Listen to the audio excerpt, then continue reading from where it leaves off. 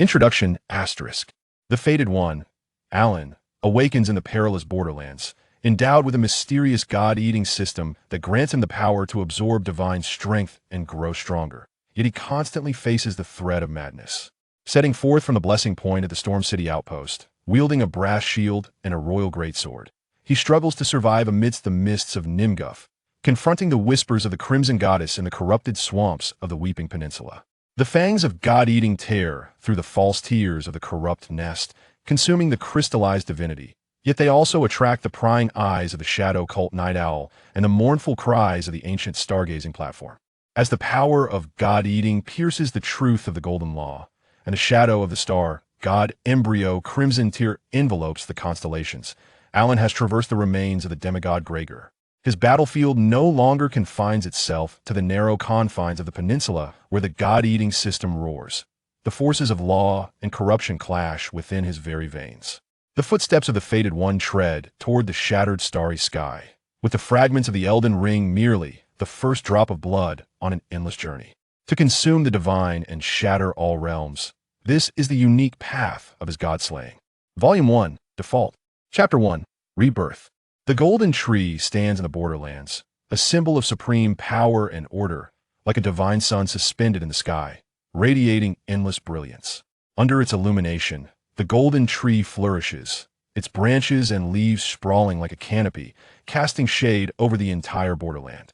The roots of the golden tree are deeply embedded in the earth, absorbing the faith of the people, transforming that faith into blessings.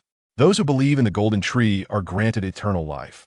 They do not enter the cycle of reincarnation, but are resurrected under its blessings. However, this all came to an end on the night of the Black Blade, when the first prince of the Golden Dynasty, Godwyn, was slain by the death blade forged from his fated death. Queen Marika was furious, shattering the Elden Ring, expelling the first Elden Lord, Godfrey, and his warriors, stripping them of the blessings of the Golden Tree.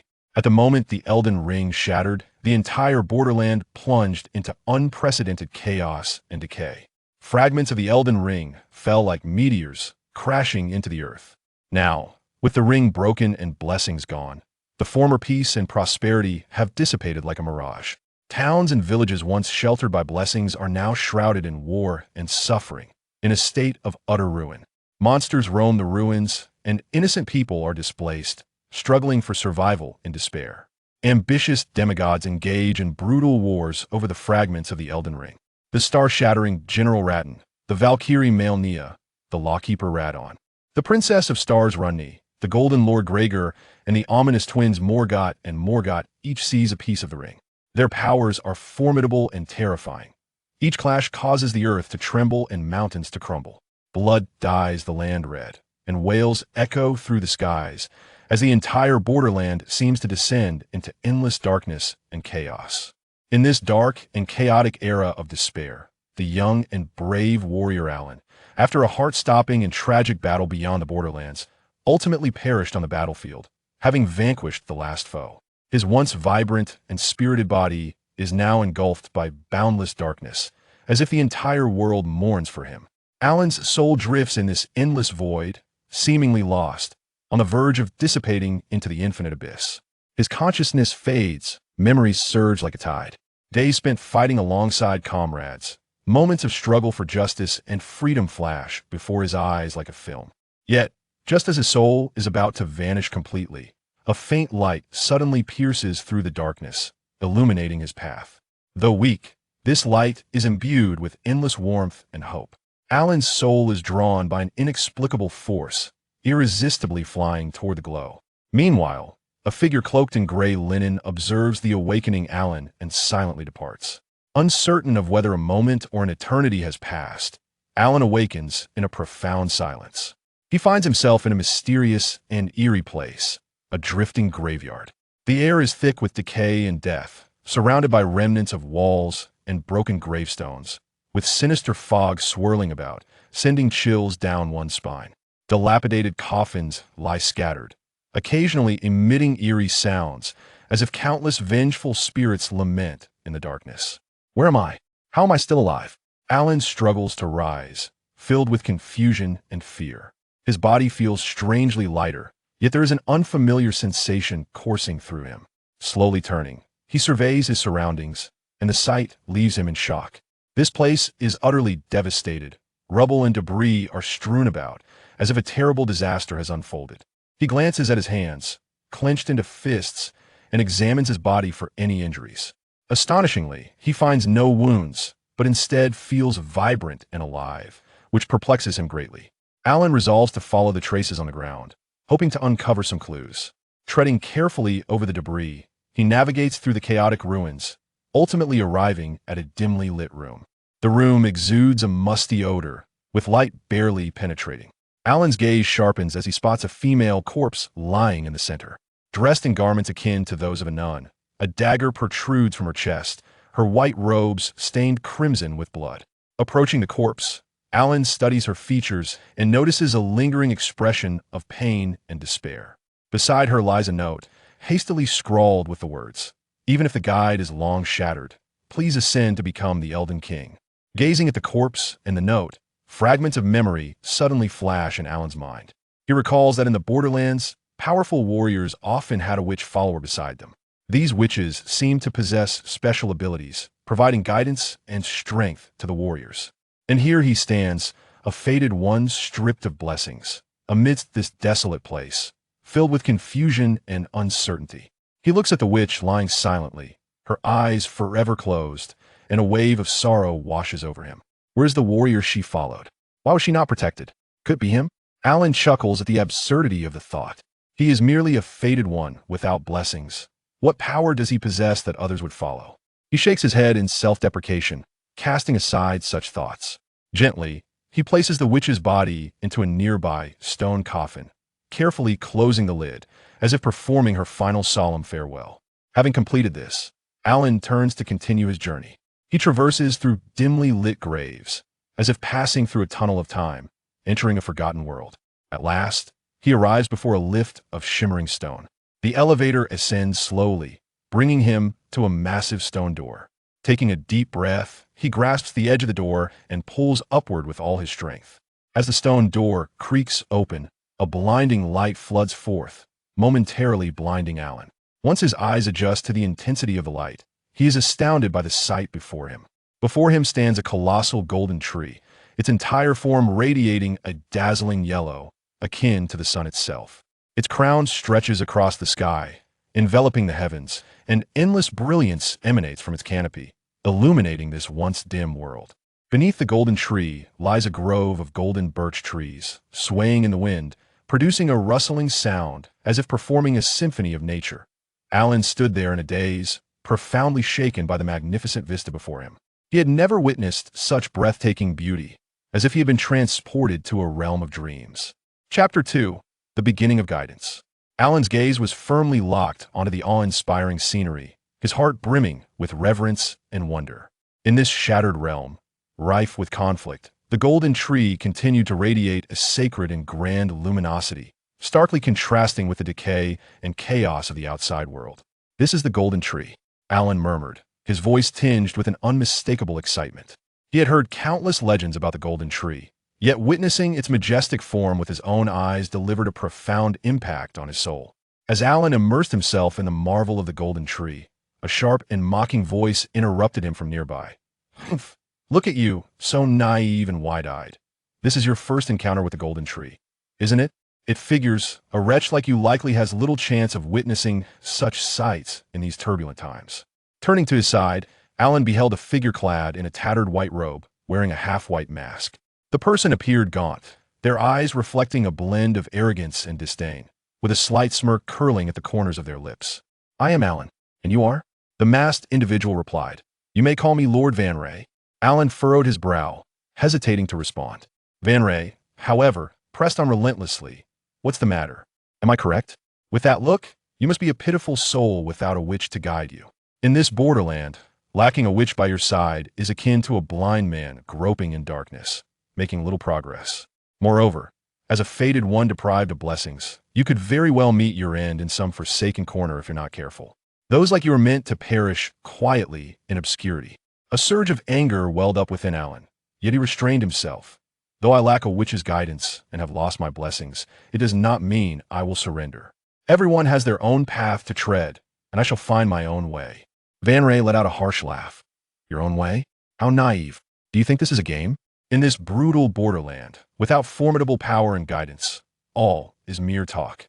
Look at those demigods, fighting tooth and nail over the fragments of the Ring of Law. What are you? A mere fated one, possessed to contend with them. Alan clenched his fists. Your words are bitter, old man. I will not shrink back in the face of adversity. Even if the road ahead is fraught with thorns, I shall make the attempt. Vanre scoffed dismissively. Make an attempt? Go ahead and try. I'm eager to see how long you can endure. When you find yourself battered and broken, you will realize the folly of your ambitions. With that, he turned to leave. At that moment, a horde of horned imps suddenly surged from the nearby woods, charging towards them. These grotesque creatures were fearsome in appearance, their claws outstretched, emanating a nauseating odor. Vanre's expression shifted. Cursed be this fate. How do we encounter these fiends?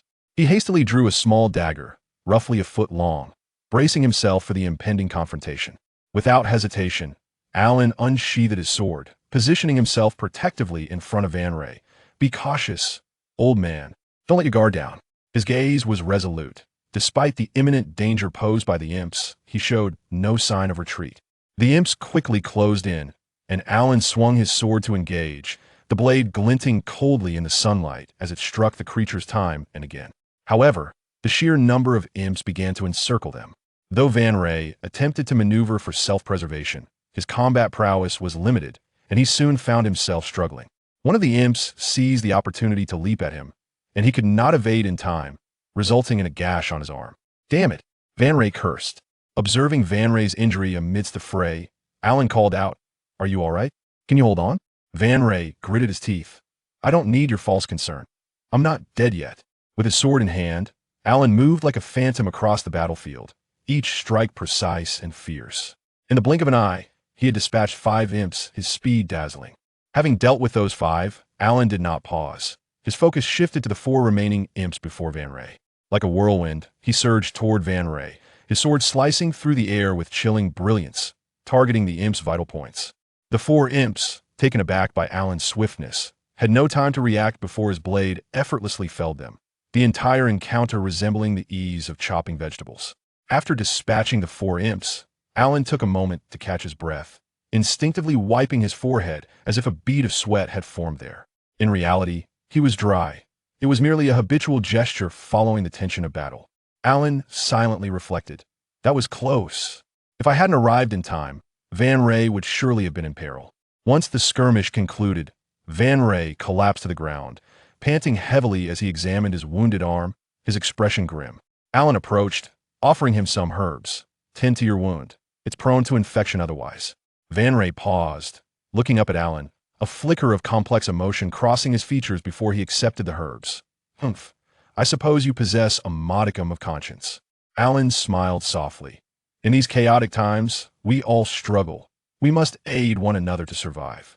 Perhaps I may need your assistance in the future. Vanre remained silent, quietly tending to his wound. After a while, he stood and regarded Alan. Although I still deem you foolish, I must admit your recent display showed a degree of grit. I hope you can maintain that resolve, though I remain skeptical about how far you can go in this tumultuous world. Alan fixed his unwavering gaze upon Vanre, his eyes filled with determination and resolve. Drawing a deep breath, he spoke with a calm, yet earnest tone. Regardless of the outcome, I shall never yield. I will persist and press forward. He paused briefly, seemingly contemplating his next words. Then he continued, Perhaps one day, through relentless effort and struggle, I may indeed become that legendary demigod. Who can say otherwise? After all, as long as one harbors a dream and labors tirelessly towards it, any seemingly unattainable goal can become reality. Alan's words revealed a vision of the future, infused with hope and confidence, as if he could already envision himself standing at the pinnacle of success. Vanre regarded Alan, his gaze softened, losing some of its previous arrogance and mockery, now tinged with a hint of nostalgia. Very well, seeing your ignorance of the current state of this borderland, I shall enlighten you. He tilted his head slightly, his eyes drifting towards the horizon, as if his thoughts wandered back to those tumultuous times. Ever since the Ring of Law shattered, the entire borderland has descended into ceaseless chaos. The land once united under the golden tree's radiance now lies fragmented, ruled by various demigods, each one amassing power and seeking to ascend to the exalted throne using the fragments of the Elden Ring they possess. The eternal Queen Marika, once a symbol of order and authority, mysteriously vanished following the shattering of the ring. Her actions, akin to casting a stone into a tranquil lake, sent ripples across the entire realm. The equilibrium of the borderland was irrevocably disrupted, and the ambitions of all factions swelled in an instant. General Radahn, the stalwart guardian of the borders, is a figure of extraordinary prowess. Upon hearing the news of the shattered fragments of the Elden Ring, he resolutely marched his formidable army towards the royal city, intent on seizing the fragments. Naturally, the Valkyrie Malenia, defender of the royal city, would not stand idly by. These two unparalleled champions, one, the illustrious Starbreaker general, and the other, the fearsome Valkyrie with her terrifying scarlet corruption, were destined for a cataclysmic clash. Ultimately, this grand confrontation erupted on the plains beyond the borders. Once a serene expanse, on that fateful day it transformed into a battlefield drenched in blood and despair. In the throes of combat, the Valkyrie Malenia unleashed her dread scarlet decay. This force surged like a relentless tide, corrupting all in its path. Although General Radahn's troops displayed unmatched valor, they suffered immense losses in the face of such an eerie and potent power. Yet, General Radahn, bolstered by his indomitable spirit and exceptional martial skills, refused to yield. The battle escalated into a fierce exchange of blows, reaching a fever pitch. In the end, the conflict concluded with both sides grievously wounded. The Valkyrie Malenia succumbed to a deep slumber, while General Radahn bore severe injuries, leaving his army greatly diminished. This confrontation irrevocably altered the dynamics of the borderlands, evoking profound lamentations from countless souls. The adjudicator, Lakad, has always harbored his own convictions. Disapproving of the goddess Marika's act of shattering the ring, he chose to distance himself from the turmoil, retreating with his followers to the volcanic wilderness.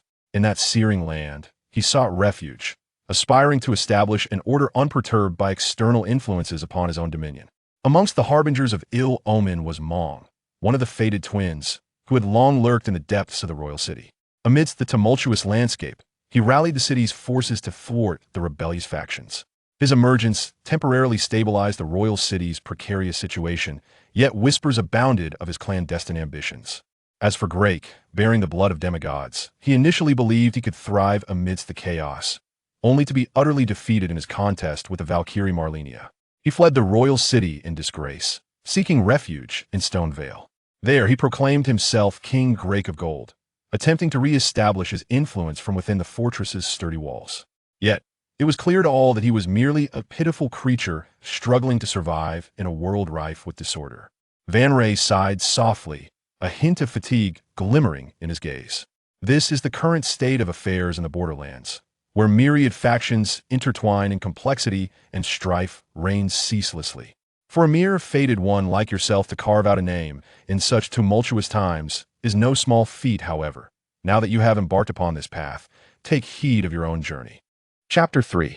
The Church of Erdtree having concluded his words, Gavri rose and departed, his steps somewhat unsteady, his figure gradually merging into the encroaching twilight. Alan gazed at his retreating silhouette, his mind awash with myriad thoughts. At that moment, his attention was drawn to a scene upon the nearby stone cliff. There, a cluster of golden flames danced in a small bonfire, their swirling particles of light shimmering brightly in the dusk-lit clearing. These luminous motes resembled ethereal sprites, gracefully pirouetting in the air, radiating a gentle and warm glow that stood in stark contrast to the surrounding decay and desolation. Compelled by an inexplicable sense of familiarity, Alan drew closer to the bonfire. As he approached within a certain distance, a peculiar wave of energy surged within him. It was a blessing, one he had not felt in a long time. The blessing, once stripped from him, now stirred slightly within his being, influenced by the enigmatic flames. As this blessing surged, it seemed to awaken a dormant power within Alan. Instinctively, he harnessed this power, unexpectedly igniting the small bonfire. In an instant, the flames blazed magnificently, their golden radiance illuminating a broader expanse around them. As he beheld the roaring bonfire, fragments of memory abruptly flashed in Alan's mind. He recalled the surreal scene of his resurrection in the Driftgrave, where that mysterious force seemed to echo the energy emanating from the current flames. He found himself in deep contemplation. Could his revival be intertwined with this arcane energy? Alan vividly remembered how he had perished in that battle beyond the border, his spirit adrift in darkness, on the brink of vanishing into the void. Yet, at that critical moment, a mysterious light had appeared, transporting him to the drift grave and bestowing upon him a new life. Now, the energy radiating from this bonfire bore an uncanny resemblance to the power granted by that enigmatic light. Could this be a special manifestation of the fabled blessing? He began to meticulously recall every detail from his time in the drift grave, striving to uncover more clues. The corpse clad in a nun's attire, the note beside it, and the myriad strange occurrences he had encountered along the way seemed to hint at something profound. Am I chosen, not merely by fate, but due to a unique connection with this mysterious blessing energy? Alan murmured to himself. If all this were true, then the energy of this mysterious bonfire might hold the key to unraveling the enigma surrounding him, as well as to restoring the Elden Ring. With this thought, excitement and anticipation surged within him. He crouched down, intently observing the flames. The fire presented an extraordinary pattern of golden lines, shifting and transforming shape as if narrating ancient tales. Alan endeavored to merge his magical essence with the energy of the bonfire, and as his magic infused the flames, their brilliance intensified, the golden patterns becoming ever more distinct. Suddenly, an image materialized in his mind, a vast continent, the golden tree radiating the splendor of its zenith. Countless souls living blissfully under its benevolent blessing.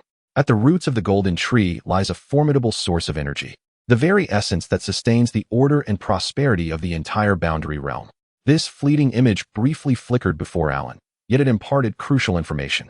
He realized that the energy emanating from the enigmatic bonfire might indeed be derived from the once potent source of the golden tree, and that his resurrection, along with the mission bestowed upon him, was intricately linked to this concealed power. It appeared that he must continue his pursuit along this thread of revelation, for it could potentially lead to the true method of restoring the Elden Ring. Rising to his feet, a resolute glimmer illuminated Alan's eyes. At this moment, the sky had completely darkened, and the surrounding wilderness echoed with the occasional roars of lurking monsters. Though these creatures peered from the nearby thickets, they dared not approach. Alan sensed their greedy yet fearful gazes. However, no matter how fervently he attempted to provoke them, the monsters remained hesitant to encroach upon the area surrounding the bonfire. He mused that if this mysterious fire could ward off beasts, he might as well call it the blessing point, for it bore a connection to the enigmatic blessing power within him. Thus, Alan settled down beside the bonfire, finding solace in its warmth. Though the boundary realm was fraught with peril during the night, he slept soundly under the comforting glow. In his dreams, he beheld the golden tree radiating divine brilliance, alongside the once thriving and harmonious boundary realm. The following day, as the sun aligned with the horizon, gentle rays illuminated Alan's face, rousing him from slumber. Stretching his limbs, he gazed upon the tranquil wilderness surrounding him, his spirits soaring. He meandered through the nearby fields, and with the keen instincts honed through years of combat, he swiftly caught several wild chickens. Skillfully, he constructed a fire pit and skewered the chickens on branches to roast. In no time, the air was imbued with an enticing aroma. After feasting heartily, he sought out a nearby crystal-clear water source to quench his thirst, revitalizing him with newfound vigor. Having satisfied his hunger and thirst, Alan set forth once more. He had no definitive destination in mind, merely an intuition that traversing the vast boundary realm would inevitably lead him to human habitation, and perhaps more clues regarding the restoration of the Elden Ring. Along the way, he encountered numerous goats, wild chickens, and wolves. The familiarity of these creatures elicited a sense of admiration within him. The boundary realm, despite its ongoing turmoil, still brimmed with life. As he journeyed onward, the forest began to thicken. Lush trees stood tall, sunlight filtering through the leaves to create a tapestry of dappled shadows. Within this woodland, Alan stumbled upon a dilapidated structure. The edifice appeared ancient, with walls partially collapsed and several large holes in the roof, overtaken by weeds and vines. Cautiously, Alan ventured inside. In one corner of the building, he discovered a wandering merchant. The merchant, clad in a tattered robe, bore the marks of time upon his wrinkled face, idly fiddling with small trinkets beside a pile of goods. "Greetings, young man," the merchant offered warmly upon noticing Alan. "What brings you to this place?" Alan inquired with curiosity. The wandering merchant chuckled, remarking, "In these tumultuous times, I merely roam in search of opportunities. And you, what brings you to this place?" Alan briefly recounted his experiences, and upon hearing them, the merchant's eyes widened with a hint of surprise. "Restoring the Elden Ring? That is no trivial task. Yet, In this liminal space, anything is possible. Alan nodded, taking in his surroundings within the structure. At the heart of the building, he was elated to discover a site of grace. This site bore a striking resemblance to the campfires he had encountered earlier, radiating a soft, golden luminescence, with particles of light swirling dreamily. As Alan approached the site, the grace within him stirred once more, resonating harmoniously with the energy of the site. He sensed that this site contained a more potent force, perhaps capable of aiding him in further unraveling the secrets that lay within him. It seems this journey is indeed filled with surprises, Alan murmured to himself. He resolved to linger at this site for a while, absorbing the energy, while also inquiring with the wandering merchant about the area. You must be quite familiar with this locale, having conducted business here. Are there any notable places nearby? Alan asked. The merchant pondered for a moment before responding. Not far from here lies an ancient ruin. It is said to harbor numerous treasures, but it is also guarded by perilous creatures. Moreover, rumors suggest that there may be clues related to the Elden Ring hidden within the ruins, though the authenticity of such tales is uncertain. Alan's interest was piqued. Was this not precisely what he had been seeking?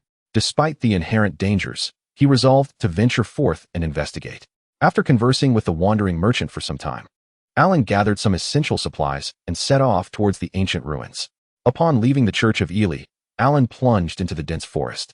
This woodland exuded an air of mystery, sunlight filtering through the layered branches, casting a mosaic of light and shadow, as if concealing countless untold secrets. Alan navigated cautiously, his gaze meticulously scanning each nook and cranny, leaving no potential clue overlooked. Time passed unnoticed until, at an inconspicuous cliffside, Alan finally stumbled upon an entrance. Veiled by vines and underbrush, it would have been easily missed had he not scrutinized the area closely. Alan parted the vines and gradually stepped into the cave. Inside, the darkness enveloped him, accompanied by a damp odor, yet guided by the faint light. He swiftly identified another site of grace. He approached it, and the familiar warmth surged within him, rejuvenating his spirit. Taking a deep breath, Alan pressed on with renewed vigor.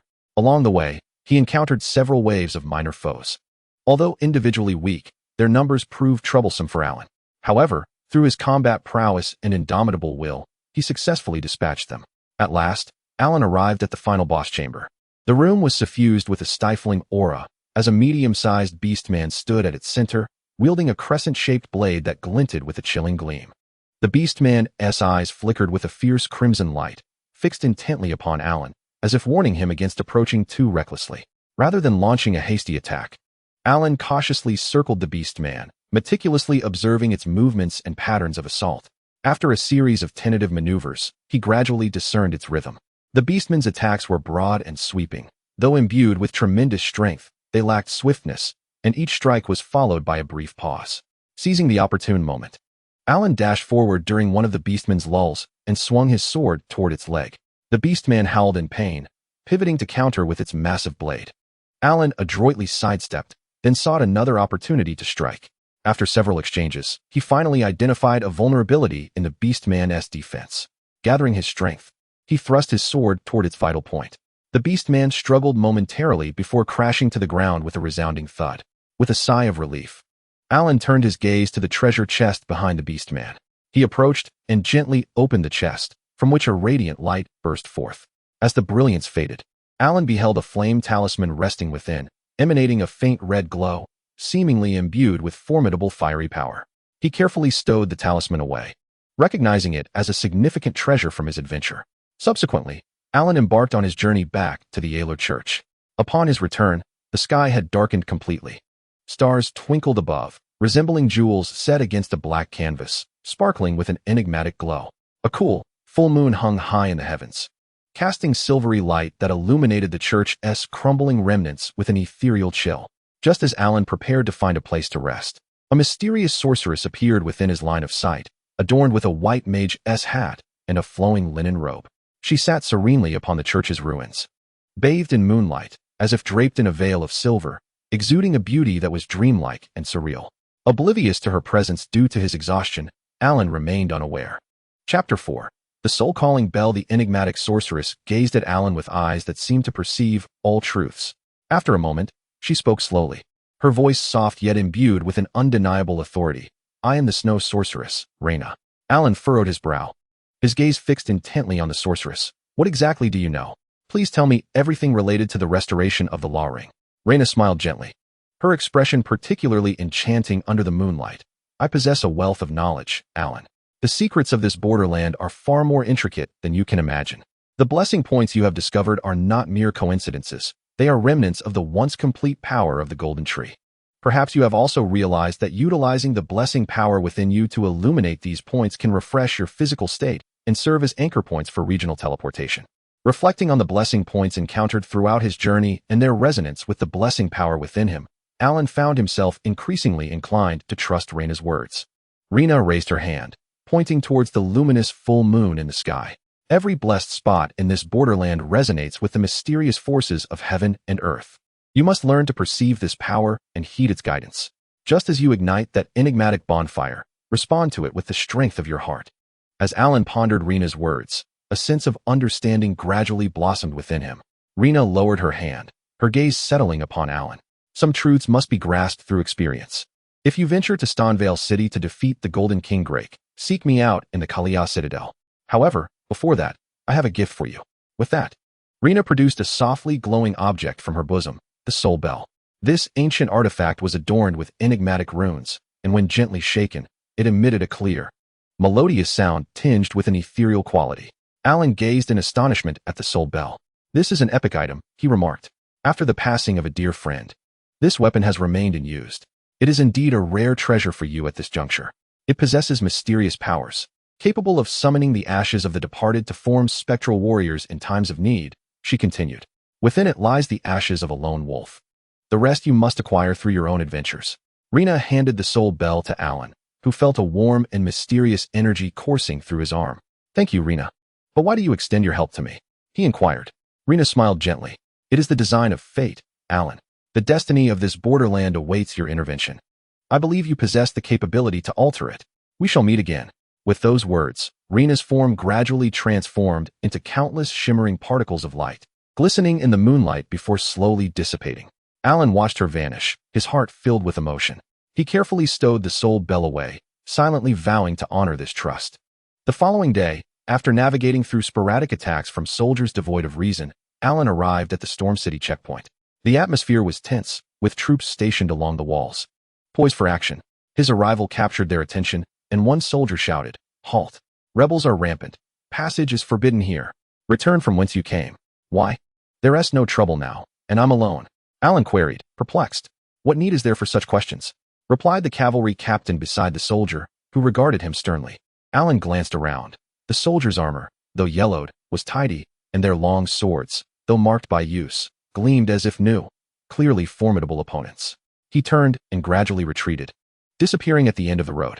As night fell, Alan, concealed within the dense foliage, surveyed the rudimentary encampment of soldiers he had meticulously observed during the day, noting their patrol timings. Seizing the moment, he stealthily approached the camp. "Forgive me, but I have reasons I cannot forsake," Alan murmured, drawing a dagger from his thigh.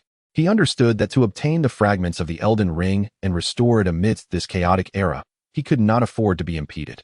Alan began his stealthy approach from the soldier on the far right of the boulevard, who wielded a large shield in his left hand and a spear in his right.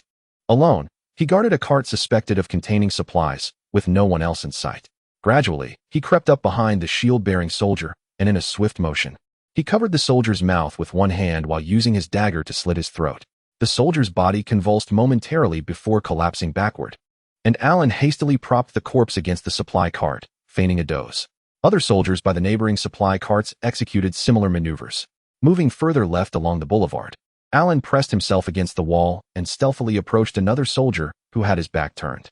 With a decisive flick of his wrist, he hurled his dagger at a seated soldier, whose scream drew immediate attention. Without a moment's hesitation, Alan unsheathed his sword and lunged toward the soldier holding a torch, delivering a fatal thrust to his chest, achieving a trifecta of kills. However, this audacious act exposed Alan's position. The call of a bugler from the station troops sounded the alarm to assemble. Instantaneously, Alan entered a state of combat readiness, his agile form weaving through the ranks of soldiers. Drawing upon years of battle-honed experience, he adeptly evaded enemy attacks while seeking opportunities to retaliate. Whenever a soldier approached, he struck at their vital points, causing numerous adversaries to fall. Yet, the station troops showed no signs of retreat. They surged forward relentlessly. Alan realized that such a direct confrontation was futile. He began to observe his surroundings, searching for the enemy's vulnerabilities. Soon, he discerned a degree of disarray among the command at the rear. Disrupting their command structure could provide a potential breach in their defenses. Thus, Alan employed his assassination skills, silently maneuvering into the enemy's blind spots to launch surprise attacks on key commanders. In an instant, the enemy's command system descended into chaos, and panic began to ripple through their ranks. Just then, a cavalry captain emerged, astride a formidable steed. He bore a massive shield in his left hand and a long lance in his right, his Western-style armor gleaming coldly in the sunlight. "Bold fool, how dare you wreak havoc here?" the cavalry captain bellowed, urging his horse toward Alan. Alan stood ready, gripping his sword tightly, his gaze fixed intently on the cavalry captain. As the captain drew near, the lance shot forth like lightning toward Alan. In that fleeting moment, Alan deftly sidestepped, his movements both swift and graceful. As though he had anticipated the strike, his body moved with the fluidity of a willow in the wind, easily evading the enemy's assault.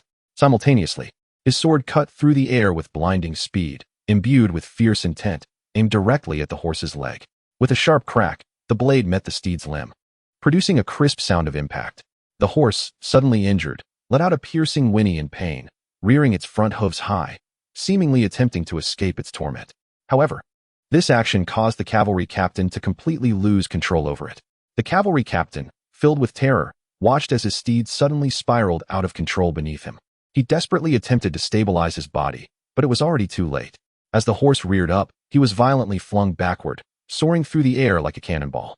His lance plunged toward the ground, the tip striking firmly, sending him spiraling backward as if propelled by an unseen force.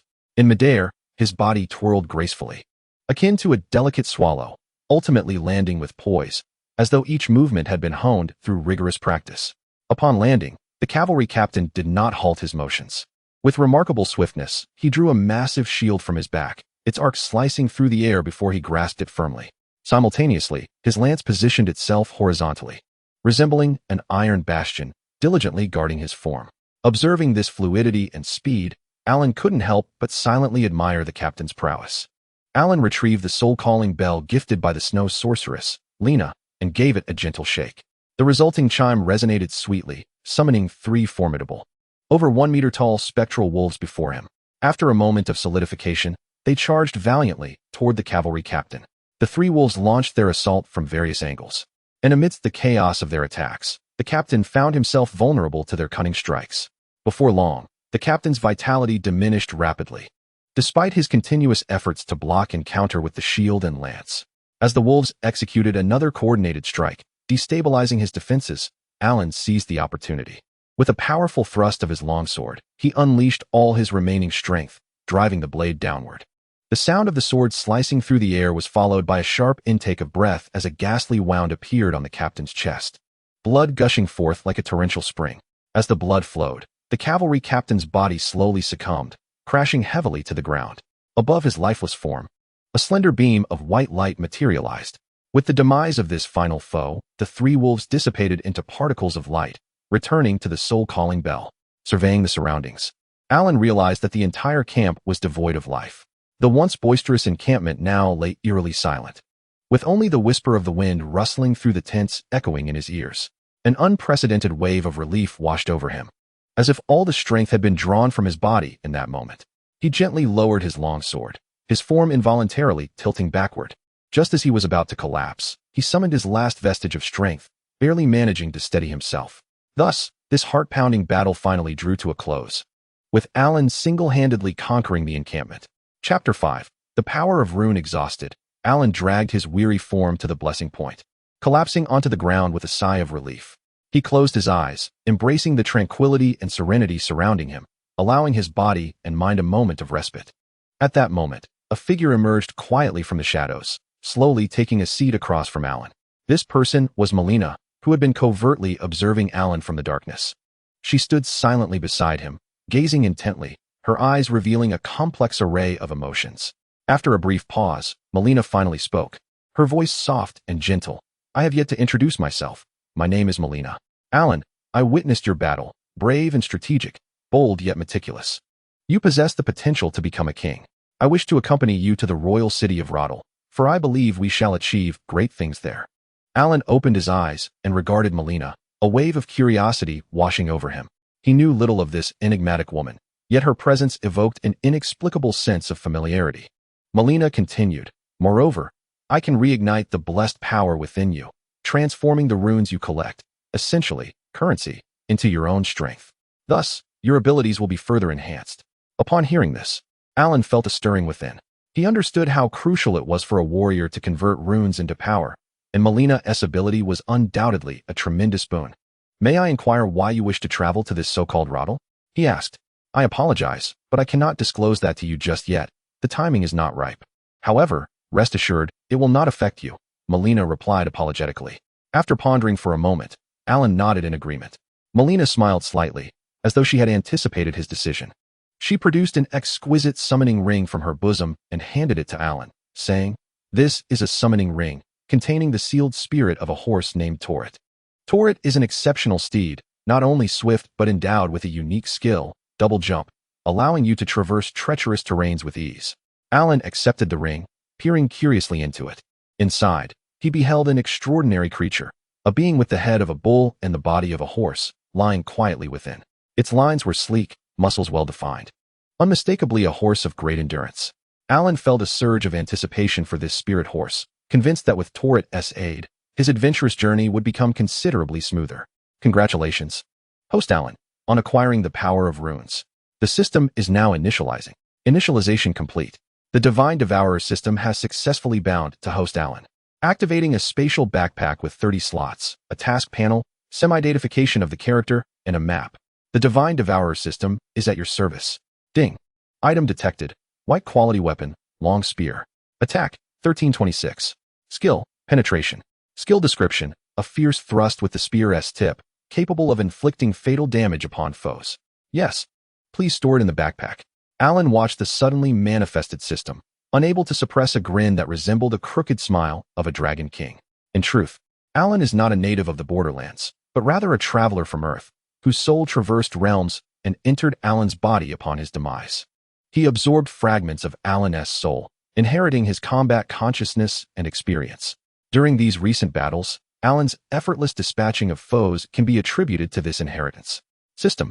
I wish to view the character panel. Host.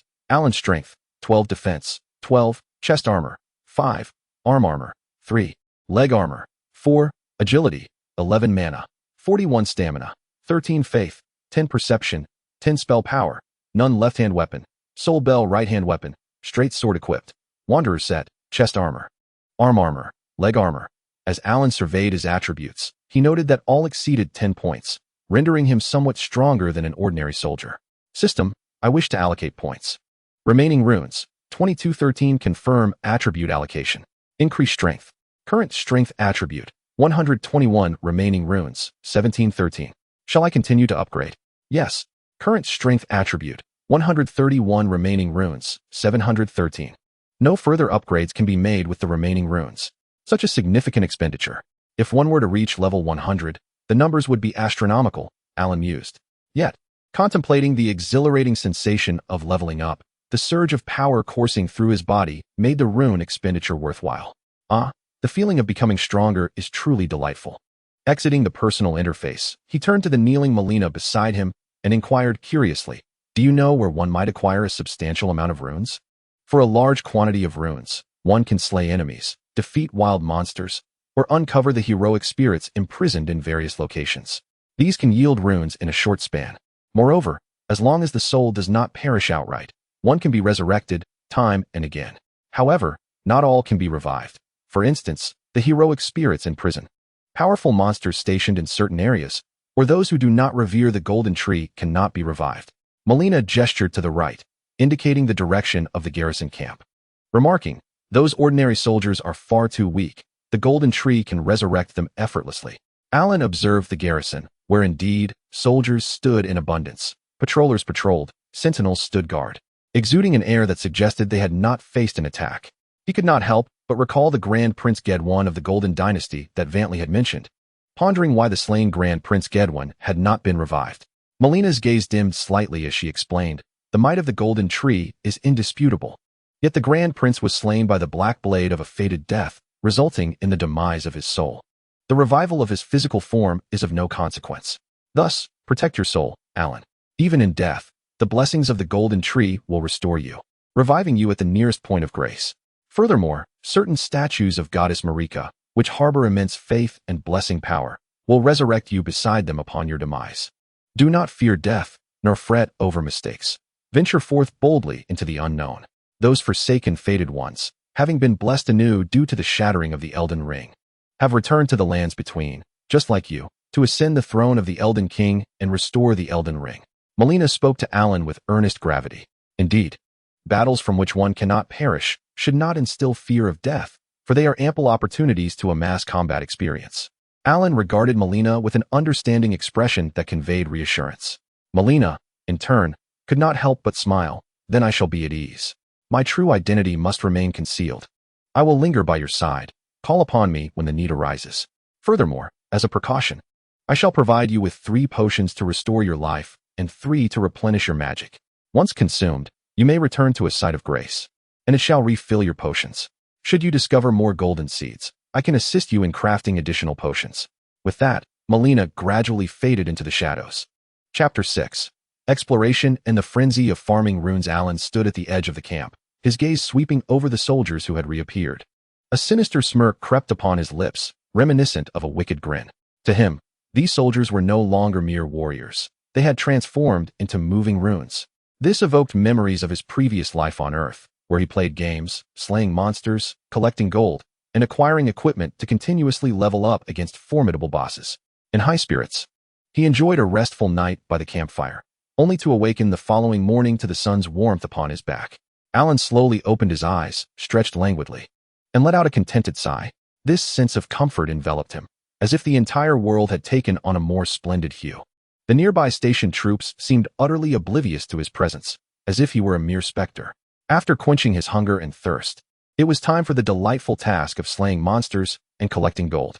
Alan retraced his steps from the previous night, opting for stealthy assassinations first. Otherwise, the heavily armored soldiers wielding large shields would quickly overwhelm him if not dealt with swiftly. He also planned to plunder the 2 supply carts. How exhilarating. Silently, he crept behind the shield-bearing soldier, one hand covering his mouth while the other struck decisively. The soldier fell, disbelief etched on his face as he turned to look, only to meet his demise.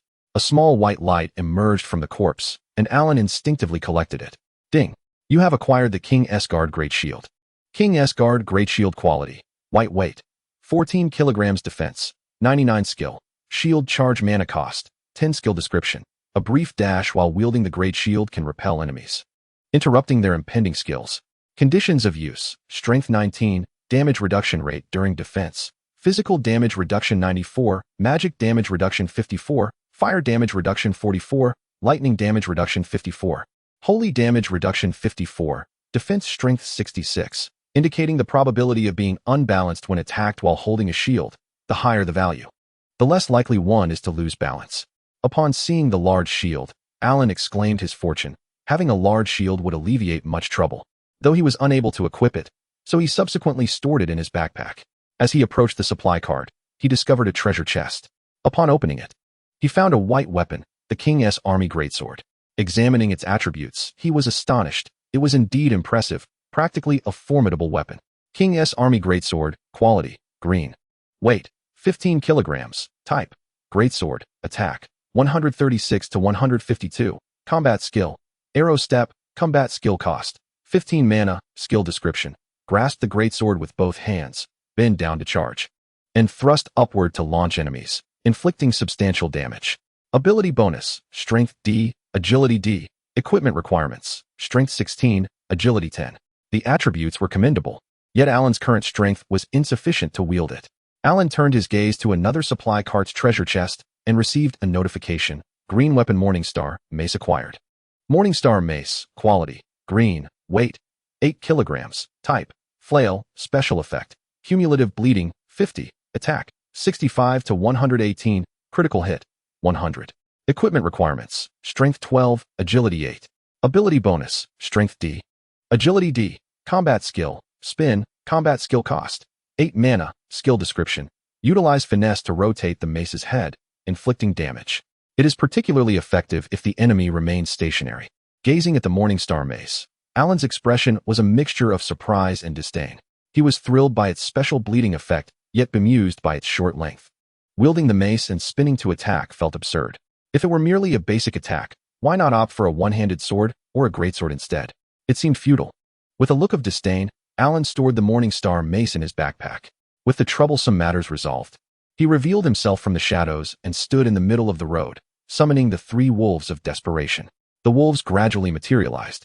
The commanding officer of the station troops, upon seeing Alan in the middle of the road, immediately sounded the assembly call. Other soldiers quickly gathered, armed with long swords, spears, and pickaxes, with the cavalry captain among them, though shielded by the frontline soldiers. The 3 wolves of desperation attacked swiftly and ferociously, with Alan, the cunning strategist, delivering finishing blows from behind. Their demise was particularly frustrating for the enemies. Alan, observing the effortless defeat of all foes and the abundance of dropped gear, felt a wave of satisfaction wash over him. The brass shield resembled a 2-foot-long semicircle, exquisitely crafted and adorned with intricate carvings of flowers, birds, insects, and fish, with a golden tree vividly depicted at its center. Brass shield, of exquisite quality, weighs 6 kilograms. Its combat skill is block, which allows the wielder to disrupt enemies upon a successful block, leading to a state of execution, wherein the enemy can be forcibly suppressed and struck at their vulnerabilities, inflicting considerable damage. The defense score stands at 100, with a physical defense rating of 89, magical defense of 69, fire defense of 59, and holy defense of 69. There are no specific requirements for use. This shield is splendid. Alan equipped it effortlessly, wielding the brass shield in his left hand and the king's longsword in his right. Moreover, he discovered the captain of the cavalry's helmet and greaves, adorned with a vibrant red plumage atop the helmet, exuding an air of elegance and charm. After meticulously clearing the garrison camp, he unearthed a treasure chest hidden beneath a wall, which contained a whetstone dagger. According to the description, it can bestow combat ashes, skills, and attribute damage upon other ordinary weapons at the blessing point.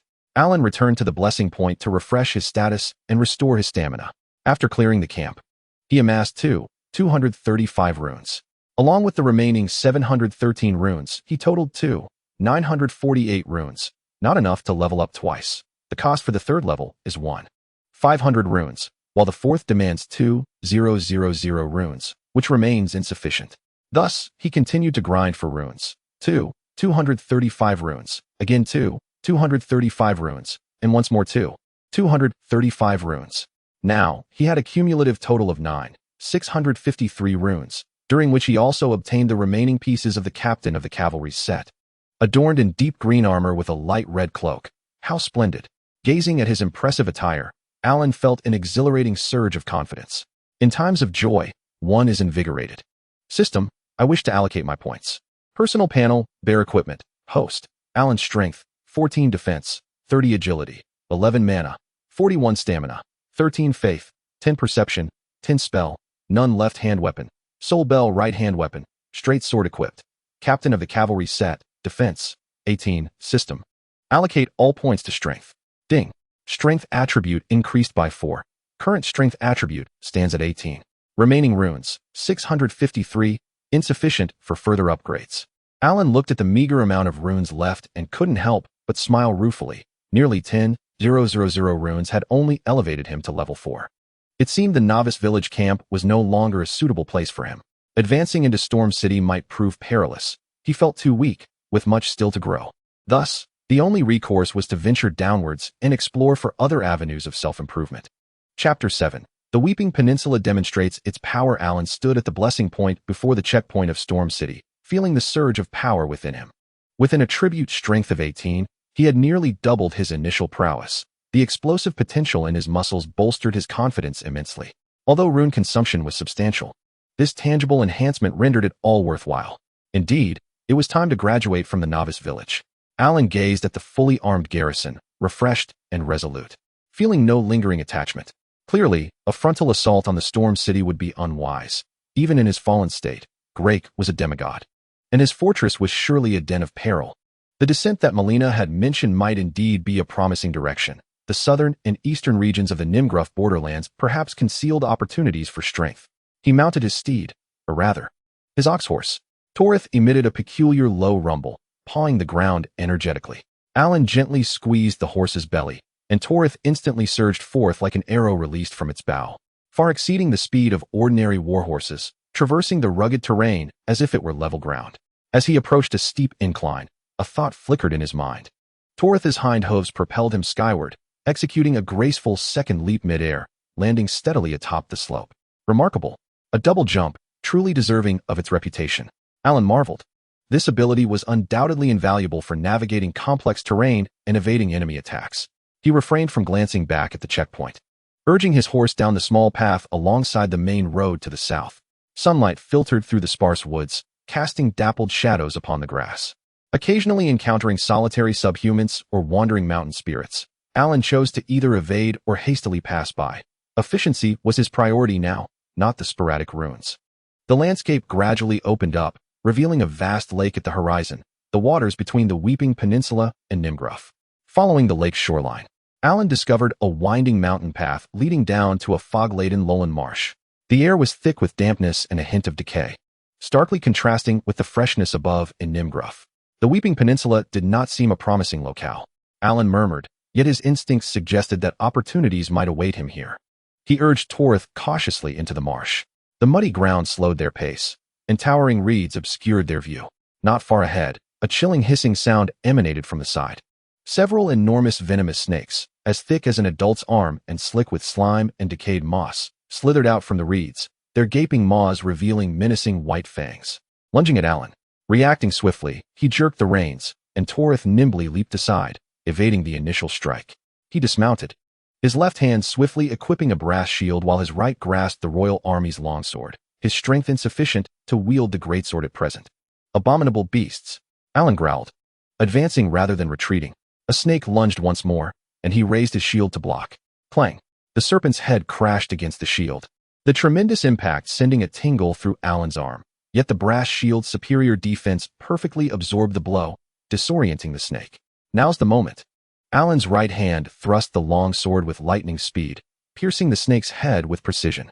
The foul blood gushed forth. Witnessing this, two more snakes lunged simultaneously from either side. Alan deftly sidestepped, evading the left strike while bringing his shield down forcefully onto the right snake's vital spot, temporarily repelling it. He turned around, and with a swift stroke of his sword, cleaved the left serpent in two. The last remaining serpent, sensing its imminent doom, attempted to flee but was swiftly pursued by Alan, who impaled it into the muddy ground with a single thrust. Indeed, the creatures here proved to be considerably more formidable. Alan flicked the blood off his blade and collected his spoils, a few minuscule venom sacs and a small amount of runes, approximately 150. The bounty was meager, but the danger was substantial. He ventured deeper and discovered a dilapidated small fortress ruin at the edge of the marsh. At the entrance of the ruins stood a blessing point, radiating golden particles that swirled gently in the damp air, imparting a familiar warmth and sense of security. A blessing point. How splendid. Alan immediately approached and touched it, the light merging with his form, revitalizing his state and illuminating this region on the map.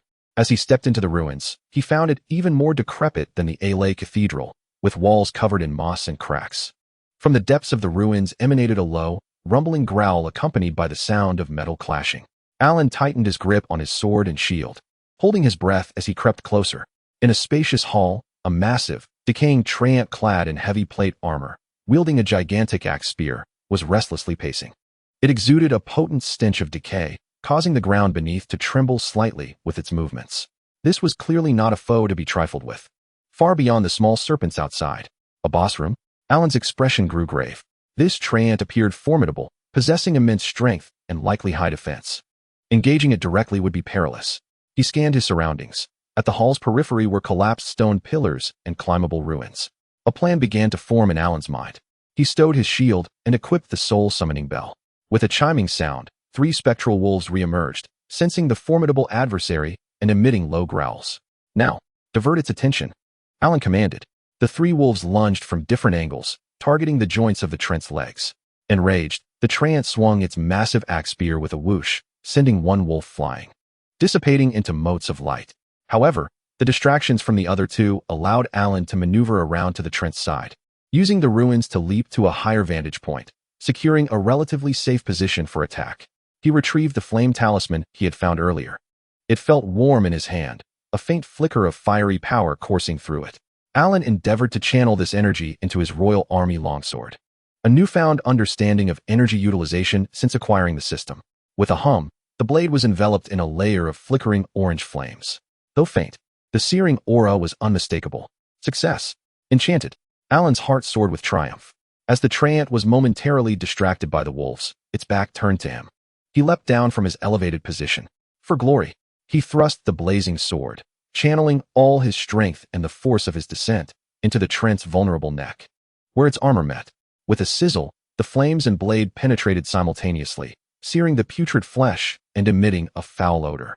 The treant let out a deafening roar of agony, its immense body thrashing wildly in an attempt to dislodge Alan from its back. Clinging fiercely to the hilt, Alan pressed his feet against its armored back for leverage while desperately twisting the blade within. The power of the flame talisman continued to emanate, searing the wounds. Another wild wolf was mercilessly torn apart by the furious onslaught of the treant. However, Alan's ambush inflicted significant damage. The treant's health visibly plummeted. It finally hurled Alan away. Alan rolled several times on the ground to dissipate the impact, swiftly rising and raising his shield in defense. The treant turned. Its solitary eye, its other seemingly decayed, fixated on Alan with a malevolent intent to kill. It raised its axe spear, preparing to launch a fatal charge. Alan took a deep breath, advancing rather than retreating.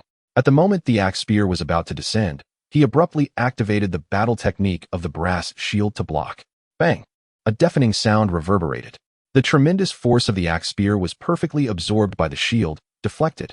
The treant's massive form lost balance in an instant due to the recoil, exposing a vast opening before Alan. A system prompt flashed brightly in Alan's mind. Execution opportunity. A fierce glint ignited in Alan's eyes. He discarded his shield. Gripping the blazing sword with both hands, and with all his might, he lunged forward like an arrow released from a bow. Death. The fiery blade pierced precisely through the treant's exposed, decayed eye socket, penetrating deep into its brain. The intense flames erupted violently within its skull. The treant's movements abruptly halted, its colossal body convulsing violently a few times before crashing to the ground, stirring a cloud of dust. The stench of decay rapidly dissipated, leaving behind a massive shell turning to ash. Alan leaned on his sword, gasping for breath, sweat soaking his brow. This battle was fraught with peril, yet exhilarating. He deeply appreciated the transformation brought about by his enhanced power, as well as the significance of tactics, techniques, equipment, the flame talisman, and the synergy with his battle spirit. Above the treant's corpse, a beam of white light, far brighter than that of a cavalry captain, ascended. Alan approached to collect it. Ding. Acquired. Golden Seed X1. Can be given to Malenia to increase the uses of the Flask of Crimson Tears, potions. Ashes of War. Sacred Blade, X1. Can be applied to weapons using the whetstone at a site of grace, adding holy damage to the weapon. Effective against undead and other creatures of darkness. Runes X 3200. A considerable sum. Golden Seed. And the Sacred Ashes of War. Alan was overjoyed. The Golden Seed was crucial for sustaining his endurance, and the Sacred Ashes of War would prove invaluable in the undead-infested Weeping Peninsula. Moreover, that 3,200 runes alleviated his immediate concerns. He promptly returned to the site of grace at the entrance of the ruins to rest. First, he communicated with Malenia to present the Golden Seed. Her voice carried a note of approval. Well done, Alan. The life force contained in this seed is remarkably pure. I can assist you in enhancing your flask. Soon, Alan discovered that his flasks of Crimson Tears had increased from 3 of each to 4. His sustainability had significantly improved. Next, Alan retrieved the whetstone and Ashes of War, Sacred Blade. In the radiance of the Sight of Grace, he chose to apply this Ashes of War to his Royal Knight straight sword. The once ordinary straight sword now radiated a faint golden holy glow. Finally, he gazed at his personal panel, where the rune count stood at an impressive 3,800, originally 6,533, 200, and without hesitation commanded, System, allocate points. Target, Strength. Ding. Strength attribute, 18 to 19, consuming 1, 500 runes. Ding. Strength attribute, 19 to 20, consuming 2, 000 runes. Remaining runes, 353. A surge of power coursed through his limbs. With an increase of 20 points in strength, Alan felt as if he could effortlessly wield heavier weapons. Eagerly, he retrieved the hefty King's military greatsword from his backpack. Gripping the hilt with both hands, he felt its substantial weight, yet the newfound strength made it feel manageable. He swung it experimentally. the heavy blade slicing through the air with a dull whoosh. Although he could not yet wield it with utter ease, he had laid the groundwork for practical combat. Haha, at last, I can use you. Alan caressed the cold blade with affection. The greatsword's power and attack range far surpassed that of the straight sword. Coupled with his current strength and the formidable combat techniques he might acquire, such as the arrow step, it would become a crucial asset in his quest against stronger foes. He stowed the straight sword, now imbued with a holy blade, back in his backpack for safekeeping and equipped the greatsword in his right hand. The weight of the weapon provided a reassuring sense of security, standing at the blessing point of the Weeping Peninsula ruins. With the greatsword in hand and the enhanced Holy Grail flask at his side, Alan gazed into the deeper recesses of the ruins and the expansive mist-covered region of the peninsula, his eyes ablaze with determination. The storm city of Grek awaits me. Weeping Peninsula, let me unveil the secrets you conceal. He bore the greatsword on his shoulder, striding with resolute steps toward the heart of the peninsula and the mightier challenges that lay ahead. The glow of the God-Eater system flickered faintly in the status bar, chronicling every step of this Fade-esque growth. Chapter 8. The fallen maiden transforms into a demon. Thick fog enveloped Alan like a tangible shroud, consuming light and sound, leaving only the squelching sound of Toretta's steps on the damp, decaying earth and the relentless thrum of his own heartbeat echoing in his ears. The newfound strength surged within him, and the frigid touch of the king's military greatsword incessantly reminded him of the violence he now possessed. Yet, the eerie silence and oppressive atmosphere of the peninsula felt like an invisible hand attempting to choke him. The corridors of the ruins appeared endless, with crumbling stone pillars resembling the ribs of a giant, adorned with moss that glowed with an eerie green phosphorescence. The air grew thick with a stench of decay, mingled with a peculiar sweetish tang. Alan tightened his grip on the greatsword, remaining alert to every shadowy corner. Suddenly, a faint, intermittent sound of weeping drifted from the depths of the fog ahead. It was not the roar of a beast, but the unmistakable cry of a human woman. The sorrowful, helpless wails resonated eerily in this desolate land. Alan halted, brow furrowed in contemplation. Was this a trap or a survivor? Malenia had issued no warning. He treaded lightly, following the sound of the cries, cautiously maneuvering around a partially collapsed wall. Before him lay a small courtyard, partially obscured by creeping vines. In the center of the courtyard, a figure clad in a faded nun's robe knelt beside a desiccated fountain, her back turned to him. Her shoulders trembled violently, and the sounds of her weeping emanated from her. Hello? Alan spoke in a low voice, his great sword still at the ready. The sobbing ceased abruptly. The figure shuddered, slowly turning her head. Alan's pupils constricted. It was indeed the visage of a human woman, pale, haggard, and streaked with tears, exuding a pitiful aura. Yet, within the depths of her eyes, two minuscule, ominous crimson points glimmered like needles. Even more unsettling were the dark red patterns undulating beneath the skin of her wrist, exposed through the tattered sleeve, resembling a living creature. Fated one. The nun's voice trembled, imbued with a mixture of surprise and desperation. Please, save me. I am trapped here by terrifying monsters. They devour people. She struggled to rise but appeared exceedingly feeble, stumbling slightly. In that fleeting moment, Alan keenly discerned two anomalies. First, the torn areas of her nun's robe revealed not wounds, but folds akin to tree bark. Second, her tears, which fell upon the dry stone floor of the fountain, emitted a faint sizzling sound, releasing wisps of white smoke. Corrosion. Be cautious. Do not approach her. Malenia's urgent warning exploded in Alan's mind. She is not human. She is a simulacrum of tears, a crimson, decayed minion. Before Malenia's words could settle, the once pitiful expression on the nun's face contorted into one of extreme malice and madness. Her mouth stretched into an inhuman grin, splitting to the roots of her ears. The crimson pupils erupted with malevolent light. You've been discovered. Her voice turned shrill and piercing, akin to metal scraping. Let us become the nourishment of decay. The nun's body twisted violently, like a melting candle, expanding grotesquely. The robe was torn asunder, revealing a mass of decaying flesh, pulsating and oozing dark red slime. Her arms morphed into colossal, putrid tentacles dripping with corrosive pus, while her head split open, transforming into a vast blossom brimming with sharp teeth, incessantly spewing crimson spores. A horrendous roar reverberated through the courtyard, dislodging fragments of stone.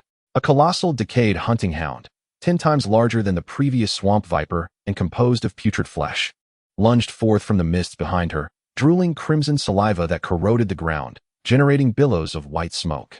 Minions of decay. Simulacrum. Corrupted hound. With a fierce howl, the corrupted hound charged first, lightning fast, accompanied by a foul gust. Its gigantic, corrupted claws descended upon Alan. Come forth. Alan felt exhilarated rather than frightened. The surge of 20 points of power clamored for release. Faced with this terrifying assault, he stood resolute, neither flinching nor evading. Huh! Alan bellowed, his muscles tensing like steel. Grasping the king's great sword with both hands, he thrust upward against the descending claw, unleashing a fundamental yet brutally violent technique. The upward slash. Clang. Crack. A jarring explosion of metal tearing and bones shattering resonated through the air. The weighty greatsword harnessed the full might of Alan's being, akin to a colossal battering ram, crashing down upon the joint of the decaying hound's foreleg. The grotesque claws, capable of shattering stone, were grotesquely twisted and deformed by this pure, unadulterated force. Shattered bone fragments mingled with dark crimson corruption and pus, splattering in all directions.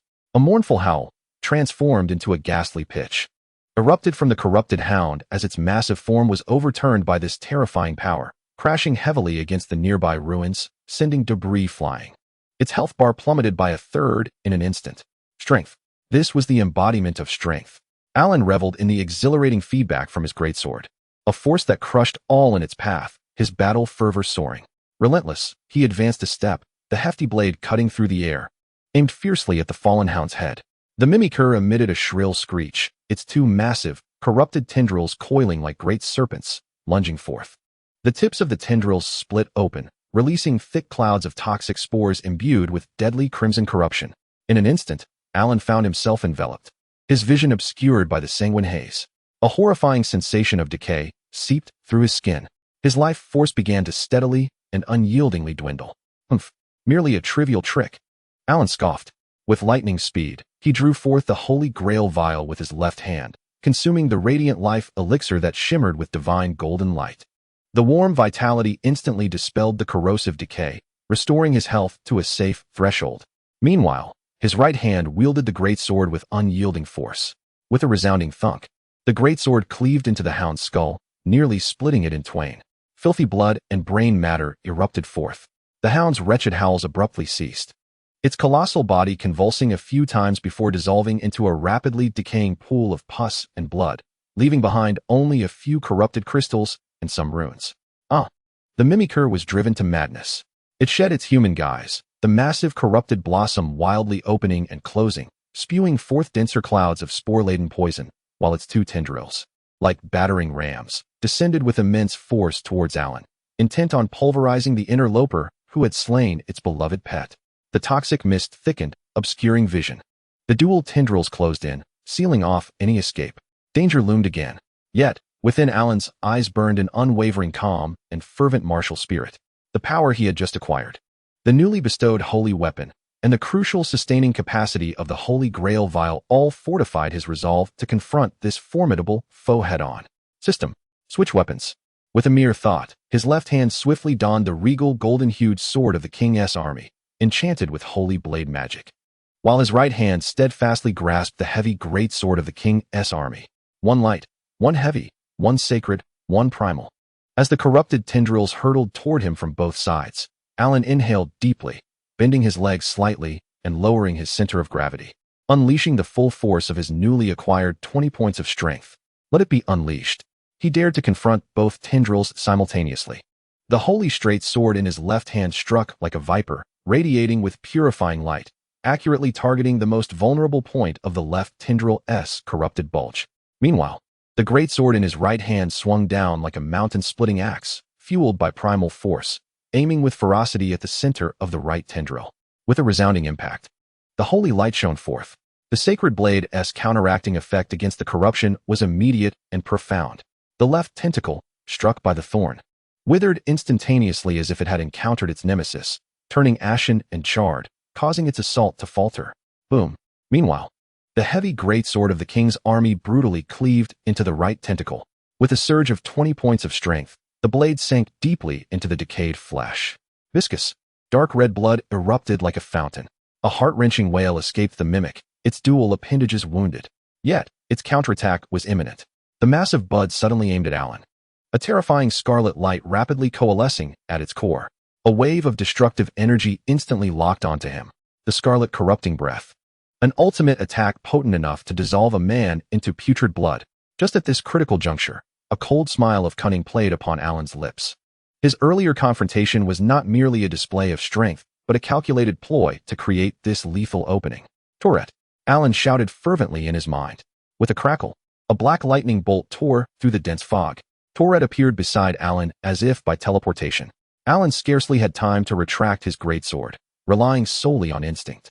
He forcefully propelled himself off the ground, somersaulting onto the back of the steed in a breathtaking maneuver.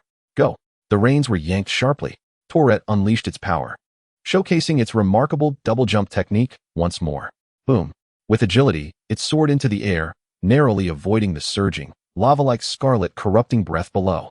The devastating beam grazed Torret's abdomen, instantly corroding a massive hole in the heavy stone wall behind. That was close.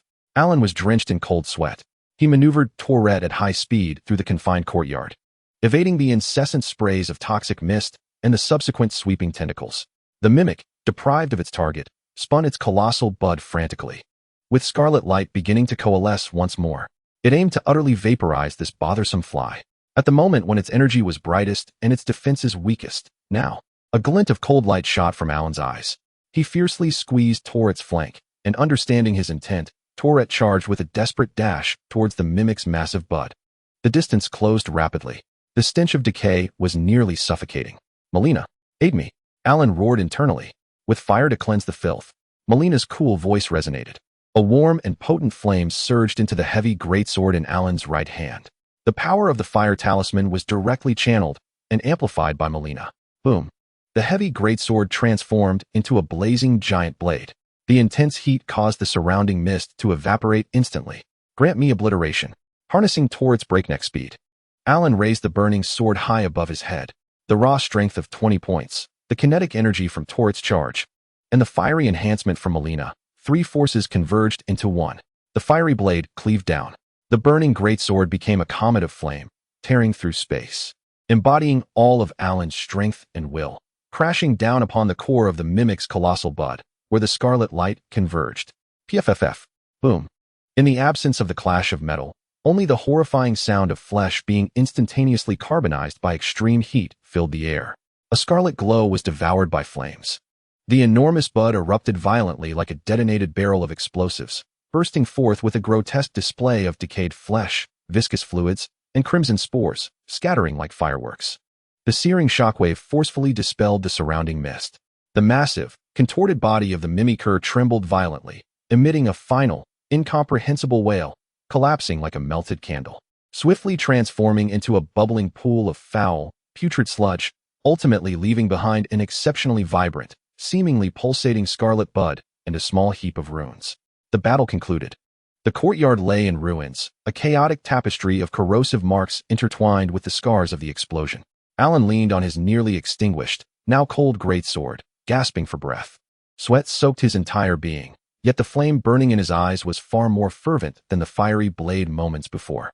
The seamless transition between dual weapons, the perfect amalgamation of strength and combat technique, Malena's timely assistance, and the life-or-death urgency of this battle, all culminated in his true mastery of the art of combat as a fading one. He stepped forward to collect the spoils. There were few runes, but the scarlet bud radiated an intensely unsettling aura of corruption, with the system marking it as core of the corrupted kin, rare material. This power was perilous, yet it could also be the key. Malena's voice carried a weight of seriousness and inquiry, advising him to secure it first, fading one. The secrets of this peninsula run deeper than anticipated. We may have brushed against the edge of some forbidden existence. Alan stowed away the scarlet bud, feeling the tempestuous and ominous energy it contained. He raised his gaze toward the depths of the courtyard, where a passage shrouded in darkness seemed to be sealed by massive iron chains. The chains, as thick as a child's arm, bore ancient sigils of sealing. Yet at this moment, one of them appeared to exhibit a faint crack. A muffled, thumping sound, akin to a heartbeat, emanated from the depths of that passage, as if something dreadful, imprisoned for endless ages, was awakening. The mists of the Weeping Peninsula not only obscured vision, but concealed a dark truth capable of overturning understanding. Alan gripped his greatsword tightly. The newly acquired power emboldened him to face challenges. Yet what awaited him ahead was likely not merely a monstrous foe, but the madness left behind by the divine. The radiance of the God-Eater system flickered subtly, as if yearning for a more formidable quarry. Chapter 9. Scarlet Corruption and the Potent Furnace Night. The instant Alan's fingertips brushed against the scarlet bud, a chilling, viscous sensation, laden with malice, surged through his arm to his very core. It felt as though countless corrupt worms were writhing beneath his skin, accompanied by the anguished wails of innumerable lost souls echoing in his ears. The God-Eater system panel flickered violently, the scarlet glow almost spilling beyond the screen. Beneath the inscription of Core of the Corrupted Kin, Rare Material, a line of twisted text quietly emerged. Fragment containing the scarlet essence, highly dangerous, can be devoured or sacrificed. With a sharp intake of breath, Alan abruptly withdrew his hand, forcefully suppressing the nauseating sensation, shoving it deep into his satchel. The oppressive sound of the heartbeat did not cease with the demise of the mimic. Rather, it grew ever more distinct and weighty, akin to a giant beating war drums. Each pulsation caused the ground beneath to tremble slightly, sending dust cascading from the remnants of the courtyard walls. The grating sound of chains rubbing against one another grew increasingly jarring. Something deep within the passage was awakening. Malena's voice bore an unprecedented gravity as her ethereal figure materialized beside Alan, her golden eyes fixed intently on the dark entrance sealed by thick iron chains. The seal upon those chains bore ancient runes, inscribed during the golden era of the Golden Tree dynasty by the mightiest furnace knight under the initial king, Godfrey, intended to suppress the foul creations of the outer gods. Now, the runes had dulled, fissures spreading across them. We must leave immediately. With your current strength, confronting it would be tantamount to seeking your own demise. Leave. Alan stood tall, leaning on his greatsword, sweat mingling with the foul, viscous substance trickling from his brow, sizzling as it struck the ground. Far from feeling fear, his eyes, having witnessed death and ignited by the God-Eater system, now blazed with a wilder fire. The newly acquired 20 points of strength surged within his muscles, the exhilarating battle having fully ignited his fighting spirit. Malenia, observe the frequency of that heartbeat and the moans of the chains. It has been sealed for countless ages, rendering it exceedingly weak. Now is its most vulnerable moment.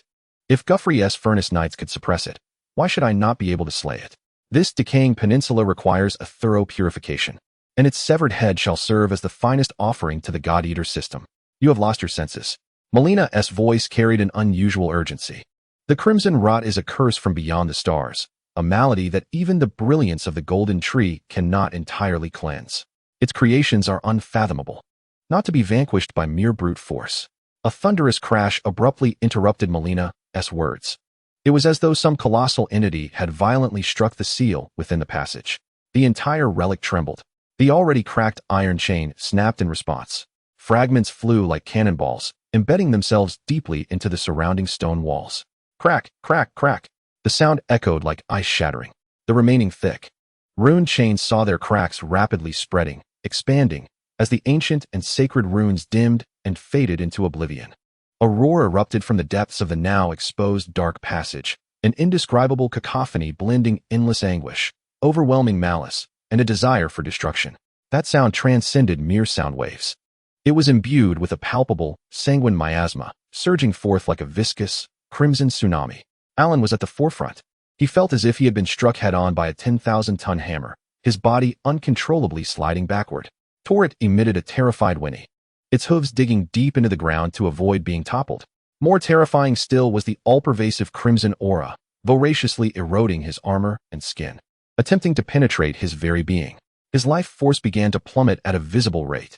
On the system panel, a brand new, ominous red glowing negative status icon flickered wildly. Crimson corruption, severe, health continuously depleting, all attributes reduced by 20. Alan let out a muffled groan and, without hesitation, consumed another precious drop from the Holy Grail vial. A warm golden radiance erupted within him, momentarily halting the insidious erosion that gnawed at his very being. Yet the concentration of the putrid toxic miasma in the air had far surpassed what the previous mimicker could conjure. There was no time to lose. It is about to emerge. Malena's voice resonated with determination. Alan, retreat. Allow me to hold it back for a moment. Her ethereal figure suddenly radiated a blinding golden light as she swiftly formed intricate hand seals, ancient prayers flowing from her lips. Golden law. Grant me the authority to incinerate the filth. A colossal, sacred flame-imbued circular sigil materialized before her, thrusting forth like a barrier against the surging crimson tide. Hiss! The sacred flames clashed violently with the crimson corruption, producing a piercing, corrosive sound, as vast clouds of white smoke billowed upwards. The fiery barrier quivered intensely, flickering uncertainly, clearly on the brink of collapse. In that moment of stalemate between sanctity and corruption, from the suffocating darkness deep within the passage, two immense, hellish crimson lights surged forth, resembling burning eyes. Following closely was an unimaginable colossal claw, entwined with writhing, living dark red corrupted flesh, grasping the edge of the passage. The hard rock crumbled beneath that giant claw, as if it were mere tofu. The claw was encrusted with shattered, decayed, and corrupted flesh, fused with enormous metallic plates. The remnants of ancient furnace knight armor discernible, yet utterly desecrated by crimson. Boom, boom, boom. The heavy footsteps resonated like thunder, each step causing the earth to groan. That terrifying entity was steadily emerging from the prison that had confined it for countless ages, stepping into this courtyard. Alan's pupils contracted to pinpoints. Amidst the intertwining glow of sacred flames and crimson waves, he finally beheld the entirety of the monster's form. It was a colossal silhouette, filling the entire passageway's exit. Forged from a grotesque amalgamation of corrupted flesh and profane metal, it appeared to be hastily stitched together from the remnants of countless corrupted hounds, mimikers, and even more ancient, fearsome creatures. At its core faintly visible a massive crimson bud, ensconced in dark red veins, pulsating violently like a grotesque heart. Where its arm should have been, a broken appendage connected to an exaggeratedly oversized, similarly corrupted, yet still bearing the menacing contours of the furnace's myriad faces, a shattered giant axe. The radiance of the God-Devouring System flickered wildly in Alan's vision, showcasing an unprecedented mark that emanated a dark golden glow. Firmly locked onto the core bloom of the distorted giant. Corrupted Warden Kagras, remains of the Crimson Scion Forge. Status, severely weakened, seals being broken. Extremely enraged, threat level, strongly advised to flee. Malena's voice trembled, as if awakening a long-buried nightmare. The once guarding Forge Knight had been grotesquely twisted by corruption. A thunderous roar erupted. The corrupted Warden Kagras broke free from its final restraints, unleashing a soul-shattering bellow. Its deformed arm, resembling a colossal forge axe, rose high. The remnants of forge runes intertwining with writhing corrupted flesh, creating an eerie sheen that bore the terrifying might to crush mountains. It disregarded Malena's faltering sacred flame barrier and aimed its strike at Alan, the audacious insect that dared to disturb it, exuding the essence of its most despised fated ones. Before the axe even descended, the sheer force compressed the air, causing the ground beneath Alan to crack and splinter. The stench of death was suffocating. Tourette. Alan's eyes widened in horror. Facing such overwhelming power, resisting would mean certain obliteration. He bellowed, summoning his steed, while channeling every ounce of his strength to the utmost limit. His leg muscles exploding with energy, not propelling him forward, but sideways in a desperate lunge. Black lightning reappeared. Tourette and Alan shared a profound connection, and at the critical moment, Tourette caught his master. Boom! The corrupted axe struck down with ferocious might, grazing Tourette's tail mane, creating a massive crater several meters wide. The shockwave bursting forth in a circular explosion, scattering rocks and crimson venom. As the shockwave knocked Tourette off balance, Alan clung desperately to his steed, barely avoiding being thrown off, his vitality surging. Amidst the swirling smoke and crimson toxins, Kagra's enormous eye, ablaze with molten rage, fixated on the frail figure darting through the ruins. It slowly raised its massive axe, the dripping corrupted pus eroding the ground into deep pits. The second strike was brewing. Despair. A true deadlock. The newly acquired power seemed utterly laughable in the face of this ancient horror. Yet in Alan's eyes, the wild flames did not extinguish. Instead, they were ignited further by the threat of death. The God-Devouring System flickered frantically at the edges of his vision, the crimson bloom in his satchel pulsating with intense heat. Malenia. Alan's voice, hoarse yet resolute amidst the tumult, called out, "Your fire. The strongest fire. Burn that heart. Tourette. Faster. Circle around it. Don't stop." As he steered Tourette through the collapsing ruins of the courtyard, evading Kagra's devastating sweeps and stomps, he pressed his left hand firmly against the satchel at his waist. The pulsating crimson bloom radiated heat and temptation through the fabric. To devour or to sacrifice. A frenzied and alluring thought detonated within Alan's mind, shrouded in the shadow of death. Answer me, devouring system, or grant me power. The thick fog churned amidst the battle, an atmosphere tainted by decay permeating the air. The deepest darkness of the Weeping Peninsula unveiled its ghastly fangs to the fated Alan in this moment. The roles of hunter and prey could, at any instant, be reversed in the face of absolute power. Chapter 10. Even the strongest must bow. The thunderous crack of heavy chains echoed through the silent courtyard like a clap of thunder. It was not merely a single chain that had broken, but rather several ancient iron links, as thick as a child's arm and inscribed with dim runes, which, under the impact of some horrific force, disintegrated inch by inch like decaying rope. The metal twisted, emitting a shrill, piercing wail, mingling with the increasingly resonant thuds emanating from the depths of the shadowy passage, as if a massive heart not belonging to this era was breaking free from its bindings. Beginning to awaken, the ground trembled violently as debris and decayed moss cascaded from the vaulted ceiling. A miasma, 100-fold denser than the tears of the simulacrum, viscous as tangible substance, erupted from the depths of the passage like a torrent of foul blood.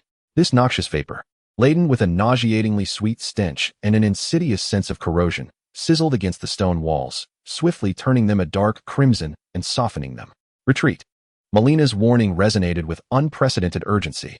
Without needing further admonition, Alan had already leapt onto Torret. The steed, imbued with remarkable agility, surged forward, executing a powerful leap that narrowly evaded the core of the surging crimson miasma, landing upon a relatively safe, crumbling platform. The thick, intractable miasma momentarily dispersed, revealing a glimpse of the horrific scene at the passage's mouth. It was not a person, nor could it even be termed a complete organism. A grotesque humanoid silhouette, forcibly amalgamated from countless decaying flesh and blood, strained to emerge from the shadows of the passage. Its lower half seemed tethered to some even greater entity deeper within, akin to a malformed umbilical cord. Its torso was as formidable as a battering ram, cloaked in writhing, oozing dark red putrescent matter, adorned with pulsating crimson crystals of various sizes that glimmered with an eerie light. Its arms resembled colossal whips, twisted from decayed tendrils and broken bones, with ends that split into suction cup-like orifices lined with fangs. Most unsettling was its head, which was not a head at all, but an immense, throbbing crimson heart, grotesquely pulsating. The heart's surface was covered in a resilient membrane, interlaced with black veins, pumping forth viscous crimson ichor with each beat, cascading down its massive form to create deep pits in the ground. At the heart's center, a gaping maw resembling a single eye opened wide, within which countless tiny, malevolent eyes, glowing with a sinister red light, spun wildly, fixating on Alan atop the platform. The bound corrupted heart, Gris, crimson remnant. The system's cold annotation bore a scarlet warning border. Thud. The colossal heart throbbed with an immense surge. A visible crimson shockwave radiated from its core. Alan felt a viscous, heavy, and malevolent mental assault crash into his mind. Before him, everything turned a vivid scarlet. Countless distorted, anguished wails and frenzied whispers detonated in his consciousness. Although his life force did not noticeably diminish, a profound weariness, despair, and a sense of surrender washed over him like a tidal wave. The crimson whispers, mental corruption, steadfastness of spirit.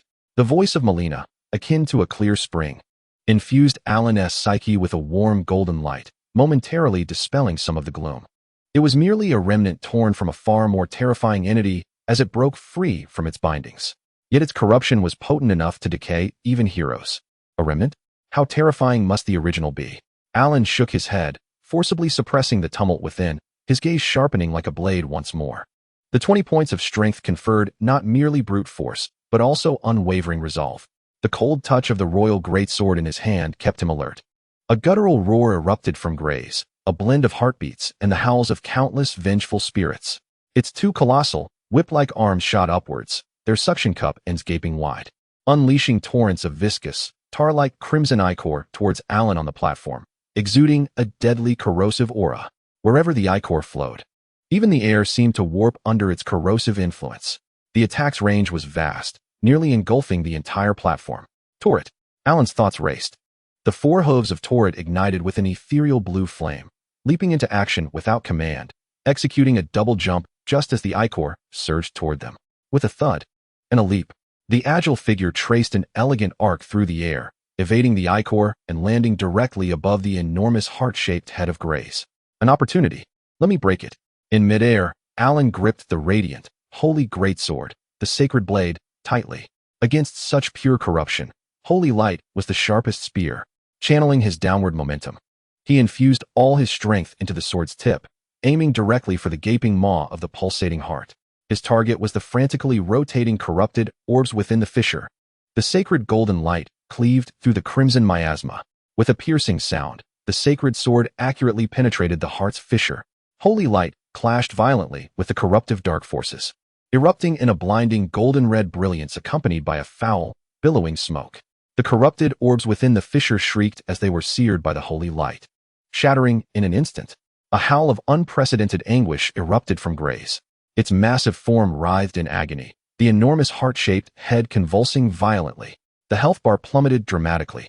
The sacred blade's restraining effect was strikingly evident. However, the excruciating pain ignited its ferocity. The colossal heart suddenly expanded, and the remaining orbs deep within the fissure erupted with a terrifying red glow. It ceased spewing ichor and instead plunged its two whip-like arms forcefully into the ground. The earth trembled with a thunderous roar. The entire ruins trembled violently. Centered around Gray's, the ground within a radius of several dozen meters churned as if boiling. Countless thick, sharp, and slimy spikes, adorned with crimson crystals, erupted like the fangs of a colossal beast, piercing through the hard tiles of the earth, creating a veritable jungle of deadly thorns that engulfed the entire battlefield. Just as Torret landed, barely steadying itself, a massive spike shot up near its hind hoof, breaking through the ground. The danger was palpable. Damn it! A wide area attack. Alan's pupils constricted. Torret nimbly leaped and dodged, weaving through the frenzied growth of the corrupt spikes, executing double jumps with remarkable agility, narrowly escaping the lethal punctures coming from all directions. Each leap was accompanied by the piercing shriek of the spikes and Torret's labored breaths. This relentless area assault severely restricted Alan's mobility, preventing him from approaching that heart-like head with ease. It must be interrupted. Alan gritted his teeth. He attempted to channel the power of the burning flame talisman towards the king's great sword again after Torret's daring double jump, preparing to unleash a ranged flame shockwave. But Gray seemed to anticipate his move. The enormous heart-like head suddenly turned towards Alan, its remaining corrupted eye glowing with ominous red light. A beam of crimson energy, concentrated to the utmost and exuding waves of destruction, swiftly coalesced in the depths of its fissured mouth. The target was none other than Alan and Torret in the air. The crimson corrupt ray was in no way comparable to the earlier vile flood. Before the beam arrived, the overwhelming sense of being locked onto and the aura of death sent chills down Alan's spine. Torret also emitted an anxious whinny. In a critical moment, Alan barely had time to switch weapons for a block, create a wall of fire. Malena's cold yet urgent voice rang out. A blazing, arc-shaped shield made entirely of pure golden flames materialized instantly before Alan and Torret. The shield was adorned with arcane runes, radiating a divine and warm aura. Boom! The crimson corrupt ray collided fiercely with the flame shield. The clash of golden and crimson energies erupted violently, annihilating each other with a deafening hissing and a tremendous explosion. The flame shield quivered violently, its brilliance dimming rapidly, but it ultimately resisted this lethal strike with unwavering strength before shattering completely. The shockwave from the explosion hurled Torret and Alan backward, crashing heavily to the ground, yet their lives remained intact. Malenia. Alan felt a surge of gratitude. But now was not the time for thanks. Gray's unleashed such a formidable attack that the enormous heart-like head seemed to enter a brief state of energy overload. Its pulsations becoming erratic and weak, the brilliance of its crimson crystals fading, and the red light at the central fissure dissipating, revealing a deeper, gaping wound resembling a massive injury. This core was entangled with numerous dark red, corrupted veins surrounding a violently pulsating dark mass of flesh, the very source of its power. The system prompt flashed wildly. Core exposed. Fatal weakness. An opportunity not to be missed. Torret struggled to rise, and a fierce determination ignited in Alan's eyes. The final strike. Torret. Charge. Alan roared, abandoning all defense as he dragged the heavy sword of the king's army behind him. Torret sensed his master's resolve, letting out a piercing cry, its hooves igniting with an unprecedented azure flame, surging forth like a burning soul towards the exposed, decayed core. Embarking on a relentless charge of death, their speed reached a crescendo. Grays seemed to perceive the impending doom, unleashing a desperate roar, its remaining massive whip-like arms flailing wildly at the oncoming man and horse, while the remnants of the corrupted ground thorns writhed in frantic defiance. Clear the way, Alan bellowed. With a surge of 20 points of power, the heavy sword was no longer a mere weapon, but transformed into a colossal battering ram. He forsook technique, channeling the rawest, most ferocious strength into his blows, sweeping violently through the obstructing tentacles and ground spikes with a primal fury. Thud, crack. The corrupted tendrils were shattered by sheer force. The sharp ground spikes were mercilessly swept aside by the gigantic sword. Alan and Tourette blazed through the thicket of decay like a meteor on fire, carving a bloody path. The price was steep. A ground spike lacerated Tourette's side, while a tentacle struck Alan's shoulder, sending a jolt of bone-crushing pain through him. Yet he remained undeterred, his gaze fixed solely on the pulsating, corrupted core within reach. Distance to 0. Malenia, fire. Alan roared one last time within his heart. Simultaneously, he hurled the crimson bud, newly acquired and infused with the essence of mimetic tears, like a bomb towards the corrupted core. Instinct told him that the shared corrupted power might trigger an even more terrifying chain reaction. Purge the filth. Malena's voice resonated with unyielding determination. Boom. The power of the flame talisman was maximally channeled and enhanced by Malenia. The king's army's sword instantly transformed into a colossal blade of golden flames, piercing through the heavens. The searing heat vaporized the surrounding crimson miasma in an instant. At the moment the crimson bud struck the corrupted core, it was absorbed, provoking a violent internal conflict of energy within the core, swelling and becoming exceedingly unstable. Alan raised the blazing golden blade high, pouring every ounce of his life force into a roar that reverberated throughout the Weeping Peninsula. With fire and might, I grant you eternal silence. Slash. The burning blade, infused with Alan's peak raw power, Tourette's soul-fueled charge, Malena's purifying holy flames, and the internal collapse triggered by the crimson bud, descended like a fallen sun into the violently expanding, explosive corrupted core. Sizzle. Boom. No sound could adequately describe the tremendous roar of that moment. It was the ultimate wail of the corrupted evil being utterly torn asunder and annihilated by the supreme, holy flames and violence. A blinding golden-red radiance instantaneously engulfed the entire ruins courtyard. The terrifying shockwave of the explosion surged forth like a tsunami in every direction. The remaining walls were torn apart as if made of paper, blown away. The dense fog was completely dissipated. Alan and Tourette, akin to leaves caught in a tempest, were violently hurled away, crashing heavily into the distant ruins, completely losing consciousness. The radiance gradually faded. In the center of the courtyard, only a massive, charred pit, exceeding 10 meters in diameter, remained.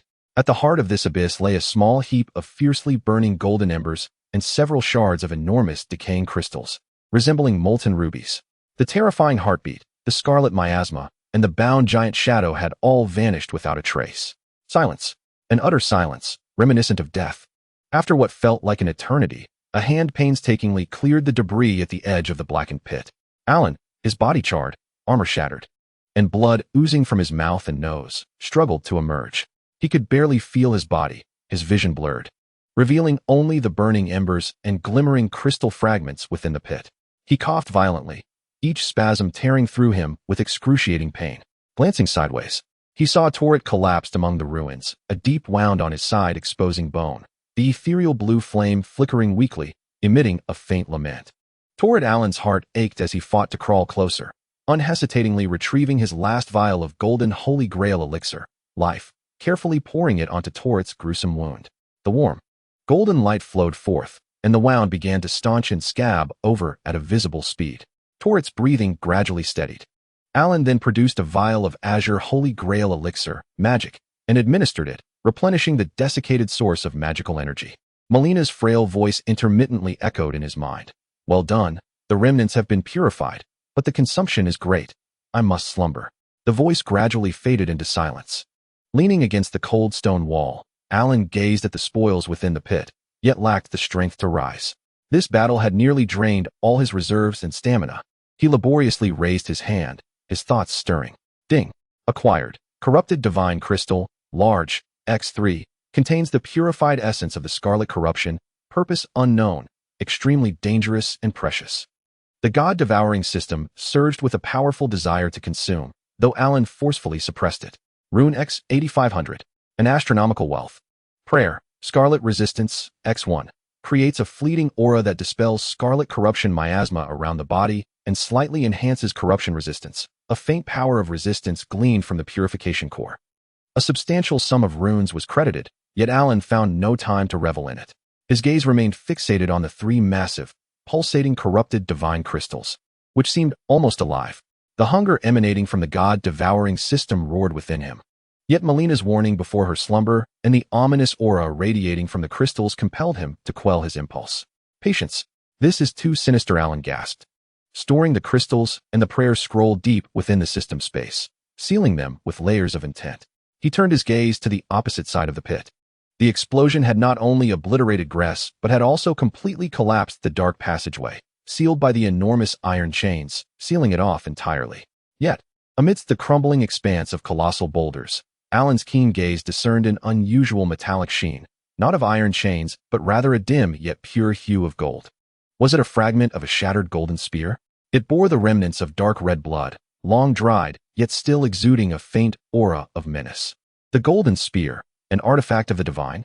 A tremor coursed through Alan's heart. Who had sealed such a terrifying entity in this place, and in what era? To whom did that dark crimson blood belong? Just as these thoughts stirred within him, the very ground of the Weeping Peninsula trembled violently, a force tenfold stronger than before. Emanating from the depths of the earth, a low, distant sound, akin to a horn from the depths of the underworld, resonated, piercing through the heavy layers of rock and mist, echoing mournfully in every corner of the peninsula. Accompanying the horn, several towering crimson beams of light erupted from various directions deep within the peninsula. Within these columns of light, colossal and distorted shadows writhed and roared. These were not mere remnants like Gress, but the true horror of an entity on the brink of awakening. The foul will, corrupted and sanguine, was incited to fury by Alan's act of purification and the resounding horn.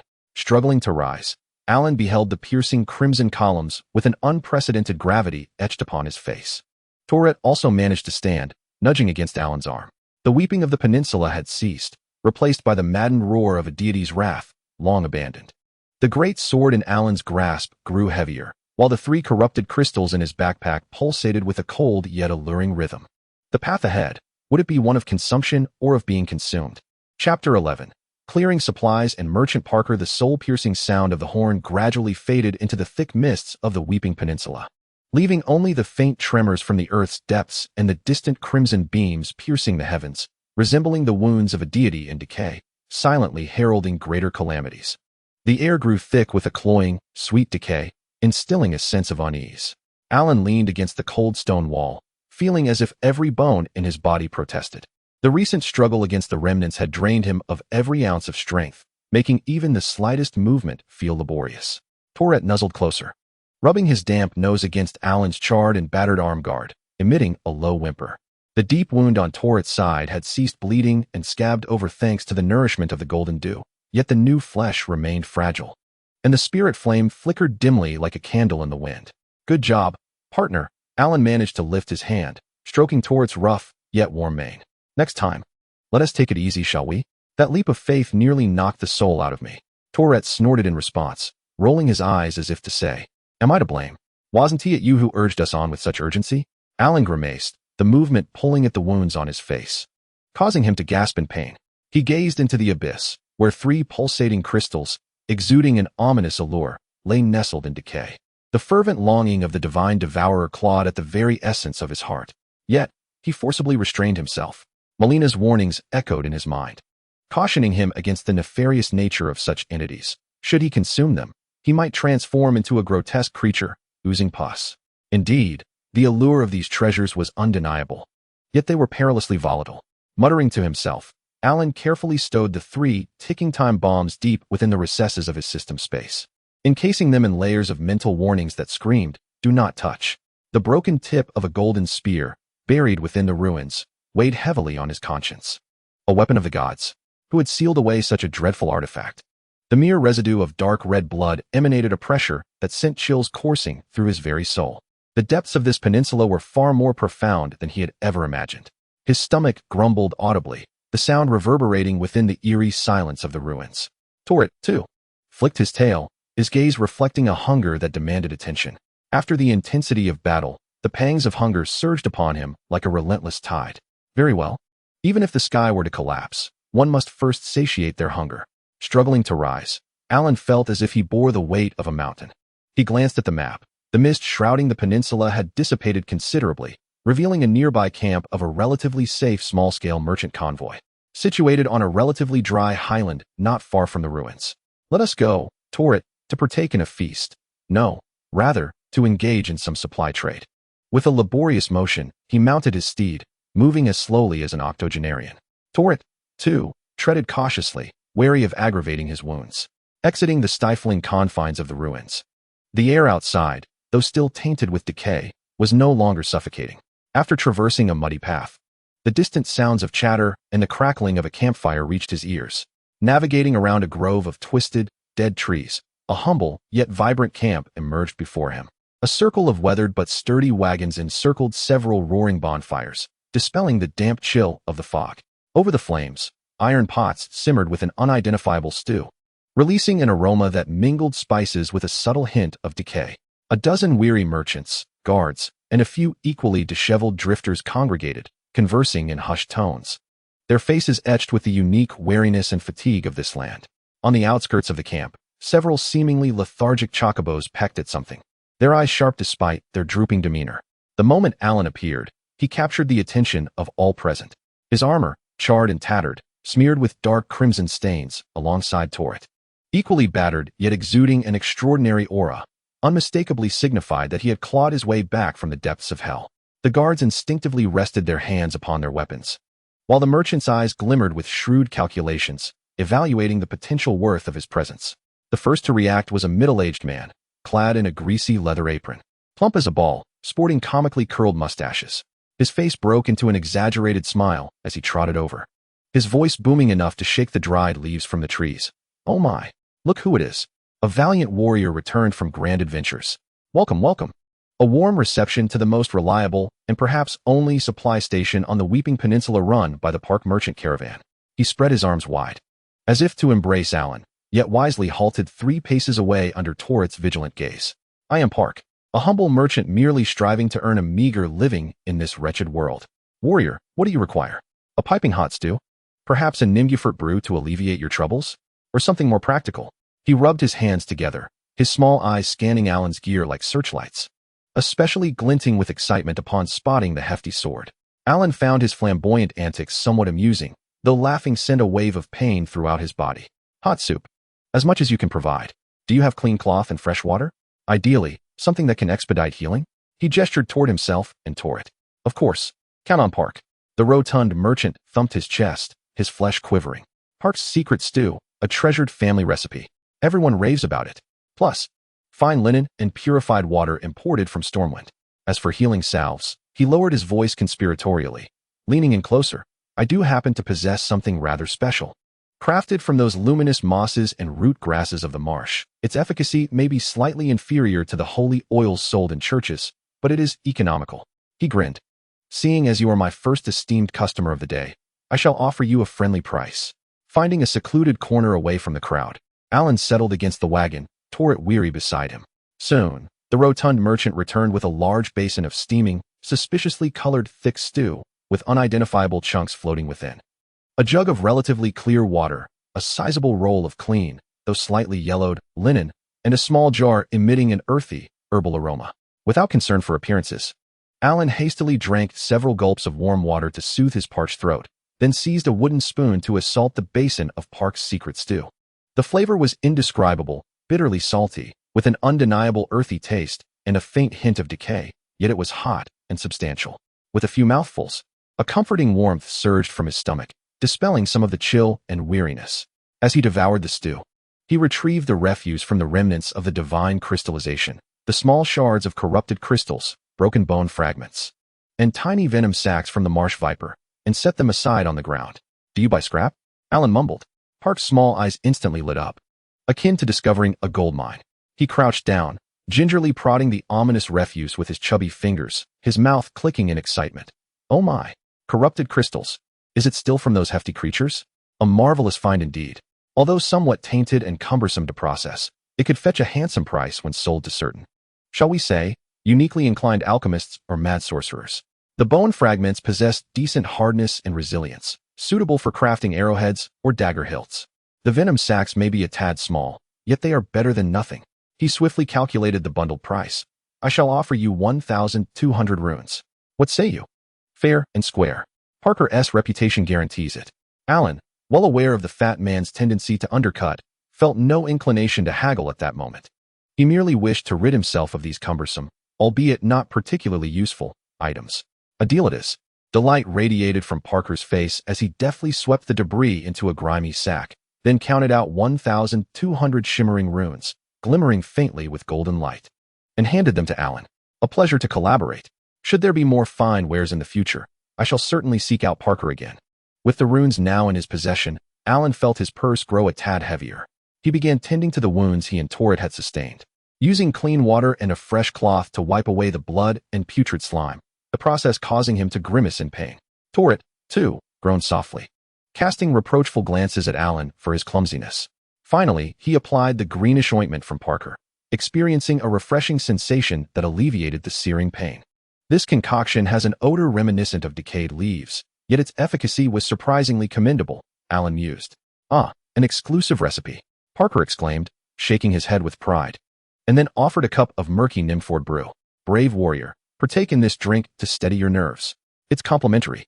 Alan regarded the cup emitting a sour, unpleasant aroma and politely declined with a wave of his hand. Thank you, I appreciate it. Boss, may I inquire about something? He gestured towards the distant horizon, where piercing crimson beams of light still shone. Do you know what those are? And what of the horn sound? Parker's smile vanished in an instant, replaced by a countenance fraught with fear and reverence. He glanced around nervously, leaned in closer, and lowered his voice to a whisper. Hush. Speak softly. That matter is not to be trifled with. It is the will of the Scarlet Goddess awakening. Legend has it that this peninsula was formed from her tears of sorrow. The horn is sounded by the corrupt guardians, calling forth the slumbering kin of decay. The disturbances have grown increasingly pronounced, and strange entities have begun to emerge in many places. He shivered slightly, adding, Warrior, heed my counsel. Gather your supplies and flee this cursed place. Head north, back to Mistwood, or east to Moan City, which, though chaotic, is at least not so sinister. Return to the novice village in the north, or venture east to Moan. Alan savored the last mouthful of the unremarkable stew, wiped his mouth, yet his gaze betrayed no hint of retreat. The novice village could no longer accommodate him, and Moan City sounded no better. Thank you, but for the moment, I cannot leave. He craved power. The weight of the 8,500 runes in his pocket was tantalizing. Additionally, there were those 3 shards of divine essence, and deep within this peninsula, secrets about the golden spear and the origins of the scarlet corruption seemed to beckon him. With a sigh, Parker, the reckless merchant, shook his head in resignation, then rubbed his hands together and donned the guise of a shrewd businessman. What else do you require? Brave warrior? A fine whetstone? A corrosion-resistant ointment? Or perhaps a unique map of the Weeping Peninsula? I assure you, it's far more detailed than that paltry blessing from the system. It even marks several safe temporary resting points, and, perhaps a few locations of interest. Just 500 rune coins. A truly friendly price. Alan regarded Parker's astute, round face and ultimately surrendered the 500 rune coins. As he unfurled the map, he noted its crooked illustrations, yet it undeniably surpassed the system's map in detail, highlighting several small ruins, caves, and even a site near the coast marked as the Weeping Ruins, accompanied by a tiny skull and a question mark. Thank you, Boss Parker, Alan said, folding the map away, feeling a renewed vigor coursing through him. He stood, stretching his limbs, bones cracking in the process. Torret also rose, visibly invigorated. Take care, brave warrior. Parker called after him. If you happen upon something extraordinary, do remember to tend to Parker's business. We can negotiate a favorable price. Alan waved his hand dismissively without looking back. He mounted Torret and refrained from plunging directly into the perilous area enveloped by the crimson beams, instead following the map's guidance towards a location marked as an abandoned watchtower relatively close to the camp. He sought a place to assimilate his newfound wealth. Alan patted his heavy pocket, eyes glinting with anticipation. At 20 points of strength, he could wield a great sword. What if he could push it to 25? Or perhaps experiment with something else? The interface of the devouring system flickered before him, the 3 sealed crystalline fragments of decayed divinity lying quietly in the corner, pulsating with a cold yet alluring energy. Torret seemed to sense his master's thoughts, its stride becoming more buoyant, though the occasional soreness from its side wound rendered its movements somewhat stiff. The silhouette of man and horse swiftly vanished into the thickening mists of the Weeping Peninsula, which seemed to harbor countless whispers and watchful gazes. In the distance, the crimson beams continued to silently pierce the leaden sky, akin to the unhealed scars upon this land. Chapter 12. Power, or more power. Torret's hooves sank into the moist soil of the Weeping Peninsula, producing a dull squelching sound, significantly more stable than before.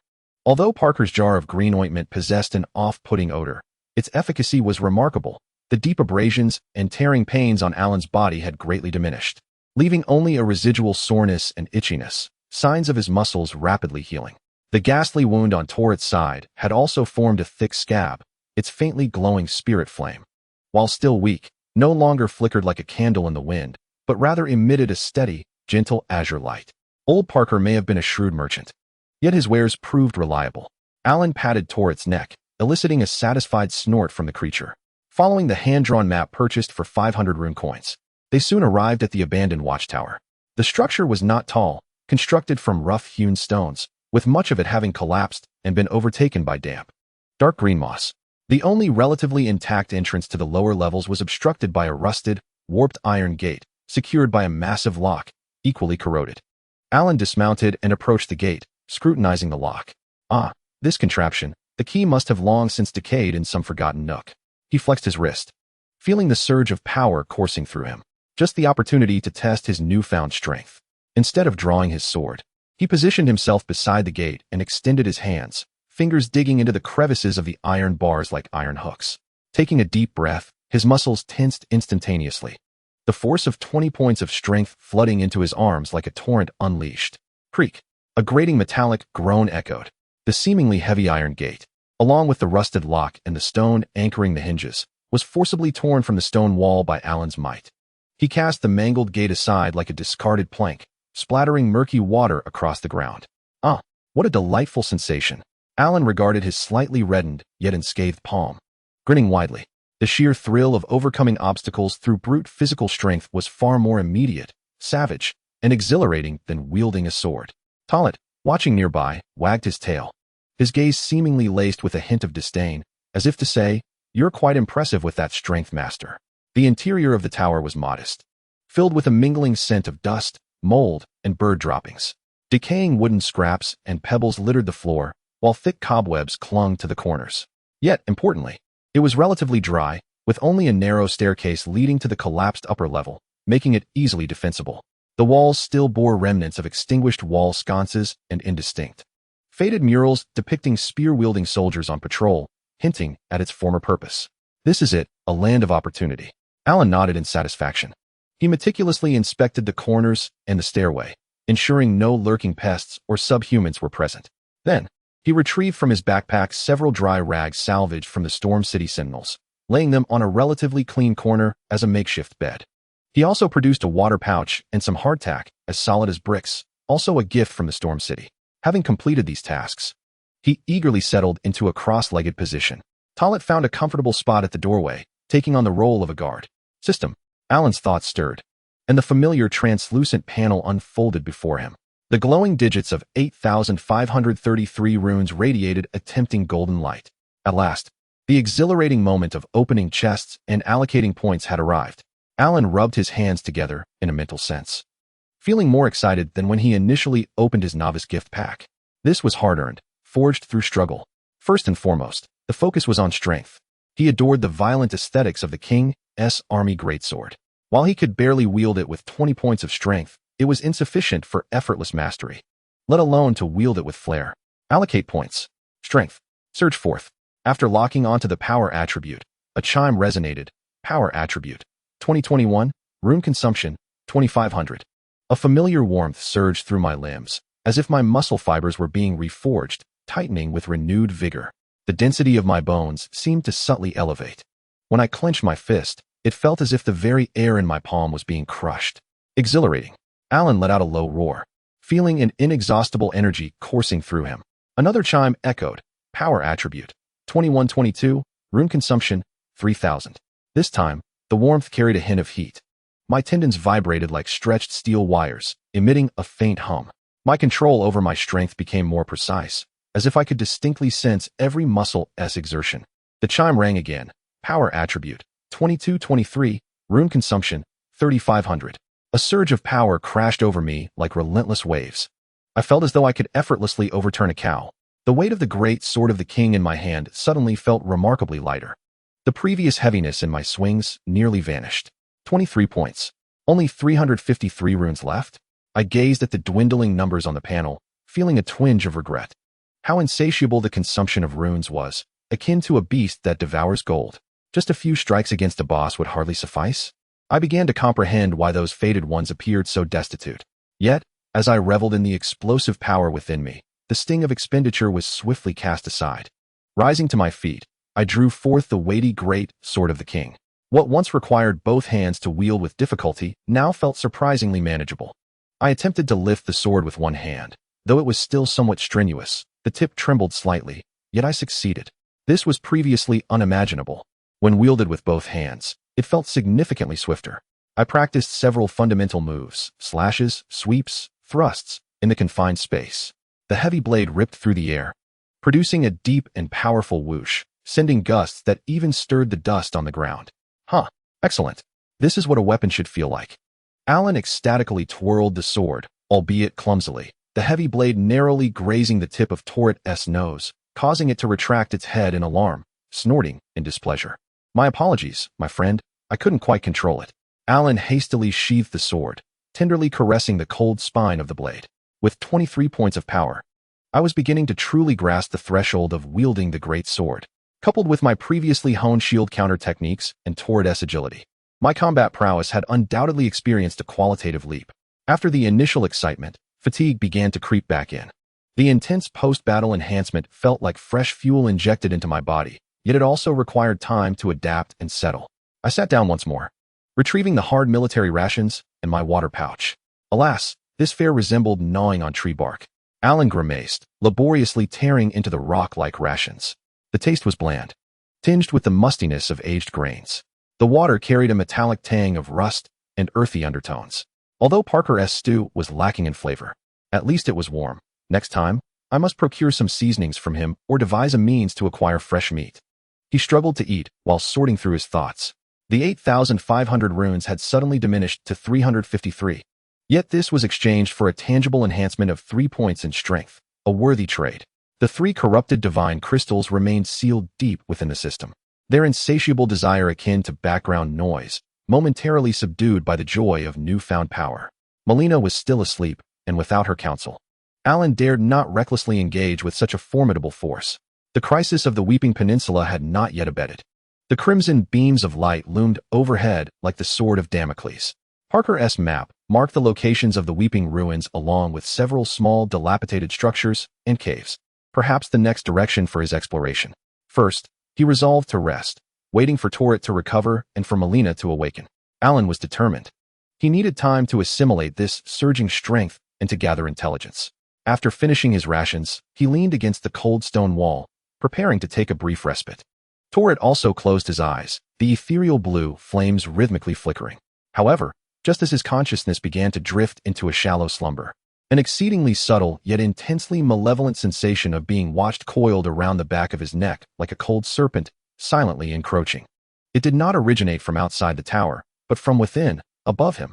Alan's eyes sprang wide open. The 23 points of strength bestowed not only brute force, but also an instinctive and heightened awareness of danger.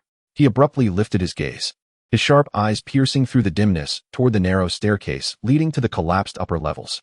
There, shadows enveloped the space, with only a faint glimmer of daylight filtering in from below, outlining the vague contours of the staircase railing. Nothing was there? No. Alan's gaze fixated on the corner of the staircase, entirely shrouded in darkness. His instincts screamed alarm. There was something lurking. That chilling sensation of being watched had emanated from that very spot. It hid exceptionally well, nearly merging with the shadows. Had it not been for his heightened perception, he would have remained oblivious. Torret also suddenly raised his head, his ethereal blue pupils narrowing to slits, intently staring in that direction, emitting a low, threatening growl from his throat. Who? Alan's voice was low and icy, his right hand silently resting on the hilt of the king's guard greatsword. Power surged through his muscles, poised for an explosion at any moment. He slowly stood. The slight sound of his armor scraping echoed clearly in the dead silence of the tower. In the shadows, there was no response. Yet, the darkness seemed to writhe slightly. Chapter 13. Torrid in Peril. Utilizing the corrupted divine crystals. Silence enveloped the space, with only Torrid's threatening growl reverberating in the cramped, damp lower level of the watchtower. Alan's gaze was like a tempered blade, firmly fixed upon the dense, impenetrable shadows at the staircase corner. That cold, slippery sensation of being watched was no mere illusion. The heightened awareness brought forth by the 23 points of strength was taut, like a drawn bowstring. Come forth. Alan's voice dropped lower, carrying a metallic rasp. He rose slowly, making not a single extraneous sound. The hilt of the King's Guard Greatsword was fully grasped in his right hand, the cold sensation spreading through his palm. The left hand silently glided towards the short sword at his waist, the revered blade of the royal army, sheathed within his backpack. As the swiftness of the draw took precedence, the shadows remained eerily quiet. However, as Alan stepped forward, his boot gently crunching upon the gravel, a faint and nearly inaudible whistle pierced the air. The target was not Alan, but the prone Torret beside him, a slender thread of energy, scarcely thicker than a hair and shimmering with a dark violet glow, shot forth from the shadows like a serpent's tongue, aimed directly at Torret's neck. Beware! Alan's pupils dilated in alarm. Torret, instinctively alert, felt the surge of his ethereal blue flame, instinctively attempting to evade the impending danger.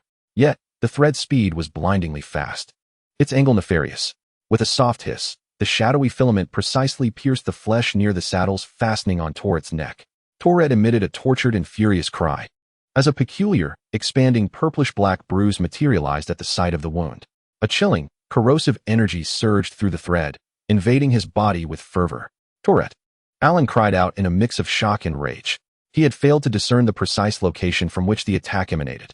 The assailant's intention was crystal clear, to incapacitate Torret's mobility. There was no time to lose. Come forth! Alan bellowed, unleashing the raw force of his 23 points of strength. Instead of charging towards the staircase, he delivered a powerful kick to a moss-covered, half-human-height stone pillar nearby. With a thunderous crash, the heavy pillar was struck as if by a battering ram, propelled towards the shadowy corner of the staircase with a whistling gale and flying debris. The force and speed were extraordinary, far surpassing the ordinary. Bang! Crack! The stone pillar collided violently with the wall, producing a deafening roar. The hard stone shattered into fragments, sending dust swirling into the air. Utilizing this momentum, Alan's figure surged forward, akin to an arrow released from its bow, as he lunged after the stone pillar. The great sword trailed behind him, its tip sparking against the stone floor. Amidst the billowing dust, the shadows finally stirred. A diminutive, almost child-sized, twisted silhouette evaded the violent impact, clinging to the wall like a gecko, defying the laws of physics with its agility.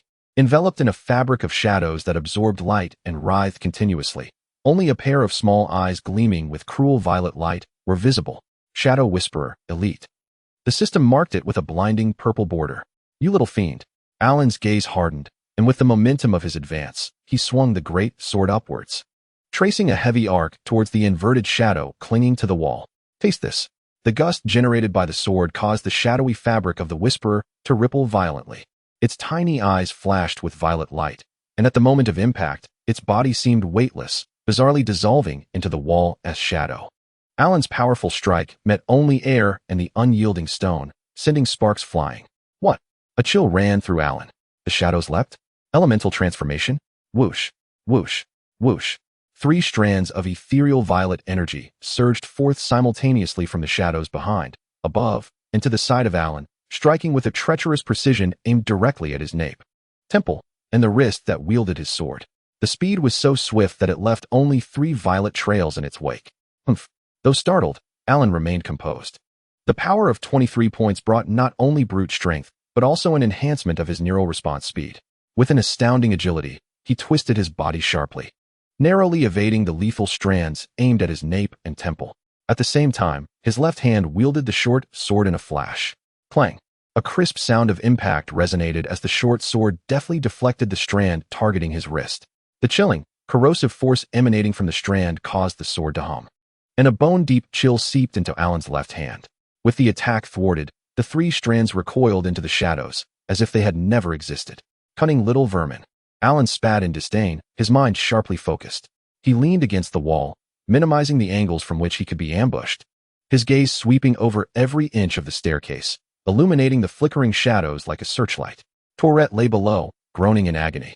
The purplish-black bruise on its neck had spread to the size of a fist, and its movements were noticeably sluggish, its spirit flame dimming further. Time was of the essence. Tourette could not last much longer. Suddenly, Alan recalled the few glowing firestones he had obtained from earlier minor foes, nestled within his backpack. With a thought, 2 fist-sized stones emanating a gentle white light appeared in his hands. Like to hide, do you? Then let there be light. Alan growled, his muscles taut, as the 23 points of power endowed him with remarkable throwing strength. The 2 firestones soared through the air like miniature suns, hurtling toward the darkest corners of the staircase's bend. Boom, boom.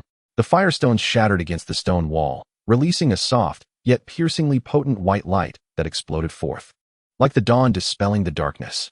A sharp, ear-piercing shriek of pain and fury erupted. Within the shadow near the ceiling of the staircase bend, the diminutive shadowy figure was forced into visibility by the white light. Its shadowy fabric writhed violently as if encountering its nemesis, twisting and releasing tendrils of black smoke. The tiny purple eyes of the creature squinted painfully against the blinding illumination. Found you. A glimmer of ferocity ignited in Alan's gaze. Now is the moment. He propelled himself off the ground, stone debris scattering in his wake. Like a cannonball, he launched forward, hands gripping the King's army greatsword, initiating the most fundamental and ferocious charge technique. Boom. The heavy greatsword cleaved the air, propelled by an unyielding momentum, aimed directly at the shadowy figure revealed by the white light. The speed was so rapid, the force so immense, that even the air before the sword tip erupted with a thunderous crack. The shadowy whisperer sensed the imminent threat. It attempted to meld back into the shadows, but the surrounding light from the firestones rendered the darkness thin and unstable. In a frantic bid, it conjured a small shield of flowing shadows, a purplish-black barrier, before it. Clang! The sword's tip struck mercilessly against the shadowy shield. There was no stalemate. Under the formidable power infused at 11 p.m., the King's greatsword unleashed a force far beyond what these stealthy elite minions could endure. The shadowy small shield shattered instantaneously, as fragile as glass, scattering the fragmented dark energy in all directions. The momentum of the sword was merely impeded for a fleeting moment, yet it remained undiminished. With a swift thrust, the cold blade effortlessly pierced the diminutive, twisted body of the shadow whisperer, pinning it against the stone wall like a rag doll. A foul, viscous dark purple blood gushed forth from the sword, resembling crude oil. The pinned shadow whisperer, its purple eyes flickering wildly with disbelief and malice, clawed futilely at the icy blade, its body convulsing violently. Alan felt no tinge of pity in his heart. Gripping the hilt tightly, he twisted it forcefully. A torrent of ferocious power erupted within the shadow whisperer's form. In an instant, its small frame was mangled into a blurred mass of shadowy flesh and blood, splattering the stone walls with dark purple blood and shattered innards. The once vengeful purple eyes quickly dimmed. Ding! You have gained Rune X 1800. Elite monsters are indeed quite valuable. Shadow Dust X5. Core material from shadow beings, imbued with shadow energy, can be used for poisoning or crafting special items. Ring Shadow Step Defective X1. Wearing it slightly enhances movement speed and stealth effects in shadowy environments. Weak, but will continuously consume a small amount of mental energy. Item description: a poorly replicated insignia of the shadow cult. A genuine shadow step ring allows one to transform into shadows. Alan withdrew the great sword, shaking off the grime. He paid no heed to the spoils, immediately vaulting down the stairs to reach Tourette's side. Tourette's condition was dire. The dark purple bruise on the back of his neck had spread to the size of a bowl, its edges slowly creeping outward. The area radiated a chilling aura, and the flesh beneath the skin appeared to be withering. Tourette's spirit was waning. The ethereal blue flame flickered like a candle in the wind, struggling to remain lit. He could barely stand, lying on the ground, gasping in agony. Damn it, that thread is poisonous. Alan felt a surge of urgency. He hastily retrieved the last vial of golden chalice essence, life, and poured it unhesitatingly onto the wound on Tourette's neck. A warm, golden light flowed forth, clashing violently with the cold, dark purple energy. The wound emitted a sizzling sound, releasing wisps of black smoke. The potent vitality of the chalice essence temporarily stifled the spread of the bruise and expelled a portion of the dark energy, yet it could not eradicate it entirely. The bruise remained stubbornly present, akin to a festering wound, though its spread significantly slowed. Tourette's suffering seemed to ease somewhat, yet the ethereal flame remained feeble, struggling to rise, but ultimately failing. Malenia, please wake up. Torret needs help. Alan anxiously called out in his mind. Yet, on Malenia's end, there was only silence, devoid of any response. Damn it. Alan struck the ground with his fist, sending shards of stone flying. He forced himself to regain composure. The chalice essence could only suppress the affliction temporarily, not eradicate it. He required a professional antidote or a more potent purifying force. Casting his gaze upon his newly acquired trophy, the Ring of Shadows, defective, he mused on its ability to enhance shadow concealment, which was of no use at present. The shadow dust appeared to be a toxic substance. Could one combat poison with poison? The risk was far too great. Wait. A spark of inspiration ignited in Alan's mind. He recalled the 3 heavily sealed shards of corrupted divine crystal nestled deep within his backpack. The Devourer system exhibited an insatiable hunger for them. And these divine crystals harbored a purer, higher form of corrupted power awaiting purification. The encroaching corrupt shadows seemed to share a commonality with these crystals. Could the power gained from devouring the crystals be utilized to dispel the shadow toxin within Torret's body? This notion was audacious, even reckless. Malenia's warning echoed in his ears.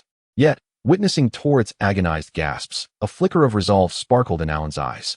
To hell with it. A dead horse is better than no horse at all. Gritting his teeth, he plunged his consciousness into the deepest recesses of the system's space, forcibly tearing through a layer of seals to retrieve the smallest, dimmest shard of corrupted divine crystal. The crystal felt icy to the touch, its interior seemingly pulsing with a viscous dark red liquid, exuding an ominous aura that warped the air around it.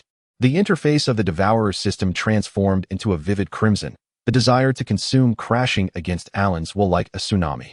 Without hesitation, he pressed one hand against the purplish-black stain on Torret's neck while grasping the pulsating divine crystal tightly in the other. System. Devour. Objective. Dispel the toxin. He roared internally. Simultaneously, he endeavored to channel the power of the Devourer's system, not to assimilate it into himself, but to direct it through the crystal toward Torret's wound. Buzz. The crystal erupted in a blinding dark red glow.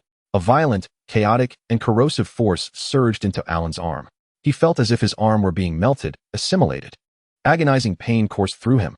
Yet, the power of the Devourer's system activated, transforming into a voracious vortex, forcibly absorbing and converting this frenzied divine energy. Alan gritted his teeth, blood seeping from his gums. He exerted every ounce of control over this initially tamed, but still perilous dark red energy, forcing it into Torret's wound. Sizzle. Torret emitted a heart-wrenching scream, his entire body convulsing violently. The wound erupted in a cataclysm of golden, crimson, and black energies clashing with ferocity. The residual golden light from the Holy Grail, the purplish black of the shadow toxin, and the dark red energy of the divine crystal intertwined in a frenzied dance, annihilating one another. Alan's arm began to manifest delicate, porcelain-like dark red fissures, a tormenting pain piercing through him. He felt as though his sanity was on the verge of being drowned by the maddening whispers within the crystal. Nevertheless, he held steadfast, concentrating all his will on controlling that power. Pop! A faint sound akin to a bubble bursting resonated. The obstinate purplish-black stain on Torret's neck, under the assault of the dark red energy, melted away like snow meeting boiling oil, swiftly dissolving and disintegrating. Ultimately transforming into wisps of black smoke, it dissipated entirely. At the site of the wound, only a faint red scar remained, swiftly healing. The dark red glow faded rapidly. The divine crystal in Alan's hand diminished in size. Its color dulled significantly, and its internal pulsations weakened. He collapsed to the ground, gasping for breath, cold sweat soaking through his lining. The dark red cracks on his arm gradually vanished, yet the lingering burning sensation and the maddening whispers echoing in his mind left him unsettled. The anguished howls of Torret ceased. It struggled to lift its head, shaking it slightly. The agonizing pain in its neck had vanished, although the spiritual flame remained faint. The chilling sense of erosion had completely disappeared. It extended its tongue, gratefully licking Alan's face, which was smeared with sweat and blood. You're all right, partner. Alan managed a weary smile, gently stroking Torret's warming neck. He gazed at the dimmed, shrunken crystal in his hand, his expression complex, dangerous, yet effective. The power of the divine Devourer system seemed to be more encompassing than he had anticipated. At that moment, the long silent voice of Malenia echoed in his mind. Imbued with an unprecedented frailty and shock, fragmented and intermittent. You madman, how dare you directly invoke such power recklessly? Torret is unharmed. Wait. The residual energy from that object in your hand is the core of the mimetic tear. What on earth have you done? Chapter 14. The tearful shadows of the ruined house and the merchant's new goods. Torret's warm tongue brushed against Alan's face, its coarse texture a reminder of survival. The life-threatening purplish-black bruise on its neck had completely vanished, leaving only a faint red mark that healed rapidly under the glow of its ethereal blue flame. Alan sat on the cold ground, breathing heavily, sweat mingling with blood clinging to his face. The residual burning sensation in his arm and the echoing whispers in his mind crashed against the shores of his sanity like a frigid tide. "You're all right, partner." Alan forced out a weary smile, his voice hoarse. He lifted his slightly trembling hand to caress Torret's warming neck, feeling the stabilization of its heartbeat. The shrunken, dim crystal of decay was tightly clenched in his palm, its lingering cold pulsation reminiscent of a second heart, reminding him of the madness and luck he had just experienced. "You madman, how dare you directly invoke such power recklessly?" Malena's voice resounded in Alan's mind, infused with an unprecedented frailty and almost overflowing shock, fragmented like a malfunctioning communicator. Her presence felt as faint as a flickering candle in the wind. Torret is unharmed. It seemed her perception had detected the state of the spirit horse. Her astonishment intensified. "Wait, the residual energy from that object in your hand is the core of the mimetic tear. What have you done? Ms. Malenia, you're awake?" Alan shook his dazed head, attempting to dispel the chaotic whispers. Torret fell victim to that shadow's trickery. The Holy Grail vial could only suppress it. "I had no other choice." He lifted the dim crystal in his hand, in a moment of desperation. "I borrowed a bit of its fervor to assist in cleansing the wound. The results were immediate, though the side effects are somewhat overwhelming." He gestured to his temple. Malenia fell silent for several seconds, and Alan could almost envision her exasperatedly resting her forehead in the blessed space. "A madman." Ultimately, she uttered only those two words, her voice now imbued with a profound sense of helplessness. The divine crystal contained the essence of purified origins, yet its nature remained that of crimson, decaying fragments. It was the madness following a deity's fall. How dare you treat it as a medicinal catalyst and pour it directly into Torret's body, and use your own body as a conduit? Were it not for Torret being a spiritual steed, inherently adaptable to foreign energies, coupled with your peculiar system that seems capable of forcibly taming a sliver of power, you both would have been reduced to two puddles of writhing, corrupt flesh by now. Alan gazed at the dark red crystal in his palm that appeared poised to extinguish at any moment, and then at Torret, whose spirits had evidently improved and was affectionately nudging him with its large head, forcing a sheepish smile. "It hasn't changed, has it? And the effect seems quite good. Look at Torret, full of life." Torret complied by snorting and swishing its tail. Although its spiritual flame remained faint, its eyes were significantly brighter. Malenia seemed momentarily speechless. After a considerable pause, a faint sigh escaped her lips. "This is a warning. The object you hold," referring to the crystal, "must be temporarily sealed away. Direct contact is absolutely prohibited. I cannot assess its profound effects on Torret at this moment. As for how you feel, have you heard any inappropriate sounds? Seen any unsettling visions? Or sensed anything amiss?" Alan took a moment to reflect. Aside from the lingering burning sensation in his arm and a slight buzzing in his head, akin to the aftermath of a 10-hour heavy metal rock concert, there appeared to be no significant changes. The interface of the divine devourer system also remained tranquil, save for the three crystal icons in the corner, one of which had shrunk, that seemed to glow a fraction brighter than before, evoking a subtle, almost imperceptible sense of connection. "I'm fine, just a bit of tinnitus," as if Parker had been shouting in my ear all day. I moved my arm, no illusions. "But it feels as if the stone is a bit enticing, like I want to take another bite," he remarked half-jokingly. "Enticing?" Malena's tone grew serious. "Alan, that is not mere desire. That is the insidious craving and assimilation of divine power upon lower life forms. It is tempting you. Your current state is akin to clutching a red-hot branding iron. Just because it hasn't burned through your skin does not mean it is not perilous. Seal it away immediately. Keep your distance." "Understood, understood. Please do not be angry, Teacher Malenia."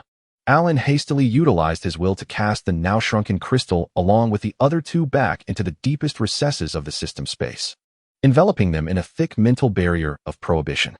The divine devourer system emitted a reluctant tremor, but he forcibly suppressed it. "This is not a suitable place to linger." Malena's voice, though still weakened, regained its customary calm. "The shadow whisperers appearing in this abandoned watchtower is quite unusual. They typically operate in groups or serve as scouts for something far more troublesome. Gather your spoils and leave at once." The weeping ruin marked on the map is not far from here. Perhaps we can find temporary refuge there. Alan nodded. Stowing away the ring of shadows step, damaged, and the shadow dust, with 1,800 runes credited to his account, slightly replenishing his funds. He assisted the still somewhat feeble turret to rise, and together they exited the dilapidated tower that had nearly become their final resting place. Outside, the mist seemed to thicken, and the distant crimson beams of light stood out starkly against the grayish backdrop, appearing even more ominous. Following Parker's crooked map, Alan mounted Torret and cautiously advanced eastward along a muddy, well-trodden path. Torret's steps had regained some steadiness, yet his pace remained slow, clearly still recovering his strength. Occasionally, they encountered sluggish, stiff corpses meandering through the fog, which Alan chose to circumvent in order to conserve energy. After approximately half an hour of travel, the terrain began to dip slightly. Through the mist, the outline of a solitary structure emerged. It was an exceedingly rudimentary and dilapidated stone house, precariously perched on a relatively dry slope overgrown with yellowing weeds. The thatched roof had mostly caved in, and the walls were riddled with cracks and dark green moss. A decaying wooden door, barely discernible in its original hue, hung ajar, creaking ominously in the wind. Beside the stone house stood a bare, rotting wooden post, which appeared to have once supported a sign, now reduced to a splintered fragment. Was this the Weeping Ruin? The name seemed fitting, for it looked like a structure on the verge of collapse. Alan halted Torret outside, remaining vigilant. There were no monstrous roars, no scent of decay, only silence and desolation. Dismounting, he signaled for Torret to wait outside while he gripped his short sword in his left hand and placed his right hand on the hilt of his great sword, cautiously approaching the ajar wooden door. With a creak, the decayed hinges emitted a harsh screech. Alan sidled into the dimly lit interior. The room was shrouded in shadows, filled with an odd amalgamation of dust, mold, and faint herbal scents. The space was small, allowing him to take in the entirety of it at a glance. In one corner lay a heap of broken pottery and moldy straw. A rickety three-legged wooden table, the fourth leg propped up by a stone, leaned against the wall. An elderly woman, clad in a faded, patched long skirt of coarse fabric, hunched over while seated on a tree stump beside the table. She faced away from the entrance, her shoulders gently trembling, emitting a muffled and intermittent sobbing that resonated with profound sorrow and despair. "Who is there?" The woman seemed startled by the sound of the door opening, abruptly turning around with a tremor in her voice filled with fear. Her face was a tapestry of deep wrinkles, reminiscent of parched earth, and her murky eyes were swollen, reflecting an abyss of pain and numbness. Her emaciated hand clutched a tattered, linen-stitched doll, its threads unraveling and soiled. A faded passerby. Alan lowered his guard and sheathed his short sword, the scene before him weighing heavily on his heart. This is not a monster, but rather a pitiable soul consumed by the despair of this barren land. "Elderly lady, are you the only one here?"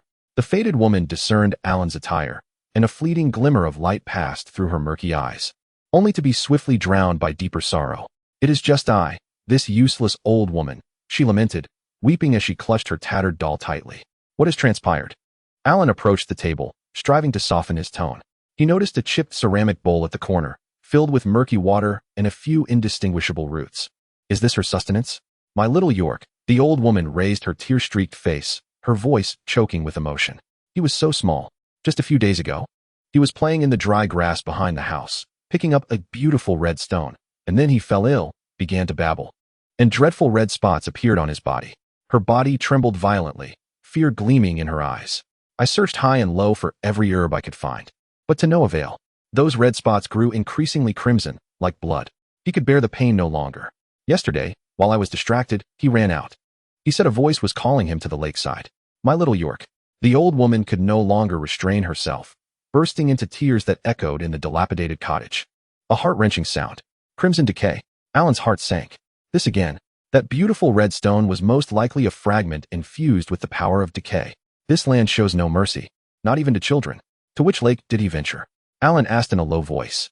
"The largest body of water on the peninsula is the corrupted lake we passed when we arrived. It's the large lake to the south," the woman sobbed, breathless, pointing towards the south. "Please, I implore you, help me find my little York. He is so young, he cannot." She trembled, retrieving an item from her bosom, which she gently placed on the battered table. It was a small, dried root, emanating a faint, delicate fragrance. System prompt. Pure golden tree young root, faint. Contains an extremely weak trace of the golden tree's life energy. capable of slightly enhancing potion effects or serving as a catalyst for certain precious potions. Its worth is minimal. Yet in this land of decay, it appears particularly pure. I found this in the woods of Ningjef, a constant reminder, she said. Her eyes filled with hope and despair as they gazed at Alan. Alan looked at the small root, radiating a sense of purity, then at the old woman, whose nearly fainting visage was wrought with grief. After a moment of silence, he reached out and grasped the root. It felt warm in his hand, imbued with a faint vitality that dispelled some of the chill within the cottage. I will accept this, Alan said, placing the root into his backpack. I shall go to the lakeside. Elderly lady, he wished to offer some comforting words, yet found language to be woefully inadequate amidst the despair of this land. Ultimately, he merely nodded and turned, stepping out of the sorrow-laden dwelling. Outside, the fog seemed to thicken. Alan mounted his horse, his spirits weighed down by the gravity of the situation. Torrid appeared to sense his master's emotions, standing quietly. They made their way to the lakeshore. Alan patted Torrid's neck, prompting the creature to stride toward the southern expanse of the lake, shrouded in thick mist, resembling a vast, festering wound. Just a short distance away, a familiar booming voice pierced through the fog. Hey, warrior, over here, this way. There, atop a slight rise by the roadside, stood Parker, his plump figure animatedly waving his arms before a few dilapidated covered wagons, his face adorned with a professionally enthusiastic grin. His caravan seemed to have relocated not far from the weeping, crumbling house. Warrior, I see you're headed toward the lakeshore. Parker jogged over, his small eyes scanning Alan and Torrid, particularly glinting with an imperceptible spark upon noticing the fresh, faintly red scar on Torrid's neck. Oh dear, that place is not to be trifled with. It's been quite sinister lately. The creatures crawling out of the water are far more ferocious than those on land.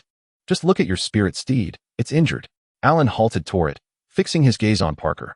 You seem well informed, boss. What's happening by the lake? Oh, don't even get me started, Parker exclaimed, dramatically slapping his thigh. Just yesterday, a few reckless fated ones thought they'd try their luck at the lakeshore, and guess what? Only one returned. And he was mad, babbling incoherently about red children and eyes in the lake.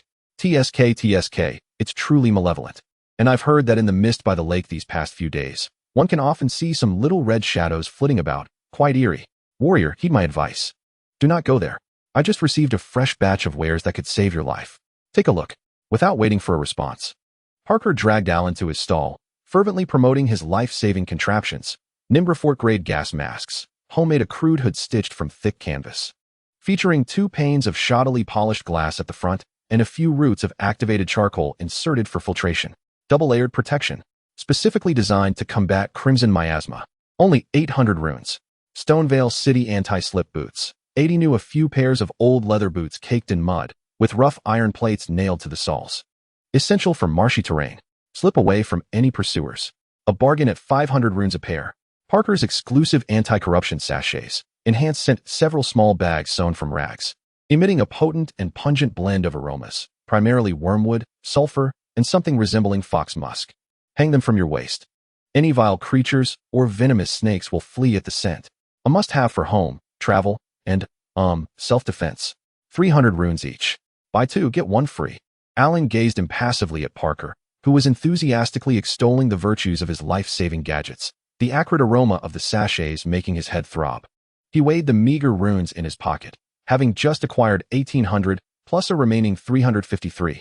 But deducting the promised deposit to the old woman left him with just over 1,000 to spend, and glanced at the glinting, mercantile gleam in Parker's small eyes. Boss, is that premium gas mask breathable? Alan pointed at the object, fearing that before he could be poisoned by the miasma, he would suffocate from his own exhalation within it. Parker's chubby face stiffened at the sight. And those boots, the soles nearly worn flat, like new? Alan thought they were more like barely intact. Warrior. Such words are quite the stretch. As for the fragrant pouch, Alan pinched his nose and took a step back. The scent so overpowering. Was it intended to repel monsters or to ward off teammates? Parker's face fell completely, awkwardly rubbing his hands together. You know what they say. You get what you pay for. Perhaps you might consider something else? His eyes darted, catching a glimpse of the ring in Alan's hand that he had just equipped, emanating a faint aura of shadow. Warrior. This ring you possess is rather intriguing. It bears the mark of the shadow cult, does it not? Alas, it is merely a defective item, its effects lackluster and demanding of energy, wouldn't you agree? A flicker of interest sparked within Alan. This merchant was perceptive. So, do you have a solution? Parker's chubby face broke into a grin once more, mysteriously producing a small cloth pouch from within his garments. He opened it to reveal several shards of glimmering ore and a small vial of thick, shadow-like black liquid. What a coincidence! I happen to have some shadow stone fragments and a vial of bat blood, excellent materials for enhancing shadow equipment. If you trust my skills, for a fee of 500 runes, I could refine this ring for you. I can't promise to turn it into treasure, but at least I could make it less depleting, allowing your steps in the shadows to be a tad lighter. What do you say? Alan surveyed the dull shards and the dubious black liquid, then glanced at the underwhelming ring in his hand that subtly drained his spirit. 500 runes felt like a hefty price, yet it seemed more reliable than purchasing those life-saving artifacts. Just as he hesitated, Malena's weak but clear voice echoed in his mind, tinged with an almost imperceptible urgency. Alan, be cautious. A profoundly subtle, yet pure wave of corrupt energy is leaking from the direction of that dilapidated house. It is faint, as if suppressed for a long time, but it has just begun to slip out. It resonates with the crystals in your backpack. Chapter 15, Tears and Shadows of the Ruined House. And the merchant's new goods, continued. Parker's enthusiastic pitch for the shadow stone fragments and bat blood abruptly ceased. His smile froze, the shrewdness in his small eyes replaced by a blend of suspicion and a deeper, unsettling awareness. He abruptly turned, fixating intently on the weeping ruin, his nostrils flaring as though he were catching an invisible ripple in the air. Purely suppressed corrupt resonance? Malena's frail and urgent warning reverberated in Alan's mind, like a stone cast into a stagnant pool, sending chills through his heart. Deep within his backpack, the 3 heavily sealed crystals of corrupt divinity stirred, akin to awakened serpents, suddenly pulsing with a cold, viscous, and malevolent yearning. They seemed drawn to the faint wave emanating from the ruined house, eager to break free from their seals and surge towards the source. Damn it! In Alan's heart, a silent curse emerged as his formidable willpower swiftly quelled the agitation of the crystallized essence, confining it deep within the seal. Simultaneously, his piercing gaze shot towards the desolate, dilapidated house. The heart-wrenching cries of the old woman seemed to linger in his ears from moments prior, yet now outside. Only the thick fog and the creaking of the door in the wind remained, while inside, an oppressive silence reigned. The faint leak of energy was exceedingly subtle. Had it not been for Malena's reminder and the resonance with the crystallized essence within him, it would have gone unnoticed. Parker quickly withdrew his gaze, the skepticism on his round face receding like a tide, reconstructing the slick smile of a merchant, yet within that smile lurked an unspoken curiosity. Ah, brave warrior, what do you think of this ring trade? He rubbed his hands together, attempting to steer the conversation back. However, Alan's mind was already elsewhere. The old woman had mentioned how little York found a beautiful red stone, which then led to corruption and rushed towards the lake. Parker spoke of rumors of red children by the lakeside, and now, the sudden emergence of pure corruptive fluctuations resonating with divine essence within that broken house. These clues strung together like scattered pearls, subtly threaded by a poisonous line known as Scarlet Decay. The ring can wait. Alan interrupted Parker, his tone resolute. Parker, my good man, I require one of your top-tier gas masks. Also, do you possess anything that might attract or, dare I say, provoke the corrupt monsters? The more effective, the better. A cold determination flickered in his eyes. Parker's small eyes instantly brightened. A grand business. He immediately rummaged through a pile of junk, producing a rudimentary canvas hood. And from a locked iron box, he carefully retrieved 3 dark red pills, the size of pigeon eggs, sealed with wax and exuding a pungent, sulfurous aroma. A fine eye you have, brave warrior, Parker exclaimed, handing over the mask and the pills with rapid speech. These are Parker's specially crafted corruption bait bombs, an exclusive formula, made from decayed lake mud, the glands of irritable fire lizards, and a dash of, well, specially fermented corruption crystallized powder. Crush the wax seal and throw it out. And that scent, TSK, it'll drive any corrupt monster within 50 paces into a frenzy. The effect is absolutely formidable, although it is a bit pricey, 500 runes each. 3 for you at 1400, the mask is complimentary. Deal. Alan unhesitatingly produced 1400 runes, slapping them onto Parker's greasy leather apron, swiftly stowing away the pungent bait bomb and the crude mask. He glanced at Parker, who was grinning widely as he counted the money. Yet a fleeting glimmer of apprehension towards the direction of the broken house did not escape Alan's keen eye. Boss, do you know the previous occupants of that broken house? Alan inquired casually. Parker's hand paused mid-count before he resumed with an air of nonchalance. Huh? Just a poor old woman, It seems her son was taken by a monster. She has been weeping incessantly, such bad luck. I advised her to move, but she wouldn't listen. In this cursed place, who looks out for whom? He waved his hand dismissively, appearing reluctant to delve further. Alan chose not to press further, casting a deep gaze at the lifeless, dilapidated house before mounting his horse. Torret, let us go. To the lakeside. Torret seemed to sense the weight and latent menace emanating from its master, letting out a low hiss as it galloped towards the southern expanse shrouded in mist and death, the decaying lake. The air grew increasingly damp and viscous as they approached the shore, the putrid sweetness mingling with the pungent aquatic scent, enveloping them as if it were a tangible shroud. The ground beneath transformed into a deep brown, quagmire-like mire, saturated with the lake's foul waters. Each step sank heavily, making it arduous to proceed. Towering, withered reeds loomed like specters in the thick fog, obscuring vision and rustling ominously. In the distance, the water exhibited a disquieting shade of dark green, eerily still, resembling a vast emerald gradually succumbing to decay. Alan donned a rudimentary canvas mask, instantly narrowing his field of vision and rendering it hazy. A film of condensation quickly formed on the inferior glass, making breathing laborious and stifling. The acrid scent of activated charcoal mingling with the mustiness of the canvas assailed his nostrils. Cursing the unscrupulous merchant Parker under his breath, Alan bore it with reluctance.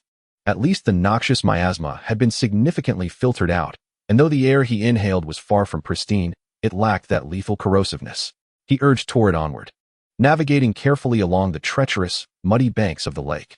The steed's agile hooves displayed remarkable adaptability in the swamp, treading firmly despite the slow pace. Alan's gaze was keen as a hawk, scanning the fog-laden shoreline, the sinister reeds, and the lifeless dark waters. Malena's senses acted as an invisible radar, striving to detect any threats in her weakened state. Be cautious, something is amassing beneath the water, her voice, tinged with fatigue, warned. No sooner had she spoken than the surface of the lake erupted. Several fish-like creatures, their bodies coated in slick, dark green slime, and their forms hunched, leaped from the water. They emitted a harsh, grating hiss, their sunken eyes gleaming with avaricious red light, as they brandished clawed arms, lunging towards Alan like relentless parasites. Seeking death, Alan's expression hardened, his right hand swiftly drawing the king's sword, infused with 23 points of strength. The heavy blade sliced through the thick air with a thunderous roar. With a sickening thud, the foremost two creatures were cleaved in twain as if they were mere sacks of refuse, their foul blood and shattered entrails splattering across the ground. Undeterred, the remaining creatures continued their assault. Alan slapped the saddle with his left hand, springing into the air. Torret deftly sidestepped. In midair, Alan gripped his sword, executing a downward strike. With a resounding crash, the massive sword descended like a meteor, crushing one creature along with the mire beneath it into a pulp, mud splattering everywhere. As he landed, he didn't glance back. The sword swept horizontally in one fluid motion. Clang! With a sickening squelch, he deflected a clawed attack, while simultaneously cleaving another creature aside. His movements flowed seamlessly, strength and skill merging rapidly in the fervor of combat. The remaining fishmen appeared to be paralyzed by the gruesome demise of their companions, emitting terrified shrieks as they attempted to leap back into the lake. Thinking to escape? Alan's gaze turned frigid as he swiftly drew forth the king's sword, imbued with the holy blade.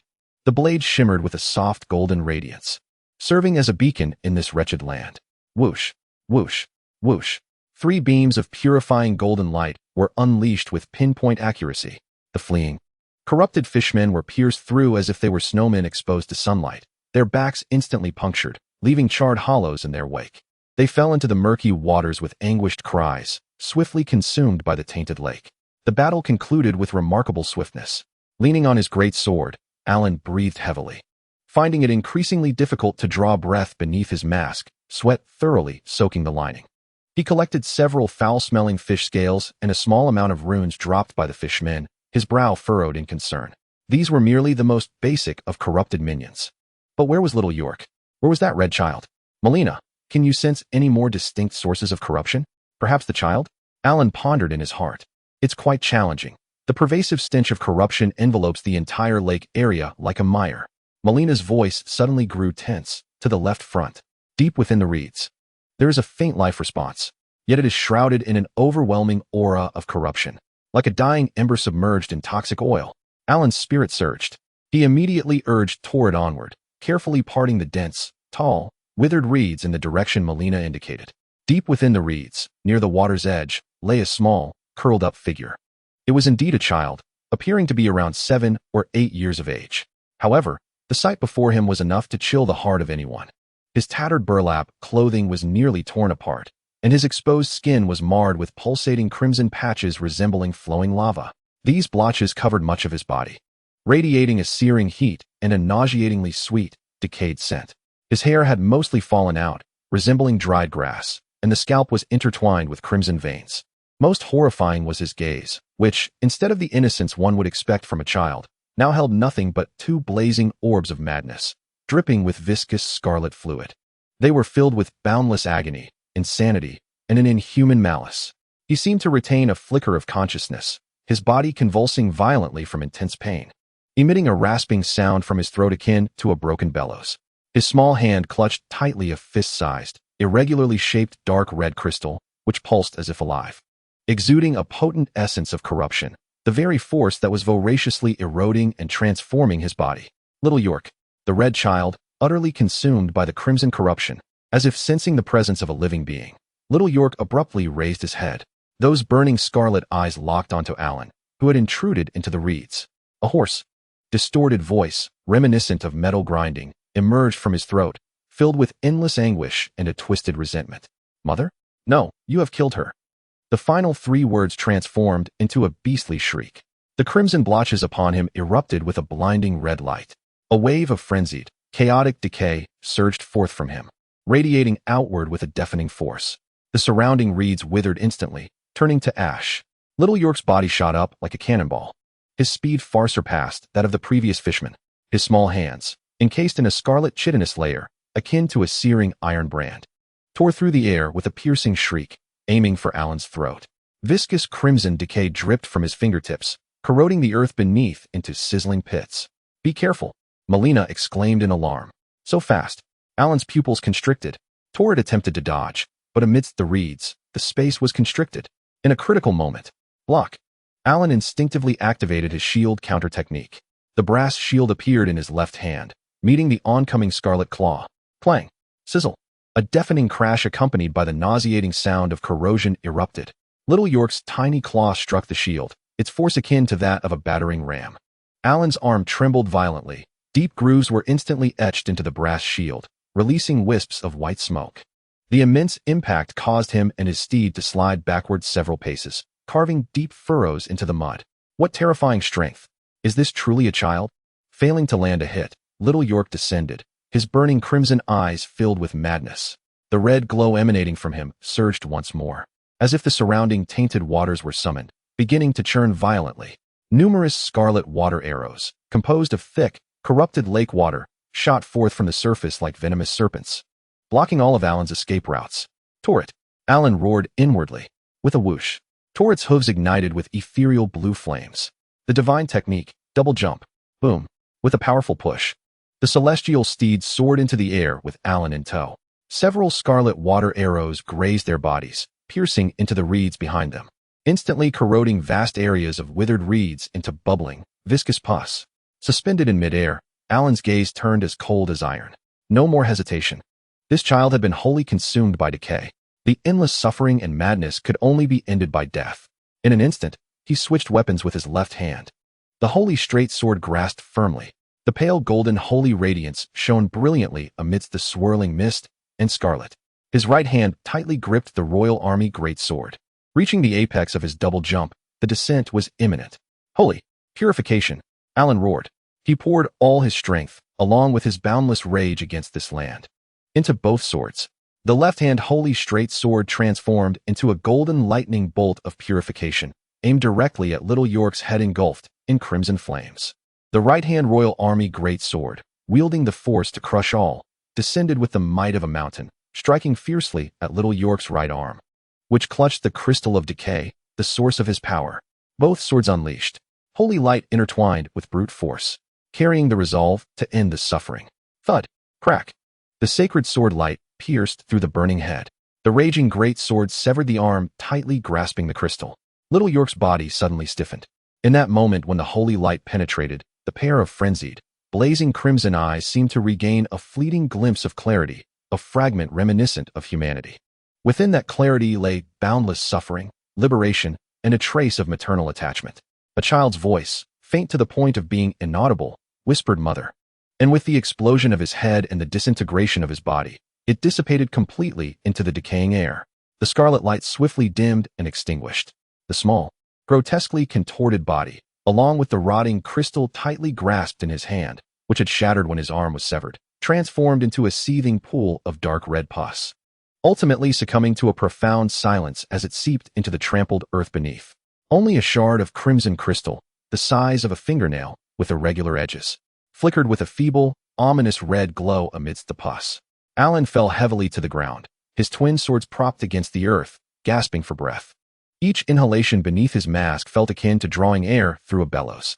Gazing at the stain on the ground, quickly diluted by the fetid waters, he felt no joy of victory, only a heavy gloom and an inescapable sorrow.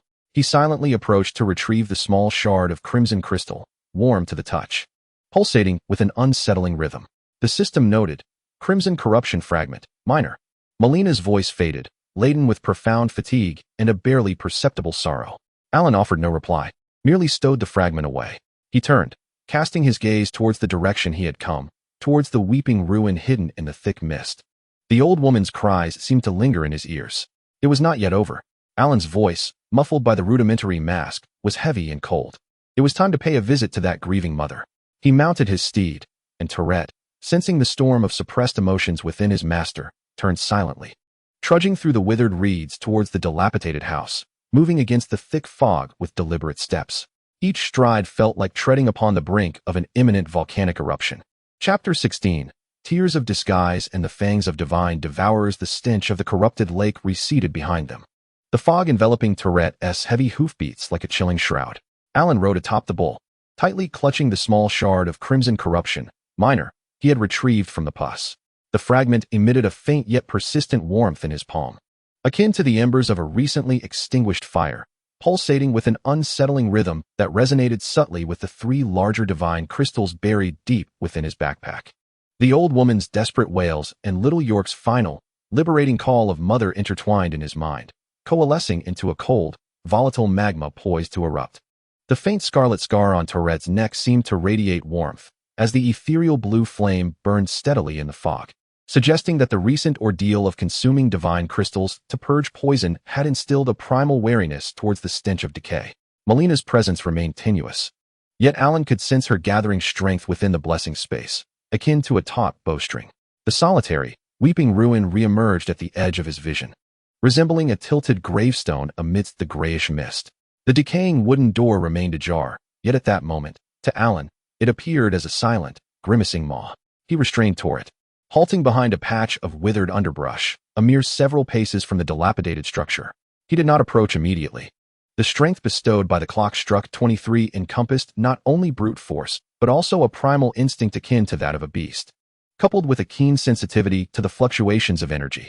The agitation of the 3 divine crystals nestled within his backpack was now more pronounced than it had been by the lakeside. They throbbed wildly in the depths of their seal, conveying a chaotic amalgamation of greed, yearning, and a hint of trepidation, all aimed squarely at the decrepit dwelling. Malenia, what is the situation inside the house? Alan whispered inwardly, his gaze honing in on every shattered window and shadowed crevice of the ruin like a hawk. The silence was unsettling. Malena's voice, laced with acute vigilance and a touch of confusion, confirmed the abnormal quietude. The earlier trace of pure corruption had vanished entirely.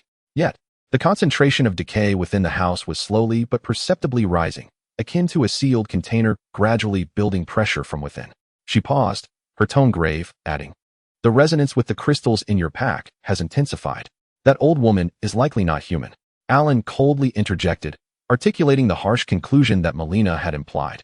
He recalled the oppressive sobbing within the ruin, the poignancy of sorrow, and the pristine roots of the golden tree, all seemingly meticulously arranged bait.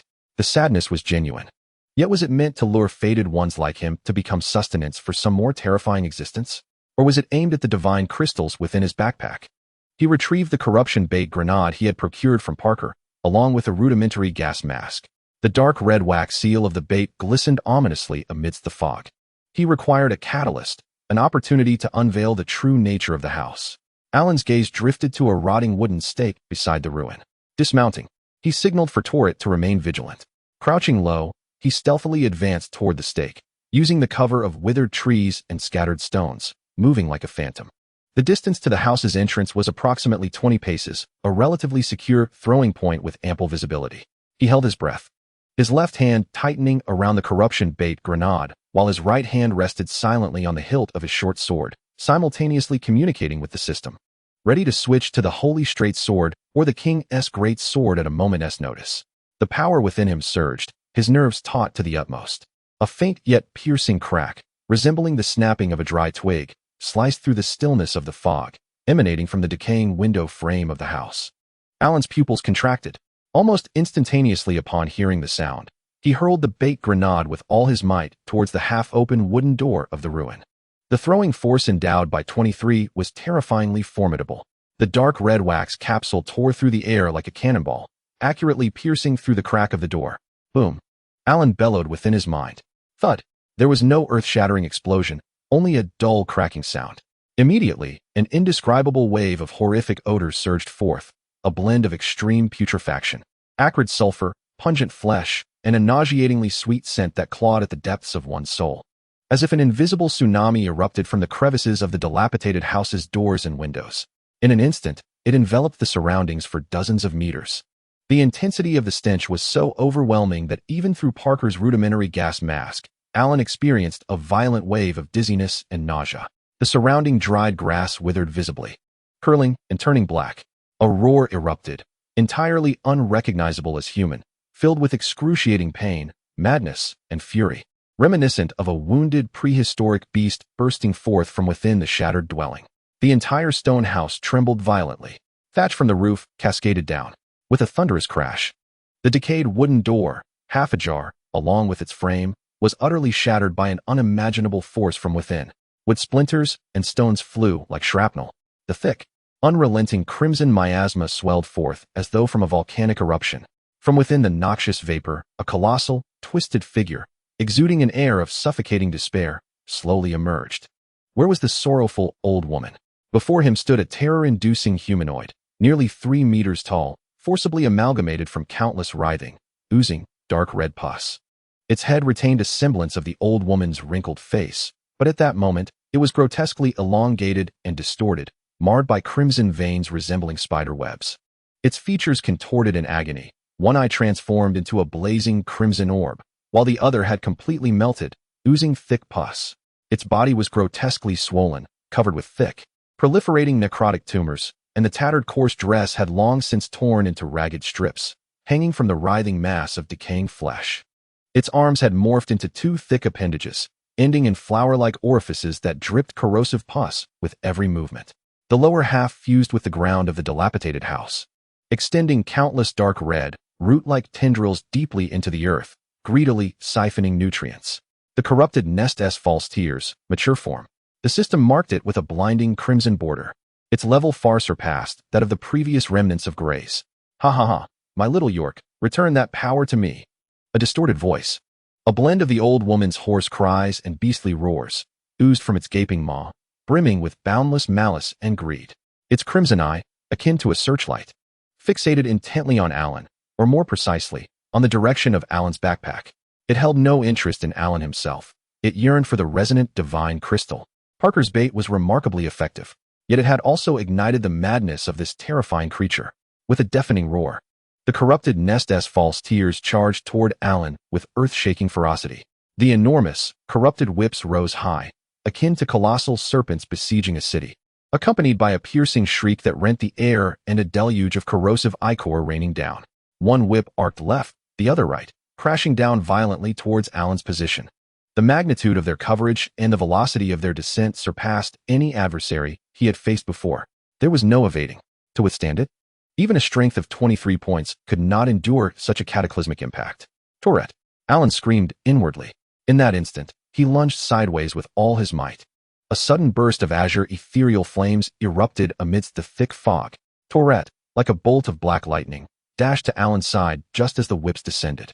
Leveraging the momentum from his leap, Alan executed a perilous roll, narrowly landing atop the steed. Boom! Boom! The two corrupted whips crashed down like meteorites upon the very spot where Alan had sought refuge among the underbrush. The ground trembled violently. Soil mixed with withered flora soared into the sky, leaving behind two enormous, bottomless pits, their edges oozing with corrosive slime. The shockwave forcefully dispersed the surrounding mist. Tourette, bearing Alan, navigated swiftly through the billowing dust and splattering ichor. The remarkable double-jump technique was employed repeatedly, deftly evading the subsequent onslaught of whip shadows and the constantly emerging tendrils of corruption from the earth. Each leap was fraught with peril, as corrosive ichor grazed past, searing Tourette's fur with hissing wisps of smoke. Malenia, suppress it! Alan bellowed upon the jostling saddle. The holy straight sword materialized in his left hand, radiating sanctified brilliance that dispelled the surrounding miasma of decay. Ensnare it with light. Malenia's cool voice resonated with unwavering determination. A golden chain, wrought from pure divine light, materialized from the void, coiling around the corrupted creature's right arm whip like a sinuous serpent. With a sizzling sound, the clash of holy light against corruption erupted in a blinding spectacle and a copious release of foul smoke. The golden chain dug deeply into the corrupted flesh, emitting a hissing sound of burning. The corrupted entity howled in agony, its right arm momentarily bound and slowed. A fleeting opportunity. Now is the time. Tourette. A fierce glint ignited in Alan's eyes. He squeezed the horse's flank with fervor, and Tourette, understanding his intent, charged towards the base of the giant whip arm. Now ensnared by the holy chain and rendered immobile, their speed escalated to its zenith. Alan gripped the king's army greatsword with both hands. The 23 points of strength surged within his arms like a roaring tempest. He poured all his will, fury, and an insatiable desire for vengeance against this warped land into the embodiment of raw violence that was the great sword. The blade emitted a low, resonant hum, unable to withstand the ferocity of his power. Sever it for me, he cried, with a fiery cleave. Strike! Malenia's fiery talismanic power surged forth. The king's army greatsword transformed into a blazing golden blade. The intense heat warped the air. With Tourette's maximum speed, Alan's muscles coiled like a dragon, as the great sword tore through space with the might to rend the heavens, crashing down upon the base of the whip bound by the holy chain. With a splat and a thunderous roar, there was no clash of metal against metal. Only the corrupt flesh was instantaneously carbonized, evaporated, and exploded with a terrifying sound under extreme heat and brute force. The chains of holy light shattered in response. The grotesque whip of the corrupted nest, thicker than a battering ram, was severed cleanly from its base. The severed end was instantly seared into char by the intense heat, and then violently exploded under the impact of internal corruptive energy. Putrid blood, shattered flesh, and burning debris scattered like fireworks. A thunderous howl of agony and madness erupted from the corrupted nest. Its massive form writhed uncontrollably in pain and imbalance. Thick, dark red pus gushed forth from the severed arm like a fountain. Its health visibly plummeted, yet it was utterly consumed by rage. The crimson eye blazed with destructive light, no longer heeding Alan. Its colossal body hunched low, as numerous decaying tendrils embedded in the ground writhed and swelled with fervor. This is dire. It intends to detonate the corrupted ley lines. Malenia's warning resonated with unprecedented terror. The ground surrounding the dilapidated house transformed into a dark crimson hue. It churned violently like boiling tar, swelling ominously. Countless viscous, deadly pus bubbles exuding corrosive fumes erupted from below, rapidly expanding, their surfaces shimmering with an eerie red glow. The insides of these bubbles brimmed with chaotic, corruptive energy, poised for a chain reaction explosion at any moment. The area encompassed all of Alan and Tourette's escape routes. A hell of corruptive pus. A lethal trap. Tourette, jump! Alan bellowed. Tourette's ethereal hooves ignited to their utmost, initiating a double jump. Boom! With a powerful thrust, the spirit steed soared into the sky with Alan. But below, countless pus bubbles, swollen to their limits, resembled barrels of explosives on the verge of detonation. A devastating shockwave and corrosive pus would consume everything. At this critical moment of impending life and death, a glimmer of unprecedented madness and determination flashed in Alan's eyes. He no longer suppressed himself, no longer hesitated. With a fierce resolve, he tore open all seals at the deepest recesses of the system space. The three crystals of corrupt divine essence, pulsating with cold, greedy energy, one smaller and darker, emerged as if sensing the scent of blood. Instantly exposed to the air of reality. Divine Devour. Alan roared within, a soul-shaking cry. No longer was he merely dispersing toxins. He sought to plunder, to consume, to evolve. Buzz. The three divine crystals erupted in a blinding, dark red radiance. A torrent of chaotic, furious energy, infused with the endless madness and resentment of fallen deities, surged into Alan's body like a bursting dam. An indescribable agony.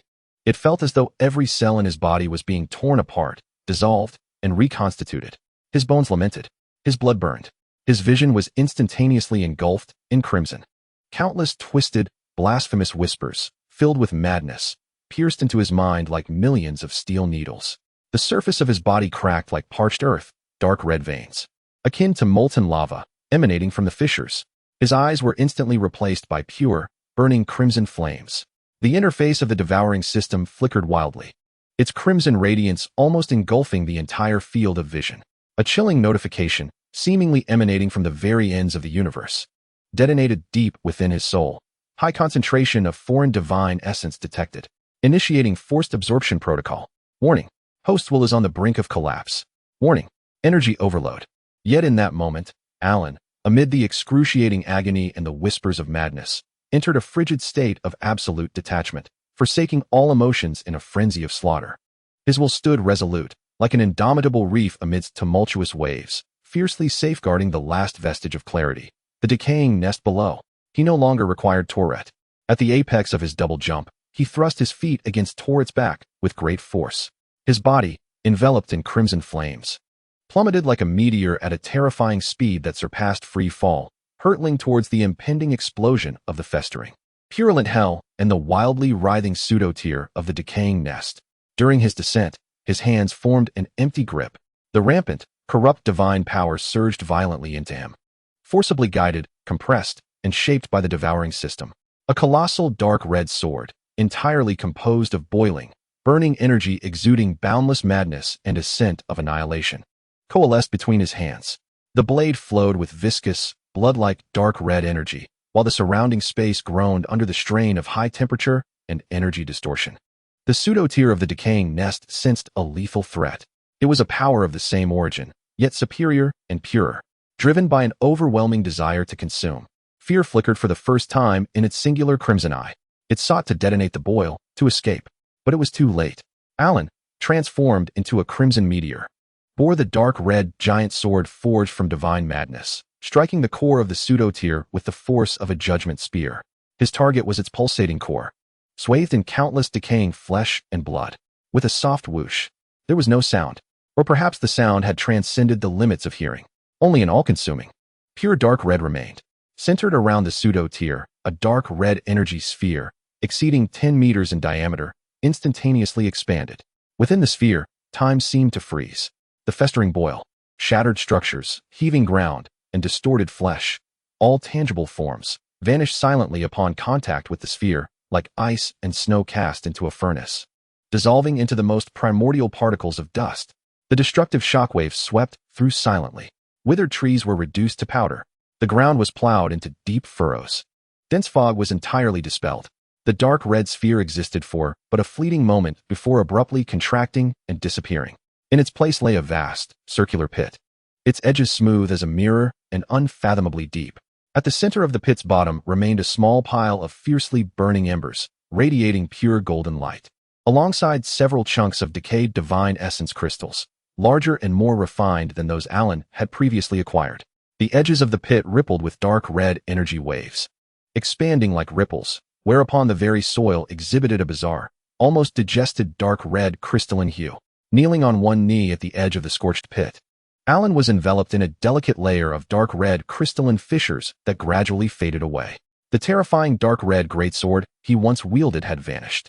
The crimson flames in his eyes slowly extinguished, revealing a pair of weary, hollow orbs, tinged with a hint of bewilderment and a cold, insatiable hunger for destruction that lingered after the calamity.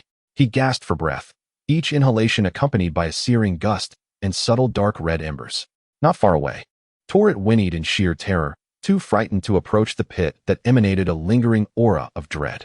Malenia remained eerily silent, as if she had been utterly stunned by the unfathomable scene that had just unfolded. Silence. A deathly stillness enveloped the land, now completely purified. only within Alan's backpack. A few newly acquired, larger and purer crystals of corrupt divine essence pulsated like well-fed beasts, exuding a chilling satisfaction. After the crimson light gradually waned, the interface of the divine devourer system revealed an almost imperceptible, throbbing dark red pattern at its core. The power, formidable enough to instill terror, fused with a maddening whisper that etched itself deep into his soul. Chapter 17. The masked tears and the fangs of divine devourer continued. A profound silence reigned. The vast circular pit resembled a scar upon the earth, its edges smooth as glass, extending into unfathomable depths. At the center of the pit, a pile of pure golden embers stood as the final tombstone, emanating a faint yet warm glow that dispelled the cold and ominous remnants of dark red crystals clinging to the walls. Several newly formed, larger and purer crystals of corrupt divine essence lay scattered beside the embers, akin to solidified blood gems, silently pulsating with an unsettling allure and pressure. Alan knelt at the edge of the crystallized soil of the pit, his heavy breaths resembling a battered bellows, each inhalation laced with searing pain and subtle dark red sparks. The dark red crystalline fissures on his body gradually receded beneath his skin like a receding tide, leaving behind a profound weakness and a numbing coldness, as if his soul had been hollowed out. In his mind, the myriad of steel-like, maddening whispers had not entirely dissipated but had settled into a viscous, chaotic backdrop, echoing with blasphemous sounds that relentlessly battered at the crumbling dam of his reason. The interface of the divine devourer system slowly rotated in the depths of his vision. The newly formed, pulsating dark red pattern at its core greedily drawing in the residual corrupt divine essence from the air, emitting a faint, satisfied hum. The sense of power, potent enough to instill dread, surged through his limbs and bones like a dormant volcano. Yet this power felt so foreign, so frigid, marked by the madness of divinity. With each heartbeat, he sensed himself slipping into an inhuman abyss. He glanced down at his slightly trembling palm, where a dark red luminescence flickered beneath his skin. A suppressed groan of pain emerged from the depths of his consciousness, faint as a flickering candle in the wind. It was Malenia. Malenia? Alan abruptly lifted his head, forcibly suppressing the tumultuous thoughts, his voice hoarse and parched. Malenia's voice was intermittent, imbued with an unprecedented frailty and a near-collapsing shock. What exactly is that entity that you have devoured, along with that space? Her presence was exceedingly faint, as if it could extinguish at any moment. I did not know. Alan gazed vacantly at his hands, feeling the frigid, raging force within him, yet also a newly born strength akin to an extension of his own will. All I knew was that it yearned to survive, just as I did. His gaze shifted towards the nascent crystals at the center of the charred pit, the desire of the God-Devouring System stirring once more. At that moment, a deliberately muted, yet still jarring sound of footsteps and the creaking of wheels over crystallized ground shattered the silence of this desolate place. Alan abruptly turned his head, his crimson flames nearly bursting forth from his eyes once again. His right hand instinctively pressed against the short sword at his waist, power coalescing, the surrounding air slightly distorting under his murderous intent. Before him stood the rotund merchant Parker, cautiously maneuvering his dilapidated cart around the edge of the charred pit, his face adorned with an exaggerated expression of mingled terror, flattery, and an unmistakable hint of greed. His beady eyes fixated on the newly formed divine crystals in the pit's center, then swiftly darted over the remnants of dark red aura lingering around Alan, his throat involuntarily swallowing. Oh my heavens! Parker's voice quivered dramatically, halting a distance away from Alan, too intimidated to approach the ominous pit. Noble warrior, did you just unearth the toenail of the weeping goddess? The entire peninsula heard that commotion. He rubbed his hands together, his small eyes darting, attempting to discern Alan's expression beneath the mask. Are you all right? Your steed seems quite frightened as well. Triolet indeed appeared shaken, anxiously pawing at the ground a short distance away, the ethereal blue flames flickering wildly, brimming with wariness towards Parker and the pit, unwilling to approach Alan. Alan remained silent, his icy gaze piercing through the low-quality glass of his rudimentary mask, akin to a tangible blade descending upon Parker. The timing of this unscrupulous merchant was too convenient. How much did he know about the items in the dilapidated house, the bait bomb? Parker trembled under Alan's scrutinizing gaze, hastily waving his hands. And no misunderstandings. My lord, I am but a humble merchant. Hearing such a ruckus, the entire peninsula trembled thrice. I was merely concerned for your well-being, and perhaps, to see if there might be any post-battle cleanup work. This place, he gestured toward the chaotic pit and crystallized ground, is quite ominous. It disrupts the feng shui.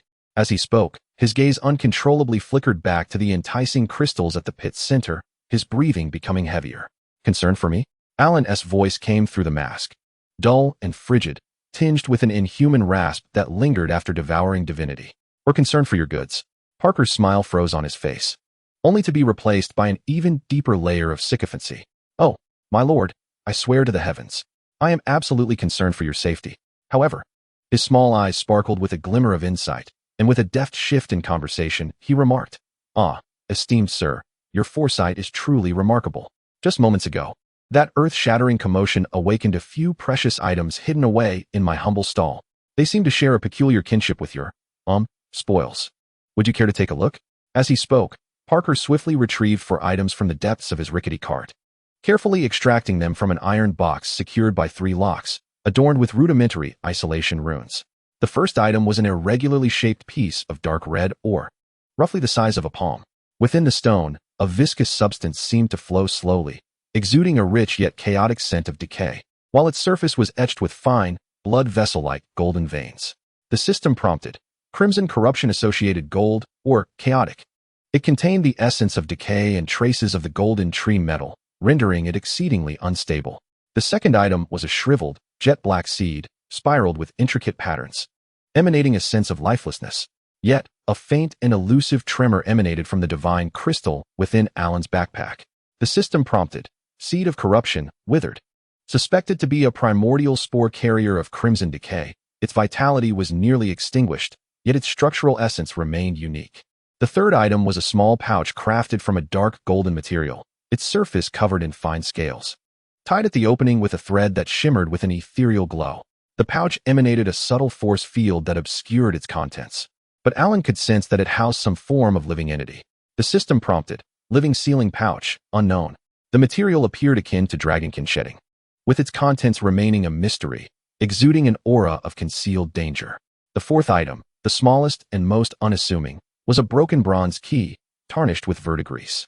The key's handle was intricately carved with an abstract, distorted symbol resembling a weeping eye or a wilting flower. The system prompted, key of weeping, fragment, an unknown creation. Its ancient material harbored a profound essence of sorrow and decay. As these 4 items were unveiled, a sudden tremor surged from the depths of Alan's backpack, awakening the newly formed, pure divine crystals of decay within. A far more intense and ravenous desire to consume surged through him, crashing against his will like a tsunami. The dark red patterns of the divine devouring system pulsated wildly, emitting a hungry hum. Its target was unequivocally directed at the 4 items in Parker's grasp, particularly the crimson corruption-associated gold, ore, and the withered seed. It was as if they were the vital nutrients desperately required for his metabolic needs. Hee, esteemed sir, Parker chuckled, his plump face beaming with delight, while his small eyes fixated intently on Alan's reaction, particularly the air around him, which shimmered and twisted ever so slightly due to the agitation of power. These unique treasures were painstakingly unearthed from the depths of an ancient battlefield on the peninsula, where I nearly sacrificed my life to retrieve them. They have remained dormant and forgotten for ages. Yet, the moment your business concluded, it was as if they awoke from slumber. Especially this ore and this seed. They are radiating warmth. I ponder whether they share a special connection with you, my lord. Parker's words were a blend of truth and deception, yet he astutely captured the resonance between the power within Alan and the 4 artifacts before him. He was testing the waters, as well as marketing his wares, using these keys infused with the secrets of crimson corruption to barter for greater gain. Alan forcefully suppressed the nearly overwhelming urge to consume that surged from the devouring system, his throat parched like sandpaper against skin. He gazed at the 4 items in Parker's possession, particularly the stone that flowed with dark crimson and golden light, and the lifeless seed. His intuition whispered that consuming them might further complete the devouring system, and even provide clues about the origins of crimson corruption.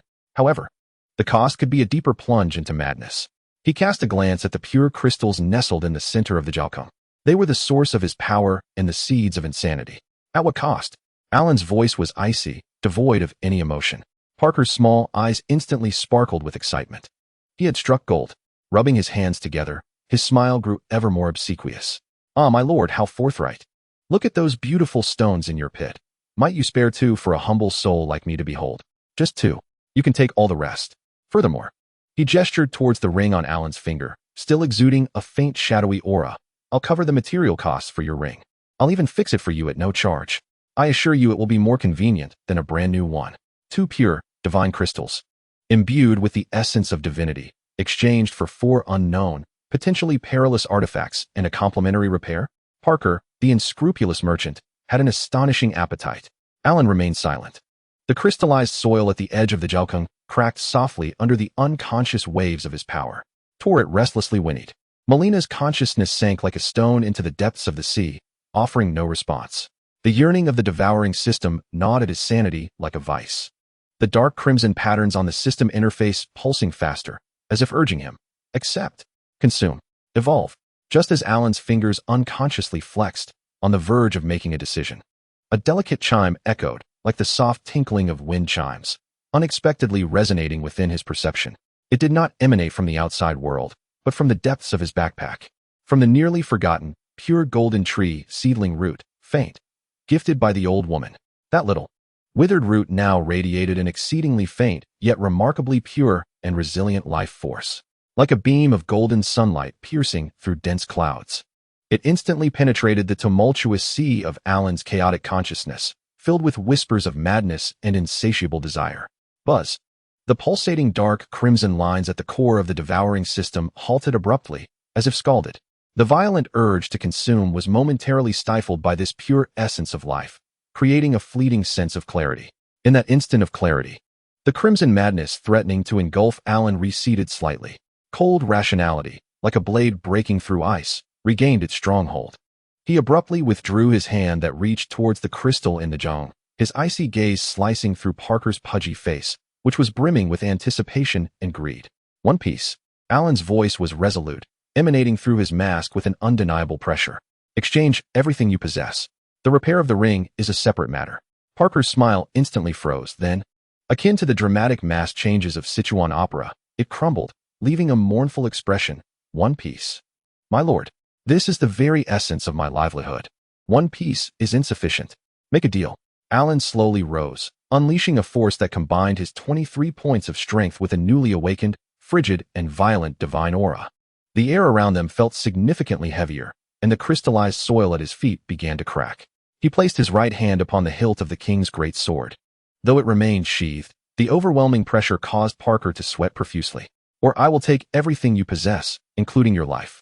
The latter part of his statement carried a stark, deathly chill reminiscent of an icy hell. Parker's flesh trembled violently, and the greed in his small eyes was swiftly submerged by fear. He gazed at the figure before him, radiating an inhuman aura, causing the very ground beneath to groan, then cast a fleeting glance at the tantalizing crystals in the Jalkung. Ultimately, the dread of death overshadowed all else. Deal. You have the final say, my lord.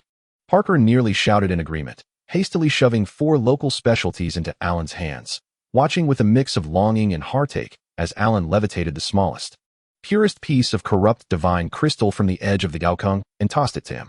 Upon receiving the crystal, Parker's fear was instantly replaced by overwhelming ecstasy. It was as if he were cradling a rare treasure, and he quickly placed the crystal into a specially designed lead box adorned with seals, before exhaling deeply as if he had reclaimed his life. I'll repair the ring, the small one, right away. I assure you it will be swift and excellent. Parker bowed and nodded, no longer daring to exhibit any sloth. Alan ignored him, storing the 4 ominous yet alluring specialties into his system space. The pure golden tree sapling root fell silent once more, yet the life-saving pure essence from earlier etched itself into Alan's heart like a brand. He glanced at the still trembling Torrit, wary of approaching, and sensed the nearly imperceptible presence of Malenia deep within his consciousness. The path ahead, to devour divinity and ascend to the pinnacle of inhuman power, or to cling to the faint glimmer of life from the golden tree. The dark red patterns of the divine devouring system pulsated slowly in his vision, akin to the gaze of an abyss. Parker, cradling the crystal, donned a renewed, sycophantic smile, his small eyes sparkling with the shrewd calculations typical of a merchant pondering the next transaction. The sobbing peninsula, drenched in crimson decay, revealed but a fraction of its hidden iceberg. Meanwhile, Alan had already embarked on the thorny path, illuminated simultaneously by divine madness and the faint light of life. With no turning back. Chapter 18. The echo of sobs and the invitation of shadows. Parker cradled the purity crystal, the size of a pigeon's egg, exuding a chilling allure, and his cherubic face glistened with obsequiousness. With the care one would afford a rare treasure, he delicately placed the crystal into a lead box, inscribed with rudimentary isolation runes.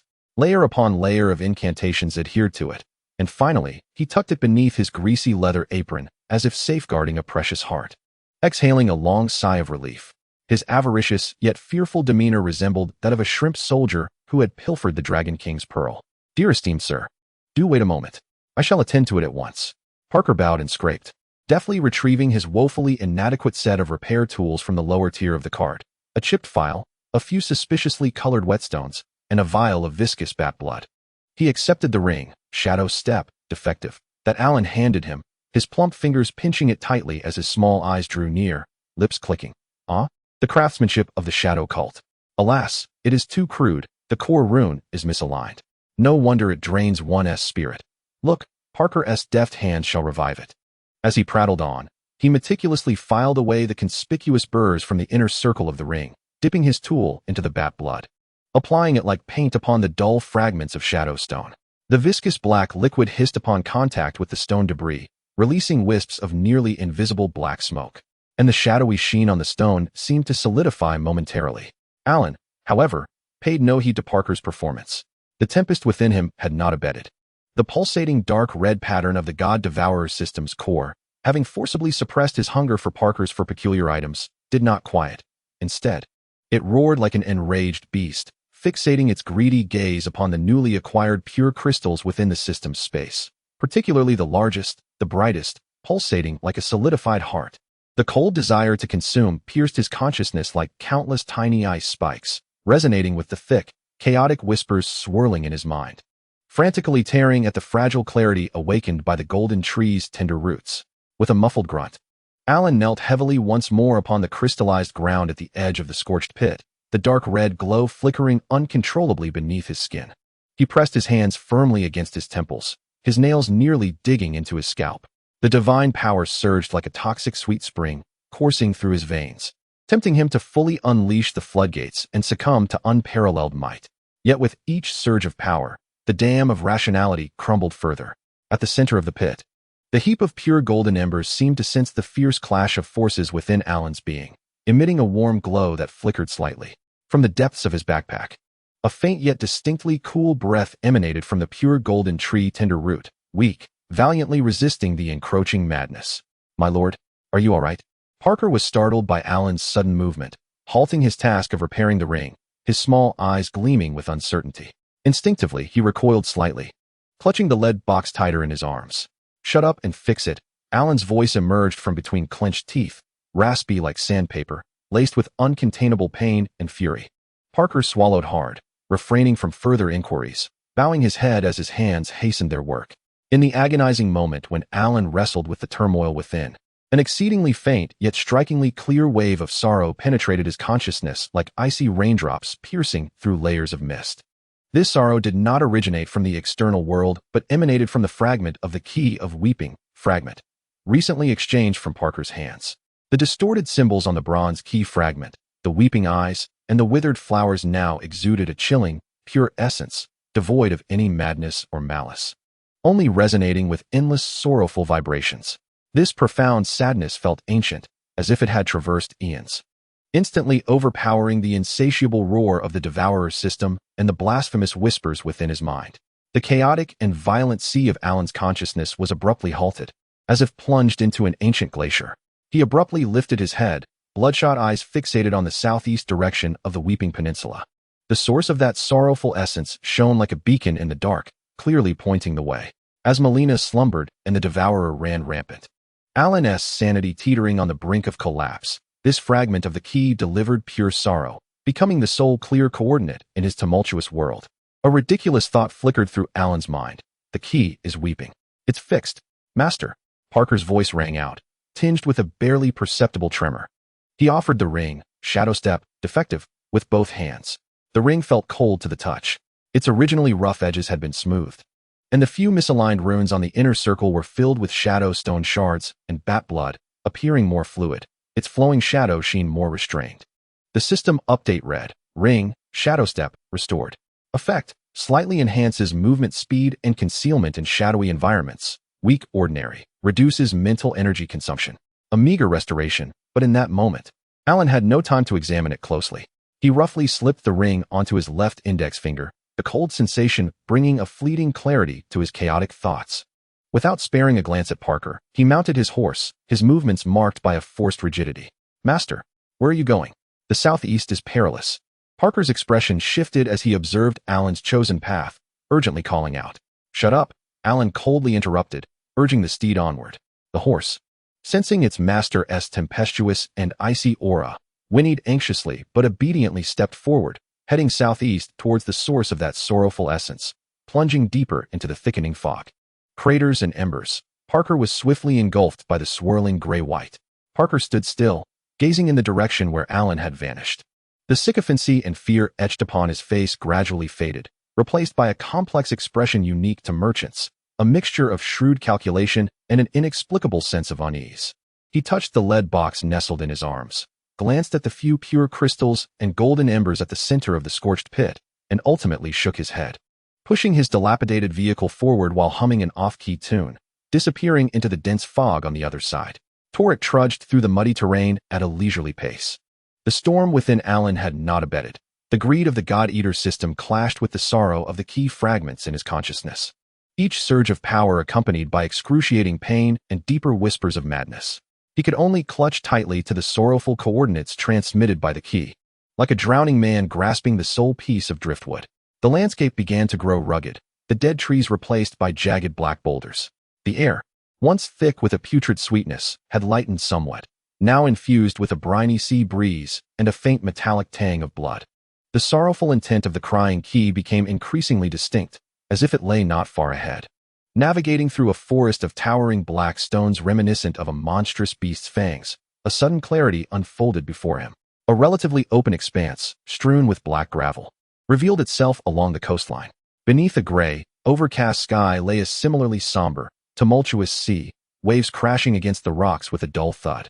The fog here had thinned, torn apart by the sea breeze.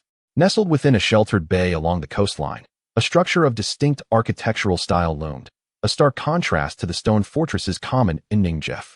It was a towering square monolith constructed from massive, smooth black basalt. The monument soared high, piercing the leaden sky, its surface adorned with intricate, twisted reliefs exhibiting an unsettling, inhuman geometric beauty.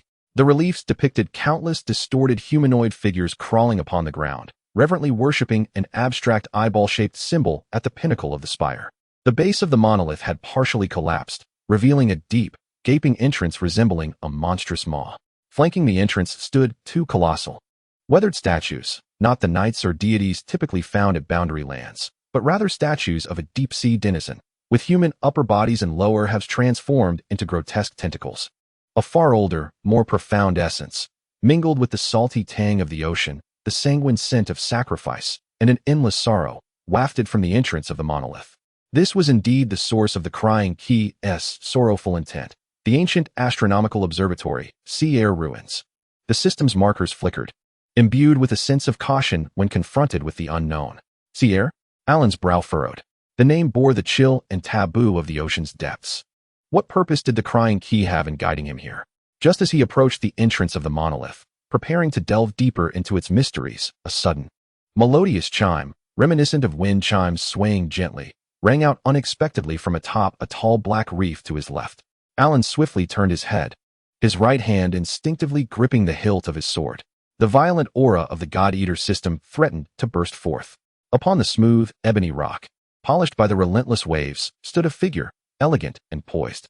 She was a petite woman clad in form-fitting black leather armor that accentuated her astonishing curves. Her visage was concealed by a shadowy mask, revealing only a delicately sculpted chin and a pair of deep, amethyst-like eyes. At the center of the mask, a small black gem glimmered, exuding a flowing sheen of darkness. Her silvery hair danced lightly in the sea breeze. In her hand, she toyed with a shadowy dart, the tinkling sound that had just echoed being the result of the dart's playful dance upon her fingertips. Enveloped in a shroud of shifting shadows, she seemed to merge seamlessly with the rock's dark surface. Had it not been for the deliberate chime, Alan might have been completely unaware of her presence. A pure, chilling aura emanated from her, akin to the spectral depths of an abyss. This power resonated faintly with the restored shadow step ring on Alan's finger. Shadow cult? Alan's voice emerged, cold and hoarse, laced with an uncontainable fury and wariness. A refreshing tremor pulsed from the ring on his left hand. A commendable reaction. Fader, the woman's voice. Crisp and melodious, yet infused with an inorganic chill and a hint of mockery, echoed through the mask. Her amethyst gaze scrutinized Alan with keen interest, slicing through the remnants of dark crimson energy that clung to him, finally resting upon his bloodshot eyes, which struggled to maintain their composure. It seems that Parker's unfortunate mishaps haven't completely ruined things this time. The shadowy dart in her fingers twirled gracefully before vanishing from sight. Who are you? Alan's muscles tensed, akin to a coiled cheetah ready to spring. Tourette, too, sensed the hostility, anxiously scraping the black stone beneath its hooves. The name is of little consequence, the woman replied, gracefully leaping down from the rock's summit as if she were a feather, landing several paces ahead of Alan. Shadows flowed beneath her feet, as if the ground itself belonged to her. What truly matters is the ring you possess and the fresh, perilous scent of the sea that clings to you. She cast a knowing glance towards the silent ancient observatory. We have a modicum of interest in you. The woman crossed her arms, appearing relaxed. Yet Alan could sense the latent energy of her shadows, poised to strike, especially one capable of stirring such a commotion on the Weeping Peninsula, while possessing the appetite to digest the corrupted nest's false tears. Her words dripped with intrigue, a fleeting seriousness glimmering in her violet depths. Not interested, Alan resolutely declined, urging Tourette to sidestep her and proceed into the observatory. The sorrowful essence of the key resonated vividly at the entrance of the obelisk, beckoning with an urgent call. Do not be so hasty. The woman's figure flickered like a specter, blocking Alan's path once more with astonishing speed, leaving only a faint shadowy trace behind. The effect of the shadow step ring upon her seemed amplified tenfold. The relic within can offer you nothing but sorrow and riddles. As she tilted her head ever so slightly, the corners of her lips beneath the mask seemed to curl into a cold arc, bestowing upon you a sense of strength. The true power lies in mastering the shadows rather than being consumed by them. She paused, her voice lowered, imbued with an alluring undertone. The true origin of the crimson decay, and the key to digesting those restless morsels within you. The word digest struck Alan's heart like a heavy hammer.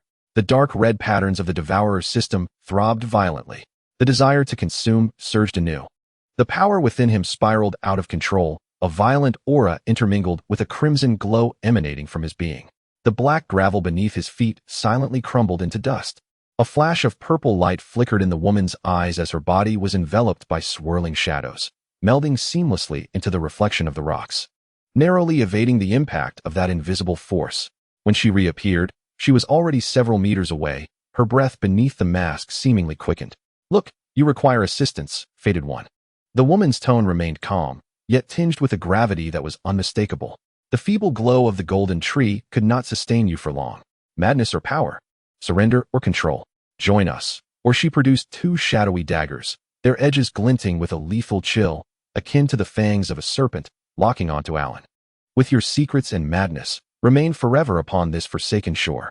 The sea breeze wailed, stirring up the briny spray, crashing against the silent black rocks and the ancient spire etched with twisted devotion. The sorrowful summons of the crying key intertwined with the cold invitation of the shadow cult, like two invisible ropes tightening around Alan's neck. The patterns of the Devourer system pulsed wildly in the depths of his vision. The faint glow of the golden trees, saplings flickering in the chaotic sea of consciousness. Tourette emitted an anxious whinny. Before him lay either a descent into the ancient enigma of sorrow or an embrace within the chilling depths of shadows.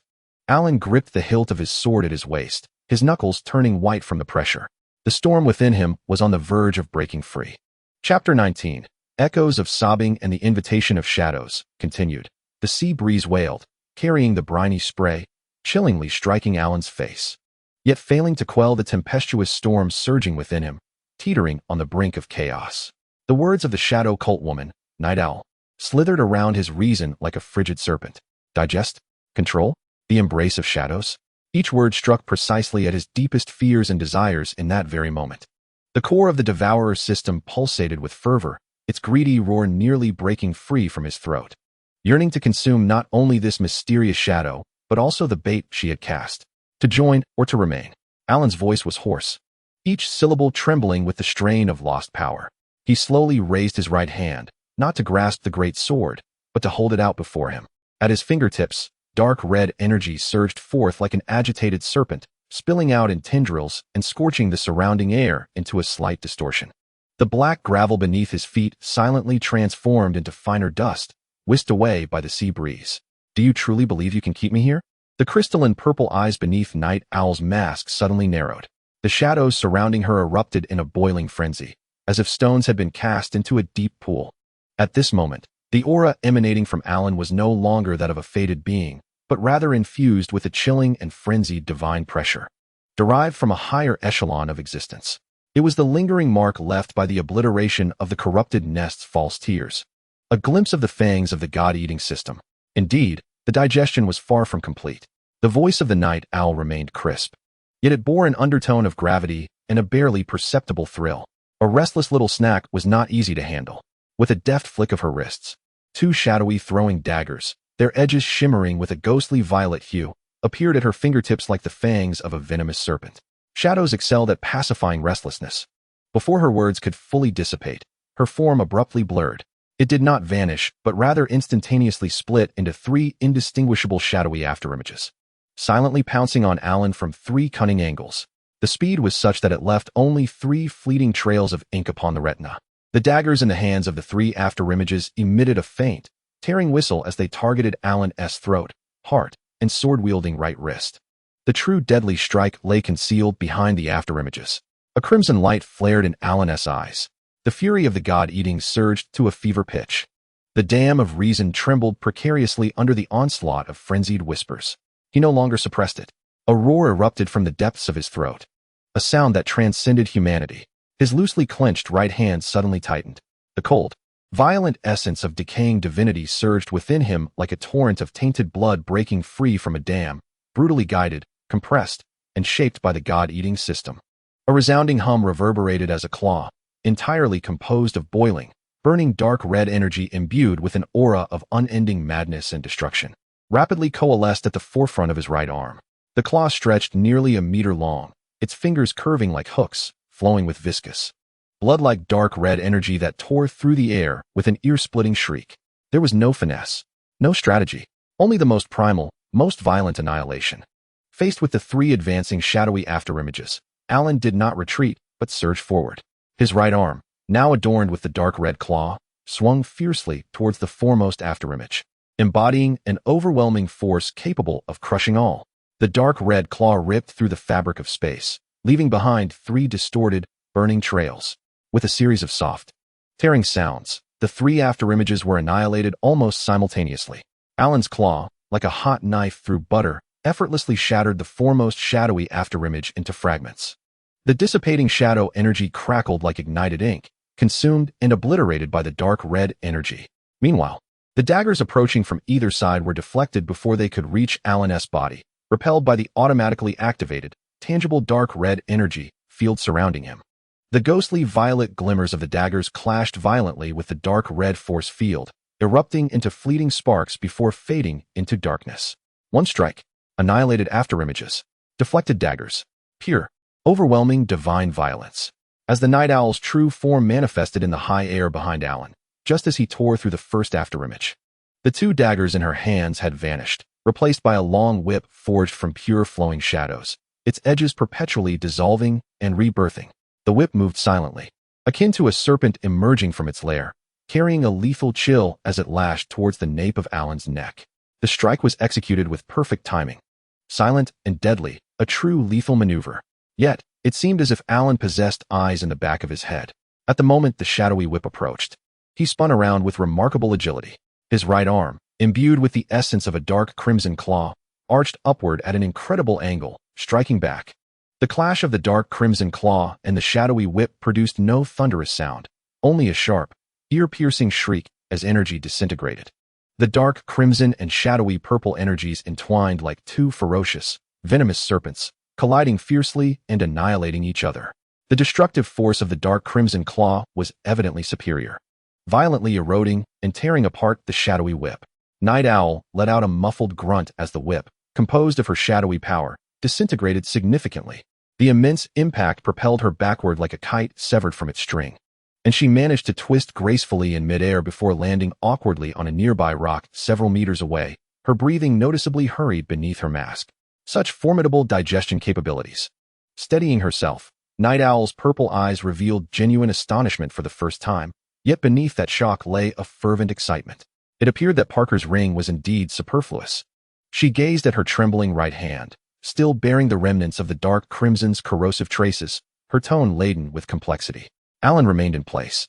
The dark crimson claw of his right arm slowly dissipating into wisps of dark red energy that retreated into his body. He panted heavily, each breath releasing a searing gust of heated air. The forced activation of his divine powers for a high-intensity manifestation attack exacted an immense toll on both his mind and body. The frenzied whispers in his mind surged like a tsunami, while the cool breath from the golden tree's tender roots flickered like a candle in the wind. On the verge of extinguishing, the dark crimson glow beneath his skin flickered restlessly like molten lava. Yet, he had repelled Night Owl with the most ferocious divine power. The price paid was a further descent into madness. Night Owl refrained from launching another attack.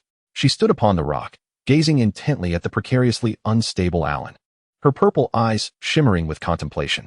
After a few moments, she suddenly withdrew all offensive stances, extending her hands outward in a gesture of pause.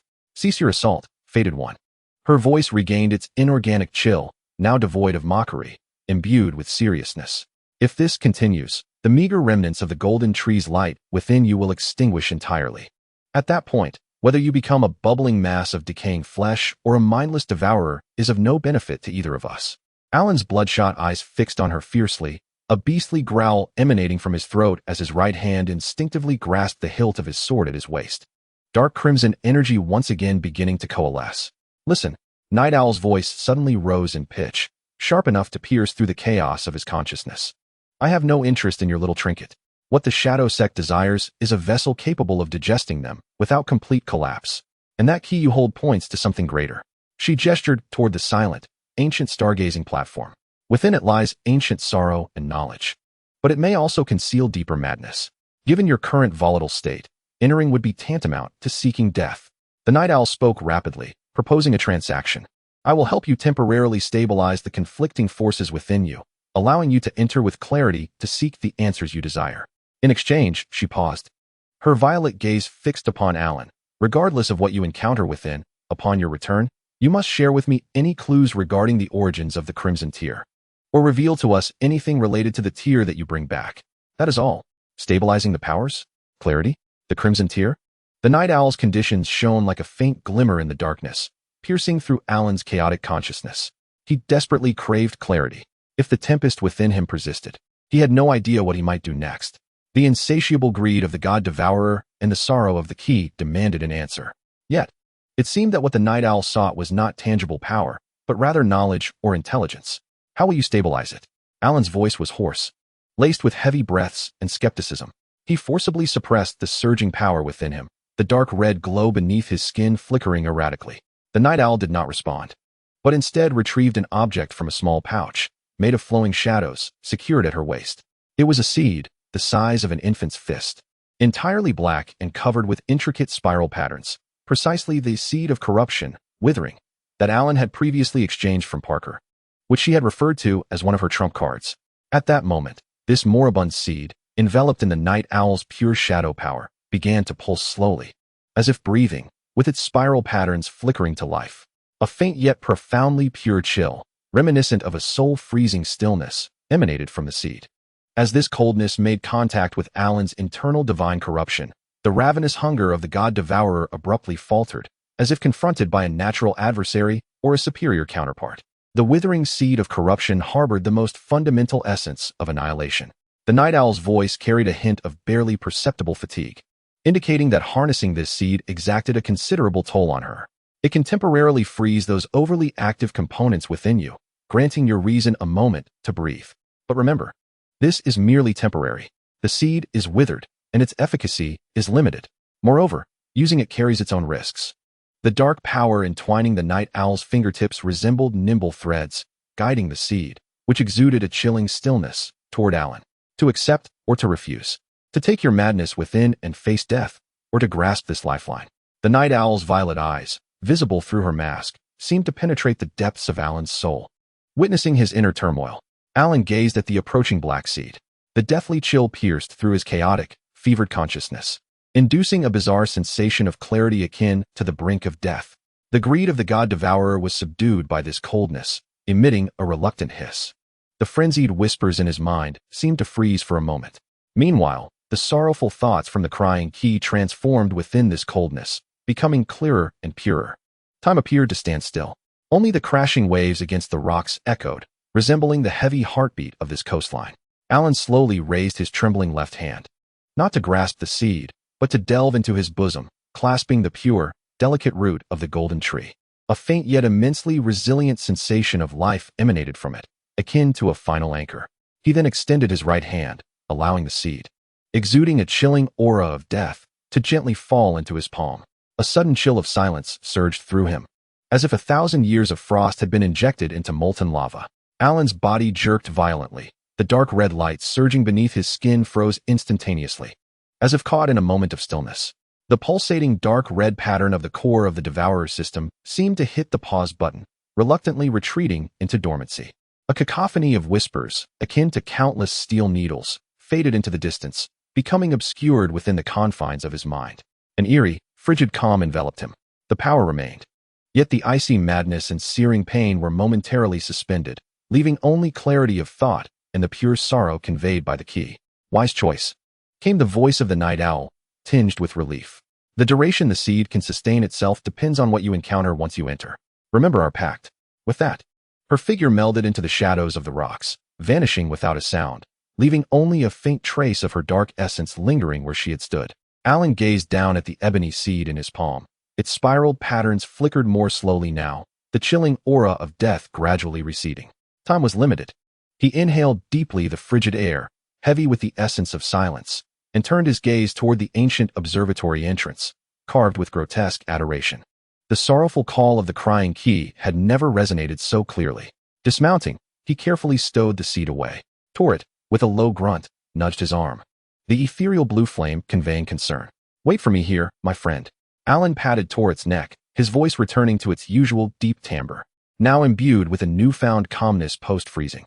He cast one last glance at the direction where the night owl had vanished, then tightened his grip on the king's army straight, sword at his waist. With resolute steps, he entered the cavernous mouth of the dark entrance. Cold and damp. The air was thick with the scent of brine, rust, and ancient blood. The passage sloped downward, flanked by rough black basalt walls, inscribed with more distorted and blasphemous reliefs of the deep-sea kin. Their twisted tendrils and hollow eye sockets silently narrated tales of forgotten horrors.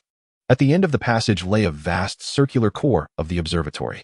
The ceiling soared high, seemingly embedded with a black crystal that absorbed all light, obscuring the exterior sky. Beneath the dome, at the center of the floor, stood an immense apparatus composed of countless intricate, precisely arranged star orbs, flickering with a faint azure glow. At the heart of the mechanism, a crystal sphere the size of a human head floated, slowly rotating, its interior resembling flowing rivers of starlight. Most striking of all was a skeletal figure beside the star apparatus, maintaining a posture of reverence. The bones, long weathered, remain as stark white remnants. Draped upon them is a tattered black robe, adorned with peculiar scaly patterns. The skeletal hands, raised in an extraordinarily reverent manner, cradle a stone disc aloft. At the center of this disc lies a symbol, unmistakably identical to the twisted, weeping eye motif found on the handle of Alan's weeping key fragment, with its recess conspicuously missing the tip of the key. The skull of the skeleton tilts slightly, its hollow eye sockets gazing into the profound darkness of the vault above.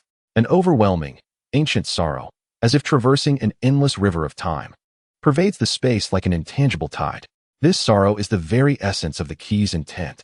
The weeping key fragment, in Alan's grasp, trembles violently, emitting a soundless wail, as if yearning for the missing part upon the stone disc. The answer is right before him, yet the price may have only just begun. Chapter 20. The Lament of the Celestial Path and the Spear of Law Cold. Silent. The chill brought forth by the seeds of decay seeps into the marrow like maggots, freezing the tumultuous divine frenzy and the blasphemous whispers in his mind. The moment Alan stepped into the heart of the observatory, that pure, millennia-spanning sorrow engulfed him like a tangible tide. The weeping key fragment quaked in his hand, emitting a silent shriek, as if striving to break free from his grasp and leap towards the kneeling skeleton by the celestial instrument. The circular space felt eerily vast. The abyssal darkness above seemed capable of consuming souls. Only the massive, intricate celestial apparatus at the center rotated slowly, its countless tracks and gears, forged from unknown metals, meshing and gliding with an almost imperceptible click that resonated in the heart. A deep blue crystal orb hovered at the core of the instrument, within which the stars flowed, emanating a cold, unchanging light akin to ancient immutable laws, illuminating the skeleton and its elevated stone disk. Alan's footsteps echoed on the cold, smooth black stone floor as he approached, his gaze fixated on the twisted weeping eye symbol upon the disk, a withered flower. The recess of the key's handle aligned perfectly with the symbol on the disk, save for the absence of the key's tip. Sorrow. Endless sorrow. There was no hatred. No madness. Only a profound grief, honed by time to an exquisite purity, akin to eternal ice. This sorrow emanated from the skeleton, from the stone disk, and most profoundly from the suspended deep blue crystal orb. It acted as a colossal magnet, drawing forth the resonance of the key in Alan's hand, harmonizing with the frozen decay of divinity within him, with the life essence of the golden tree's tender roots, and even with the dormant crimson patterns of the devouring system, creating a subtle, ineffable resonance. Who are you? Alan's voice, parched, shattered the stillness of the space. The only response was the rhythmic click of the celestial apparatus and the omnipresent tide of sorrow. He approached the skeleton, which remained in the most devout of kneeling postures. Its empty eye sockets turned towards the darkness of the vault, as if awaiting a divine revelation that would never arrive. Alan's gaze fell upon the stone disk. In addition to the keyhole-like symbol, the edge of the disk was inscribed with a dense, twisting script, reminiscent of living creatures writhing, a language unknown in any realm. Imbued with the coldness and strangeness of the deep sea, he inhaled deeply, suppressing the tumult of complex emotions within, and slowly raised his left hand, aligning the frigid crying key fragment with the symbol's recess at the center of the stone disk. Buzz. Just as the key fragment was about to make contact with the stone, it erupted with a blinding bronze radiance. The symbol upon the disk illuminated instantaneously. A powerful suction surged forth. Alan could scarcely maintain his grip. Click. A sharp sound, akin to a lock falling into place. The key fragment fit seamlessly into the stone disk. At the fracture, the bronze light harmonized perfectly with the glowing symbols on the disk. The entire stone disk was activated in an instant. The flowing bronze light spread along the twisted otherworldly script at the edge of the disk, as if infused with life. Thunderous rumblings echoed. The ancient observatory trembled violently. The profound darkness of the dome appeared to be stirred by an invisible force, swirling and rolling like ink. The suspended azure crystal orb erupted with an unprecedented, blinding brilliance. The starry river within accelerated, boiling in a frenzy. The star tracker emitted a deafening roar. Countless intricate gears and tracks spun and meshed at an unparalleled speed, calculating and deducing. The entire apparatus resembled a terrifying machine awakened to unravel the ultimate mysteries of the universe. Activating the core pollution source tracking protocol, a cold, grand, emotionless voice resonated deep within Alan's mind. Like a chilling mechanical synthesis, it bore an undeniable force of law. It was the residual will of the observatory, automatically executing its preset commands upon being activated by the key. The azure orb's light focused instantaneously, transforming into a thick, refined beam of azure light, violently shooting towards the swirling darkness of the dome. As the beam pierced the darkness, it rippled violently, akin to a stone cast into water. A colossal, vividly clear dynamic image was projected onto the rotating dark dome by the azure beam. The content of the image struck Alan as if struck by lightning, causing his pupils to constrict to pinpricks. It was an indescribable, vast expanse of cosmic void. The backdrop was composed of swirling nebulae and lifeless stars. At the center of the scene loomed a dark red celestial body, immense beyond measurement, suffocating in its enormity. It was not a planet. It resembled a pulsating, massive eye, oozing viscous dark red liquid, or rather, a living tumor, forcibly amalgamated from billions of decaying flesh and dark red crystals. Countless enormous dark red tendrils, akin to blood vessels and bundles of nerves, extended from the depths of its pupil, piercing through space, reaching out towards the cosmos in all directions. With each pulsation, it emitted a devastating scarlet miasma, corrupting every star within its reach. The remnants of countless civilizations, shattered planets, and twisted corpses of grotesque beings drift around, akin to refuse, slowly consumed and assimilated by an unseen force. The term Crimson Tears, the source of the star god's corruption, resonates coldly, imprinting itself deeply within Alan's consciousness. The perspective of the imagery rapidly draws closer, cutting through the nauseating decay of flesh and crystalline jungles, piercing directly to the heart of the tear. At its core, Alan glimpses a colossal crystal, as immense as a mountain, unmarred and radiating a soft golden light. This crystal is ensnared by innumerable thick, dark red tendrils that pierce it relentlessly. The pure golden luminescence clashes violently with the filth of the dark red, annihilating each other. Yet, the golden light is evidently at a disadvantage, continually eroded and tainted by the dark red's force. The pristine crystal resembles a massive, solidified tear. The phrase pure tear, a fragment of the world's primordial law, imprints itself anew. In that moment, an anomaly occurs. In the imagery, above the pure tear crystal, ensnared and corrupted by the dark red tendrils, the fabric of space ripples violently, as if disturbed by waves. A radiant golden spear of light, piercing through the cosmic void, descends with an overwhelming majesty, intent on purifying all and executing judgment upon everything. The form of this spear is one that Alan recognizes all too well. It mirrors the blessed light at the gates of Storm City, an embodiment of the power of the golden law. Yet, it is purer and far more formidable than any force he has ever known. The spear's target is not the terrifying core of the Crimson Tears, but rather the pure tear crystal ensnared by the tendrils. In the name of the law, sever the root of pollution, resonates a cold, grand voice, filled with a resolute cruelty. The speed of the spear transcends the very concept of time and space. Under Alan's astonished gaze, the golden spear, a symbol of absolute law and supreme dignity, strikes with precision, piercing the heart of the pure tear crystal. A deafening resonance erupts, not from the imagery, but directly impacting Alan's soul. The entire observatory distorts and quakes under this soundless explosion.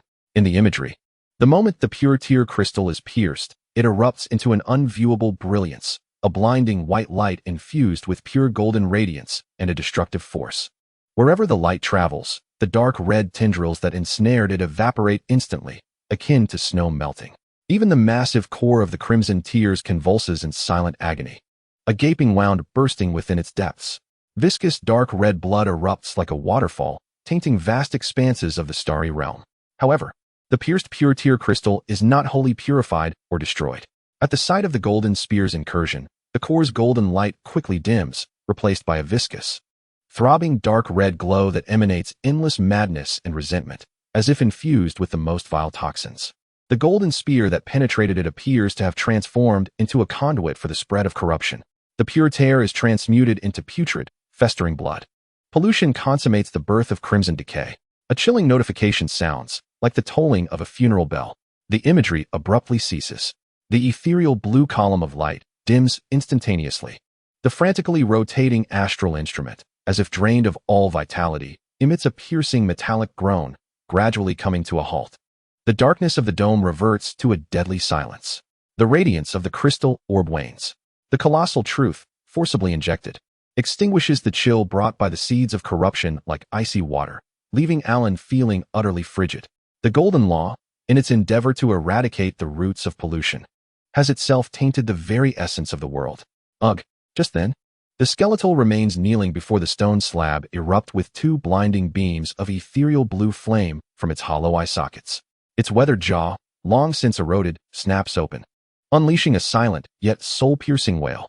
A surge of an intention, far more pure and filled with profound despair, crashes upon Alan like a tsunami. Do you see? The skeletal will, fragmented and laden with endless agony and accusation, laments the foolishness and cruelty of the law. Tears have congealed into pus. The key is both sorrow and warning. It awakens. As the final thought transmits, the skeleton raises its hands, along with the stone slab embedded with the key, which instantly disintegrates into glimmering stardust under the scorching blue flames, scattering through the frigid air. Ding. Acquired. Memory crystal, crimson origin, fragment. Contains core imagery segments tracing back to the ancient observatory, requiring special methods for retrieval. Ancient stardust X10.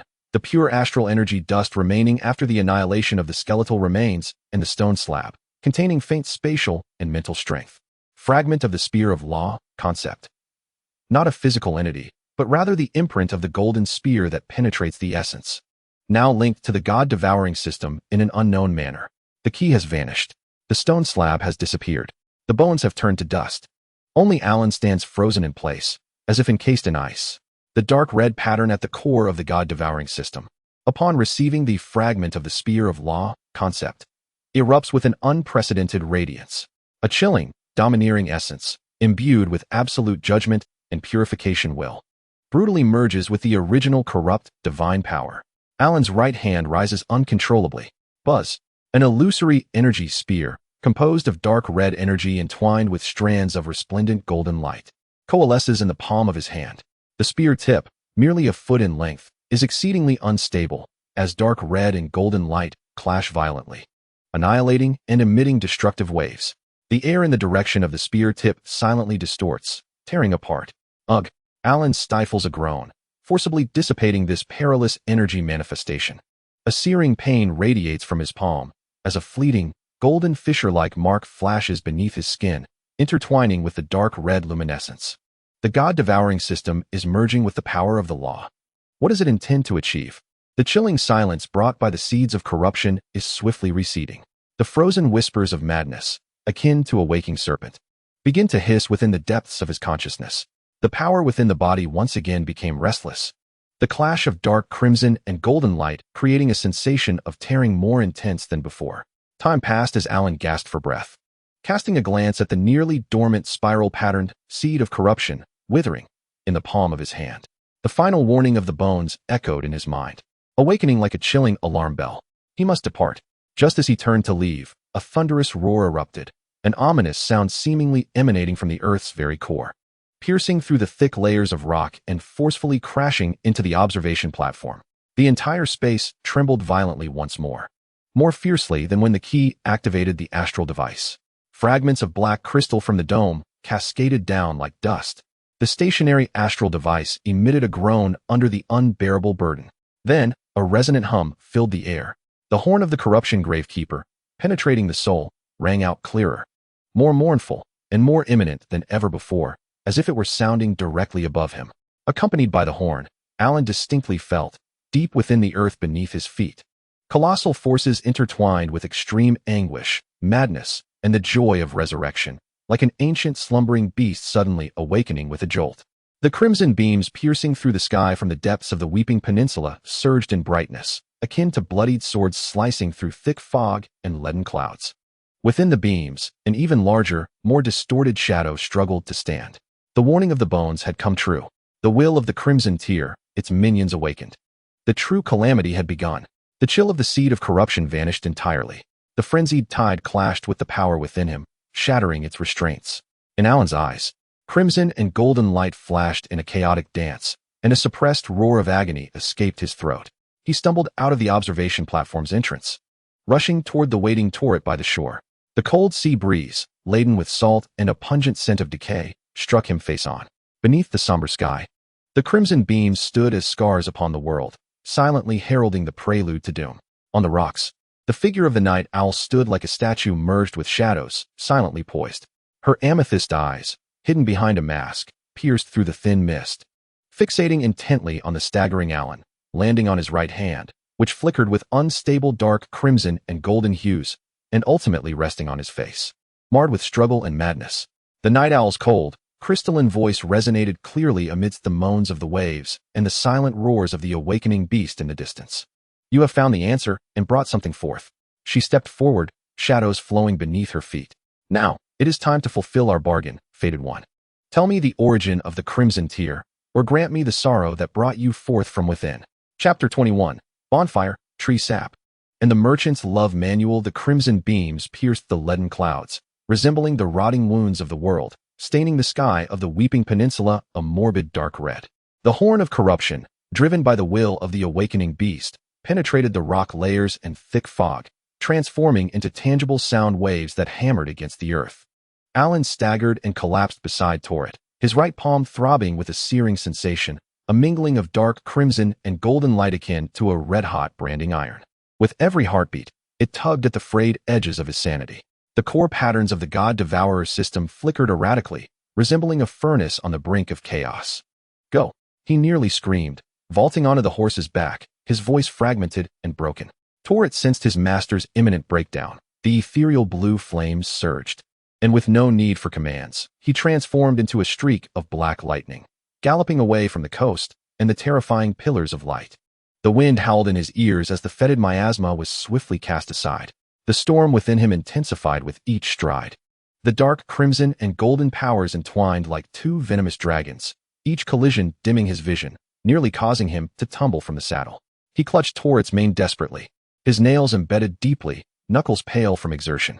Deep within his backpack, the seed of corruption, withered, now devoid of luster and riddled with cracks, silently proclaimed the end of Sanctuary.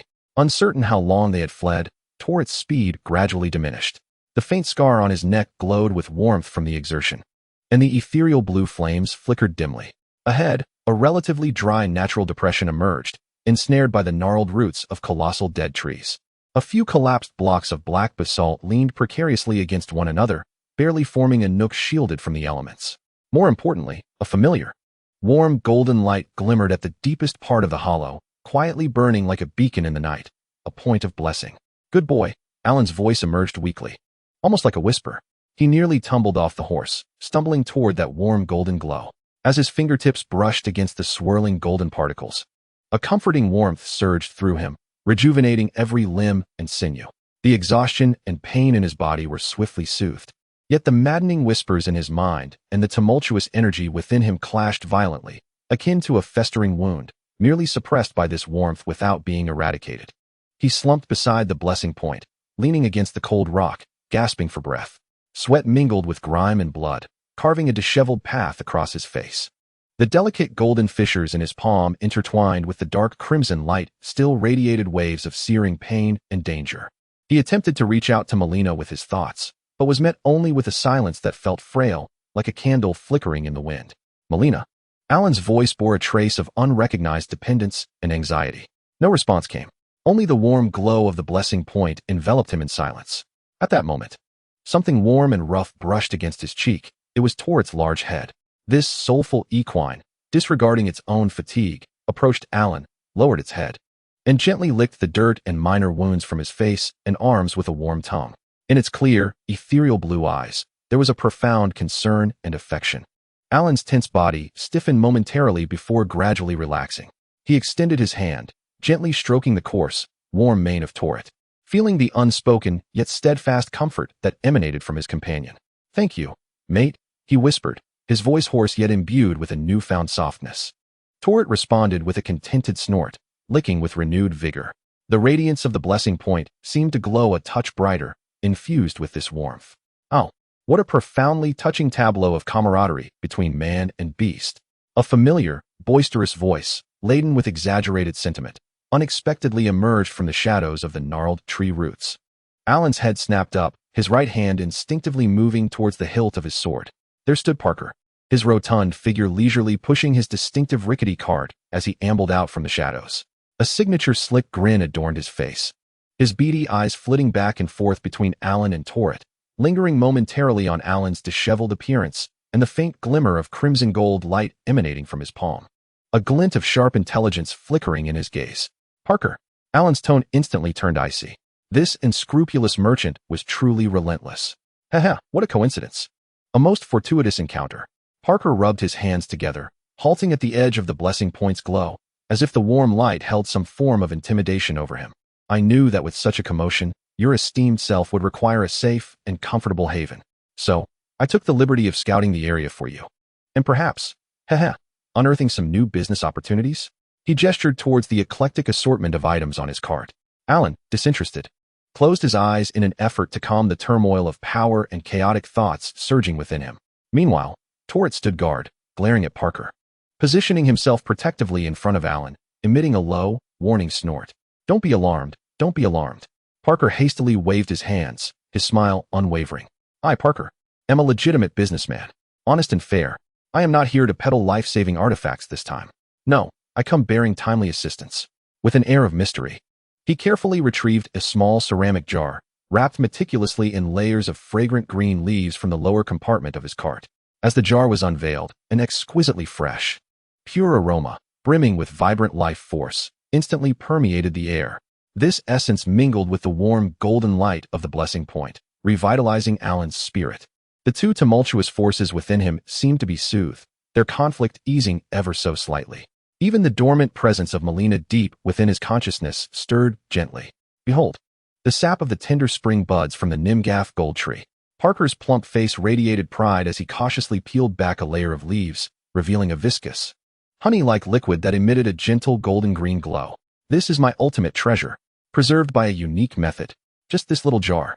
It encapsulates the purest essence of the laws of life. It invigorates the mind, strengthens the foundation, and calms restless spirits, especially effective for those who have overindulged or experienced the aftermath of a power struggle. He cast a pointed glance at Alan's right hand. Alan abruptly opened his eyes, his gaze fixated intently on the alluring jar of golden-green liquid. He sensed that this substance might possess remarkable efficacy for his current state of imminent collapse.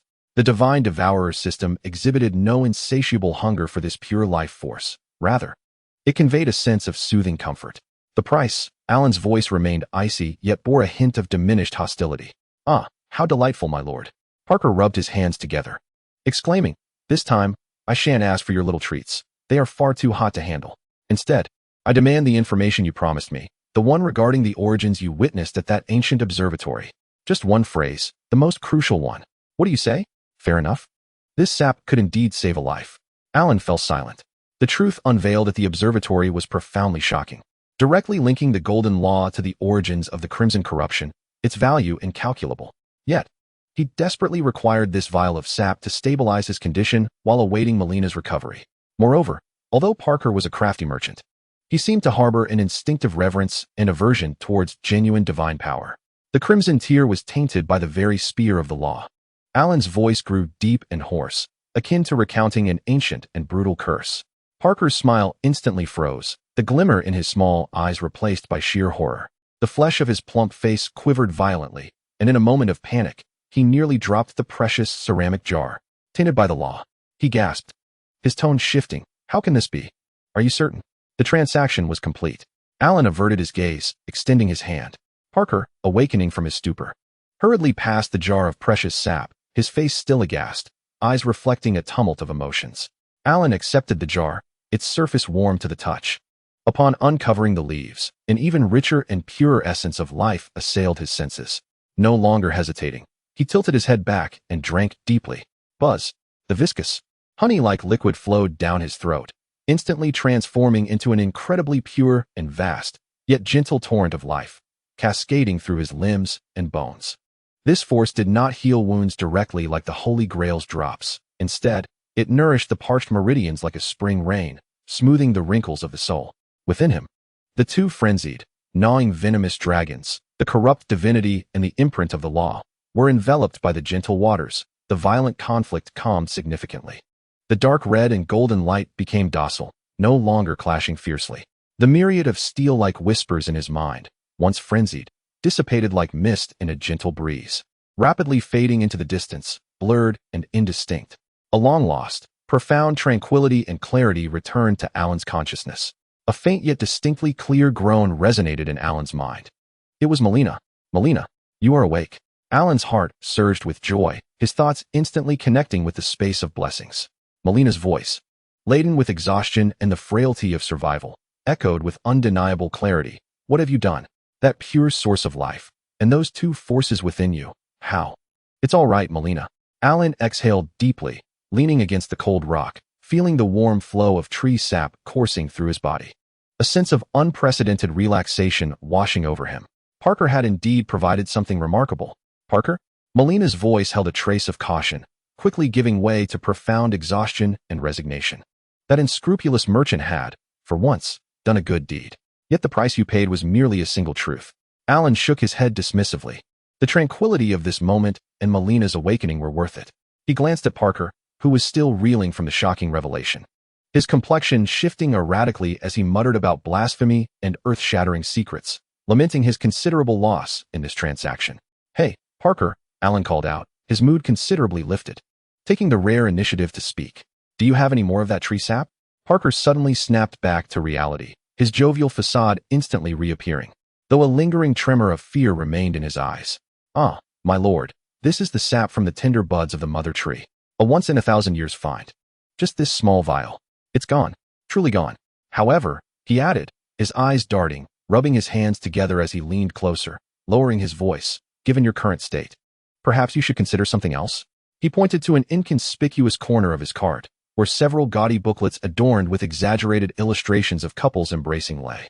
The titles were equally absurd: A Guide to Love in the Borderlands, How to Win a Witch's Heart, Romance Beneath the Blessing, Tales Unspoken Between the Fated Ones and Finger Witches, and 3 Phrases to Exhaust Her for You. Alan's lips twitched in irritation. Do not underestimate these. Parker exclaimed with a look of earnest concern. Look at Lady Malenia, who has braved the storms with you, sharing life and death. Such a bond is profound. But merely having shared adversity is insufficient. One must strategize. These booklets contain invaluable insights. I procured them at great expense from the bards of Linnea. They teach you how to decipher a witch's thoughts, create romantic atmospheres, and know when to act decisively to ensure you embrace beauty. Only 500 runes each. Buy 3. Get 1 free. A friendship price. Alan regarded Parker, who was fervently promoting his love manuals, and felt Malena's presence momentarily dim in the blessing space. As if she were suppressing some tumultuous thought. Silently, he retrieved a few rough stones of no value that he had collected from earlier skirmishes with minor creatures and pressed them into Parker's hands. Take your so-called insights and keep your distance, Alan stated flatly. Parker stared at the worthless stones in his hands, his expression collapsing into one of despondency. My lord, if you continue this line of conversation, the next thing I shove in your mouth will be a crystal of decay. Parker shuddered, abruptly silencing himself. His face contorted with dismay as he tucked the stones away, pushing his decrepit cart, while grumbling as he disappeared into the shadows of the gnarled tree roots. Casting one last mournful glance back at Alan. At last, the world fell silent. Alan leaned against the rock, with Torret quietly lying beside him, its large head resting on his lap. The warm light of the blessing point cascaded gently around them. The internal forces, nurtured by the sap of the golden tree, achieved a delicate balance, while the dark red patterns of the God-Devouring System lay dormant. A rare clarity and tranquility enveloped Alan's mind. Suddenly, a faint sound, akin to the gentle melting of snow, echoed in his thoughts. Alan paused. Malenia? Nothing. Malena's voice resonated, cool as ever, yet tinged with an unmistakable, exceedingly rare ease and mirth. It seems that Parker's love manual might not be as substantial as those few stones you possess. Alan glanced down at Torret, who lay comfortably on his lap, emitting soft purring sounds, and felt Malena's teasing thoughts mingling with the warm sap coursing through him, releasing the long-held tension in his heart. As the night deepened, thick fog continued to shroud the Weeping Peninsula, while distant crimson beams resembled the eyes of a lurking beast. Yet, in this humble corner of the blessing point, the campfire, illuminated by the simulated glow of the blessing, radiated warmth, dispelling the chill and darkness.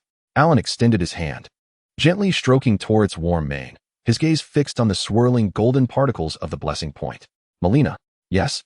Next time, try not to sleep for so long. After a brief silence, Malena's voice, cool yet imbued with a hint of warmth, responded softly, and you, next time, don't be so reckless. The flickering flames cast light upon the nearly imperceptible curve of fatigue that graced the corner of the Fated One's mouth.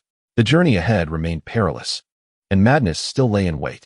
But in this moment by the campfire, surrounded by the warmth of companionship in her voice, was sufficient solace for the arduous road ahead. Chapter 22. Embers, Gray City, and the touch of lament. The warmth of the campfire caressed the cold rocks, while Torret's heavy breaths followed a steady rhythm. His large head resting on Alan's lap, warm breaths brushing against his palm. The gentle life force from Parker's spring sap of the golden tree flowed through his limbs, like an invisible dam that temporarily subdued the tumultuous dark red and golden light within. The pulsating patterns at the core of the God-Devouring System lay quiet, no longer emitting greedy howls, but rather coiled like a hibernating serpent, resting peacefully in its warm cocoon. The maddening whispers, akin to countless steel needles in his mind, were dispersed by the sweet essence of the sap, leaving behind a profound calm and a tinge of deep exhaustion. The effects of the sap proved more enduring than anticipated. Malena's voice echoed in Alan's mind, still bearing a hint of lingering weakness, yet significantly clearer than before, infused with an imperceptible warmth, akin to the first thawing of snowmelt. Parker, surprisingly, has not deceived us this time. With his eyes closed, leaning against the frigid rock, Alan's fingers unconsciously combed through Torret's coarse, warm mane. Parker's remark about the Crimson Tear, a wave of pollution wrought by the Spear of Law, settled during this brief respite, transforming into a heavy and cold cornerstone within his heart. The weight of truth far exceeded the burden of power. The cost was indeed steep. Alan's voice resonated with a deep and tranquil timbre amidst the crackling of the campfire. He spread his right hand, revealing a slender fissure in his palm, intricately woven with dark crimson and golden hues, still distinctly visible under the luminous glow of the blessing point, emanating a subtle ache and an aura of peril. This was not merely a clash of power, but rather a conflation of two diametrically opposed laws forcibly fused within him. The remnants of the stargazing platform murmured that he was awakening. Deep within the peninsula, the entities within those beams of light. Malena's voice grew grave. I can sense those wills stirring with unprecedented vigor. The horn of the corrupted gravekeeper heralds the prelude of awakening. Stormwind City, Grek. She paused, seemingly attuned to some sensation. His breath had become exceedingly chaotic, as fragile as a flickering candle in the wind. Grek, the demigod of Stormwind City. The very existence that once compelled Alan to gaze in awe. Alan's eyes shot wide open, a sharp glimmer igniting within his weary gaze. Chaos. Weakness. He straightened his posture. As Torrit grumbled in discontent and shifted his head. Indeed, Malenia affirmed, that sensation is peculiar. It is not mere decline, but rather as if something is frantically siphoning from within, devouring, and even corrupting. The essence of his golden law had diminished to a point nearly imperceptible, replaced by a corrupt will intermingled with pain, madness, and a primal greed. Ominous indeed. Siphoned, devoured, corrupted. A weight sank heavily in Alan's heart. He recalled the image from the stargazing platform, that spear of golden law piercing the pure drop of tears, and the subsequent horror as the tear was tainted, transforming into a sanguine corruption. Could a similar fate be unfolding for Grek? That demigod entrenched in Stormwind City had become yet another vessel of corruption, of siphoning? Alan's gaze drifted beyond the glow of the blessing point towards the mist-laden north. The crimson beams shone beneath the somber sky like bloodied fangs. It must be done. Regardless of what Grek has become, Stormwind City is pivotal. There lies a path upward, clues to the Elden Ring, and the unfolding changes. Your condition. Malena's voice tinged with concern. Those two forces are merely tempered by the sap, not truly merged. Forcing it could lead to uncontrollable chaos at any moment. Moreover, Stormwind City is likely the most perilous place on the peninsula now. I understand. Alan rose, stretching his limbs. The gentle power bestowed by the sap rejuvenated him, alleviating much of his fatigue. He glanced towards the warm glow of the blessing point, then at the quietly vigilant Torrit, finally sensing Malena's tranquil concern within his mind. But it is imperative to proceed. The respite is over. He approached the blessing point, his thoughts delving deep. First, he retrieved the previously acquired, ancient stardust X10. This shimmering dust, akin to fragments of stars, contained pure spatial and spiritual power. Alan endeavored to assimilate it into his being. The dust, like minute specks of light, silently permeated his skin, bestowing a refreshing coolness. His mental acuity seemed to sharpen, allowing him to discern even the distant flow of the fog with clarity. System prompt: slight increase in mental resilience. Subsequently, he withdrew the most crucial, memory crystal, Crimson Origin, fragment. The crystal felt icy to the touch. With chaotic light and shadow flowing across its surface, he attempted to communicate with it through thought, and a torrent of immense, chaotic, and devastatingly impactful images surged into his mind in an instant. The terrifying shadow of the Crimson Tear, the spear of the golden law piercing the pure droplets of tears. The moment the tears were tainted, transforming into corrupted, festering blood. The cold pollution heralded the birth of crimson decay. The volume of information was staggering, and the impact was overwhelming. Had it not been for the stabilizing influence of tree sap and ancient stardust, Alan would have nearly been submerged once more by that despairing vision. He took a deep breath, suppressing the tumultuous thoughts. These fragments of imagery served as irrefutable evidence and a clarion call. He cautiously returned the crystal to the depths of the system space. Finally, his gaze fell upon the newly acquired, larger and purer, corrupted divine crystals, large, in his backpack. The God-eating system immediately resonated with a fervent yearning. Alan forcibly suppressed it. This was not the time for consumption. His internal power was already unstable, and to ingest such a delicacy would be tantamount to self-destruction. He sealed the crystals, along with the previously exchanged Crimson Corruption Companion Gold Mine, mixed, and Living Seal Capsule, unknown, with intent, and cast them into a corner. After completing this, Alan felt a significant clarity in his mind. and his understanding of the path ahead became sharper. He mounted his horse, Torret, who snorted with renewed vigor. Onward. Destination, Storm City.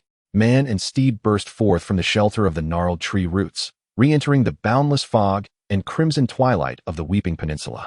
The sound of Torret's hooves echoed through the desolate wilderness, moving faster than before, with ethereal blue flames tracing a striking trajectory through the mist.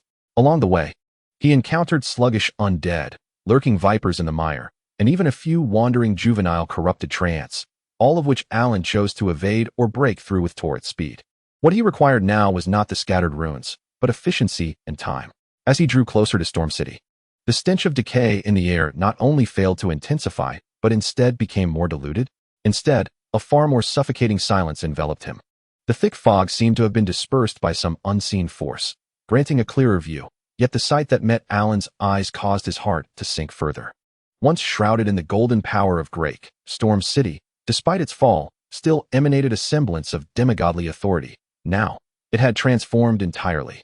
The towering walls had lost their former golden luster, appearing grim, dilapidated, and riddled with massive cracks and gaping holes as if gnawed by a colossal beast. The surface of the walls was covered with a thick, ash-like dark gray substance, continuously flaking away into the air. The city's iconic spires and towers, once gleaming with golden radiance, now lay dull and lifeless beneath a shroud of mournful gray. The entire city seemed as though it had been cast into a vast incinerator, recently extinguished, leaving only the lingering warmth of ashes and a profound silence of despair. The City of Ashes, a name truly befitting. Even more bizarrely, the city was enveloped in a blanket of utter silence. There were no cries from the defenders, no sounds of siege engines thundering, and not even the roars of monstrous beasts could be heard. Only the wind wept as it coursed through the shattered walls and desolate streets, echoing the sorrow of lost souls. The air was thick with the acrid scent of charred remains, ashes, and the sickly sweet odor of corrupted blood, dried by intense heat. Malenia halted Torret, pausing a short distance from the enormous, cracked main gate of Storm City, vigilantly surveying the deathly silence of the Grey City. The essence of the Golden Law had completely vanished. Malenia's voice was heavy with disbelief. The entire city appeared as though it had been scorched by some insidious force. What remained was but the remnants of decay and the pure will of destruction. The source of Grick's wailing emanated from the heart of the city, towards the throne. Yet his existence was rapidly diminishing. The wailing, diminishing swiftly. A chill gripped Alan's heart. He hesitated no longer, spurring Torret onward. Charge in. Torret's hooves ignited with an ethereal blue flame, darting forth like an arrow from the gaping maw of the great gate into Storm City. The scene within was even more harrowing. The broad streets were blanketed with a thick layer of ashes, soft and silent underfoot. The once magnificent buildings on either side lay mostly in ruins, reduced to crumbling walls and remnants, all cloaked in a heavy shroud of ash. There were no corpses, no traces of blood, only a chilling void, thoroughly purified by the searing heat. Occasionally, twisted remnants of metal could be seen, resembling melted armor or weaponry, embedded within the ashes, still emanating the last vestiges of warmth. The entire city seemed to have endured a divine retribution that swept through, incinerating all in its path. Alan galloped furiously, racing down the main thoroughfare leading to the throne room. As remembered, Torret's hooves pressed into the thick ashes, leaving only faint imprints that were soon scattered by the wind. The oppressive silence weighed heavily on his eardrums, with only the sound of the wind and his own heartbeat resonating. As he drew closer to the city's center, the lingering will of destruction intensified. The air grew scorching, and amidst the ashes, small flickers of dark red embers began to emerge, still not completely cooled, exuding a faint aroma of decay intermingled with heat. A piercing roar erupted. It was a wail of utmost agony, filled with unending suffering, humiliation, and madness, akin to the dying cry of a colossal beast, exploding from the highest point of the throne room. That sound penetrated the thick walls and ashes, resonating with a despair that sent shivers through Alan's very soul. It was Grick, the king reassembled. He was lamenting. At that moment, an intensely vivid, dark red beam of light burst forth from the dome of the throne room, piercing the dim sky. Within the beam, countless writhing, tendril-like phantoms, seemingly forged from molten flesh and dark red crystals, danced wildly, expanding. A colossal, insatiable will, imbued with a primal hunger for rebirth, akin to an awakening harbinger of destruction, descended with a thunderous arrival, accompanied by Grick's dying wail. This is dire. Malenia's voice was laced with unprecedented terror, Grick was undergoing transformation. That entity was consuming his last vestiges of divinity, completing the final gestation. Gestation? Consuming a demigod? In Alan's eyes, a fierce glint surged forth. Tourette also sensed the overwhelming threat, his speed escalating to its utmost as he charged toward the throne hall for one final assault. Before him lay the last expansive staircase leading to the throne hall. At the summit of the stairs, the once mighty heavy stone door, adorned with an immense gilded tree relief, now bore numerous cracks, through which a blinding dark red light emanated. However, at the center of the staircase's platform, a figure obstructed their path. This figure was not a soldier of Stormwind. He was clad in heavy, ancient armor of the Furnace Knight, its surface traced with molten dark gold patterns. The armor's form was grotesque, resembling the shell of a prehistoric beast, with a helmet shaped like a roaring beast's head. Its eye sockets ablaze with two constant dark golden flames. In his grasp was a colossal battle axe, seemingly forged from solidified lava, its blade shimmering with a dark red hue, exuding an aura of terrifying heat and destruction. He stood there quietly, like an unchanging statue, the lava axe resting against the ground. Yet Alan could feel the dark golden flames burning beneath the armor, akin to a chilling searchlight, locking onto him with unwavering intensity. A heavy, domineering pressure, imbued with the ancient furnace's will to incinerate all, descended upon him like a tangible mountain. A fated one, a deep voice, resonant like lava churning deep within a volcano, emerged from beneath the helmet, carrying an undeniable authority and a hint of icy pity. This path is closed. To meet the new god of life, you are unworthy. The Furnace Knight, the most ancient and powerful guardian under Grake. He was still present. Moreover, he seemed to have become the gatekeeper of the terrifying entity that was consuming Grake. With the Furnace Knight blocking the way ahead, and the reborn evil god poised to break free behind, Grake's dying wails echoed like a mournful background chorus. The ashes of Stormwind silently scattered beneath their feet. Alan tightened his grip on the regal sword at his waist, the sacred blade, while his left hand slowly pressed against the weighty regal greatsword. The power within him began to stir under the weight of the formidable foe, dark red and golden light swirling beneath his skin with increasing fervor. Do I not deserve to speak with the sword? Alan's voice emerged from behind the mask, cold yet resolute, meeting the annihilating gaze of the Furnace Knight. Each word was pronounced with conviction. One must converse with the sword. Chapter 23, Embers, Grey City. And the echoes of wails continued. One must converse with the sword. Alan's voice pierced through the suffocating silence, akin to a stone cast into an icy lake, stirring ripples of murderous intent.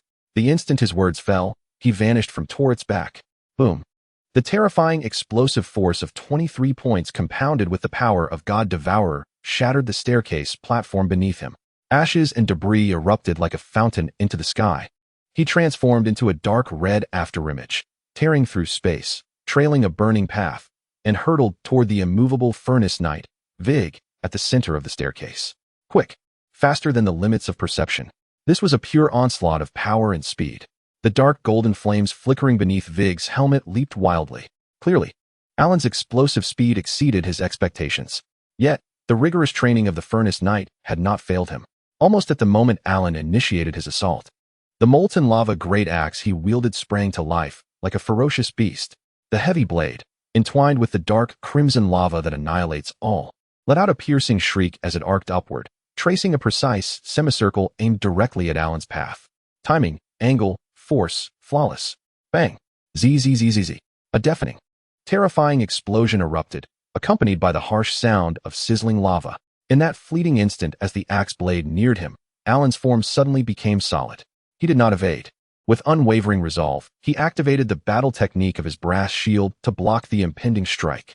The shield radiated a golden light as the formidable lava axe, capable of cleaving mountains, crashed upon its surface.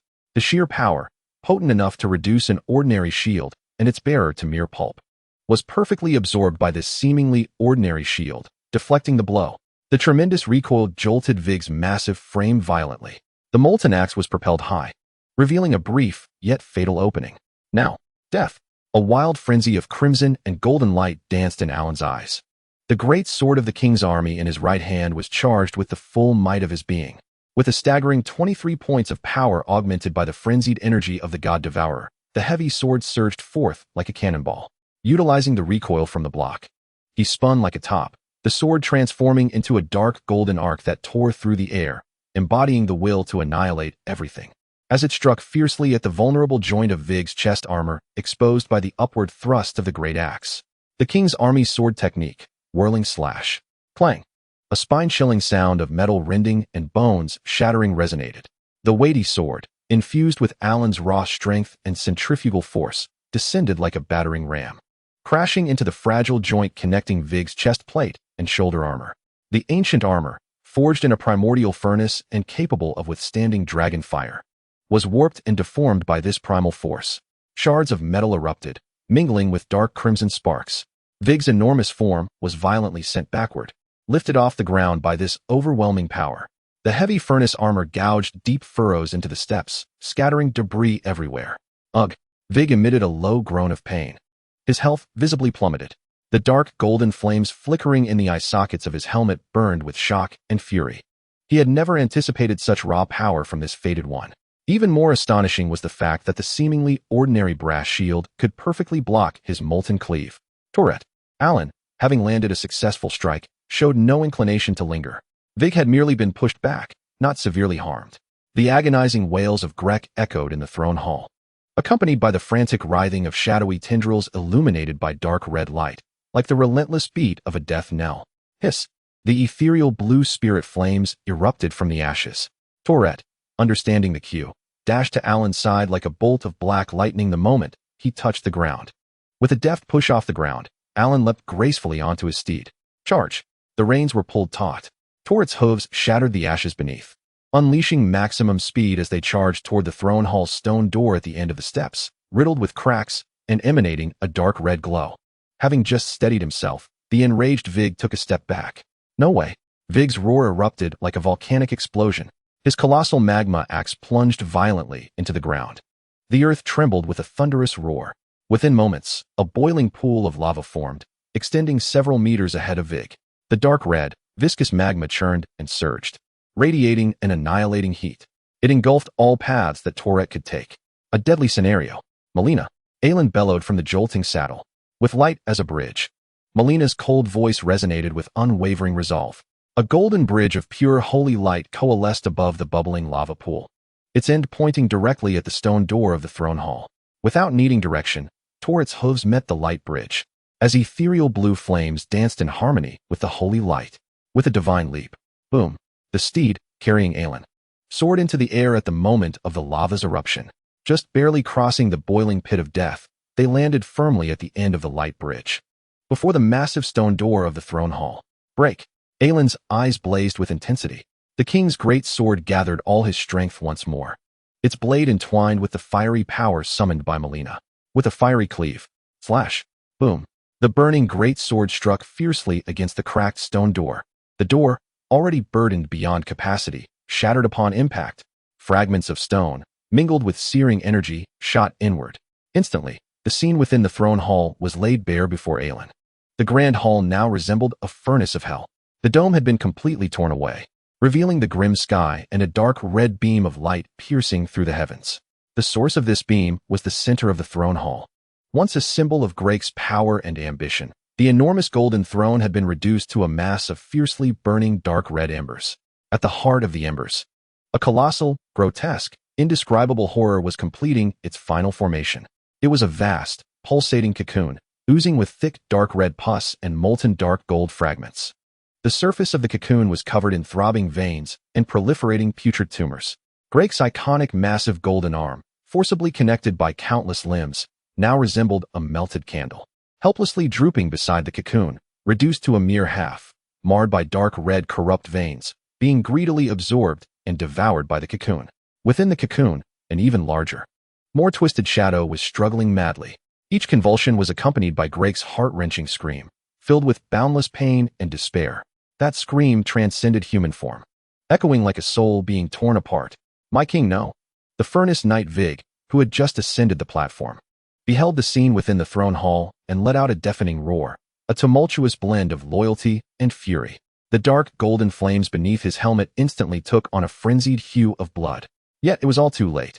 With a squelching sound, akin to the bursting of a ripe fruit, the enormous dark red flesh cocoon suddenly ruptured from within. Thick, putrid blood gushed forth like a cascading waterfall. A colossal, distorted shadow, exuding the primal hunger and boundless madness of rebirth, tore through the amniotic sac and descended upon the world. It bore no fixed form. The core was a gigantic eye, forcibly amalgamated from countless writhing dark red tendrils. In the center of the eye was not a pupil, but an unfathomable, swirling vortex of dark crimson, emanating a terrifying gravitational pull that threatened to consume all. Below the eye, a bloated, oozing, decaying torso was connected, from which extended numerous tendrils of varying lengths, each ending in suction cup-like orifices. A particularly robust arm, glistening with a molten dark gold sheen, protruded from one side of the torso, the remnant of the absorbed and distorted Grek's golden arm. Most chilling was the will radiating from its being. It was a fusion of Grek's final divinity, the agony and madness of a demigod, and the most primal greed of the newly birthed corrupt deity. Vast, chaotic, and filled with a destructive desire for all life and order. The Crimson Child, the newly arisen god of corruption. The system marked it as blindingly crimson. Level. Extremely dangerous. Roar. The newly born evil deity emitted its first roar, not the lament of Grek, but a sound that was a jarring amalgamation of a baby's wail and the deep growl of an ancient beast, freezing the very soul. The horrific sound waves, mingled with dense corrupt miasma, surged through the entire throne hall like a tsunami. The sturdy stone pillars groaned and shattered under the sonic assault. Vig's charge was abruptly halted by this terrifying wave of sound. Leaning on his lava axe, the dark gold flames beneath his helmet flickered wildly, filled with despair and struggle against the overwhelming divine might. Ellen and Torret were at the forefront. The dread sound waves caused Ellen's vision to darken, her eardrums threatening to burst. Torret let out a pained scream, his ethereal blue flames fluctuating violently. Even more terrifying was the dark red vortex at the center of the newly born evil deity's eye. An irresistible gravitational pulse surged forth. It seemed poised to draw their very souls and flesh into its depths. Ellen, be careful. Malena's cry was laced with unprecedented urgency. A warm golden light enveloped Ellen and Torret in an instant, barely resisting the horrifying suction and sonic onslaught. Just then, the newly born evil deity seemed to notice these two insignificant insects at the doorway.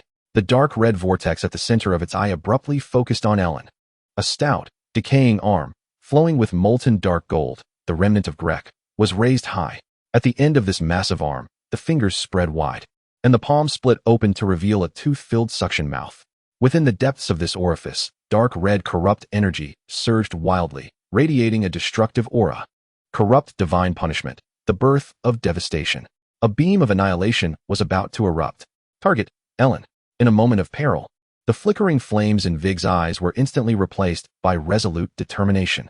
He let out a roar that shattered the visor of his helmet, revealing a half-face etched with molten patterns. His entire furnace armor erupted with an unprecedented dark gold brilliance. He was about to ignite the last remnants of his furnace's essence. Blasphemy against my king shall not be tolerated. Vig, transformed into a burning dark golden meteor, charged forth with the molten axe embodying the will to obliterate all, defying the terrifying gravitational pull and sonic waves, launching a fatal, irrevocable assault towards the immense eye of the newly born malevolent deity. He sought vengeance for his sovereign. Boom. The dark golden meteor collided violently with the dark red giant arm. The cataclysmic beam of corruption clashed fiercely with the all-consuming force of lava, annihilating everything in its wake. A terrifying tempest of energy instantaneously engulfed the entire throne hall. Amidst the explosion's blinding light and shockwave, Alan could only perceive Vig's burning silhouette, which, under the malevolent god's colossal limb, resembled waves crashing against a reef, swiftly consumed by the dark red energy of decay, leaving behind an echo of a roar filled with resentment and loyalty, as well as the shattered fragments of the molten axe. Vig had fallen. Though the destructive beam of the malevolent deity was deflected significantly by Vig's sacrifice, the residual wave surged forth like a dark crimson tide, crashing towards Alan and Torret at the entrance. Alan barely had time to position the sacred sword before him. A golden radiance flared. Boom. The remnants of destruction collided violently. The holy shield shattered instantaneously. Alan was struck as if by a battering ram, sent tumbling with both steed and man, crashing against the shattered wall of the throne hall. The once sturdy stone wall was instantly marred with spiderweb-like fractures. Coughing up blood, Alan felt as though his entire body had been shattered. Torret, too, let out a pained wail, the corrosive energy grazing his side, dimming his spiritual flame significantly. Malena's presence diminished to an almost imperceptible level, evidently drained by the recent defense and the impact endured by Alan. Dust and debris swirled. In the heart of the throne hall, the newly emerged malevolent god, the Crimson Offspring, appeared utterly indifferent to the annihilation of a mere obstacle. Its colossal eye slowly rotated, the dark red vortex locking onto the dim sky, emitting an even more exhilarated and avaricious roar. Its bloated form, adorned with the molten dark golden arm fused with Grek's golden limb, greedily absorbed the remnants of the furnace's essence left in the air after Vig's fall, growing ever more powerful. Grek's final wail had long since ceased. This once semi-divine being, along with his loyal furnace knight, had become the sacrificial offerings and sustenance for the birth of this newly arisen malevolent deity. Struggling to rise from the rubble, Alan wiped the blood from his lips. He gazed upon the terrifying entity radiating apocalyptic pressure within the throne hall, his eyes devoid of fear, filled instead with a cold, burning resolve. The power within him surged once more, spurred by excruciating pain and the divine stimulus. The dark red patterns of the God-Eater system pulsated violently in the depths of his vision, emitting a ravenous hum. The target was clear, the newly born malevolent deity. The endgame of Storm City is a battle of survival. Either you perish, or I do. The war of consumption and being consumed has only just begun. Chapter 24. The devouring of the god and the slumbering starlight. The ruins of the throne hall resembled an ant nest trampled by a colossal deity. Smoke and dust filled the air, the shattered columns resembling broken giant bones, jutting into the thick ashes mixed with the remnants of lava and corrupt ichor. The air was suffused with a charred, sweetish scent, mingled with the primal, soul-freezing will of the newly born malevolent deity. Beyond the gaping hole in the dome, the bleak sky was illuminated by a dark crimson beam that pierced the heavens, casting a blood-stained hue upon the world. Struggling to rise from the rubble, Alan felt the searing agony in his chest with every breath he took. Blood trickled from the corner of his mouth, pooling on the ash-laden ground. Tourette lay several meters away, his side deeply wounded, exposing bone, while ethereal blue flames flickered like a candle in the wind, emitting a mournful whimper. In his mind, Malena's presence waned to the brink of oblivion. Her earlier, fervent shield had nearly depleted her essence. At the heart of the throne room, the newly birthed crimson offspring of the malevolent deity reveled in the ecstasy of its emergence and the surge of power. Its colossal eye, a grotesque amalgamation of writhing tendrils, greedily absorbed the remnants of the furnace's essence left in the air after the fall of Vig, the dark red vortex swirling deeper and more violently. Below this eye, a bloated, decaying torso bore a massive arm, fused with Grek's golden limb, now swollen as if charged with energy, a stream of dark gold and crimson radiance blindingly bright. The oppressive aura surrounding it escalated, reminiscent of an awakening world-devouring beast, each pulse causing the entire ashen city to tremble. A roar erupted, a dissonant blend of an infant's cry and a beast's growl, as the massive eye slowly turned, locking onto the small, struggling figure of Alan at the edge of the ruins. That gaze was filled with newborn curiosity, primal hunger, and raw, unbridled greed. The molten dark gold arm slowly lifted, its palm splitting open to reveal a gaping maw, gathering an even more potent, annihilating dark red energy. The target was Alan. The shadow of death gripped Alan's throat like a cold hand. The power of the newly born malevolent deity far surpassed any adversary he had faced before. Severely injured, he was incapable of even raising a defense. Malenia was silent, Tourette gravely wounded. A dire predicament. Yet, in that critical moment of life and death, the storm within Alan, suppressed by pain and despair, ignited under the pure, malevolent divine pressure of the deity. A roar, unrecognizable as human, erupted from the depths of Alan's throat. His bloodshot eyes were instantly filled with pure dark red and a fierce golden light. The luminescence beneath his skin no longer flickered but surged like boiling lava. Tearing through him, the pulsating dark red pattern at the core of the Devourer's system resonated with an unprecedented, insatiable hum, akin to millions of starving locusts taking flight. As it detected such a vast, pure essence of sustenance. Devour, evolve, survive. Instinct overwhelmed reason. His battered body, driven by the desire to survive and the compulsion of the Devourer, unleashed its final strength. Alan thrust his bloodied right hand, not towards an enemy, but fiercely into his own chest. With a sickening sound, his sharp fingertips pierced through flesh and skin. The excruciating pain coursed through him like electricity. Yet, he paid it no heed. The power of the devouring system surged uncontrollably, coursing through the arm and coalescing at the fingertips. A resonant hum echoed as an intensely refined beam of dark red energy, exuding insatiable greed and a sense of annihilation, shot forth from the wound at Alan's fingertip like a ravenous serpent. The target was not the body of the malevolent deity, but rather the core of its massive eye, a swirling vortex of dark red spiraling madly within. This was not an assault. It was a link forged by the devouring. A low growl of confusion emanated from the Crimson Child, its gathering of energy interrupted. The dark red beam precisely penetrated the eye's central vortex. A feeble yet profoundly pure will of greed surged up the energy strand, forcefully invading its divine core. This sensation was akin to a mere stream striving to engulf the vast ocean. Absurd and laughable. A flicker of offended rage flashed within the deity's enormous eye. It abruptly intensified its devouring pull, attempting to drain this audacious insect along with its meager power. However, at the very moment the devouring link was established, the previously clashing forces within Alan, the dark red of corrupt divinity and the golden light of lawful imprint, were forcibly entwined under the absolute will of the devouring system. They transformed into a more refined and domineering dark golden vortex, imbued with both judgment and devouring attributes, surging through the energy link like a deluge breaching a dam, crashing into the divine core of the Crimson Child. This time, the sound emitted by the Crimson Child was no longer one of fury, but of terror.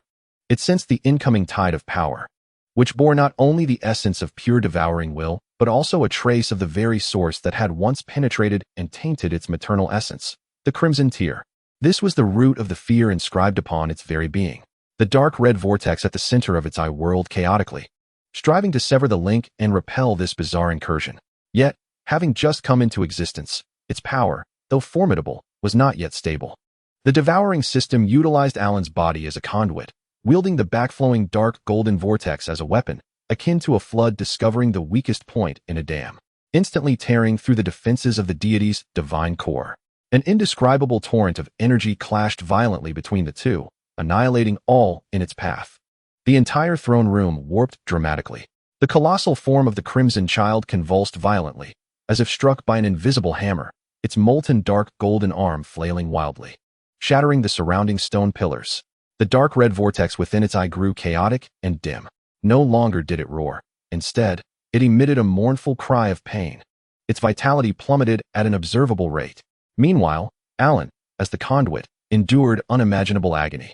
His body felt as though it were caught between the furnace and the ice pit, subjected to relentless cycles of scorching heat and freezing cold. His skin cracked inch by inch, the dark red and golden luminescence racing through his veins like wild stallions in a frenzy. Blood poured forth from his mouth, nose, and chest wounds. His consciousness, torn between excruciating pain and the frigid will of the devouring, flickered like a candle in a tempest, on the brink of extinguishment. He could only emit fractured roars from his throat, his body hunched in agony, yet he clung desperately to that fatal connection. The God-Eater system operated frantically, greedily siphoning, transforming, and assimilating the immense divinity plundered from the core of the malevolent deity. The dark crimson patterns of that core throbbed violently like a heart, emanating an ever-increasing oppressive force. This was a brutal contest of will and endurance. Would the evil god succumb first to the consumption of divinity, or would Alan be utterly torn apart by the ferocious power channel? Time seemed to freeze, each second stretching like a century. At last, with a crack, a sound reminiscent of a soul-shattering erupted deep within Alan's consciousness. In the center of the massive eye of the Crimson Child, the dark red vortex collapsed instantaneously like shattered glass. The radiance of the entire eye quickly dimmed, extinguished. The colossal form convulsed violently, as if all strength had been drained, emitting one final, reluctant wail before crashing down. The bloated body slumped like a melting candle, oozing thick, dark crimson pus. The molten dark gold arm lost its luster, resembling cooled charcoal. The Crimson Child had fallen. The God-Eater connection was severed in an instant. With a sudden jolt, Alan was struck as if by a heavy blow, violently expelling a mouthful of dark crimson blood mixed with fragments of his innards. Darkness enveloped his vision entirely. His body tumbled backward like a marionette with severed strings. He sank into an abyss of endless, frigid desolation. Time passed, though he could not discern how long. A flicker of warmth ignited within him, like a match struck in the darkness, weak yet determinately awakening Alan's consciousness. He struggled to open his heavy eyelids. His vision blurred. His entire body felt as though it had been ground beneath a boulder, every bone and muscle emanating painful groans. He realized he was lying on a relatively clean pile of hay, covered by a cloak imbued with a faint scent of herbs, clearly Melena's. Beneath him lay the familiar, comforting radiance of a blessing point. Torret's warm breath brushed against his cheek. This loyal companion lay beside him, its side wound carefully bandaged, adorned with herbs exuding a faint life essence. Its spirit had significantly improved, the ethereal blue flame burning steadily. Upon seeing Alan awaken, it emitted a joyful low rumble, gently nudging him with its large head. Alan's voice emerged hoarsely, akin to sandpaper rasping. He struggled to raise his hand, caressing his companion's warm mane. A wave of warmth surging within him. "You've awakened." Melena's cool yet noticeably fatigued voice resonated in his mind, her concern palpable as if it were tangible. "How do you feel?" Alan attempted to look inward. His body resembled a shattered porcelain piece, tenuously glued together, riddled with cracks and excruciating pain. Yet the soul-rending force had vanished.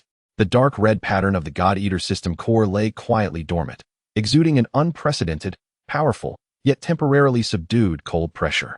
He sensed a vast, pure force of divinity, mingled with the essence of decay and destruction, sealed deep within the system, like a dormant volcano. He was not yet dead. Alan forced a grim smile as he gazed at Melena's somewhat ethereal figure illuminated by the light of the blessing point. Her condition remained frail, her soul more translucent than before, clearly bearing a tremendous cost to save him. "How are you?" "Excessive expenditure of power has left me in need of time to recover." Melena's voice was calm, yet Alan could discern the resolve hidden beneath her weariness. "It was exceedingly perilous for you to forcibly consume the core of that malevolent deity. Had it not been for that vial of golden tree sap stabilizing your life essence, coupled with my final guidance of the blessing power to protect your heart's pulse, you would have been torn apart by that force." Alan fell silent, envisioning the dangers of that moment. "The Greatsword has come to an end." A barely perceptible sigh tinged Melena's voice. "Storm City has become a relic of the past. The crimson, decayed will has not diminished. Rather, it has become more restless due to the birth and demise of that evil god. Yet, for now, this place is safe."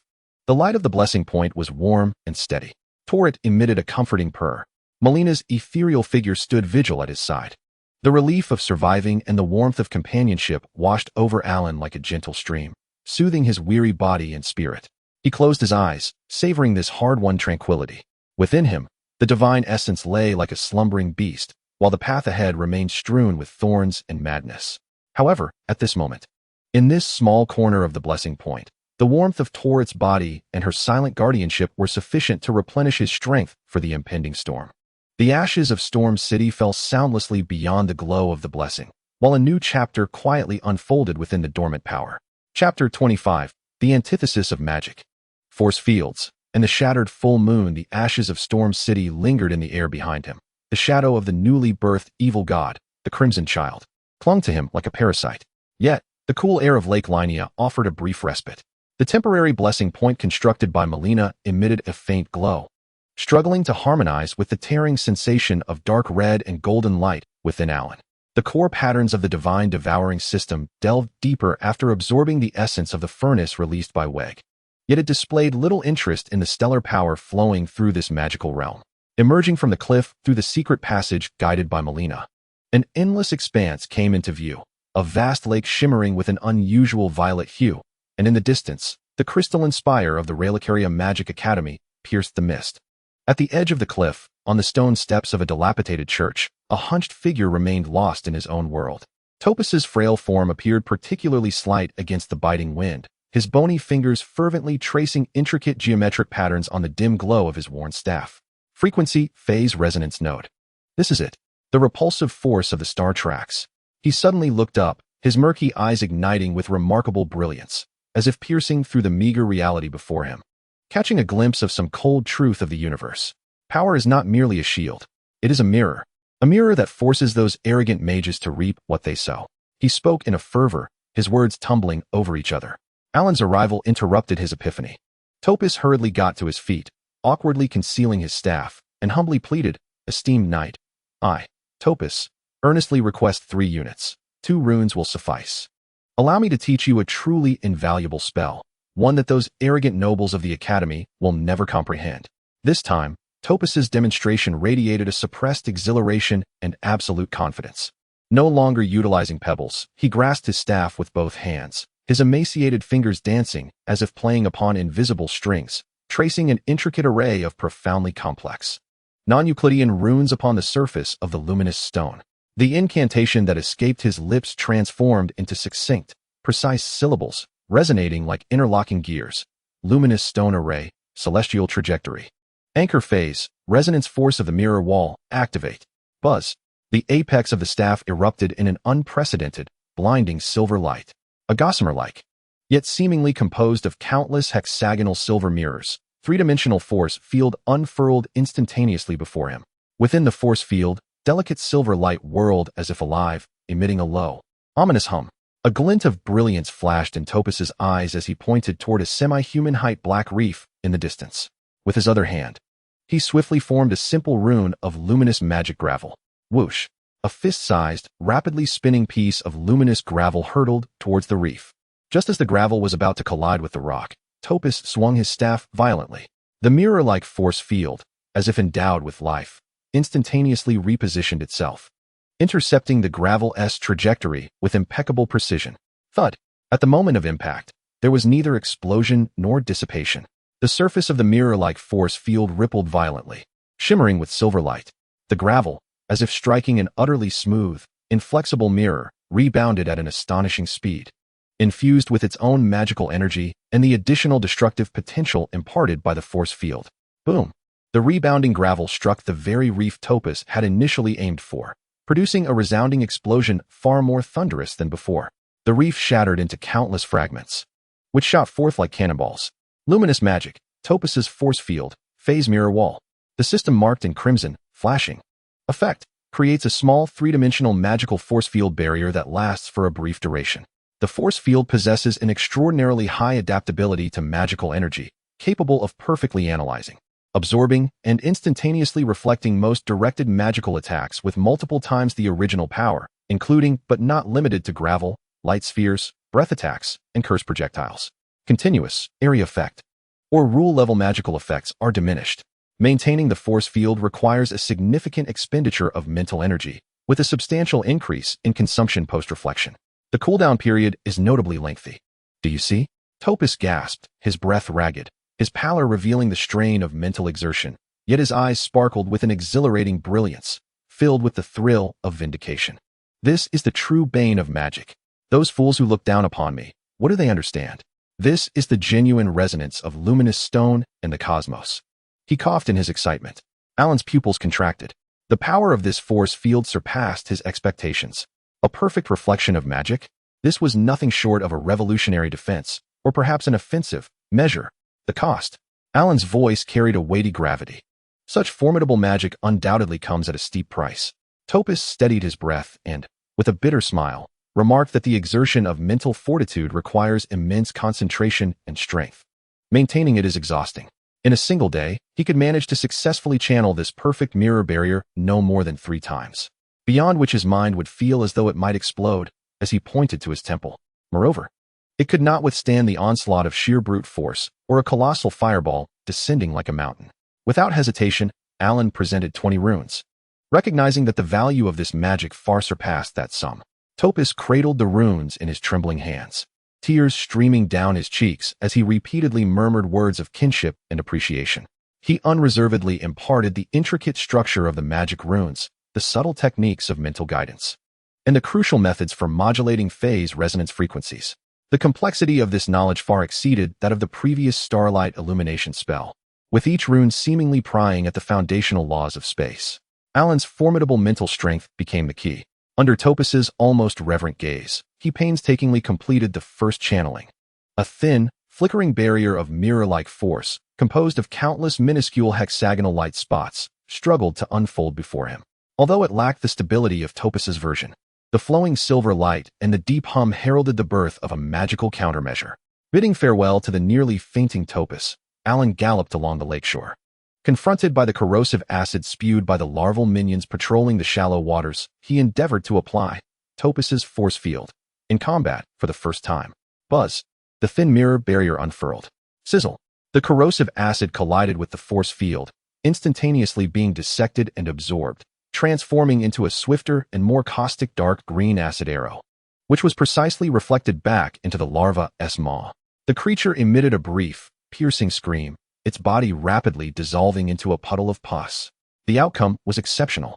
While facing the gem dragon Agila at the Academy's flank, Alan's strategy grew bolder. No longer solely relying on Toret's distraction, he took the initiative. "Foolish dragon, look here," Alan shouted, simultaneously launching a gemstone shard towards Agila's massive crystalline eye. Agila, incensed, swiftly turned its head towards Alan. The devastating gemstone breath erupted like an icy blue torrent of death, spreading widely and leaving no escape. Now was the moment. Mirror wall, open. Alan's eyes sparkled with silver light as his mental energy coalesced with heightened intensity. After previous practice in combat, this time, Topaz's force field was evidently more robust. The hexagonal mirror structure became distinctly visible, with silver lights swirling at high speed. Boom! The icy blue torrent of gemstone breath collided violently with the mirror-like force field. The field surged like a resilient pond struck by a boulder, oscillating and distorting.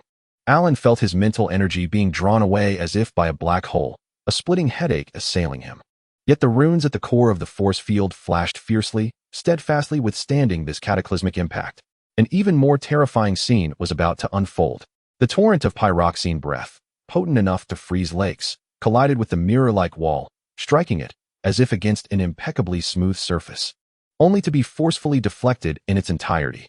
Furthermore, upon absorbing the terrifying magical potency contained within the breath, it transformed into a more robust, more condensed, and swifter ice-blue beam of annihilation, striking with the might of thunder upon the junction of Adura's gaping maw and neck.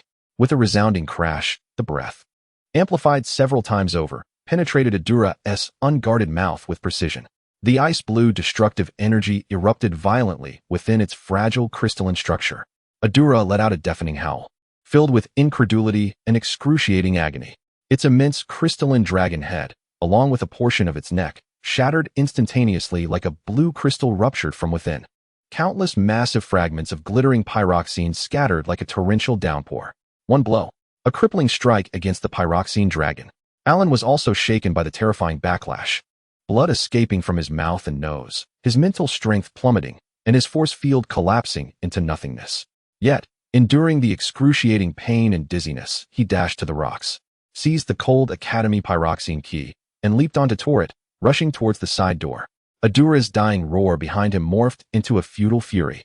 Upon entering the Academy, he encountered the Red Wolf Radahn. This guardian beast of golden law, swift as a specter, attacked with unparalleled ferocity.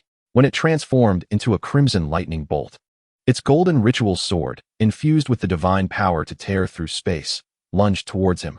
Alan once more unleashed Topaz's force field at the critical moment. Buzz! The mirror wall reappeared. Clang! The golden ritual sword struck the mirror wall with tremendous force. The divine power it contained was wildly dissected by the force field. For the first time, shock flickered in the Red Wolf's eyes. It attempted to withdraw its sword, but it was already too late. Boom! A torrent of red gold energy, merging its own divine sword power with the destructive force granted by the field, erupted from the mirror wall like an enraged golden dragon, crashing into the Red Wolf's chest at point-blank range. A howl of anguish erupted from the Red Wolf, distorted in pitch. Its energy armor crumbled like paper. A massive charred cavity was blown open in its chest. Red gold energy blood gushed forth. Its colossal form was hurled away like a ragged sack, slamming heavily against the courtyard wall. The health bar plummeted, severely wounded and on the brink of death. The ensuing battle was without suspense. The gravely injured Red Wolf disintegrated into particles of light under Alan's furious great sword's spinning slash, navigating through a corridor riddled with lethal traps, ascending in the pyroxene lift. Alan finally stepped into the Grand Library. Beneath the starry dome, the slumbering Moon Queen, Rennala, was roused from her rest. As 3 deadly pyroxene orbs shot forth from the hands of the pyroxene infant, Alan did not even budge. The mirror wall. Buzz. The solidified mirror force field unfurled. Thud. Thud. Thud. The 3 orbs collided with the mirror wall, vanishing instantly, as if a clay ox had sunk into the sea. In the next moment, whoosh, whoosh, whoosh. 3 orbs of light, faster and more dazzling than ever, reflected back with exquisite precision at a cunning angle, as if possessing a keen awareness. They struck fiercely upon the 3 young elemental mages. Boom, boom, boom. 3 blinding bursts of blue light erupted. The young mages had no time to scream before they were instantly reduced to mere dust, their spellbooks disintegrating into ash alongside them. The binding shattered. The prison crumbled. The colossal egg in Rennala's embrace erupted in a blinding white light. Who dares to disturb my slumber? A frigid, ethereal voice, imbued with the wrath of a forcibly awakened dream, resonated through the starry expanse. The full moon Queen Rennala, awakened form, descended. Terrifying magical power froze the void. The foolish ones coveting eternal wisdom and shattered laws. Rennala's staff was raised high, pointing at Alan, as moonlight coalesced around her into a vortex of annihilation, transforming into stardust under the lament of the full moon. Boom! This time, it was no mere scattering of moonlit currents. Instead, a cataclysmic torrent, exceeding 10 meters in diameter, composed purely of chilling lunar radiance, surged forth. Like the Milky Way cascading from the heavens, it bore the absolute will to freeze souls and obliterate all, crashing down upon Alan and the entire platform he occupied. Where the torrent passed, even the fabric of space seemed to freeze and shatter. This was no longer a directional spell that could be easily analyzed and reflected. This was pure, destructive, area of effect power at the level of laws. The force field of the Topaz, phase mirror wall, emitted a piercing wail under the burden of this world-ending lunar torrent. The mirror wall flickered violently, distorting, its hexagonal structure fracturing inch by inch. Alan felt as though his mental energy was being mercilessly torn apart, akin to being thrust into a meat grinder. Crack. Boom. The mirror wall's force field held for but a fleeting moment before shattering like fragile glass. The residual torrent of moonlight, imbued with destructive momentum, crashed forcefully against the hastily raised brass shield of Alan. Clang. Alan, along with his shield, was violently hurled away. Blood gushed forth. He crashed heavily into a distant bookshelf of elemental tomes. The sturdy shelf was dented deeply, riddled with cracks. An icy chill instantaneously froze half of his body. Gasping, Alan struggled to rise from the rubble, wiping away the icy shards and blood from his mouth. Yet a fiercer combat spirit ignited in his eyes. The mirror wall had shattered, but it had also afforded him a slender chance of survival. He fixed his gaze upon the cold, indifferent Rennala, suspended beneath the starry sky, and slowly tightened his grip on the hilt of his sword. The mirror wall is broken? Rennala's frigid voice carried a hint of barely perceptible surprise, which swiftly morphed into a deeper chill. A magic that could withstand my strike is rather intriguing. But this ends now. With a flick of her staff, countless magical blades of pure moonlight coalesced around her, forming a loyal guard encircling the queen. Next, the staff pointed into the void. A colossal Kalia magic circle unfolded beneath Alan's feet in an instant. Summoned starlight gathered above her head. A cold mist began to envelop the surroundings. The true magical feast has only just begun, and Alan's shield, the bane of magic, lay in ruins. Chapter 26. The Fallen Moon. The rebirth silver shards from the shattered mirror wall scattered amidst the frigid torrent of moonlight, akin to a lament of despair. Alan crashed heavily against the pyroxene bookshelf, a bone-chilling cold freezing half of his body, while a metallic sweetness surged in his throat. The surface of the brass shield was cloaked in a crystalline frost, emitting a groan under the unbearable strain. Rennala floated beneath the sea of stars, her moonlit robe billowing without wind, as the icy flames ignited in her eyes transformed into pure annihilation. The magic that can withstand a strike from me, a heretic, is rather intriguing, she spoke, her voice ethereal and frigid. With a gentle tap of her staff upon the void, she declared, "But this ends here. Let the stars witness your demise." Buzz, buzz, buzz. Countless swords of pure moonlight, the Kalia blades, coalesced around her, their tips aimed directly at Alan, resembling a poised array of arrows. Following this, an immense Kalia magic circle suddenly illuminated beneath Alan's feet, the icy binding force coiling around him like tendrils. Above, brilliant starlight converged into a lethal vortex. A bone-chilling fog began to envelop the scene, freezing all movement. The true storm of magic descended, all-encompassing, no blind spots. Alan, Malena's warning pierced through with an unprecedented urgency. A warm golden light enveloped Alan in an instant, alleviating some of the binding from the magic circle below and dispelling the bone-deep chill, yet it could not fully negate it. There was no time for contemplation. The shadow of death loomed. With a roar, Alan's eyes swirled with crimson and golden light. The God-Eater system erupted with an unprecedented force in the face of despair. He no longer suppressed the two conflicting powers within. Instead, He harnessed them as fuel, igniting a pure instinct for survival. His muscles, brimming with 23 points of strength, swelled like a dragon as he shattered the frost beneath his feet. The heavy King's army greatsword trailed behind him as he charged forward against the deluge of Kalia blades and the descending vortex of starlight overhead. King's army sword technique, arrow step, charge. Boom. The heavy footfalls shattered the ice crystals. Alan transformed into a dark golden meteor, tearing through the magical storm. The brief invulnerability from his charge withstood several blades that narrowly grazed him. The gust from the sword blades even disturbed part of the chilling mist. His target was not Rennala, but rather the colossal pyroxene platform floating in the void beneath her suspended position. Just as he stepped onto the platform, the vortex of starlight, brewed to its utmost intensity, erupted with a deafening roar. Several massive tears of star, capable of piercing mountains, cleaved through the air, howling with destruction as they plummeted towards the platform where he stood. Force field. Alan, propelled by the momentum of his charge, forcibly twisted his body, pouring his mental energy into a desperate endeavor. A layer of silver mirror wall, even thinner and riddled with cracks compared to before, struggled to unfurl above his head. This was the last stubborn stand of Topus magic in the face of dire straits. Boom, boom, boom. Several tiers of star crashed violently against the precarious mirror wall. The wall emitted a piercing wail, its silver light flickering wildly, appearing and vanishing. The immense impact bore down through the force field, causing the pyroxene platform beneath Alan's feet to become riddled with spiderweb-like fractures. His legs sank deeply, blood oozing from his mouth and nose, as his mental energy flared with excruciating pain. Uft, uft, sizzle.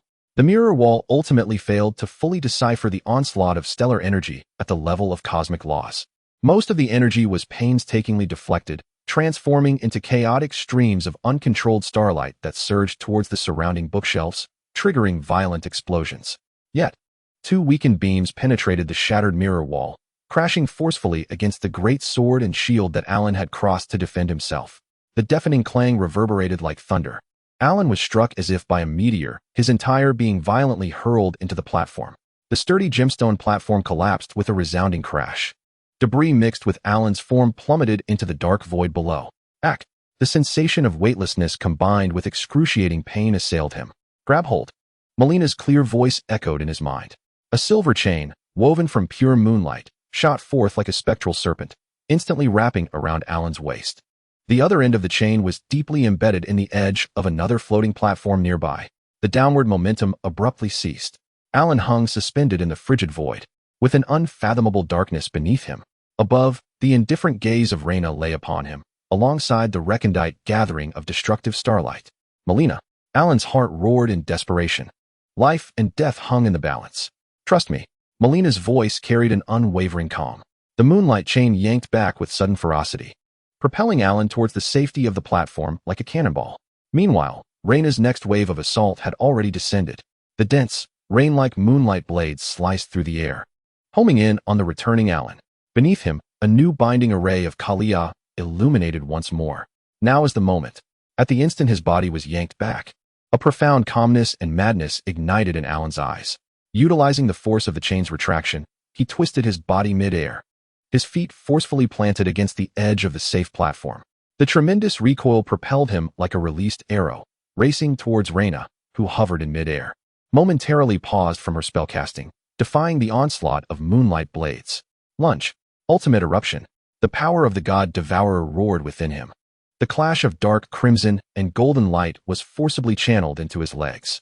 The great sword of the royal army trailed behind him, its tip igniting dark golden flames from the friction against the air at such a tremendous speed. Foolish. With a flick of her staff, Rennala conjured more moonlight blades to intercept. The binding array beneath him blazed with renewed vigor. Yet, Alan's speed was too rapid, so rapid that it surpassed the magic's lock. Most of the moonlight blades merely grazed past his afterimage. The cold vines of the binding array barely brushed his ankles before being violently severed by his furious charge. The distance vanished in an instant. In Rennala's icy gaze, for the first time, the visage of the fated one, ablaze with a will to defy death, was reflected, alongside the dark golden great sword that aimed directly at her chest with the force to cleave the heavens. Break from me. PSHH. There was no earth-shattering explosion, only the piercing shriek of laws being forcibly torn apart. The blazing tip of the royal army's great sword plunged fiercely into the lunar shield, composed of pure moonlight, that adorned Reyna's chest. The surface of the shield, marked by the mysterious runes representing the waxing and waning of the moon, flickered wildly in resistance. Dark gold and moonlit white clashed violently, annihilating one another, like the collision of two celestial bodies. Ack!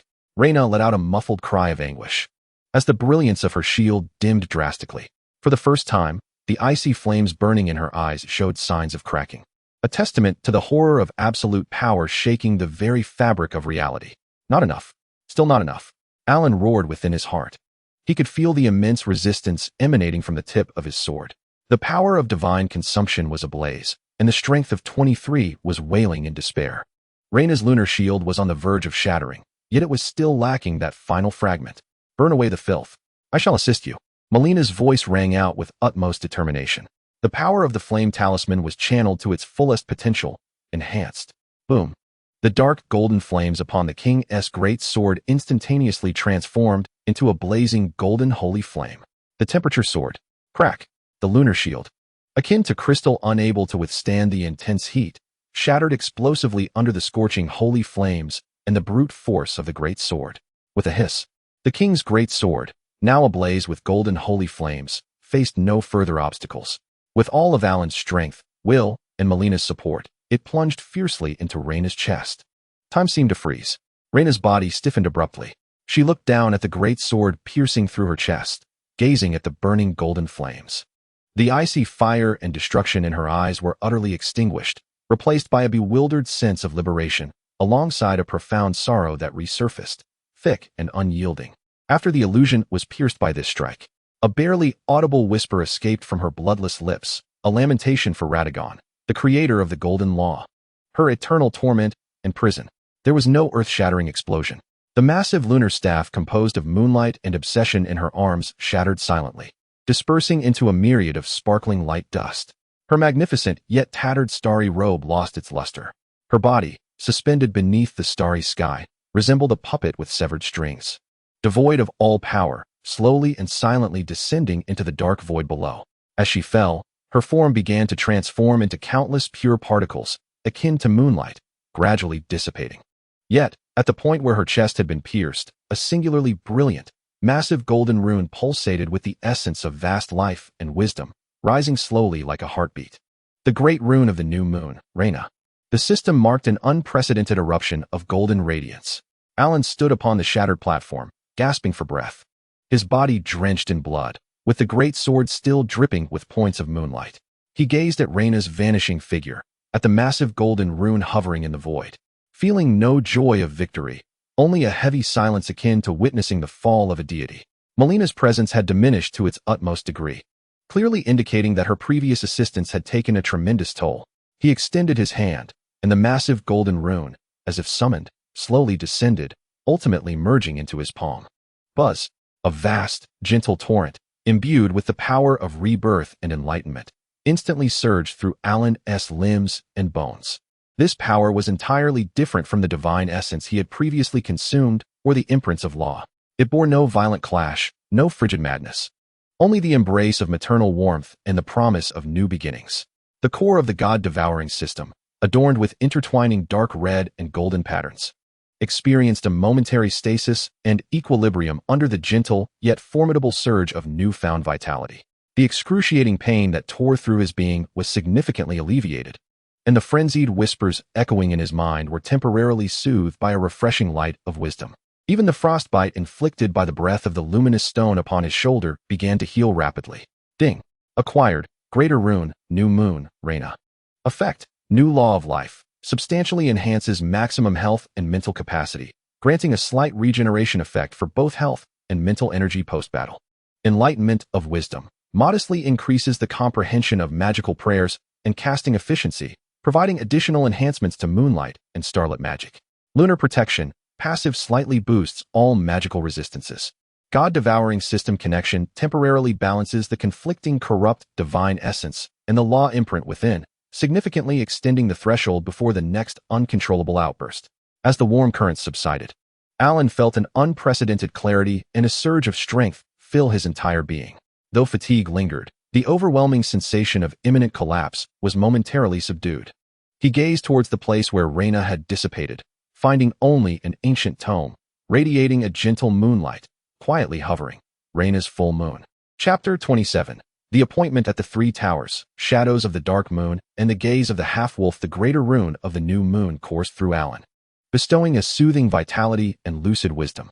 Departing from the ravaged Grand Library, the familiar dampness of Lake Lienia's mist enveloped him. Yet it could not wash away the fervent yearning within his heart for the essence of magic and the promise of a rendezvous. He urged Tourette forward, the steed's hooves splashing through the water like a golden streak of light, resolutely heading towards the northwestern shore of the lake, where a perilous cliff shrouded in magical mist awaited. There lay the city of Kalia, and beyond it stood the three towering spires of the sister towers. Was he finally to see her again? Alan caressed a small artifact hanging at his waist, a quaint soul bell inscribed with dark moon runes. The bell felt icy to the touch, harboring an extraordinary wave of magic. It was a gift from a mysterious entity known as the Snow Witch Rennala, bestowed upon him when he first arrived in the Borderlands, during a life-threatening encounter with a wolf pack in the fog-laden woods near Stormhill. Her words lingered in his mind like ethereal moonlight. Oh, the bewildered fading one. This bell is a solace for the souls and spirits of the Borderlands. When you are strong enough, and your desire for the stars and dark moon intensifies, bring it to the sister towers of Kalia to seek me. Perhaps I shall provide the answers you seek. At that time, Alan was naive and frail, merely sensing the enigmatic nature of the Snow Witch, her power far beyond his comprehension. Now, having endured the bloody trials of Stormveil, witnessed the might of the full moon queen's laws, and even challenged and triumphed over the star-shattering Radahn in the crimson wasteland of Galad, he now possessed the strength of two greater runes within him. Clutching a meteorite staff from beyond the stars, he had grasped the principles of gravitational magic and mastered the ferocious technique known as Lion's Slash. His insatiable thirst for power, particularly a magical strength potent enough to challenge deities and comprehend the rules of the world, has reached its zenith. The moment of rendezvous has arrived. As he approaches the region of Kalia's citadel, the air seems to thicken, suffused with a faint, chilling magical mist that diminishes visibility. The colossal walls of luminous stone and the soaring magical towers emerge from the fog, exuding an aura of ancient solemnity. The drawbridge leading to the citadel's main gate has long since decayed and collapsed. Alan, well versed in the terrain, navigates the narrow, moss-laden cliff path, dismounts his steed, and ascends on foot. Within the mist, eerie whispers and the sound of metal scraping arise once more. Swift as phantoms, the Kalia traders spring forth from the fog, their rusted blades glinting with an eerie blue luminescence.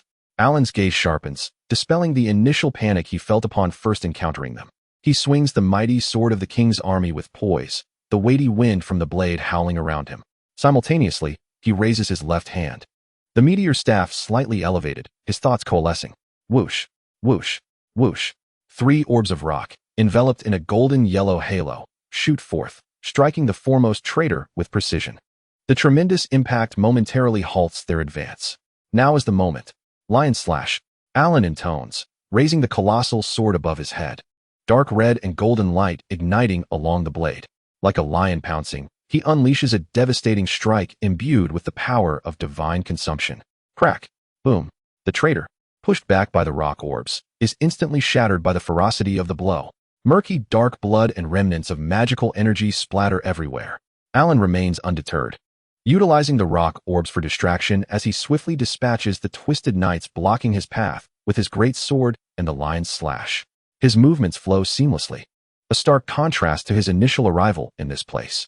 Emerging from the enveloping magical mist, the scenery opens up before him.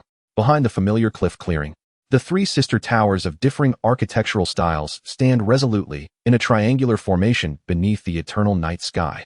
The tallest among them, the Tower of Sorceress Rennala, stands with its doors ajar, radiating a gentle, inviting glow. Alan touches the blessing, the warm golden light dispelling the chill and weariness. He inhales deeply, gripping the soul-summoning bell at his waist, and steps into the tower. The interior of the tower remains unchanged from his first visit, cold, pristine, and permeated with a fragrance reminiscent of fresh snow. However, this time, as soon as he sets foot within, a voice, cool and ethereal, tinged with a barely perceptible weariness, immediately resonates. Lacking the aloof scrutiny of their initial meeting, now infused with an understanding. You have come, the fated one. The voice echoes directly in Alan's mind, belonging to the snow sorceress Rennala, who had once gifted him the soul-summoning bell. Faster than anticipated. It seems the Scarlet of Galad and your mother's fall have greatly benefited you. Her words illuminate Alan's whereabouts and the evolution of his strength. The trinket at your waist still chimes, indicating that you have yet to be completely consumed by the folly of gold. Alan comprehends that the snow sorceress possesses profound insight into the happenings of the borderlands. He slightly bent forward, a gesture of respect for the assistance and guidance he had received in the past. Lady Rennala, I have come as promised. You once mentioned that when I yearned for the power of the stars and the dark moon, I could seek answers here. Now, I have witnessed the magnificent might of the full moon's laws and have come to realize the superficiality of my own magical path. I seek a strength formidable enough to confront the madness and decay that lie ahead. He paused, adding, I also wish to express my gratitude for the bell you bestowed upon me. It has been of great assistance. A hint of relief seemed to permeate the air within the tower. The essence of your mother, Rennala, still lingers upon you, as does the meteorite staff granted by the stars, came the voice, laced with a touch of approval, albeit still possessive. You have not squandered the expectations I once held. The answers you seek regarding the true magic of the stars and the dark moon do indeed lie within my grasp. This is a forbidden path, feared by the golden tree and despised by the supreme will. Knowledge is never free, especially not knowledge that subverts the very laws of existence. What must I do? Alan asked bluntly, fully aware that conditions would be attached. In the southern lands of Ningjef, shrouded in storms and ruins, Lonnie's voice turned serious. Near a dilapidated abode known as the Hunter's Abandon, find for me an ancient subterranean seal. Open it and retrieve the item sealed within, a curse imbued with the ashes of fated death. Bring it to me, and in return, I shall permit you to explore this tower to acquire the foundational Kalia Radiant Sword magic and truly unlock the gateway to the realms of the dark moon and the stars. Of course, this is contingent upon your return and the absence of interference from my shadow. A precise geographical coordinate and the form of the seal, a time-worn stone box ensnared by multiple magical chains, flooded Alan's mind. The information was far more detailed than their initial encounter. With a clear objective, the curse of fated death. The curse of fated death? A tremor coursed through Alan at the name, laden with ominous and forbidden power. Yet he did not waver. I understand, Lady Rennala. I will retrieve it. Wise choice, fated one. Lonnie's voice seemed to carry a faint glimmer of expectation. This journey will not be tranquil. Aside from the foolish assassins coveting that curse, my shadow is also in motion. Your shadow? Is it that half-wolf, Blazer? Alan immediately recalled Lonnie's earlier warning. Indeed, that obstinate brute. Lonnie's tone was tinged with exasperation. He has been tasked with observing the seal. Yet he does not fully comprehend my will. Should you encounter him, inform him that it is my desire for him to refrain from interference. Else, I shall be most displeased. Bringing your bell may temper his impulsive wolfishness. I shall convey your will, Alan replied solemnly. Departing from the Mage Tower of Rennala, Alan stood at the precipice, gazing towards the southern expanse of Lake Lienia. Ningjef, the Storm Gate, the Hunter's Abandon, threads of fate drew him back to the vicinity of his starting point. Yet now, he bore the power of two great runes, wielded the meteorite staff, commanded gravity magic, and shouldered the mission of acquiring forbidden power. As Alan prepared to summon Torret and embark on his journey, an intensely powerful aura, imbued with the ferocity of a beast and a chilling intent to kill, surged forth from the mist behind him, locking onto his presence like a tangible frost. Instantly, Alan felt the hairs on his neck stand on end. He spun around, brandishing the king's great sword before him, while the fragments atop the meteor staff whirled wildly. From within the fog, 2 points of crimson light ignited, resembling the bloodthirsty eyes of a predator. A figure, towering beyond the bounds of ordinary imagination, emerged from the depths of a tattered deep blue cloak, adorned with a fearsome wolf-headed helmet. Slung across his back was a royal greatsword, exuding an aura of biting cold, while his left arm was cloaked in a dense silver-gray fur, tipped with razor-sharp claws. The half-wolf, Blazer. He stood there like a silent snow-capped mountain, emanating an overwhelming pressure that rendered the air thick. He did not strike immediately. However, his icy gaze pierced the darkness, firmly fixed on Alan, particularly on the slightly swaying dark moon summoning bell at his waist. His voice, deep and gravelly, rasped like stones grinding together, unabashedly questioning. The fated one Blazer speaks, and indeed Lady Lonnie has summoned you. That bell at your waist is evidence. Tell me, what task has she entrusted to you? His right hand slowly grasped the hilt of the great sword resting on his back. The air became instantly suffused with tension. He clearly recognized Alan's encounter with Lonnie and identified the summoning bell, yet he required confirmation of the task at hand, as well as an assessment of Alan's trustworthiness, or rather, whether Alan was worth his attention. Chapter 28.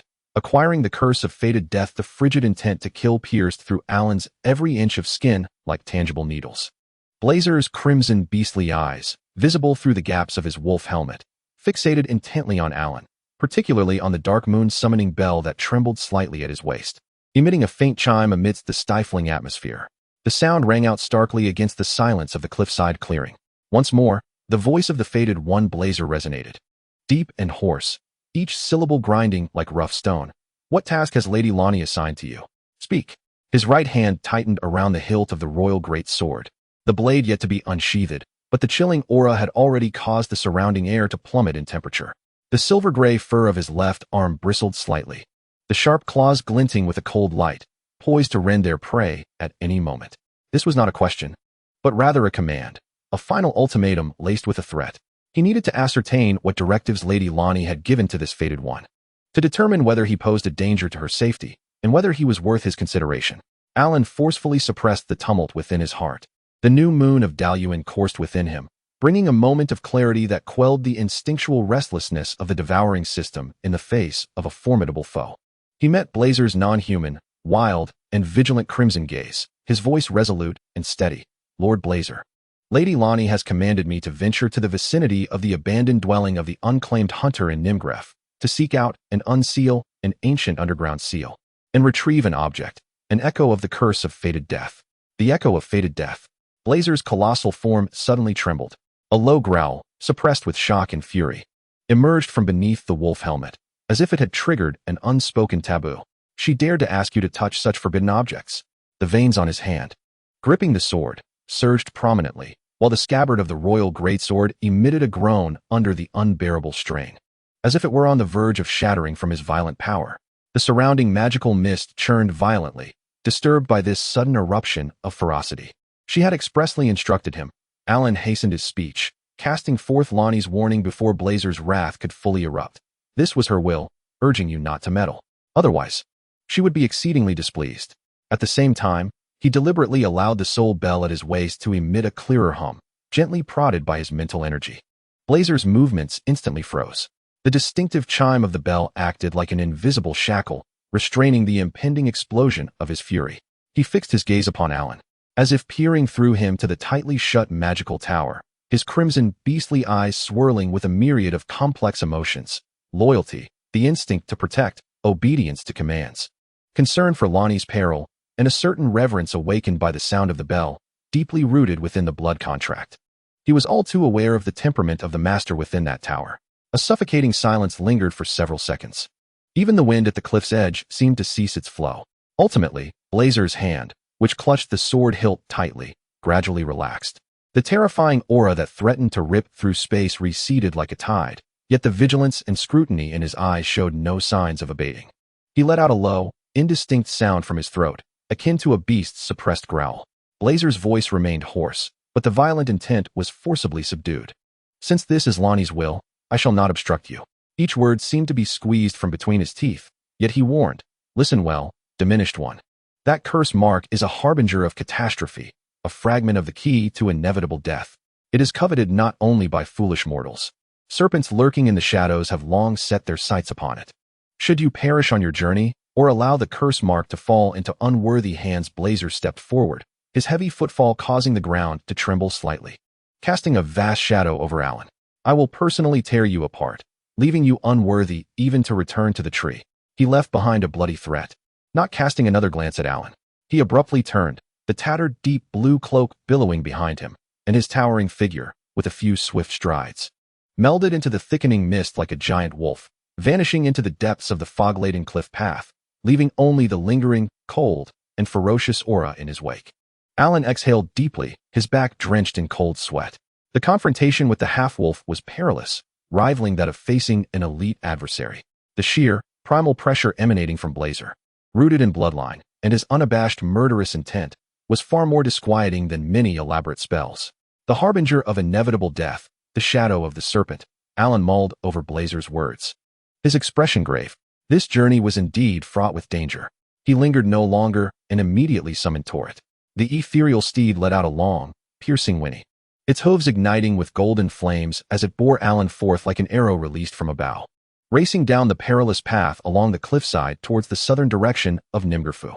Their destination, the dilapidated abode of the masterless hunter. As he returned to Nimgerfu, a land ravaged by storms and strewn with remnants of the past, a peculiar sentiment welled within Alan. Once a mere fated one, he now wielded 2 grand runes, held a meteorite staff, and possessed the mastery of gravity magic and the lion's cleave combat technique. Yet, the foreboding warning from Blazer and the heavy burden of the cursed fate of inevitable death left him no room for relaxation. Guided by the coordinates bestowed by Lonnie and the hints woven within Blazer's words, Alan swiftly located his target in a concealed hollow to the southeast of the masterless hunter's ruin, encircled by colossal wind-eroded stone pillars. The ground was blanketed with a thick layer of dead grass and moss, rendering any anomalies nearly imperceptible without a clear indication. Crouching down, Alan attuned himself to the surroundings. A faint, chilling aura of profound silence pervaded the air, unsettling the very depths of his soul. He unsheathed the king's Greatsword, channeling his power, and thrust it forcefully into the ground. With a thunderous roar, a heavy stone slab, cloaked in vegetation, was heaved aside, revealing a profound entrance to a cavern that exuded the scent of decay and ancient magic. At the entrance, several intertwining magical chains, composed of dark purple energy and resembling thorny vines, crisscrossed and firmly sealed the passageway. The chains bore remnants of violent attempts at destruction, yet evidently, those efforts had proven futile. Was this the seal and the traces of a failed forced entry that Blazer spoke of? Alan's gaze sharpened as he warily surveyed his surroundings. The meteorite staff was now in hand, its tip of crushed stone subtly rotating. He endeavored to extend his mental prowess towards the magical chains. Instantaneously, the chains unleashed a powerful repulsion, the dark purple energy striking at him like a venomous serpent. Alan let out a muffled grunt, retracting his mental force. This seal was exceedingly potent and carried a fierce aggression. Lady Lonnie mentioned there must be a way to unlock it. Alan pondered, his eyes falling upon the dark moon soul-calling bell at his waist. Lonnie had specifically advised him to take it along. Perhaps he could attempt to infuse a trace of magical energy into the bell. With a melodious chime, a crisp and resonant sound echoed forth, imbued with an extraordinary penetrating quality.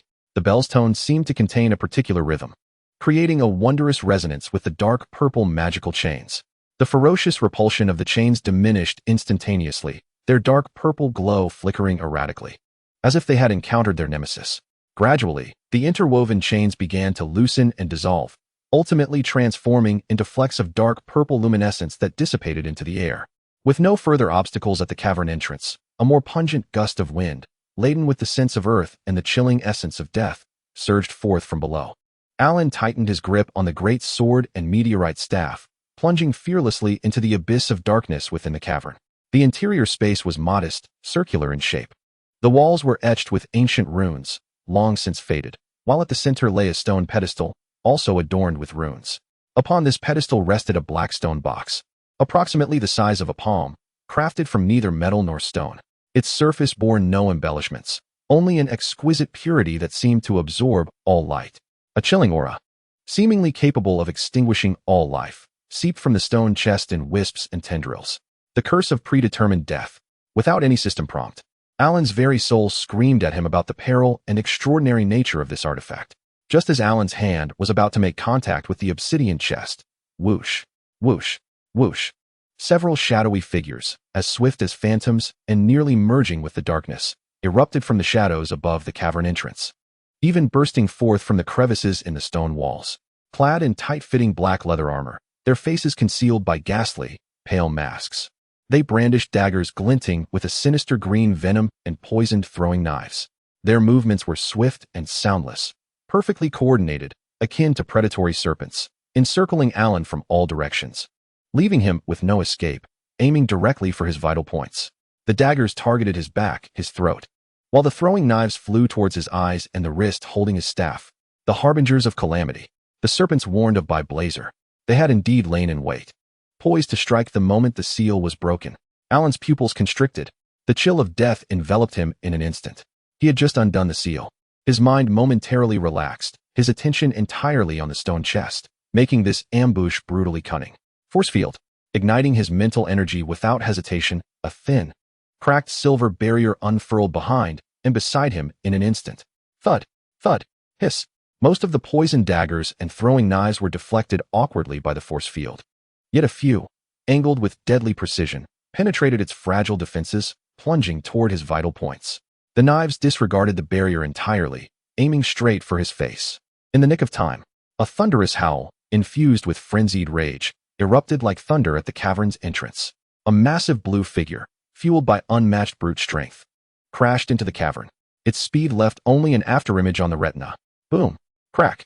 One of the harbingers of calamity poised to strike Alan's back was obliterated by this ferocious impact, the sound of shattering bones echoing clearly. Simultaneously, a colossal, frost-laden royal greatsword swept through like a door, clang, clang, clang, precisely deflecting the poisoned throwing knives and several other lethal daggers aimed at Alan's face. Sparks flew as the sword met the projectiles. Half-wolf Blazer. He had trailed them all the way here. How dare you touch Lady Lonnie's belongings?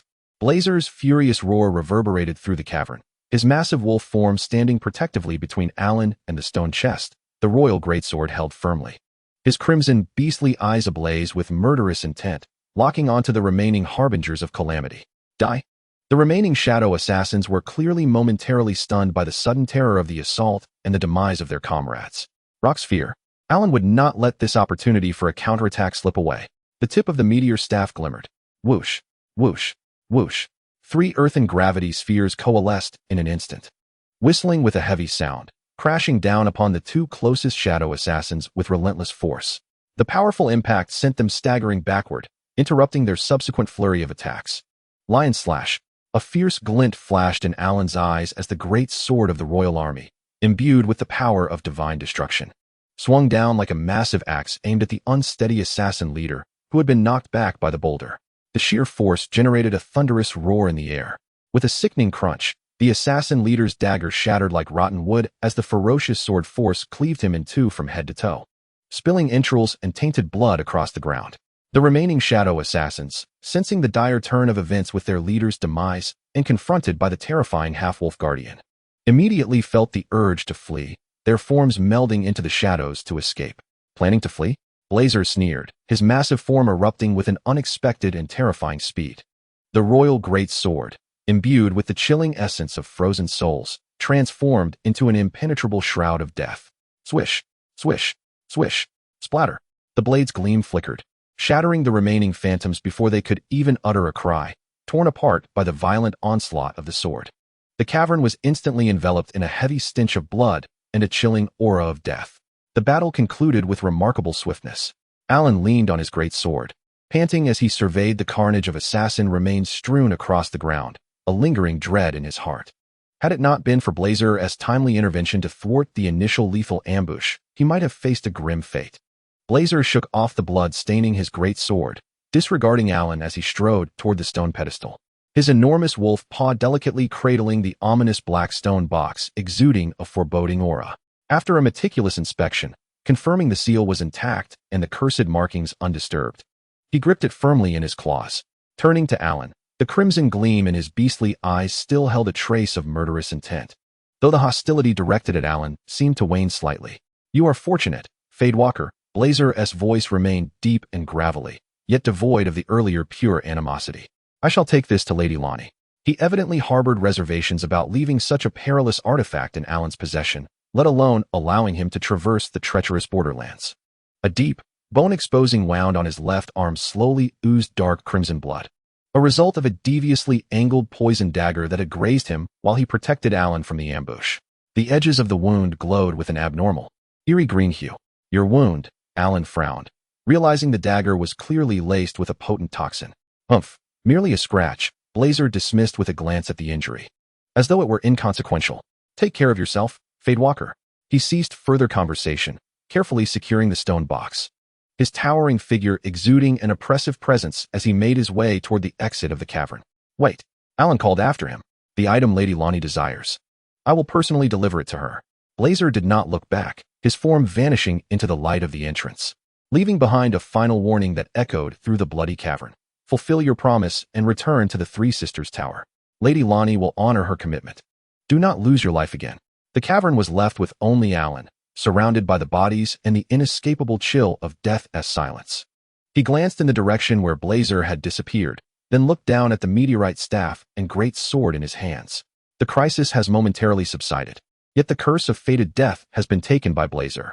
He must hasten back to the Tower of the Three Sisters to meet Lonnie and fulfill their pact, thereby acquiring the arcane knowledge that leads to the dark moon and the stars. The shrill call of Tourette echoed at the cave's entrance. Alan lingered no longer. He turned and leaped from the hollow, mounting his steed.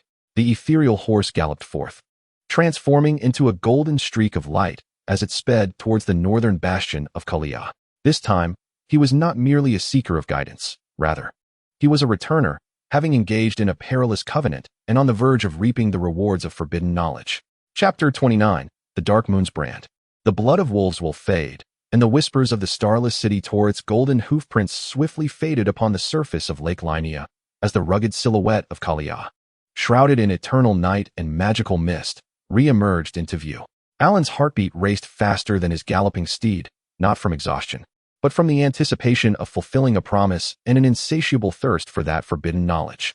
Although the curse of fated death had been personally taken by Blazer, the crux of the task, finding and unsealing the seal, had already been accomplished. He was fervently eager to discover what answers the enigmatic and acerbic snow sorceress would bestow upon him. Once again traversing the magical fog that was thick with whispers and danger, easily dispatching the occasional lawbreaker, Alan soon returned to the cliffside clearing before the Tower of the Three Sisters. The door of the Mage Tower of Lena remained ajar, the blessings at its threshold radiating a familiar warmth. He inhaled deeply, suppressing the tumult of emotions swirling within him, and stepped inside the tower. The coolness and faint fragrance within the tower persisted, yet this time, as soon as Alan crossed the threshold, he sensed an unusual presence. The air was saturated with a more potent surge of magical energy, cold and profound, akin to being enveloped in the vastness of the cosmic abyss. A figure emerged, not an ethereal voice, but a distinctly visible form hovering beside the spiral staircase. She donned a magnificent robe woven from countless stars and dark moon runes, the hem flowing like a cascading galaxy, shimmering with hues of deep blue and silver. Her translucent, slender arms, composed of pure magical essence, elegantly embraced her form. Most striking was her visage, exquisitely sculpted like the finest gem, with skin as cold and porcelain-like as the moon, her eyes closed. Yet beneath those long lashes lay an essence of omniscient power. A cascade of deep blue hair flowed without wind, the tips glimmering with starlight. Her very existence seemed to embody the concepts of the dark moon and the stars. Lonnie, this was her true form. The snow sorceress Lena was merely one of her many incarnations in the world. You have returned, the fated one. Lonnie's voice resonated directly within Alan's mind, ethereal as ever, yet devoid of the previous weariness, infused with an ineffable depth and sense of power. Her essence had not spoken. The voice seemed to emanate from the celestial projection surrounding her. Faster than I anticipated. It seems that Blazer, that reckless oaf, while causing some trouble, has not completely botched the matter. She slowly opened her eyes. It was not the eyes of a human, but rather two wheels slowly rotating. A vast and profound dark moon. The eerie blue moonlight flowed within, seemingly capable of devouring all light, imbued with a chilling wisdom that sent shivers through the soul. And an ancient solitude. The curse marks have been received. Lonnie's dark moon gaze fixed upon Alan, as if penetrating his flesh and blood, directly observing the surging power of divine devourment within him and the imprints of two grand runes. You have fulfilled the covenant. Now it is my turn. She raised an arm formed of magical energy, her slender fingertips gently pointing towards Alan. Buzz. In an instant, the entire interior of the magic tower vanished. Alan felt himself being dragged into an endless expanse of cosmic deep space. Beneath him swirled a rotating river of stars. Above him flowed a shimmering nebula, and countless brilliant stars flickered around him.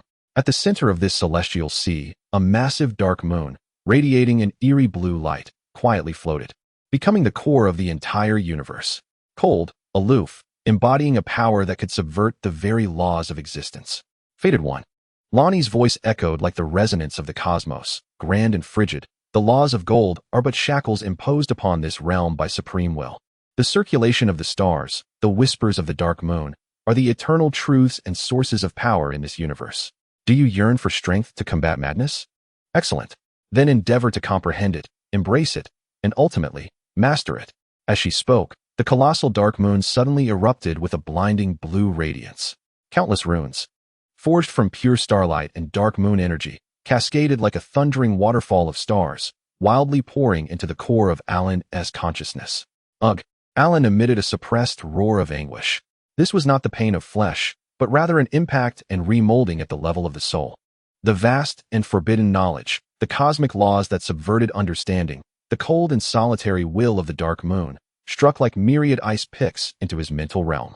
The core lines of the divine devourment system flickered with frenzy, attempting to decipher and consume this unprecedented torrent of information.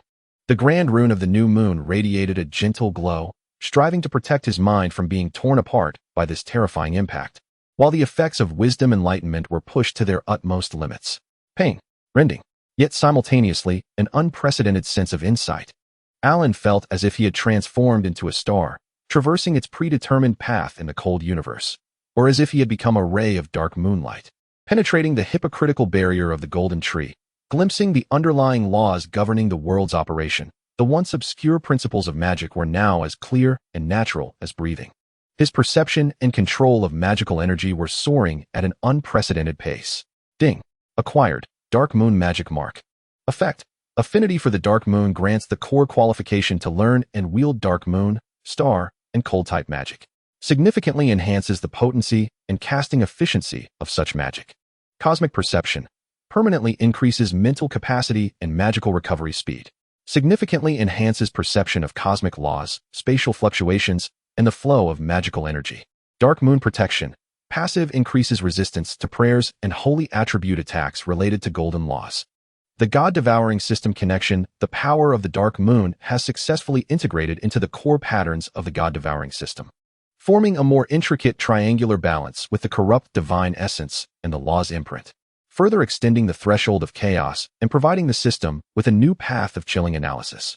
The ethereal blue light gradually subsided, and the illusions of the cosmic deep space receded like the ebbing tide. Alan found himself back within the confines of the Mage Tower of Rennala, drenched in cold sweat and gasping for breath. Yet his gaze was as if cleansed by an icy spring, sharp and profound. He raised his hand. A wisp of ethereal blue magic, exuding frigid energy, swirled around his fingertips like a living entity, dancing, a fundamental mastery of Dark Moon magic. How do you feel, Fated One? Lonnie's voice regained a trace of its previous sharpness, but Alan discerned an imperceptible scrutiny beneath it. Has this small gift of knowledge not overwhelmed your mind, tainted by gold? An unprecedented clarity and strength. Alan suppressed the swirling mental energy, feeling the surging Dark Moon power within him, and sincerely responded. This power is more profound and formidable than he had anticipated. He gazed at the suspended form of Lonnie. Thank you for your guidance, Lady Lonnie. Humph. Spare me the pleasantries. Lonnie elegantly intertwined her 4 magical arms. You are now qualified to peruse the tomes within this tower. The foundational knowledge of Kalia's radiant sword, Starlight, and ice magic should suffice to occupy you for a while. As for the deeper mysteries of the Dark Moon and the stars. She paused, her gaze shifting towards the night sky outside the tower window. The time has not yet come. When you truly require it, it shall reveal itself. Her tone shifted, the previous sharpness replaced by a near-icy gravity. Now, Fated One, there is another matter that requires your attention, or rather, a request. A chill ran through Alan's heart. For Lonnie to employ the word request indicated that the matter was anything but simple. That fool Blazer. Lonnie's voice carried a note of restrained agitation. He was injured while retrieving the curse mark for me, struck by the poison blade of the Shadow of Calamity. That was no ordinary poison. Alan instantly recalled the deep, greenish wound on Blazer's left arm, visible to the bone, within the crypt. It was the cursed toxin imbued with fragments of destined death, a force that even the furnace of myriad transformations could not fully suppress. Lonnie's Dark Moon eye seemed to brew a storm. He required a special antidote to suppress and gradually extract it. The core material for the antidote only grows in one place. Where? Alan inquired without hesitation. Despite Blazer's hostility towards him, the debt of life saved in the crypt and his loyalty in protecting Lonnie warranted his repayment. Lonnie's gaze appeared to pierce through space, directed towards the distant east. The volcanic manor, the lair of the betrayers and blasphemers. Deep within that cursed land of lava and sin grows a black flower known as the thorn of the sinner. Its petals are key to neutralizing that cursed poison. The volcanic manor, the stronghold of the betrayers. Alan's heart sank. That was a region more treacherous and chaotic than the Scarlet Lands of Galide, rife with powerful enemies who defied the Golden Law and embraced the path of blasphemy. I am aware of the peril that lies ahead. Lonnie's voice bore a rare hint of perhaps regret, a folly of Alan's own making. The traitors harbor malevolence toward anyone who dares approach. Yet Blazer is on the brink of collapse. Her voice lowered, imbued with an undeniable resolve. Retrieve the sinner's thorn and its flower as an additional reward. Upon your return, I shall guide you to the eternal city, Nochlon. There resides the ultimate weapon against the supreme will, as well as the true secrets of the celestial law. The phrases eternal city, Nochlon, the weapon against the supreme will, the secrets of the celestial law, thundered in Alan's mind like a cataclysm. The reward Lonnie offered surpassed all imagination. It was not merely about saving Blazer. It was the key to ultimate power and truth. I understand, Lady Lonnie. Alan's gaze was resolute, the newly acquired power of the Dark Moon responding to his determination, bringing with it a chilling clarity. I shall journey to the Volcano Manor and bring back the sinner's thorn's flower. Excellent. Lonnie seemed to exhale in relief, the vast aura of the Dark Moon receding slightly. Take this. With a gentle wave of a magical arm, a spectral blue light soared toward Alan, landing in his palm. It was a small, intricately carved Dark Moon medallion, shaped like a crescent encircling a star. This will grant you temporary immunity from certain lowly blasphemous creatures in the chaotic realm of the Volcano Manor, but nothing more. True traitors will not be deceived by it. Proceed with caution, Fated One. I await your good news. Lonnie's figure, along with the immense aura of the Dark Moon, gradually faded, ultimately dissolving into starlight within the tower, leaving only the cool fragrance and the chilling touch of the medallion on his fingertips. Alan gripped the Dark Moon medallion tightly, feeling the tumult of Dark Moon power and the complex balance of the Devourer's might within him.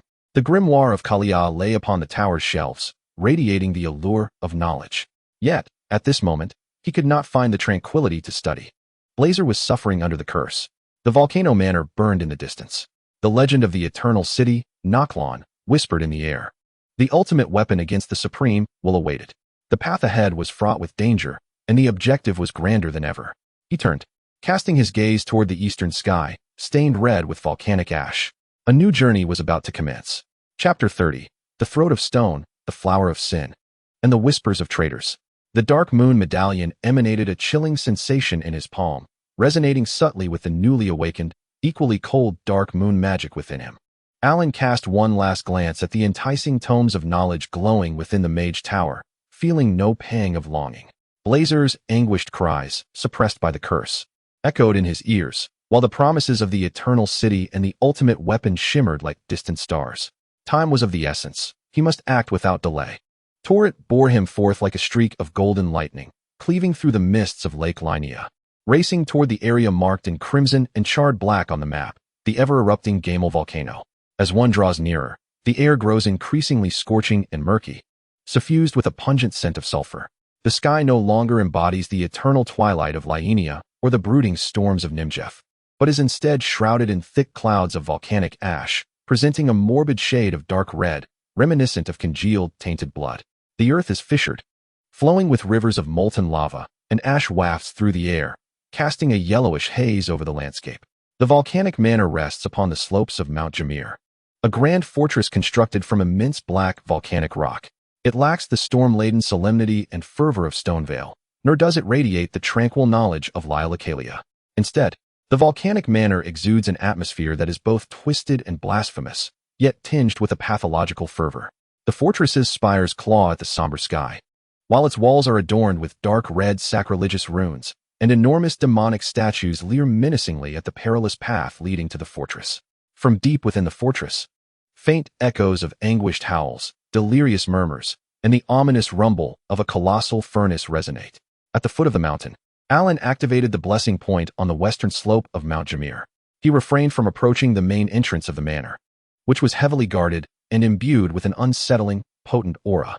The Dark Moon insignia bestowed by Lonnie could only deflect the attacks of lesser abominations, rendering it ineffective against the true traitors that dwelled there, particularly the formidable knights and mages.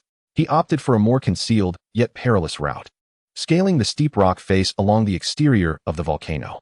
The searing stones scorched his palms, and the sulphurous fumes stung his throat, while hot debris occasionally tumbled from above. Equipped with the robust physique granted by the new Great Rune and the extraordinary perception of space and environment bestowed by the Dark Moon mark, Alan moved across the treacherous cliffside with the agility of a gecko. Suddenly, a heart-stopping tremor emanated from within the rock face. Boom! A massive fissure split open beneath his feet. Scalding steam and the acrid scent of sulfur erupted forth. Following this, a colossal head ablaze with dark red flames, reminiscent of a battering ram, burst violently from the chasm. Its skin, riddled with lava cracks, revealed a gaping maw flowing with magma, and its yellow slit pupil radiated an aura of savagery and destruction. The lava earth dragon, one of the most perilous predators of the volcanic region. Roar! The dragon unleashed a deafening roar, its massive form forcing its way out of the rock face, as its thick, lava-shelled tail swept through the air, conjuring a searing gale. Alan's pupils constricted. Encountering such a beast on the narrow, steep cliff was nothing short of a nightmare. Rock sphere. He instinctively pointed his left hand, wielding the meteor staff. Whoosh, whoosh, whoosh. 3 gravity-infused rock spheres hurtled toward the dragon's head. Although they could not inflict significant damage, the sheer force momentarily stalled the dragon's movements, causing its sweeping tail to veer off course and crash violently against the adjacent cliff, sending debris flying. Aerostep. Seizing the fleeting opportunity, Alan propelled himself forward like a cannonball. The heavy sword of the king's army dragged behind him, its tip sparking with dark golden flames as it scraped against the scorching rock. Boom! The charging titan endured the shower of debris. Alan narrowly escaped the sweeping tail of the earth dragon, aiming directly for the immense fissure it had created, leading into the heart of the mountain. Rather than engage in a futile struggle with the beast on the precipice, he chose to enter the unknown depths that might hold a glimmer of hope. The earth dragon roared in fury, pivoting its colossal form and unleashing a torrent of molten breath into the crack. Inside the fissure, instead of the cramped passage he had envisioned, lay a vast natural cavern illuminated by a lake of lava. Scorching waves of heat rolled through the air, thick with lethal toxic fumes. At the cavern's base, a dark crimson lake of molten rock churned, with several massive black stone platforms jutting out.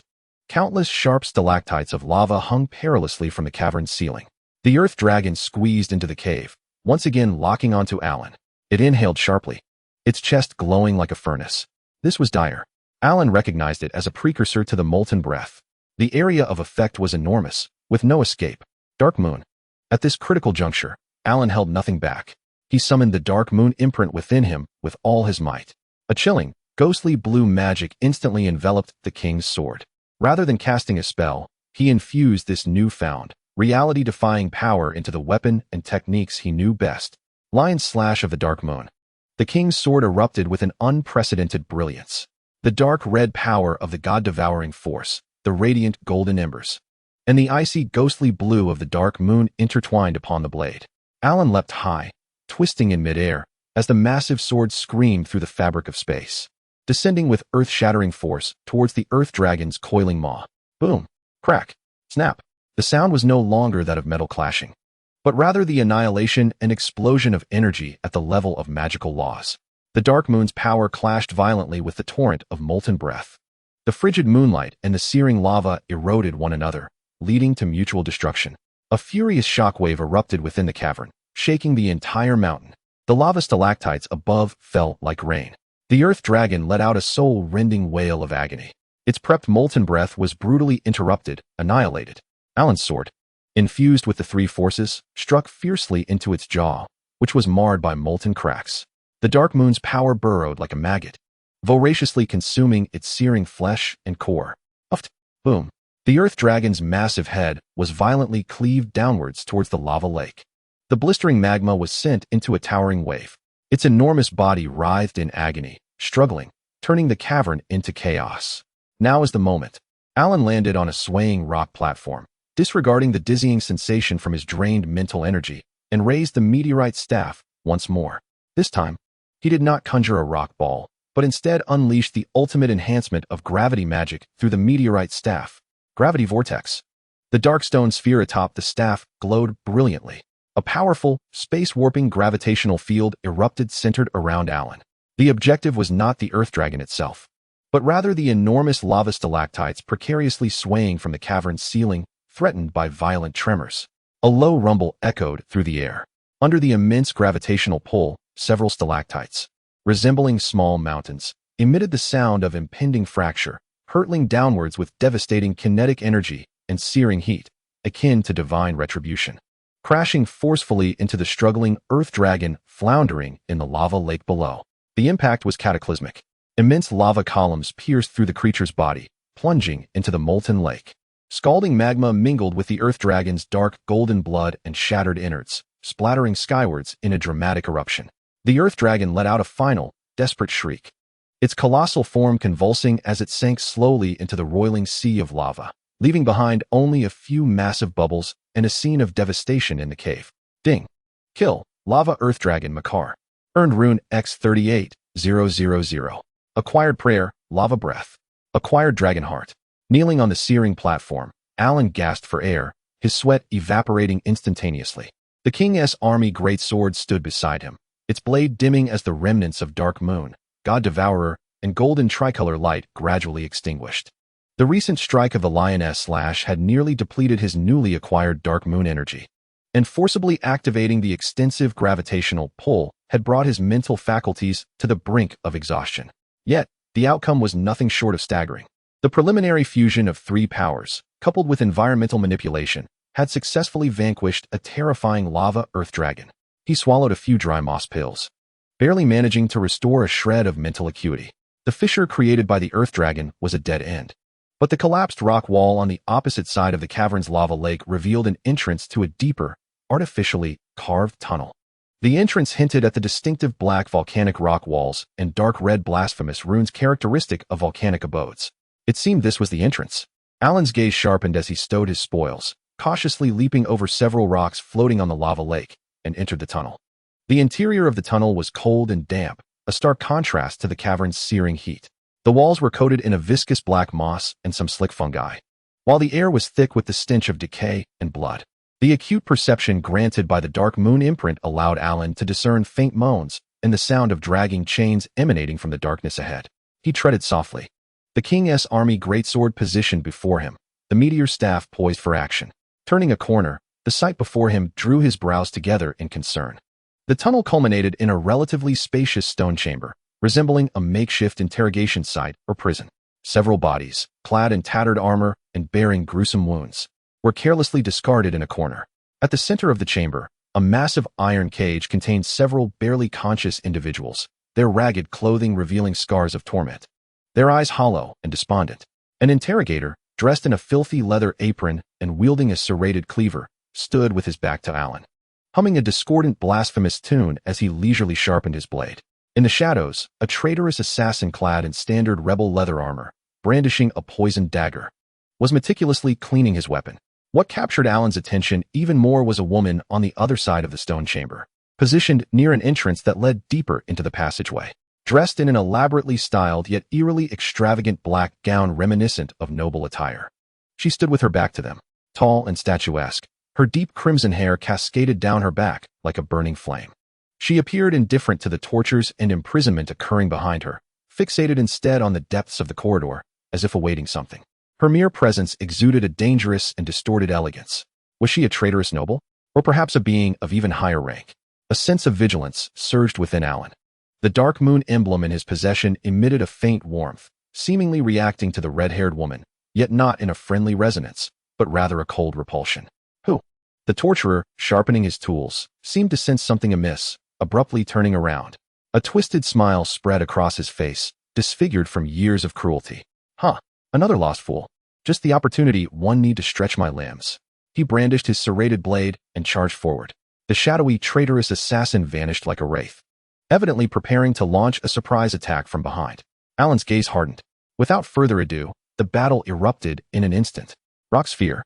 3 gravity-infused stone spheres hurtled forth, striking the charging torturer with precision. Bang, bang, bang. The torturer stumbled, his fierce charge interrupted. Simultaneously, Alan pivoted sharply, pointing the meteor staff backward. A faint gravitational wave radiated outward. Zing! The assassin, who had been lurking in the shadows behind him, suddenly faltered, as if ensnared in an invisible mire. It was the passive trigger of the meteor staff's subtle gravitational disturbance. Die! Seizing this fleeting opportunity, Alan swung the king's army greatsword. Imbued with the golden light of divine retribution, in a sweeping arc. Thud!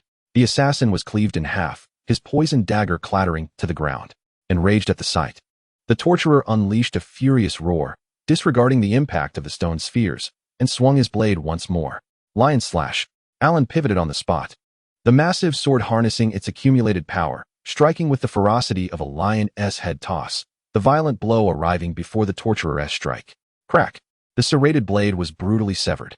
The residual force of the furious strike cleaved through the torturer's chest. Blood and entrails splattered across the ground. The battle concluded in the blink of an eye. Panting, Alan's gaze immediately shifted to the other side of the stone chamber. The red-haired woman still stood with her back to him, as if the recent carnage was merely an inconsequential farce. Slowly, she turned around. At last, Alan beheld her face. It was extraordinarily beautiful, yet bore an inhuman coldness. Her skin was pale, devoid of any color, while her lips were a striking crimson, as if stained with blood.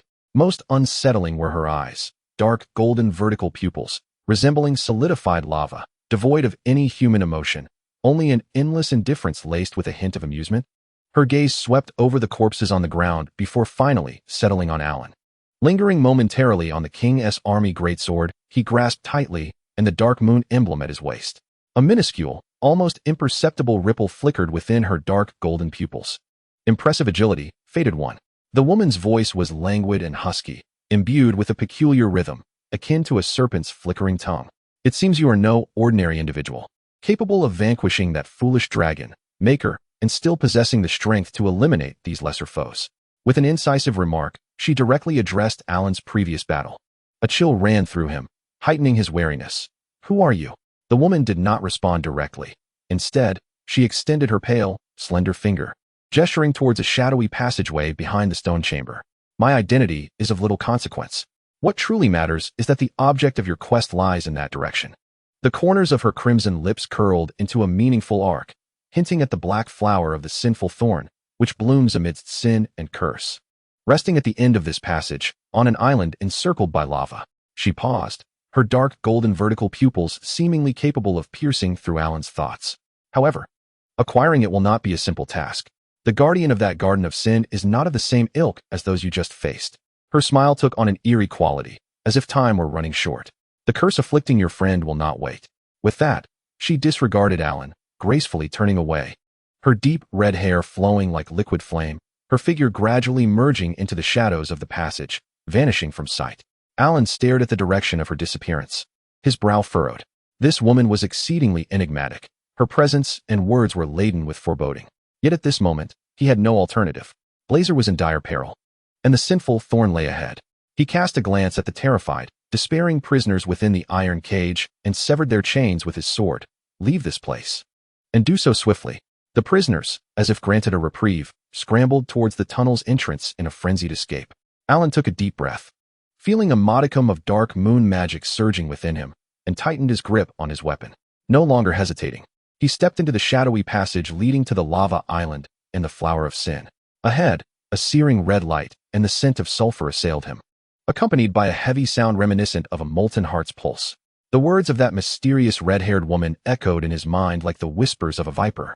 The true danger of the volcanic estate's core was only just beginning to unveil itself to him. Chapter 31, The Garden of Sin. Whispering of the divine skin and the ashes of the return at the end of the shadowy passage, blinding red light surged forth. The acrid scent of sulfur mingled with a peculiar, decayed sweetness, enveloping him. Alan squinted, adjusting to the intense brightness. Before him lay a vast underground lava lake. Dark red magma churned slowly, bubbles bursting with a dull, plopping sound. The heat distorted the air, rendering the view hazy. At the center of the lake, an isolated black rock island floated like a vessel of sin amidst the sea of fire. In the heart of the island, a plant swayed in the glow of the lava. It was entirely black, its twisted branches resembling tortured limbs, with dark red veins coursing along the edges of its leaves. At its pinnacle, a flower, the size of a fist, began to unfurl its petals. The petals were deep as night, while the flower's core exhibited a strange, dark red hue, akin to congealed blood, from which tendrils of black mist rose. The sinful thorn. Alan's heart leapt suddenly. The objective lay before him.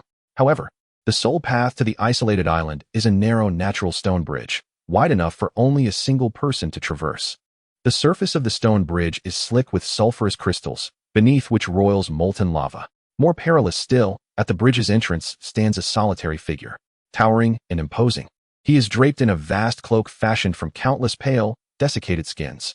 Beneath the cloak lies a grotesque, non-human form, its body covered in dark golden scales. A twisted blade, reminiscent of a colossal skinning knife, is embedded into the rock beside him. From the shadow of his hood, 2 points of crimson light illuminate, locking onto Alan at the threshold, the Apostle of Divine Skin, a terrifying embodiment of the heretical faith that defies the laws. One of the ultimate creations that desecrate the furnace. No words were necessary. The instant Alan stepped out of the passage, the Apostle moved, as swift as a spectre. The massive skinning sword sliced through the air with a piercing shriek, cleaving towards Alan's head. Before the blade arrived, a chilling aura of desecration enveloped him, freezing his very soul. Force field. Alan's mental energy surged. A thin, silver mirror barrier unfolded before him in an instant. Swoosh. The skinning sword effortlessly tore through the mirror barrier as if it were mere tofu. The momentum diminished slightly, yet it still descended with terrifying force. Clash. Alan gripped the King's army greatsword tightly, crossing it in defense.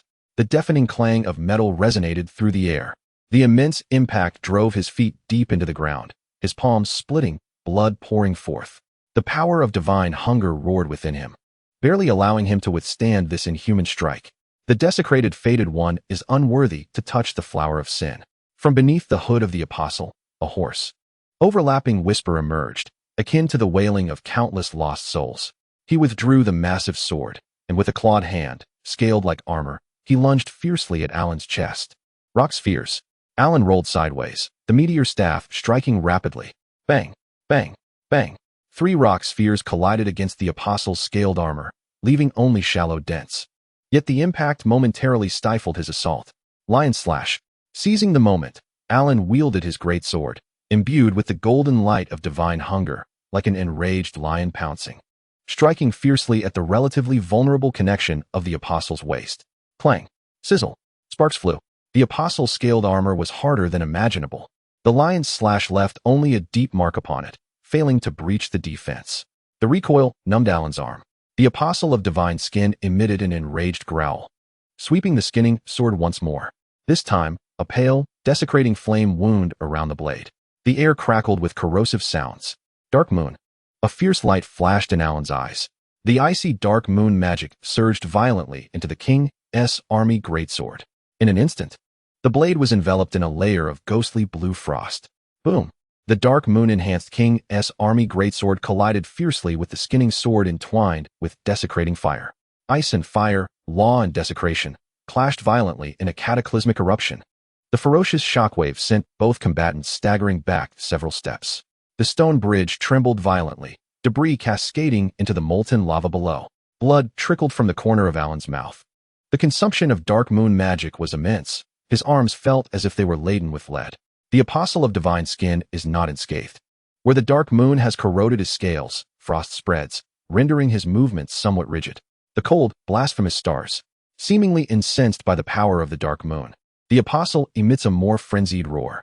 He plunges the flaying sword into the ground and raises his hands high.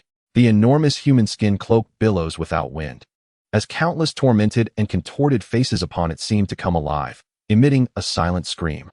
The blasphemous ritual of skinning bestows its dark favor. Dark red blasphemous runes spread frantically across the ground centered around him. A powerful and malevolent force erupts. Alan feels his vitality, mental strength, and even his very soul being forcibly drawn away. An eerie pain of skin peeling courses through him. Not a chance. Alan roars. The restorative power of the new moon's great rune operates at an insane pace, resisting the ebbing of life. He holds nothing back, pouring all his remaining mental strength into the meteor staff. The gravitational well collapses. The stone sphere atop the staff bursts forth with an unprecedented dark radiance. A terrifying gravitational vortex suddenly forms beneath the Apostle of Divine Skin. The ground cracks and sinks. The ongoing blasphemous ritual is abruptly interrupted by this sudden spatial distortion. The Apostle's colossal body is relentlessly pulled toward the vortex's center, his movements completely frozen. Now is the moment. Pierce through him. Only cold murderous intent remains in Alan's eyes. He channels all his remaining strength, the frenzy of divine devouring, the golden embers. The chilling essence of the dark moon, recklessly into the king's army Greatsword. The sword erupts with a dazzling, tricolored spiral flame. The arrow step of 3 forces shatters. He transforms into a streak of light that tears through space. The king's army Greatsword resembling a spear of judgment, imbued with the destructive force of disintegration. Thrusting fiercely toward the heart of the apostle, immobilized by gravity. Thud! Boom! There is no earth-shattering explosion. Only the shrill sound of the laws being forcibly penetrated. The tricolored spiral flame violently erupts from the back of the apostle's heart. His massive form suddenly stiffens. The dark golden scales that cover his body crack like spider webs, radiating from the sword's tip. Countless faces on the human skin cloak emit one final, piercing scream before disintegrating into ash. Ding. Kill. Apostle of Divine Skin. Gain Rune X 52,000. Acquire Prayer, Black Flame Ritual. Obtain Divine Skin Swaddling. The Apostle of Divine Skin appears to have been drained of all power, his enormous body slowly kneeling before ultimately collapsing forward onto the stone bridge, devoid of sound. The twisted flaying sword also loses its luster, embedded at an angle beside the corpse. Alan leans heavily upon the nearly shattered great sword, breathing heavily, each breath accompanied by searing pain. The Dark Moon's magical energy is utterly depleted, his mental strength nearly exhausted, and his arm muscles ache as if torn. Defeating the Apostle of Divine Skin has reached the limits of his endurance. He dares not linger, forcing himself to step onto the narrow, slippery stone bridge. Each step is taken with utmost caution, the scorching heat wave searing against his skin. At last, he sets foot on the molten lava island. Approaching the Thorn of Sinners, the putrid sweetness grows more intense, laden with an unsettling temptation for the soul. Black flowers bloom eerily in the glow of the lava. Alan held his breath, carefully severing the flower stem with the tip of his sword. He removed the dark red flower core, which pulsated as if alive, and swiftly placed it into a specially designed containment stone box. The system noted, acquired. Core of the sinner's thorn, purified. Objective achieved. The tension within Alan's heart eased slightly. He cast one last glance at the garden, ablaze with sin, and the corpse of the Godskin apostle before turning to retrace his steps. Navigating through the dim corridor, he returned to the stone chamber he had visited earlier. The prisoner had long escaped, leaving behind a scene of chaos. The enigmatic red-haired woman, Tarnished, stood there as if she had never left. With her back to Alan, she gazed towards the passage where the Godskin apostle had once been, her dark golden slit eyes betraying no emotion. You have succeeded, fated one. Tarnished's voice remained languid and hoarse, devoid of any discernible joy or anger. More intriguing than I had anticipated. That simple-minded creature under the skin pouch met its deserved end. She slowly turned to face Alan, her gaze lingering on him, particularly on the dull blade of the king's greatsword he clutched tightly. Holding it, she unexpectedly tossed him a small emblem, intricately carved from volcanic obsidian, resembling a twisted flame, an invitation from the volcanic mansion, though you likely will not accept. The corners of her crimson lips curled into a semblance of a smile. However, should you change your mind and wish to explore the deeper truths of blasphemy or discern the true desires of your sword, you may seek me out at any time. Alan caught the warm obsidian emblem, its weight heavy in his palm. He regarded Tarnished in silence. This woman was shrouded in mystery, and her invitation felt more like a perilous trap. Yet, he did not refuse. He merely tucked the emblem away. Blazer awaits me, Alan stated in a low voice, offering no further words as he turned towards the tunnel's exit. Tarnished made no move to stop him, quietly observing his retreating figure. Deep within her dark, golden slit pupils, it seemed as if lava flowed slowly, whispering to herself in a sibilant hiss like a venomous serpent.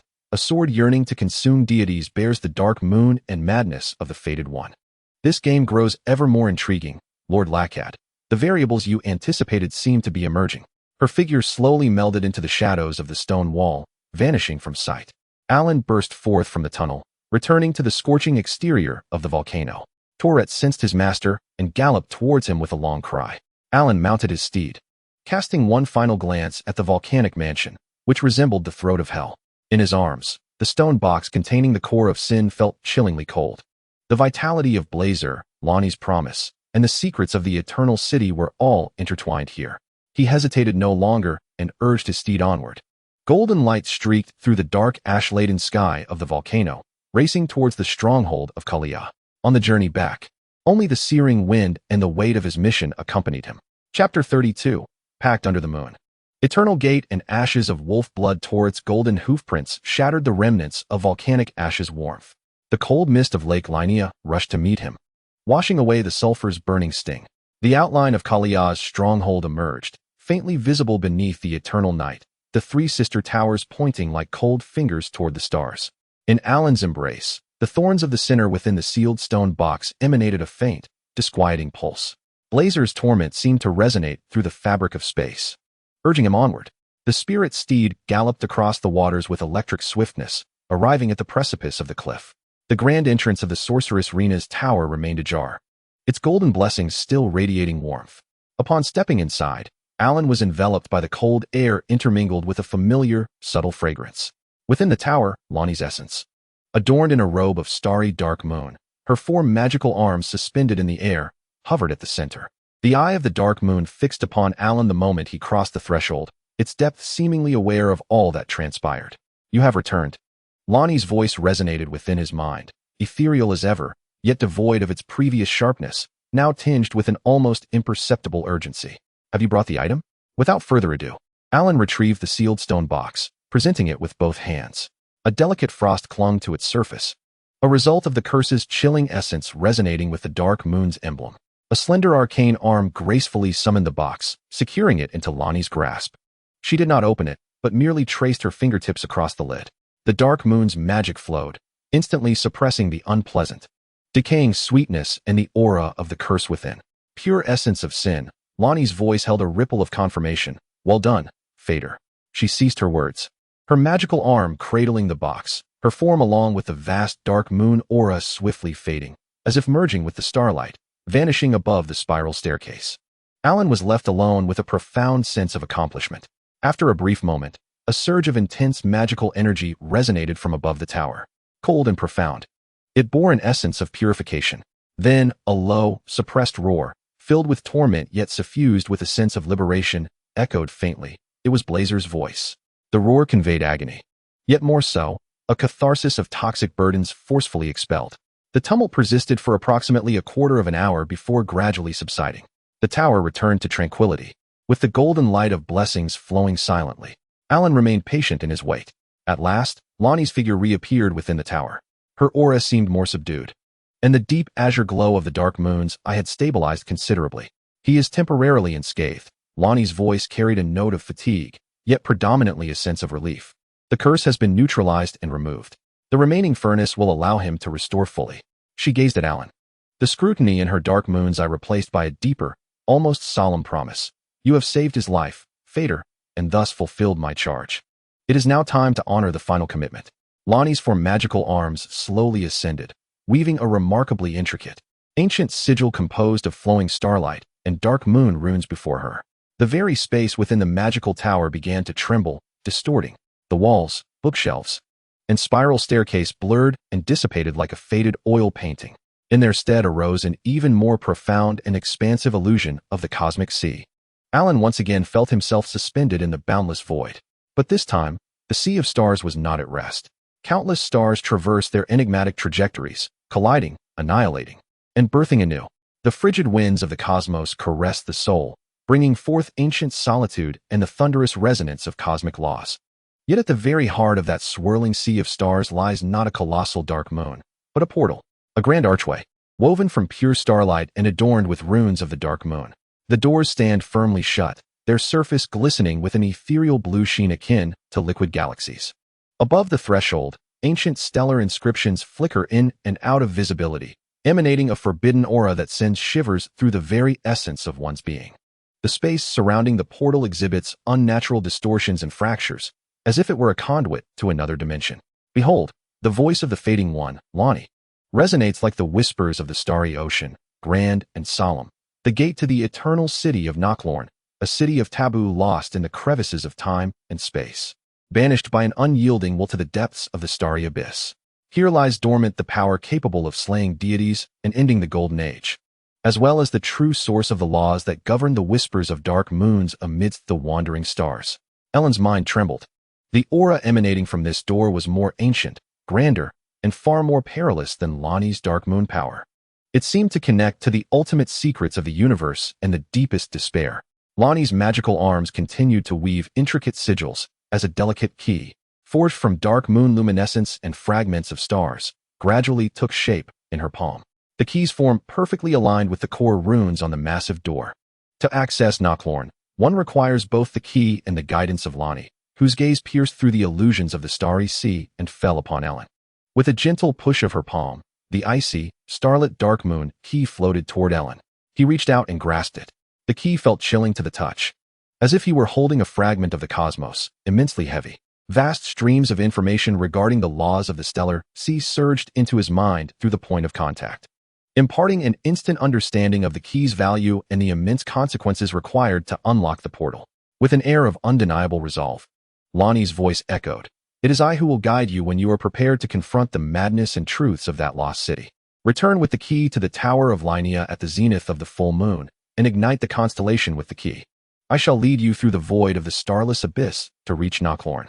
As she spoke, the illusions of the cosmic sea began to tremble violently, akin to an unstable signal. The grand eternal door gradually became indistinct and translucent. "Take heed, for the figure of the fading one," Lonnie grew ever clearer amidst the dissipating illusion, her dark moon eyes fixated intently on Ellen. "Knocklorn is no benevolent place. There, time and space are mere illusions, harboring ancient horrors and distorted creations that have been cast away. The power and truth you seek come with equal measures of madness and sacrifice. Prepare yourself before seeking me again." As her words faded, the cosmic visions shattered like a broken mirror, vanishing entirely. Ellen found himself once more within the confines of the Mage Tower of Lena, tightly gripping the cold, heavy dark moon key in his hand. Everything in the tower appeared as it always had, as if the cosmic spectacle had merely been a fleeting dream. Only the tangible sensation of the key and the lingering traces of the starry sea in his mind serve as proof of its reality. The eternal city of Nokron, the divine slaying power, and the warning of the celestial law's origin, Lady Lonnie, are inscribed like a heavy brand upon the depths of his soul. He gazed down at the key, then lifted his eyes toward the scrolls within the tower that chronicled the foundational magics of the Kalia Radiant Sword, Starlight, and Frost. The path to the ultimate truth had been illuminated, yet the foundation beneath him remained unsteady. At that moment, heavy and somewhat ethereal footsteps echoed from the spiral staircase leading to the second floor. A towering figure, almost requiring him to bend to pass through the doorway, emerged at the stairs entrance. It was Blazer. He still wore the tattered deep blue cloak and the wolf helm, yet his presence had diminished significantly. His massive form was slightly hunched, and his left arm was wrapped in thick bandages soaked in dark red ichor, with a faint, furnace-like golden glow pulsing beneath the bindings, battling against the remnants of a curse.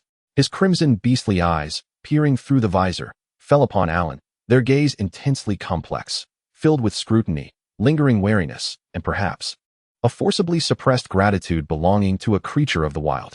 The voice of the diminished Blazer remained hoarse, yet it lacked the previous fury, replaced by a weighty fragility. "Lady Lonnie sent me down to thank you." He paused, seemingly grappling with a significant discomfort. "I expressed my gratitude at the ceiling's sight." Upon finishing, he appeared to exhaust himself, or perhaps he had spoken all that he could, standing silently as a wounded, mute mountain. The enormous royal greatsword was not slung across his back, but leaned against the wall beside the staircase. Alen regarded the half-wolf, grievously injured, yet still striving to fulfill his duty of thanks, with a medley of emotions swirling within him. He nodded, uttering no further words. "Take care of your injuries, Blazer. Lady Lonnie needs you." Blazer emitted a low, indecipherable rumble from his throat in response. His crimson gaze lingered on Alen for a moment longer, particularly upon the key radiating starlight in his hand, before he slowly turned and, with heavy steps, vanished once more into the shadows of the spiral staircase. The tower returned to silence. Alen clutched the dark moon key tightly, his gaze sweeping over the magical tomes on the shelves, ultimately resting on the eternal starry night that enveloped Malenia outside the tower's window. Power, truth, the eternal city, and the path of the divine slaying weapon remained shrouded in mist, fraught with peril. Yet, at this moment, he needed to calm his mind, to digest the magical heritage of Kalia, and to forge a more solid foundation for his descent into the lost city of the starless abyss. He carefully secured the key close to him and approached the nearest bookshelf, extracting an ancient tome embossed with the runes of the Radiant Sword. His fingertips brushed over the cold pages as the mysteries of magic gradually unfolded before his eyes. A new journey of cultivation had already commenced.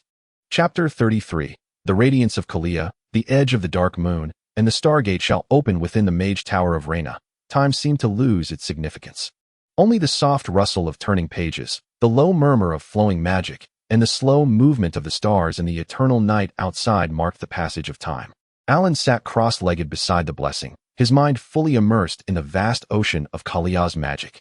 Ancient tomes, embossed with luminous runes, lay open upon his lap, his fingertips gliding over the icy pages, while his spirit soared through the realm of laws woven from starlight and frost. The Kalia Radiant Sword, a cornerstone of royal sorcery. With closed eyes, Alan concentrated, his mental energy weaving through the void to outline the arcane runic symbols. Ethereal blue orbs swiftly coalesced, taking shape. A majestic sword, forged entirely from pure radiant energy, its blade adorned with shimmering stardust patterns, materialized out of thin air. As the sword pointed forward, the air resonated with a humming sound, sliced through with precision. It was more refined, swift, and lethal than the radiant swords wielded by the crystal mages of Bisselia. With a mere thought, the radiant sword moved like an extension of his arm, darting through the confined space of the tower, slashing and spinning. The intertwining beams of light formed a haunting blue web of death. Controlled by his will, it obeyed his every command. The radiant sword formation embodied the essence of defense and counterattack. Alan formed intricate seals with his hands, his mental power surging like a tide. 12 miniature radiant sword silhouettes appeared around him, rotating slowly like loyal sentinels. The tips of the swords faced outward, creating a magical barrier that combined offense and defense. Any enemy daring to approach would face a thunderous counterstrike from the radiant swords. Starlight, the most fundamental projection of magical energy, yet brimming with infinite possibilities. With a delicate touch of his fingertip, a brilliant starbeam shot forth, striking a distant copper bell with pinpoint accuracy. The starburst erupted, transforming into a myriad of magical sparks. He continually adjusted the output, speed, and trajectory of his magic, honing the most basic spell to perfection, laying the groundwork for more formidable incantations. Fragments of ice. An introduction to frost magic. Alan summoned the moisture in the air to merge with the chilling power inscribed within the dark moon. Several sharp ice spikes instantly formed, imbued with a biting cold, and were driven violently into a distant stone wall, exploding into a flurry of frost. The power of frost spread, coalescing into a spiderweb of white frost on the wall. Day after day, Alan, like the most parched sponge, fervently absorbed the essence of Kalia's magic. The wisdom of the new moon's great rune illuminated his understanding, and the cosmic perception from the dark moon imprint revealed to him that the speed of these magics transcended that of ordinary mortals. Each meditation, each spellcasting, refined his mental power and honed his magical control with increasing precision. The core patterns of the devouring god system subtly shifted. The corrupt crimson, the golden law, and the dark blue of the moon.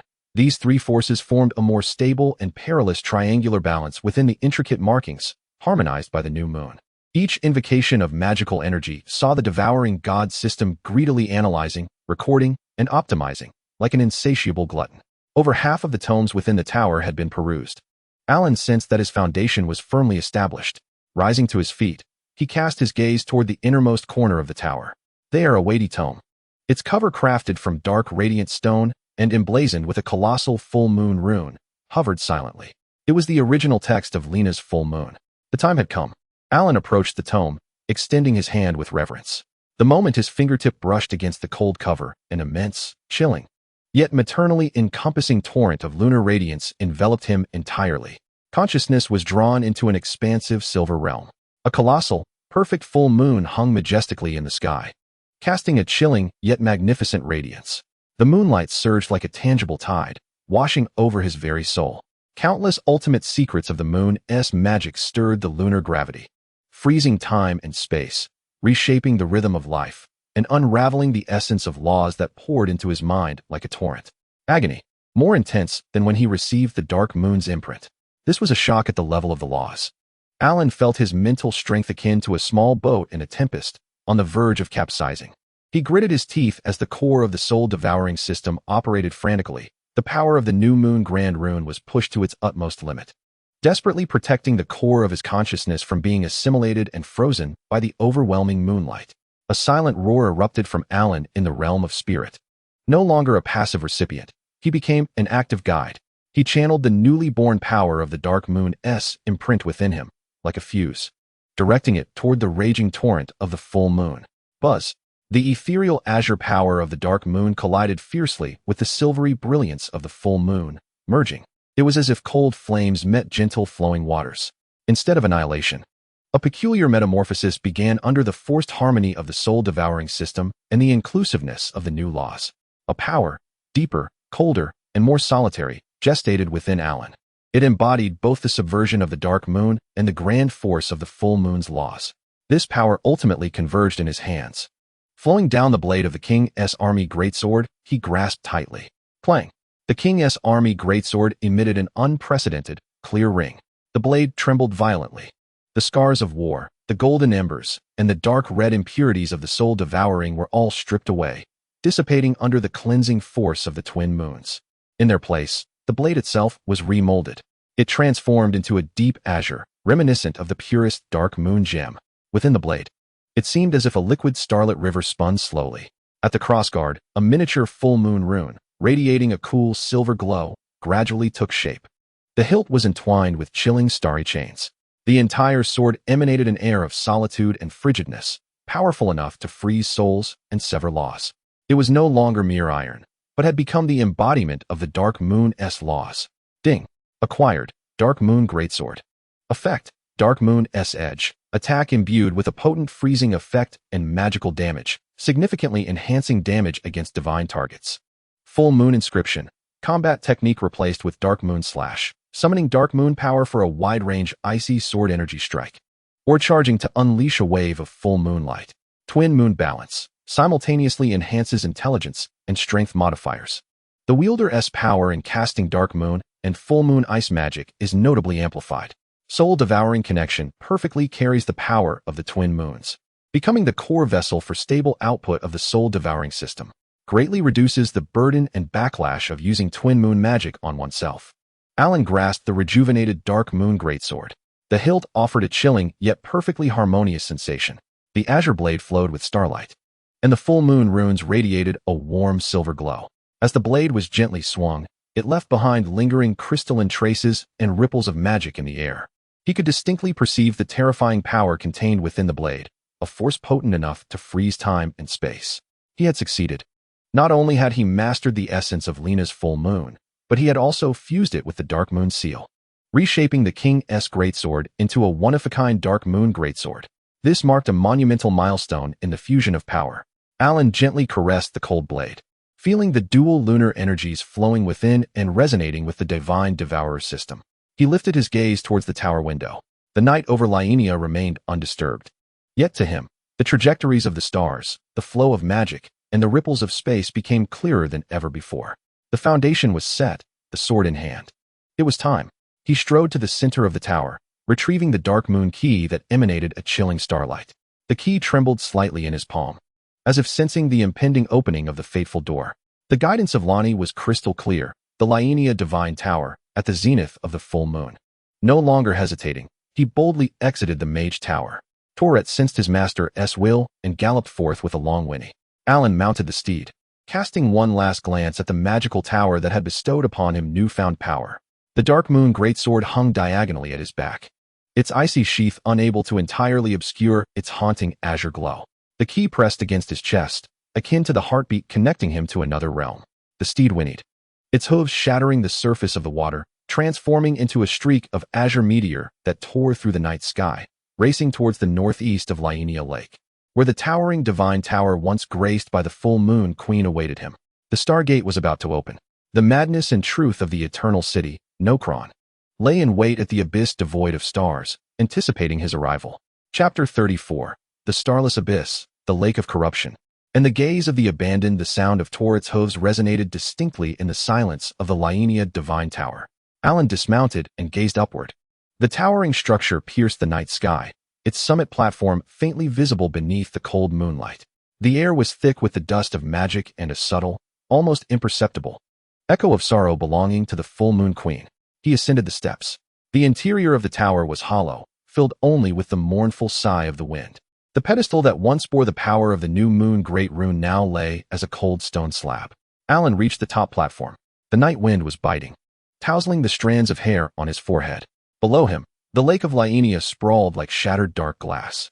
Looking up, the night sky appeared exceptionally clear. A massive, silver disk of a full moon hung in the heavens, its luminous cascade enveloping the entire platform in a dreamlike silver glow. At the peak of the full moon, Alan retrieved the icy dark moon key. The key quivered slightly in his palm, as if responding to a call. Ethereal azure light flowed from the key, harmonizing with the silvery radiance cascading from the full moon above. He inhaled deeply, pouring his spiritual energy wholeheartedly into the key. Simultaneously, the power of the dark moon seal was fully unleashed. The azure and silvery light intertwined around him, soaring, with the dark moon as the key, with the full moon as the guide. Open, O gateway to the starless abyss. Alan silently recited Lonnie's guidance, raising the key high. Buzz. The key erupted with an unprecedented brilliance. A colossal beam, infused with ethereal azure stardust and silvery moonlight, surged skyward, crashing violently into the void above the tower. Silent ripples spread across the night sky, distorting the emptiness as if a stone had been cast upon a tranquil pond. A vast, shadowy vortex, its edges flowing with liquid starlight, slowly began to take form. At its center, an unfathomable depth emanated a chilling, insatiable pull. As if it were a gateway to the universe's most profound darkness, the abyss of starless night. The portal to the eternal city of Nokronen. In the instant the vortex stabilized, specks of azure stardust coalesced beside Alan, and the figure of Lonnie, adorned in a robe of dark lunar stars, silently materialized. Her 4 magical arms gracefully formed seals, her moonlit eyes gazing solemnly upon the dark vortex, imbued with an almost reverent solemnity. The portal is open. Lonnie's voice resonated directly within Alan's mind, ethereal and weighty. The abyss of starless night is an unreal path. A single misstep leads to eternal disorientation. Before her words could fade, Lonnie transformed into a shimmering trail of azure starlight, unhesitatingly diving into the shadowy vortex. Alan's gaze sharpened, and without a hint of hesitation, he leaped forward, plunging into the abyssal portal that seemed to devour all. A thunderous roar echoed, not a physical collision, but a profound tremor at the soul's core. It felt as though he had been cast into the icy currents of the cosmos. The sensations of weightlessness, dizziness, and the disorienting stretch and compression of space assailed him simultaneously. Before him swirled an array of bizarre, rapidly spinning celestial fragments and shadows of the dark moon. In his ears, an eerie silence, akin to the vacuum of space, resonated with the unvoiced thunder of cosmic laws. Only the azure starlight ahead shone like a beacon in the darkness, steadfastly guiding the way. Alan concentrated, channeling the power of the dark moon seal to protect his core of consciousness, resisting the terrifying rending sensation of spatial traversal. The core patterns of the soul-devourer system flickered wildly, greedily deciphering the chaotic fragments of spatial laws surrounding him. Time became an enigma, perhaps a fleeting moment, perhaps an eternity. Suddenly, the overwhelming disorientation vanished. His feet found solid ground. Alan stumbled slightly, regaining his balance. A cold, damp air, thick with the stench of decay, rushed into his nostrils. He looked up, and his pupils constricted in shock.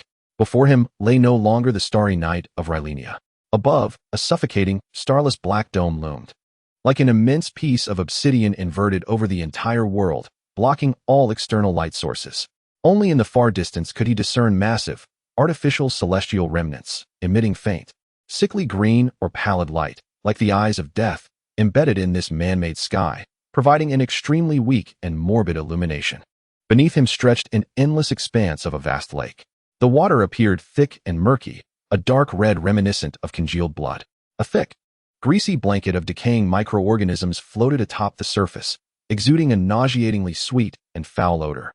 Countless massive, twisted roots of decay hung like dying serpents from the dark canopy or the jagged black cliffs, soaking in the sanguine waters of the lake below. On the surface of the lake, the silhouettes of colossal structures, reminiscent of islands, faintly emerged, their bizarre styles neither stone nor metal, adorned with blasphemous runes and distorted statues. The Lake of Corruption, the moat of the eternal city of Nokron, a realm of death, utterly tainted by crimson decay. Where Alan stood was a relatively dry cliffside altar composed of immense black stones. At the center of the altar, a fractured monumental column rose, its surface etched with ancient star maps long faded into obscurity. Lonnie's figure hovered at the edge of the altar, her eyes of the dark moon scanning the death-laden lake shrouded in corruption. Here, her magical aura seemed to be suppressed to a certain degree. "Welcome to Nokron," Lonnie's voice resonated heavily, as if the silence of this desolate space rendered communication arduous. The forsaken city, exiled, forgotten, and cursed. Beware. The crimson decay has permeated every inch of this land. Before her words could fully dissipate, a sudden eruption occurred. The surface of the corrupted lake exploded violently, viscous crimson water splattering everywhere. Several distorted figures crawled out from the depths, rushing towards the altar with horrific shrieks. They were covered entirely in a viscous, dark red fungal blanket, their forms vaguely humanoid yet grotesquely distorted, their joints unnaturally contorted, resembling tattered dolls forcibly assembled. Their heads were replaced by enormous, writhing crimson mushrooms, emanating lethal spores of decay. They were the accursed minions, the most twisted products of crimson corruption. Filthy creations, Lonnie scoffed coldly, raising an arm infused with magical energy. Several ethereal blue blades, like icy moonlight, rapidly coalesced into form, piercing through the air with a shrill cry, accurately targeting the foremost of the accursed minions. Thud, thud, thud. The blades effortlessly pierced their fragile mushroom-like heads and corrupted bodies. Dark red ichor and shattered fungal matter erupted forth. The struck accursed minions collapsed like mud, swiftly absorbed by the fungal blanket along the lakeside. Yet, more of them continued to emerge relentlessly from the sanguine waters. They emitted incomprehensible howls, fearlessly surging towards the altar. It is your turn, fated one. Lonnie's voice remained calm and unperturbed. Let me see the fruits of your training in Kalia. Alan's gaze sharpened. No words were needed. The Dark Moon Greatsword was instantly drawn. Clang. The ethereal blue blade shimmered with stellar radiance, an icy chill enveloping the air, freezing the sweet, decaying scent that lingered. Confronted by the thronging, accursed minions, Alan did not opt for a powerful battle technique. He stepped with a strange grace, his form gliding like a phantom into the enemy horde. The Dark Moon Greatsword transformed in his hands into a whirling tempest of spectral blue. Swish, swish, swish. Wherever the blade passed, there was no scene of blood and gore. The resilient fungal shells of the accursed minions crumbled before the edge of the Dark Moon, as if they were mere parchment. The blade sliced with precision through joints, neck, and core. The struck areas were instantly enveloped in a thick layer of ethereal blue frost. The movements of the corrupted minions froze abruptly, disintegrating into pools of frozen, crystal-covered decay. The power of frost effectively curtailed the spread of corrupt spores and the regeneration of the fungal carpet. Alan's movements flowed like water, each swing of his sword imbued with chilling accuracy and efficiency. He did not even need to invoke the newly acquired Kalia Radiant Sword magic. With mere swordsmanship and the inherent might of the Dark Moon Greatsword, he carved a frozen path through the swarm of monsters. Lonnie hovered nearby, her dark moon eye silently observing Alan's combat. The ethereal blue sword light and the frost that froze corruption seemed to elicit a barely perceptible glimmer of approval in her gaze. Having dispatched this small wave of encroaching corrupted beings, the altar momentarily returned to its state of eerie silence. Only the slow, viscous sounds of the corrupt lake's waters stirring, along with the faint hum emanating from the distant colossal remains of star husks, broke the stillness. Lonnie pointed towards the depths of the corrupt lake, indicating the shadowed direction cloaked by immense ruins, revealing the path to the city's core. Yet traversing this tainted lake on foot would be akin to courting death. A guide? Alan furrowed his brow, staring at the life-devouring crimson waters. Just then, a piercing shriek erupted from the depths of the darkened dome above, a sound so sharp it felt capable of rending the very soul. This shriek did not travel through the air, but directly affected the mental plane. Alan felt as though his brain were being pierced by countless steel needles. The core of the soul-devourer system trembled violently, and the radiance of the Dark Moon seal dimmed for a moment. Lonnie suddenly looked up, her dark moon eye radiating an unprecedented sense of gravity and vigilance. Immediately following, a colossal, indescribable shadow surged down from the profound vault above, as if it had torn asunder the darkness itself. It was so immense, moving so swiftly, that only a blurred, writhing silhouette could be perceived. Countless flickering, eerie compound eyes, shimmering in ghostly green, dark purple, and ghastly white, blinked in and out of existence amidst the writhing darkness. An unspeakable aura of terror bore down upon them like a tangible tsunami. The voice of the dark abandoned one, Estherani, resonated with an unprecedented chill and murderous intent, explicitly naming the terrifying entity. The gatekeeper hound, exiled by supreme will, had discovered us. The entity known as Esther. A fearsome presence with a massive, twisted form composed of countless dark tendrils and shards of star husks, hovered ominously above the corrupt lake. Its myriad compound eyes locked onto the two diminutive figures upon the cliff altar. A cataclysmic energy, a blend of stellar gravity and dark corruption, surged wildly at its unfathomable core. The shadow of death instantly enveloped the entire cliff altar. The welcoming ceremony of the eternal city, Nokron, proved far deadlier than anticipated. Chapter 35. The Fall of Star Husks. The Dark Moon weeps blood, and the God-slaying weapon. The shadow of the dark abandoned one, Erdtree, cast its ominous presence over the altar. The destructive energy converging within its countless compound eyes resembled the imminent explosion of a supernova core. The terrifying gravitational force tore at the fabric of space, creating immense depressions upon the corrupted surface of the lake. A pure darkness intertwined with the annihilating power of the stars, transforming into a colossal, swirling torrent of destruction, illuminated by deep violet, dark green, and ghastly white hues. Hurtling towards the minuscule figure upon the cliffside altar with a thunderous surge. The annihilating star stream. The breath of death froze the very essence of the soul. Every cell in Alan's body screamed in agony. This was beyond human endurance. The core of the divine devourer system blared in alarm, its tricolored patterns flickering as if on the verge of shattering. The ghostly blue radiance of the dark moon greatsword was utterly suppressed. Step back. Lonnie's voice, cold as ice, reverberated within Alan's mind. An unprecedented urgency. Her suspended form advanced rather than retreated. Her magical arms instantly stretched to their utmost limits. The vast power of the dark moon erupted without reservation.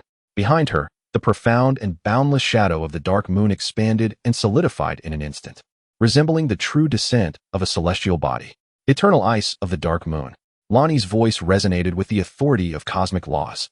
The colossal shadow of the dark moon unleashed a chilling wave that froze time and space. Countless arcane dark moon runes intertwined in the void like chains. This cold wave was not a physical entity, but an absolute zero at the level of laws. It collided head-on with the devastating annihilation star stream. A thunderous roar erupted. There was no earth-shattering explosion, only the piercing shriek of colliding laws and the silence of annihilation. The moment the dark moon's cold wave met the annihilating star stream, time itself seemed to elongate, freezing in place. The surface of the destructive light stream, marked by hues of violet, dark green, and ghastly white, visibly became enveloped in a rapidly spreading layer of ghostly blue ice crystals. Wherever the ice crystals spread, the raging energy was forcibly frozen, halted, and its structure collapsed, like molten lava instantaneously encased in ice. At less than 100 meters from the altar, the immense torrent of energy was solidified into a twisted, grotesque, and fearsome ghostly blue ice sculpture. Lonnie's form trembled violently in the air. The radiance of the dark moon's shadow dimmed considerably. Forcing the freezing of such a formidable attack demanded a tremendous toll on her. Now, Alan, pierce through it. Lonnie's thought carried a barely perceptible weakness, yet it was strikingly clear. An opportunity. Fleeting. A frenzy and determination erupted in Alan's eyes. He recklessly harnessed all his power, the ferocity of divine devourer, the embers of gold, the chill of the dark moon, and the vitality of the nascent laws, igniting and merging them without hesitation. The tricolored patterns in the core of divine devourer wholly melted, transforming into a chaotic and destructive spiral of energy. This energy surged like a breached dam, wildly flooding into the dark moon greatsword in his grasp. The ghostly blue blade was instantaneously dyed into a chaotic dark golden vortex, seemingly capable of devouring light. The full moon rune at the hilt erupted with an unprecedented silvery blaze. Shatter for me. Alan's feet slammed onto the altar. The solid black rock instantaneously fractured like a spider's web. He became a chaotic stream of light that rent the very space apart. The dark moon greatsword trailed along. Twisted dark golden tail of flame, embodying the will to dismantle laws and slay deities, thrusting fiercely towards the frozen core of the annihilation star stream, converging upon the countless compound eyes of Erdtree. Puffed, crackle. The chaotic dark golden blade pierced through the ice layer like a searing iron brand. The frozen energy of destruction, frail and fragile, shattered instantaneously. With unimpeded force, it drove with all of Alan's strength, will, and madness deep into the twisted core of Erdtree, comprised of dark tendrils and fragments of star remains. A soul-wrenching, anguished scream erupted from Erdtree, the most harrowing sound it had ever emitted. This wail was not merely a sound wave. It was a terrifying tempest that tore at the very fabric of the mind. Alan felt as though his soul were pierced by a myriad of ice shards simultaneously. Blood gushed forth from his every orifice. Where the core was struck, the chaotic dark golden energy spread wildly, eroding and disintegrating. Countless compound eyes exploded like shattered glass, emitting hues of eerie green, dark purple, and ghastly white, mingling with viscous dark matter that surged forth like a fountain. Esthe's colossal and twisted form thrashed violently, rolling and convulsing. It resembled a great whale, its core pierced, plunging with cataclysmic force into the rotting lake below. Boom! Crash! The viscous scarlet waters erupted into towering waves. Countless corrupted minions were ground into a pulp amidst its dying thrashes. Massive fragments of star remains peeled away from its body, crashing into the lake like meteorites, sending up a tumultuous spout of putrid water. As these struggles grew feebler, the chaotic dark golden energy burned fiercely like maggots gnawing at its core, consuming it. Ultimately, accompanied by a reluctant, deep lament akin to the sigh of the cosmos, this terrifying entity, exiled by transcendent will, lost all vitality, slowly sinking into the murky whirlpool swirling with its own dark matter and the corrupted lake waters. Ding. Slay. Dark abandoned child Esthe. Acquired rune X 188000. Acquired remembrance. Dark abandoned child. Acquired divine fragment. Core of star remains. An unprecedented torrent of runes and an overwhelming, cold power imbued with the essence of celestial obliteration and dark curses surged into Alan's being. He knelt on one knee at the trembling edge of the altar, supporting himself with the dimly glowing dark moon greatsword, its blade riddled with fine cracks, gasping heavily, each breath tinged with the metallic taste of blood. That last strike had nearly drained him of everything. Well done, fated one Lonnie, her voice echoed in Alan's mind, laced with evident frailty. Her suspended figure slowly descended onto the altar, the light of the dark moon's eye dimming considerably, a fine crack even appearing on the porcelain-white cheek of the doll. The cost of forcibly freezing Esthe's obliterating attack had been immense. Alan struggled to lift his gaze, about to speak. Suddenly, a transformation took place. In the center of the submerged lake of decay, the massive whirlpool did not calm. Instead, it violently collapsed inward. A dense, soul-corrupting scarlet aura surged skyward. Suddenly, a viscous, dark red beam, akin to congealed blood, shot forth without warning from the heart of the collapsing whirlpool. Its speed surpassed thought itself. The target was not Alan, but Lonnie, who had just landed, her breath weak. Be careful. Alan's pupils constricted, and he roared in fury. Yet, he had no strength left to intervene. Lonnie had evidently sensed it as well. A flicker of astonishment and wrath passed through her dark moon-like eyes. She forcibly summoned her remaining magical power, crossing her four arms in a desperate defense. A thin veil of dark moon shield unfurled before her. However, that crimson beam was not merely an energy impact. It pierced through her fragile shield as if it were a living entity, striking fiercely against Lonnie's doll-like body. There was no explosion, only a shrill sound reminiscent of strong, acid-corroding flesh. The magnificent starry dark moon robe on her chest was suddenly marred by a gaping hole. Below, on the doll's torso, a horrifying, writhing scarlet decay mark rapidly spread like a living thing. A thick, foul-sweet odor of rot instantly permeated the air. Ugh! Lonnie emitted an involuntary groan of anguish, her entire being feeling as though it had been struck by a heavy hammer, sending her hurtling backward to crash against the shattered stone pillar at the altar's center. The scarlet mark on her torso burned like a searing brand, mercilessly eroding her magical core. Her exquisite features twisted in pain, and the light in her dark moon-like eyes flickered violently, as if it might extinguish at any moment. Lonnie. Alan's eyes widened in desperation as he, disregarding his injuries, struggled to rush forward. Stay back. Lonnie's voice echoed in Alan's mind, imbued with unprecedented pain and weakness, yet still resolute. It is the curse of Alicia mixed with the inherent filth of the corruption lake. Quickly, to the lake's heart. Her voice faltered, seemingly battling the corruption within her for control. Before the sinking vortex closes completely, retrieve the treasure of Nochlon, the weapon that can combat the decay. It lies below. She pointed towards the rapidly diminishing scarlet whirlpool where Alicia had sunk. At the center of the whirlpool, a faint yet pure silver-blue starlight, like a star descending into the abyss, slowly sank. Alan glanced at Lonnie, who was curled in pain, her doll-like form being ravaged by the scarlet decay. Then at the vanishing whirlpool and the starlight within. There was no time to hesitate. He abruptly turned, leaning on the dark moon greatsword for his last ounce of strength. With a powerful push, he leapt towards the cliff's edge, towards the scarlet whirlpool that had consumed the dark outcast, exuding a deadly aura of decay and curses. His body plunged into the cold, viscous waters of the corruption lake, thick as blood. The lethal decay instantly enveloped him. A burning pain seared through his skin. The powers of the God-Eater system and the law of rebirth instinctively activated, striving to resist the filth's invasion. He held his breath, ignoring the excruciating pain and suffocating sensation. His gaze fixed solely on the sinking silver-blue starlight. Like an arrow released from its bow, he plunged towards the whirlpool's center, towards the last secret of the eternal city of Noklon, diving recklessly into the depths. In the dark, cold, and tainted depths of the corruption lake, the silver-blue starlight stood as the sole beacon. Alan's figure vanished within the swirling scarlet vortex. On the cliff altar remained only Lonnie, tormented and lowly groaning, ravaged by the scarlet decay, and the dark moon greatsword, dull and lifeless, embedded in the cracked black rock. Chapter 36. The Secret of the Tear.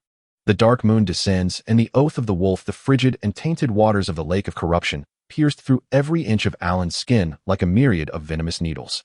The viscous, crimson liquid constricted his chest, while the lethal, fetid sweetness infiltrated his nostrils, striving to erode his will and life force.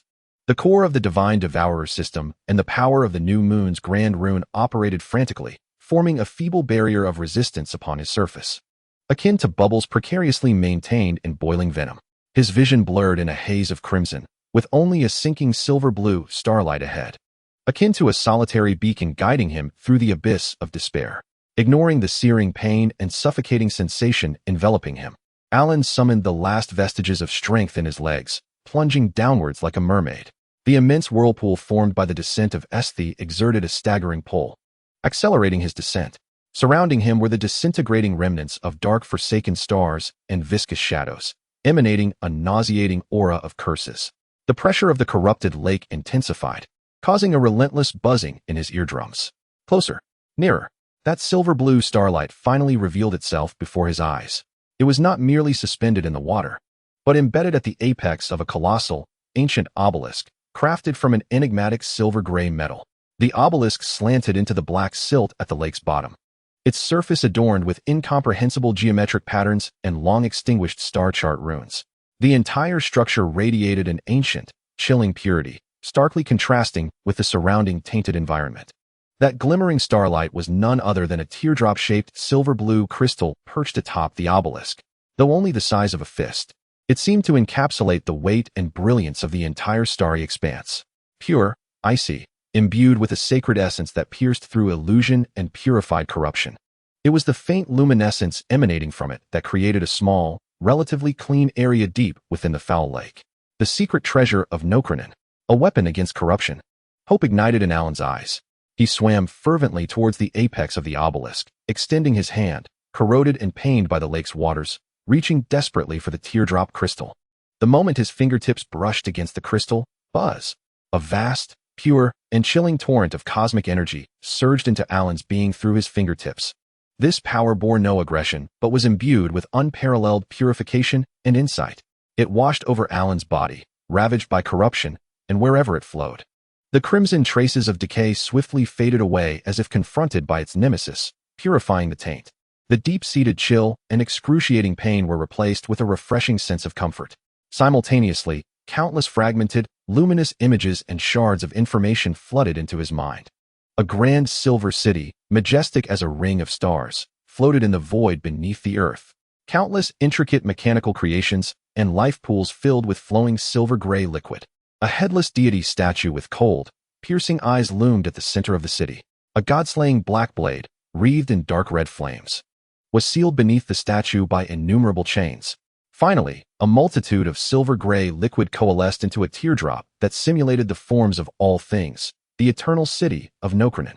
The bionic teardrop, the sealed weapon of god-slaying. These fragments of information were seared into Alan's soul like a brand. In an instant, he comprehended the essence of this teardrop. It was one of the supreme crystallizations of the lost technology of Noklon, the core prototype of the bionic teardrop, and a sacred medium imbued with the power of purification and insight. It not only possessed the ability to combat corruption, but also served as a key to unlock deeper secrets. Ding. Acquired. Tear of the Dark Moon, Noklon Relic. Effect: Light of Purification. The bearer gains exceptional resistance and purification abilities against crimson corruption, curses, and tainted energies. One can actively release waves of purifying light to dispel negative states. Insight into Essence significantly enhances the ability to analyze and discern magical constructs, barriers, mechanisms, and even divine laws. Teardrop Resonance. Passive slightly accelerates mental recovery and stabilizes spellcasting. There exists a special connection with the bionic teardrop. Divine Devourer Affinity. The formidable purifying power integrates into the Divine Devourer system, markedly enhancing the system's efficacy in suppressing and purifying negative divine entities such as corruption and madness. A silver-blue radiance enveloped Alan's entire being, forming a thin shield that isolated him from the surrounding tainted waters of the lake. He no longer felt suffocated or in pain. His strength was rapidly revitalizing. He clutched the cold teardrop tightly, as if grasping a star of hope. There was no time to waste. Lonnie was still above. Alan propelled himself off the obelisk, utilizing the buoyancy of the lake and the purifying power of the teardrop shield, shooting upwards towards the lake's surface like an arrow released from its bow. Splash! Alan burst through the viscous crimson lake surface, inhaling the corrupted yet, at least, breathable air. He swiftly swam back to the cliff altar, scrambling onto the shore, drenched. The sight before him made his heart plummet. Lonnie was curled beneath a fractured stone pillar. The crimson corruption marks had already spread to her chest. The mark writhed like a living creature, emanating a potent stench of sweetness and despair. Her exquisite features were contorted in pain, her dark moon eyes tightly shut. Tiny crystals of corruption ice clinging to her long eyelashes. From magical arms hung limply by her sides, her breath barely a whisper. The dim dark moon greatsword remained desolately embedded in the cracked black rock. Lady Lonnie. Alan rushed forward, unhesitatingly pressing the teardrop of the dark moon against the horrific corruption mark on her chest. Sizzle. Like a searing iron pressed against ice. A pure silver-blue light erupted from the teardrop, clashing violently with the writhing crimson corruption. Ugh! The unconscious Lonnie emitted an even more agonized groan. Her body trembled violently. The crimson corruption mark seemed to encounter its nemesis, writhing frantically, retreating, attempting to resist. Yet the silver-blue purifying light, sharp as the finest blade, mercilessly sliced through, cleansing the tainted energies. Threads of crimson curse essence, like scorched serpents, evaporated from within Lonnie, hissing in the air before finally dissipating. The purification process was excruciating. Lonnie's body convulsed violently in Alan's embrace, spasming, her doll-like form emitting faint cracking sounds under the unbearable strain. Yet Alan gritted his teeth, disregarding her unconscious struggles, and continuously infused the power of the tear of the dark moon. He could distinctly sense the terrifying curse of corruption being gradually stripped away and purified. Just as the purification approached its conclusion, with only a final stubborn core of crimson remaining on Lonnie's chest. Boom! A violent, fierce pressure, imbued with a furnace-like searing heat, crashed down upon the altar like a meteor. The solid black rock's surface cracked inch by inch. A towering figure, as grand as a giant spire, emerged at the edge of the altar, his tattered deep blue cloak billowed, and beneath the menacing wolf-headed helm, two crimson beastly eyes burned with a fury and murderous intent capable of incinerating reason. It was Blazer, the half-wolf, who, sensing his master in peril, had forced himself to come despite his grievous injuries. What he beheld was Alan, drenched and tightly holding the curled, trembling Lonnie, whose breath was faint. One of Alan's hands pressed against Lonnie's chest. The blinding crimson marks of corruption on Lonnie's doll-like body served as the most malicious of accusations. Desecrator, release Lady Lonnie. Blazer's roar echoed like the ultimate cry of a wounded beast, shaking the very altar. He had no time to contemplate, nor could he see the purifying silver-blue radiance. The overwhelming fury and instinct to protect instantaneously consumed all rational thought. Clang! The enormous royal sword, laden with the chilling ice of frozen souls and the furious fire of the furnace, transformed into a deathly storm that tore through space, and struck down upon Alan's head with the force of the heavens. Even before the sword's wind arrived, the dreadful intent to kill sent bone-deep pain shooting through Alan's skin. Blazer, stop! I am saving her, Alan bellowed hoarsely, yet, with one arm cradling Lonnie and the other pressing the tear of the dark moon. He was utterly unable to block or evade the incoming fatal strike fueled by rage. The shadow of death descended in an instant. Chapter 37. The Blade of Severed Fingers. The Return of the Stars and the Rebirth of the Dark Moon. The Royal Sword. infused with the chilling ice of frozen souls and the wrath of the furnace. Tore through the air. The sword's edge had not yet reached him, but the terrifying intent to kill was already threatening to tear Alan's skin apart. In Blazer's crimson eyes, there was only destruction, devoid of any rationality. In a moment of peril, foolish wolf, halt. A weak yet chilling voice pierced through Blazer's frenzied mind like a shard of ice. It was Lonnie. She had opened her eyes unbeknownst to anyone. The flames of icy wrath burned in her dark moon eyes, though still in agony and weakness. The crimson mark of corruption on her chest had been reduced to a final stubborn dark red core, firmly suppressed by the purifying light of the tear of the dark moon. She struggled to raise a magical arm, her fingertips shimmering with ethereal blue light. Bang! A concentrated beam of dark moonlight struck precisely against the side of Blazer's descending royal sword. The force was modest, yet sufficient to divert the sword's blade. Boom! The great sword grazed Alan's shoulder and plunged fiercely into the black rock surface behind him. The solid stone was cleaved as if it were mere tofu, debris scattering everywhere. A bottomless fissure of ice spread forth. Blazer's colossal frame froze in response to the abrupt obstacle and Lonnie's rebuke. His crimson beastly eyes, filled with disbelief, shifted between Lonnie and the corrupt mark on her chest, now undergoing purification, as well as the tear-shaped crystal in Alan's hand, radiating a pure silver-blue light. Fury ebbed away like a receding tide, replaced by profound confusion and trepidation. "My Lady Lonnie." Blazer's voice trembled with a raspy timbre. His plea bore a weight of suppressed pain and undeniable authority. "Withdraw your claws, or be gone." The cold gaze of the dark moon eye pierced him. Blazer felt as though a bucket of ice water had been poured over him, his massive wolf form shuddering violently. He glanced at the colossal sword embedded in the ground. Then at Alan, who remained vigilant despite the reckless attack, still holding Lonnie close. A tumult of shame, regret, and relief surged within his crimson eyes.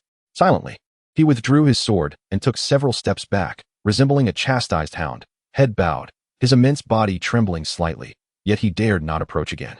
His anxious gaze remained fixated on the purification process at Lonnie's chest.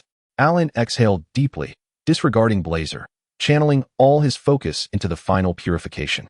The light of the dark moon tear surged to its zenith, its silver-blue brilliance resembling the searing flames of a cleansing fire, fiercely scorching the last stubborn core of corruption. With a soft pop akin to a bursting bubble, the final trace of dark red curse was completely evaporated and purified. The horrific scarlet mark on Lonnie's chest vanished entirely, leaving behind a charred hole on her doll-like torso, with the intricate yet damaged magic circuit faintly visible within. "Ah," Lonnie sighed deeply, her tightly furrowed brow finally relaxing. Although her doll-like body suffered severe damage and her breath remained weak, the lethal corruption had been thoroughly eradicated. Exhausted, she closed her dark moon eye and leaned against Alan, as if she had expended all her strength. Alan, too, felt a wave of fatigue wash over him as he slowly retracted the dark moon tear. The silver-blue radiance dimmed, and the tear-shaped crystal remained cold and pure. He carefully propped Lonnie against a shattered stone pillar. Blazer, restless, attempted to advance, but was halted by a chilling glance from Lonnie. He could only remain rooted in place, a low, worried growl emanating from his throat. "It's all right." Lonnie's voice was faint yet clearer. "The core is intact. It only requires rest."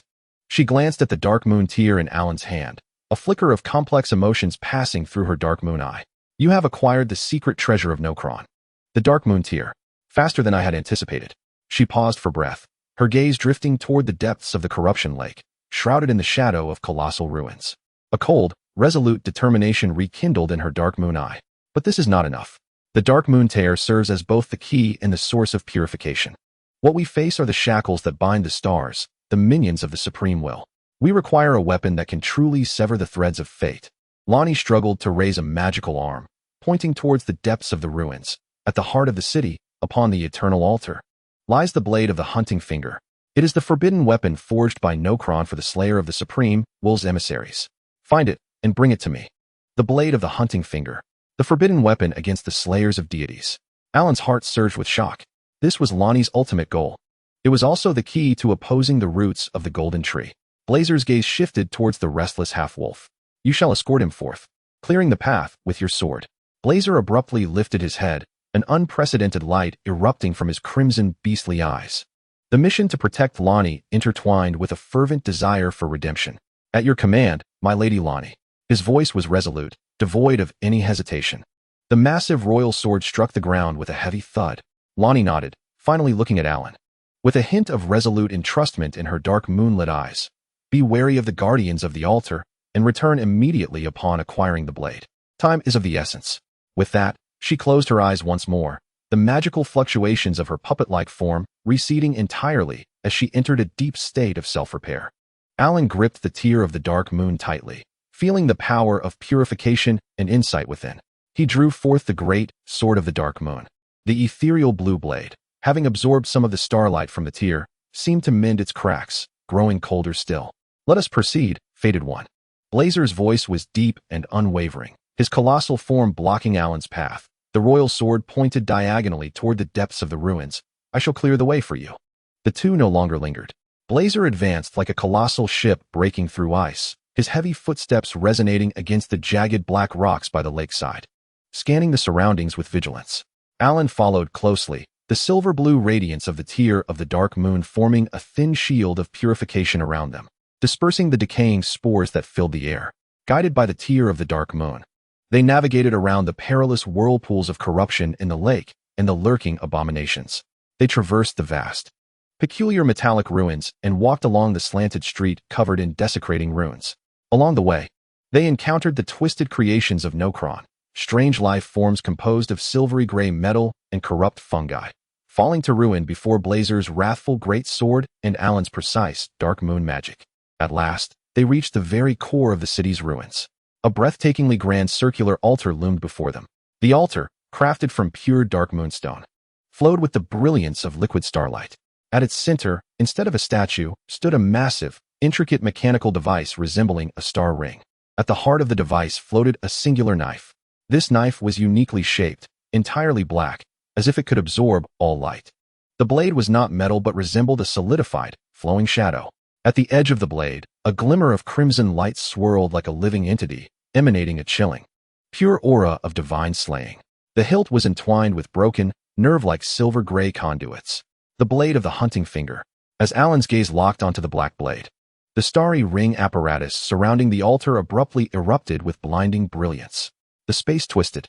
Several phantasmal figures of Nox swordsmen, formed entirely of pure starlight and wielding colossal starbone swords, instantly coalesced. They roared silently, fueled by an unwavering will to guard the forbidden, charging fiercely towards Alan and Blazer. Scram! Get away! Blazer bellowed, unleashing the furnace's power from his battered body. The royal greatsword emanated an icy chill that froze everything in its path, meeting the foremost starry swordsman head-on. Clang! Boom! Ice shards and starlight erupted. A cold glint flashed in Alan's eyes. He raised the dark moon greatsword high. The power of the dark moon seal resonated with that of the tear of the dark moon. Dark moon slash. A colossal crescent-shaped blade of pure, chilling arcane energy tore through space, sweeping towards the swordsman approaching from the flank. Where the blade passed, even starlight was frozen and shattered. The battle erupted instantaneously. The starry swordsmen were formidable, their swordsmanship exquisite, capable of instantaneously teleporting and reconstituting in the starlight. Yet, Blazer's furious greatsword and Alan's dark moon magic created a perfect complement. One focused on breaching defenses, while the other controlled the battlefield with freezing spells. With the inside of the tear of the dark moon revealing the essence, the trajectory of the swordsman's starlight was clearly anticipated. Thud, crack, boom. One by one, the starry swordsmen were reduced to scattered stardust amidst the shattering of the greatsword and the freezing of the dark moon. When the last starlight swordsman was pinned against the altar's edge by Alan's icy shards, the path to the core was finally unobstructed. Alan strode forward, reaching out to grasp the suspended blade of the hunting finger. The sensation was not that of cold metal, but rather the pulsation of a living heart. A torrent of ice-cold, violent will, brimming with endless hatred and a desire to slay deities, surged through the hilt into Alan's soul. Countless images of hunted deities, shattered fingers, and desperate wails flashed in his mind. The three-colored patterns of the God-Eater system core flickered and spun wildly, as if encountering the most coveted prey. The tear of the dark moon erupted with a fierce silver-blue radiance, suppressing the overwhelming fury of the god-slaying resentment within the black blade. Alan grunted, veins bulging on his forehead. Forcing himself to stabilize his mind, he grasped the heavy, seemingly sentient black blade tightly, slowly withdrawing it from the starry ring apparatus. Clang! A resonant sound. reminiscent of an ancient abyss, reverberated throughout the altar. The blade of the hunting finger was completely unsheathed.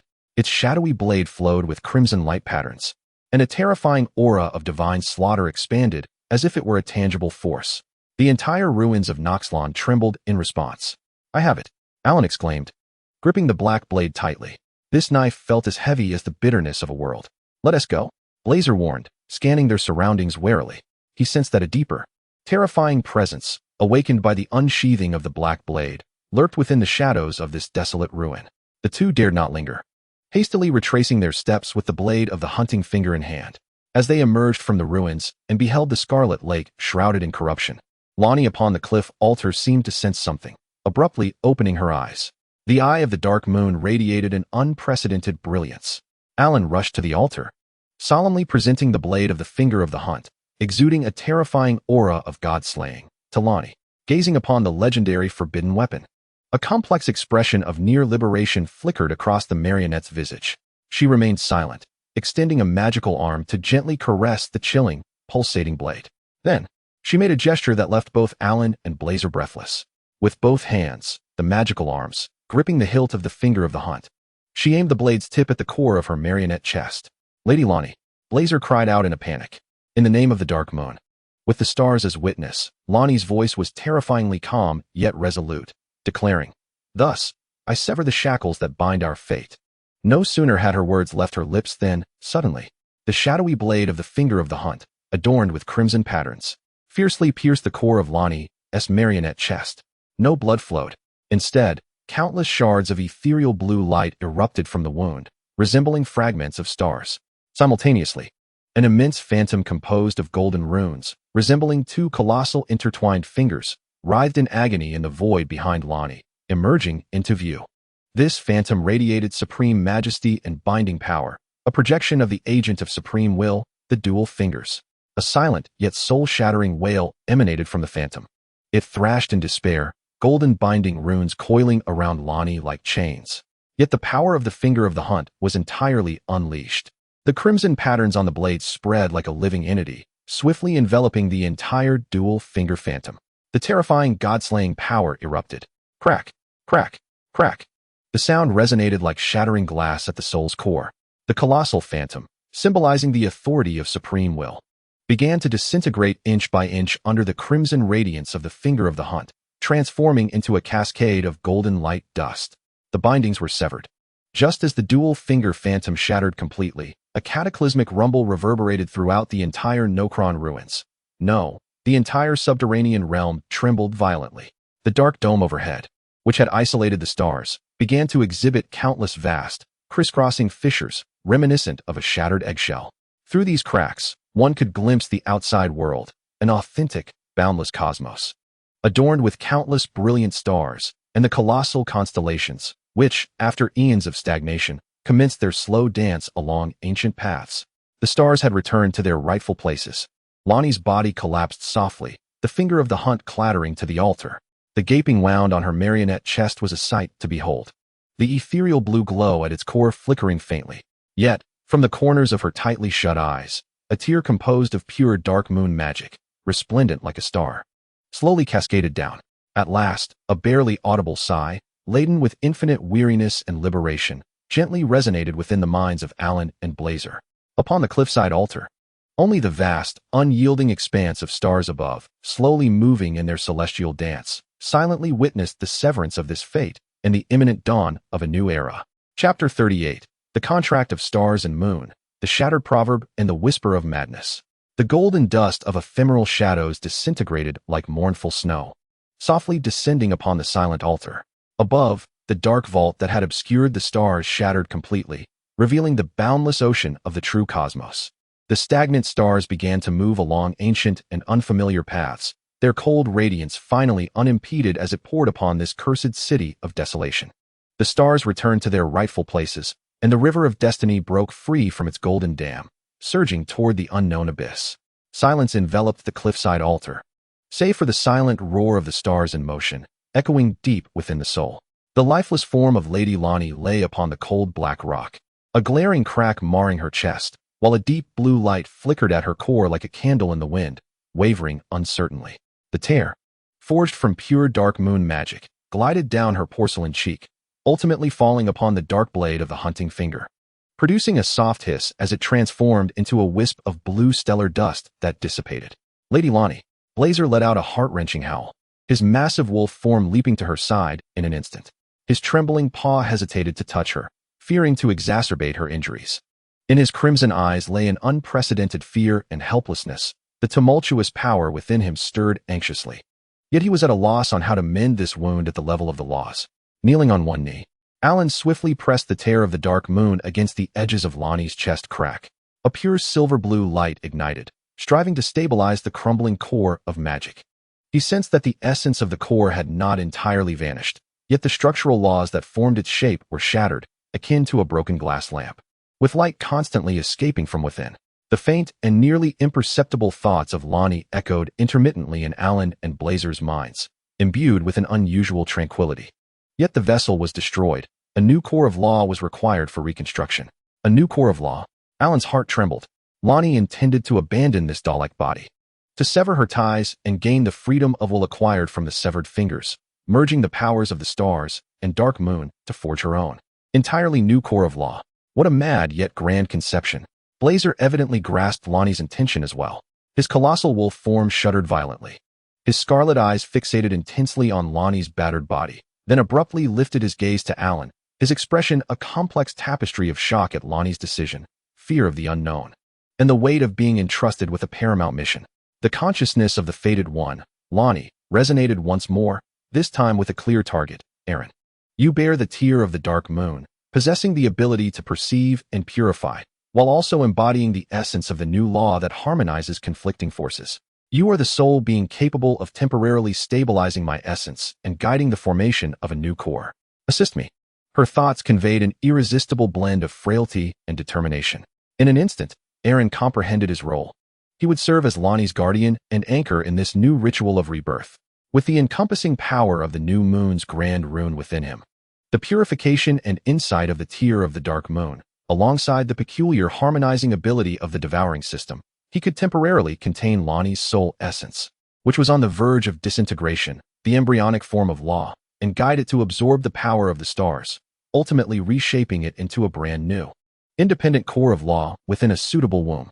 This was not merely an act of trust. It was the very foundation of his existence being entrusted to a fated one. The risk was immense. Should he fail, Lonnie would utterly vanish, losing even the right to return to the tree. What must I do? Aaron hesitated not for a moment, his gaze resolute as granite. He owed Lonnie a life, and he recognized the path she had chosen to sever her shackles. Grasping the tear of the dark moon in her hand, Lonnie's remaining form raised a magical arm with great difficulty, its fingertips shimmering faintly. Aaron immediately complied. He held the tear of the dark moon tightly in his left hand while gently clasping Lonnie's cold magical arm with his right. Simultaneously, he summoned the full power of the new moon's grand rune within him. The warm, encompassing essence of life and law began to radiate, forming a stable force field. Lonnie's final thoughts carried an undeniable command. Protect us until the stars reach their destined course. I swear by my blood and bone. Lord Lonnie. Blaze's roar echoed like a vow, resounding across the altar. His colossal form stood as the most loyal bastion, a bulwark between Aaron and Lonnie. The royal greatsword embedded at his side, and his crimson beastly gaze burning with the furnace-like flames, vigilantly scanning the vast, yet perilous sea of stars beyond the shattered dome, as well as the roiling lake of decay beneath his feet. Any entity daring to approach would face the wrath of his all-consuming fury. The ritual commenced. The moment Aaron's right hand made contact with Lonnie's magical arm, a vast, frigid torrent of soul essence, imbued with the endless mysteries of the stars and the freedom of will, surged into Aaron's body like a breached river of constellations. This was not mere power.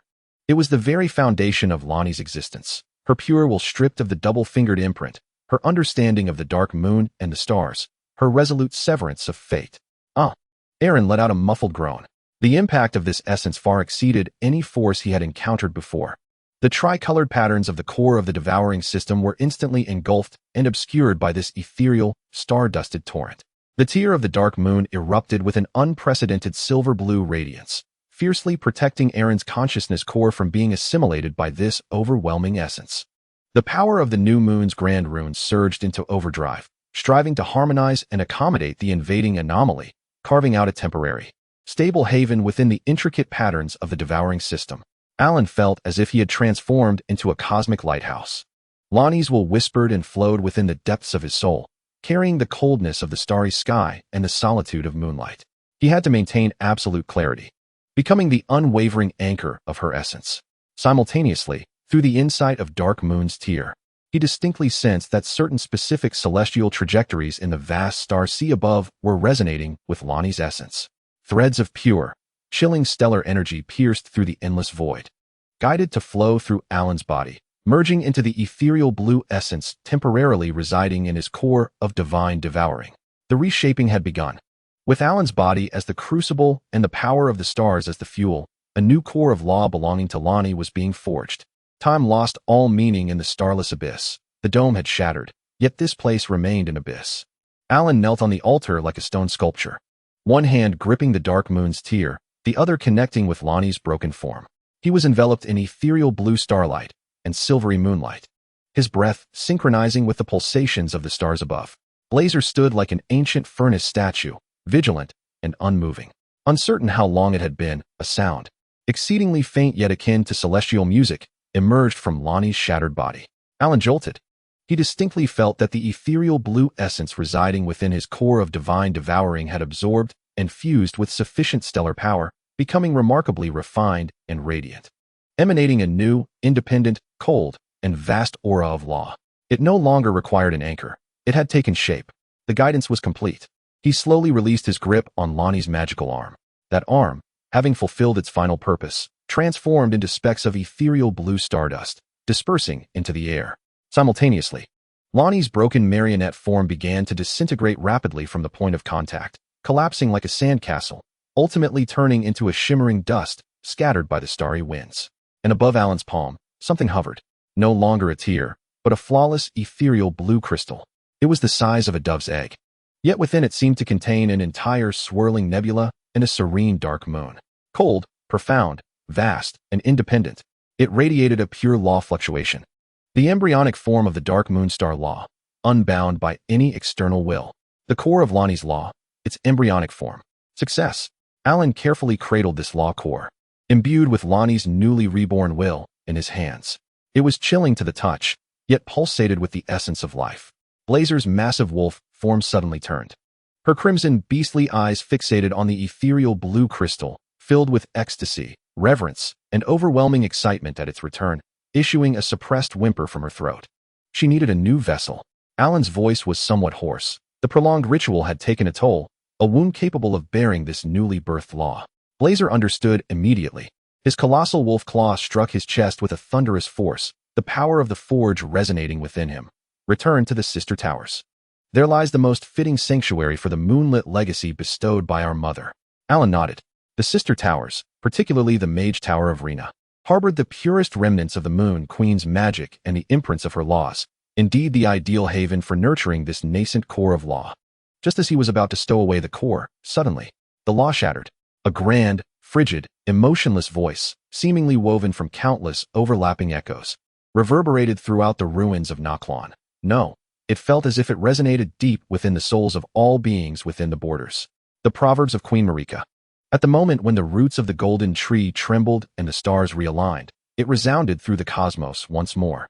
Yet the supreme will never fades. Madness is the sole liberation. Embrace chaos and burn away your shackles. Witness the truth in the ashes. Madness. Chaos. Incinerate all. This proverb rang in Alan's mind like the most vicious curse, akin to whispers of despair, echoing madly. Unlike before, this time the madness contained within the proverb manifested as tangible flames, striving to ignite the insanity deep within his soul. Ugh! Alan groaned softly, the silver-blue radiance of the tear of the dark moon instinctively shielding him, purifying the encroaching whispers of madness. Within the core of the God-eating system, the dark crimson patterns representing the madness blazed to life as if doused in oil, clashing violently with the recently stabilizing azure core of law. And the golden imprint of law once again erupted in fierce conflict. Three forces collided wildly within him. A tearing pain engulfed his entire being. The fated one. Blazer's anxious roar reached him. Leave. Immediately. Alan gritted his teeth against the agony. carefully stowing Lonnie's core within a starlit shield hastily crafted from the power of the tear of the dark moon. He sensed that deep within Noklon, stirred by the proverb. An ancient and more terrifying presence seemed to be awakening. It was certainly not merely the likes of Esti. Blazer spoke no further. Swiftly seizing the blade of the huntress from the ground, its god-slaying aura instinctively unsettling him. Yet it was Lonnie's blade, and he carefully hoisted Alan onto his broad back. Hold on tight. Blazer roared, the power of the forge surging through his limbs. He held nothing back, transforming into a dark golden tempest. Racing back along their path toward the cliffside altar, toward an ancient, starlit lift that led to the surface. Each step shattered the black stone, his speed far surpassing that of Torrit. Behind them, the lake of decay churned violently, eerie sounds akin to countless shells scraping against each other echoing from its depths. In the deepest recesses of Noklon, the ancient, twisted creations and profane entities, roused by the shattering of the twin fingers, the realignment of the stars, and the echoing proverb, slowly began to awaken their long silent eyes. Blazer, bearing Alan upon his back like a wounded giant wolf carrying the last flicker of hope, raced desperately toward the starry moonlight that symbolized rebirth, amid the crumbling remains of celestial bodies and the awakening shadows of terror. With his eyes tightly shut, Alan fought valiantly against the fierce internal conflict of three divine essences within him, as well as the increasingly lucid, maddening whispers from the depths of his soul ignited by the precept, a conflagration that incinerates all. The path ahead loomed, a hope of rebirth or the abyss of destruction. Marika's precept hung over every living being like the sword of Damocles. Chapter 39. The Three Towers Nurturing Stars, where precepts are blades and the fated ones stand at the crossroads. Blazer's broad, sturdy back, covered in silvery gray fur, rippled with muscles as he galloped, akin to molten lava surging through dark channels. Each step he took bore the force to rend the earth, carving a path to escape amidst the ruins of Noklon and the awakening whispers of terror. Alan lay upon his back, eyes shut tight, teeth clenched. His body had become a purgatory. The newly birthed azure core of the law, Lonnie, hovered at the heart of the God-Devouring System, radiating a cold and independent luminescence reminiscent of stars and moons. The imprint of the golden law flared like an enraged furnace, attempting to expel and incinerate this heretical core. The dark crimson patterns, representing scarlet decay, coiled like a venomous vine sensing blood, frantically entwining and eroding the edges of the azure core, seeking to corrupt and assimilate it. Most ferocious of all was the dark red flame, wholly ignited by Marika's precept. No longer dormant, it transformed into a wrathful blaze that consumed all, surging through the lines of the divine devourer system, indiscriminately incinerating every golden chain, every decayed vine, even attempting to devour the newly born azure star. The three divine powers clashed as if three malevolent dragons had been forcibly confined to a small cage, waging a primal and brutal battle upon Alan's flesh and soul. The excruciating sensations of tearing, burning, freezing, and decaying crashed upon his will like a tsunami. The silver-blue radiance of the tear of the dark moon surged wildly within him, striving to purify the frenzied whispers of the flame and the encroaching decay, while the gentle vitality of the newly birthed moon's great rune trembled like a fragile dam, on the verge of collapse under the onslaught of chaotic energy. Alan's knuckles paled from exertion as he gripped Blazer's fur, dark red blood seeping between his fingers, a manifestation of the conflict raging within him. Hold steady, the fated one. Blazer's roar echoed through the winds, infused with a furnace-like heat, as if to dispel his master's suffering. He could sense the terrifying storm of energy within the body of the one upon his back. His scarlet, beastly eyes filled with urgency and impotent rage. The only thing he could do was flee faster, to escape this abyss, shrouded in the ancient shadows of terror. The ancient mechanism of the lift groaned under Blazer's brute force, barely springing to life, accompanied by the rumbling of grinding stones.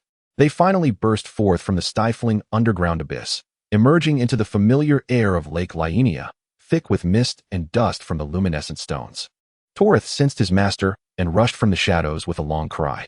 Blazer carefully assisted the nearly exhausted Alan onto the spirit steed, while he himself stood like a silent guardian, closely following at his side. In the realm of Torret, unencumbered by guidance, for hooves ignited with golden flames, transforming into a streak of light that surged towards the citadel of Kalia. As the familiar silhouette of the Three Sisters tower reemerged in view, the tumult within Alan's being eased, distanced from the source of the mad fire proclamation, yet the lurking peril remained deeply rooted, akin to a volcano poised to erupt. Blazer forcefully swung open the door to the Mage Tower of Rennala, the resounding crash echoing through the silence of the tower. Alan stumbled off his mount, nearly tumbling into the interior. He promptly retrieved the ethereal blue law core, enveloped in a starlight shield. Once exposed to the tower's rich ambience of dark moon and stellar magic, the core emitted a joyful hum, levitating autonomously as it greedily absorbed the lingering essence of the Moon Queen's pure legacy from the air. The ancient luminescent runes on the tower walls appeared to awaken, flowing with a gentle blue glow, nurturing this nascent seed of law like a mother's embrace. The bluish radiance steadily and slowly intensified, the fluctuations of law becoming increasingly distinct. It was as if a miniature star were gestating within the tower. For the moment, Alan leaned against the cold tower wall, sliding down to the ground, gasping for breath. His clothes drenched in sweat. The light of the tear of the dark moon flickered slightly on his chest, continuously purifying the remnants of the mad fire's turmoil and corrupting decay within him. However, the tricolored patterns of the god-eating core remained in chaotic entanglement. The clash between gold and mad fire merely suppressed for the time being. Blazer stood silently at the tower's entrance, resembling the most loyal guardian. The royal greatsword planted at his side, his crimson beastly eyes vigilantly scanning the lake and night sky. His massive frame subtly heaved, the glow of the forge flickering beneath the bandages on his left arm, battling the remnants of cursed poison while also revealing his own fatigue and injuries. At that moment, the golden light of blessing beside Alan rippled like ripples on the surface of water disturbed by a stone. A figure gradually materialized from faint to pronounced. It was Malenia. Her condition was worse than ever before. The ethereal body, once composed of pure golden light, was now marred by a web of fine black cracks. Within those fissures, instead of darkness, there danced a vibrant black-red flame, exuding an aura of destruction. She kept her eyes tightly shut, her long lashes trembling in pain. The once warm and sacred golden halo now shrouded in an ominous black-red blaze. Her hands were pressed together against her chest, as if she were straining to suppress something. Malenia. Alan's heart tightened as he struggled to rise. The black-red flames enveloping Malenia emanated an aura that shared its origin with the mad fire. Yet, it was deeper and more despairing. Slowly, Malenia opened her eyes. When Alan beheld her gaze, his heart sank. Those eyes, once imbued with guidance and compassion, now bore one that still flowed with shattered golden brilliance, while the other had transformed into a pure, burning black-red flame. Madness, destruction, and the will to end all things surged within them. Alan and Malenia's voices intertwined, no longer carrying the warmth or urgency of the past, but instead resonating with a tearing pain and a chilling despair born from a profound revelation of truth. Golden and black-red flames flickered and intertwined upon her ethereal form, reminiscent of two souls fiercely vying for dominion. You heard her admonition, Malenia, with her eyes ablaze with black fire, fixated intently on Alan. The laws of Marika are shattered. Madness is the sole liberation. She has long perceived this cycle of despair. Her voice suddenly ascended, tinged with a hint of frantic sharpness. Restore the Elden Ring. Become the Elden Lord? Deceit. All but an eternal prison woven by the supreme will. A new law, a new king, is merely the old madness draped in fresh shackles. Behold this world. Scarlet decay devours. The destined demise of Glide whispers in the shadows. The fire of madness burns deep within the soul. The golden law has long since rotted at its roots. Malenia's form swayed violently amidst the scorching black-red flames, the golden light struggling to resist. With her one remaining eye radiating golden brilliance, she gazed upon Alan with a blend of compassion and despair. The conflicting divinity within you is the truest reflection of this world. The law of corruption and the fire of madness know no peace. The soul escape, the only liberation. Her eye, aflame with black fire, erupted with an unprecedented allure and destructive radiance. She articulated each word with deliberate gravity, as if proclaiming an ultimate truth. Embrace the fire of madness. Incinerate this decaying golden tree. Reduce this twisted world to ash. Burn away all chains and insanity. Let all return to purest ashes. Within the ashes lies the promise of true rebirth. To bear this monumental task of annihilation, her burning, abyss-like gaze fixed upon Alan. Only you, who bear the power to consume divinity without succumbing to immediate collapse, can become the king of madness. The king of madness. Incinerate all. Return to ashes. Malenia's words struck like the most venomous curse, yet served as the solitary beacon within the abyss of despair, crashing against Alan's very soul. The suppressed fire of madness within him, its dark red veins, ignited as if doused in boiling oil, erupting in an instant. The chaotic whispers of annihilation roared in his mind, echoing the admonitions of Marika. Before him, the golden tree appeared to turn to ash amidst the towering black flames. All things succumbing to profound silence, until, from the absolute void, a pure new sprout quietly emerged. Silence. Your words deceive the masses. A thunderous roar erupted. Blaze. With his colossal form, abruptly turned, the royal greatsword emanating a chilling aura that froze the soul, aimed directly at Malenia. His scarlet beast-like eyes blazed with the fury of a furnace. Do not attempt to ensnare him. Annihilate the world? What of Lady Rennala's new law of rebirth? New law of rebirth? Malena's eye, still alight with black flame, shifted toward the ethereal blue core of law at the tower's center. A mocking yet sorrowful smile gracing her lips. Is it perhaps from the ashes of this doomed world that a new sprout shall arise? Perhaps. But fated one.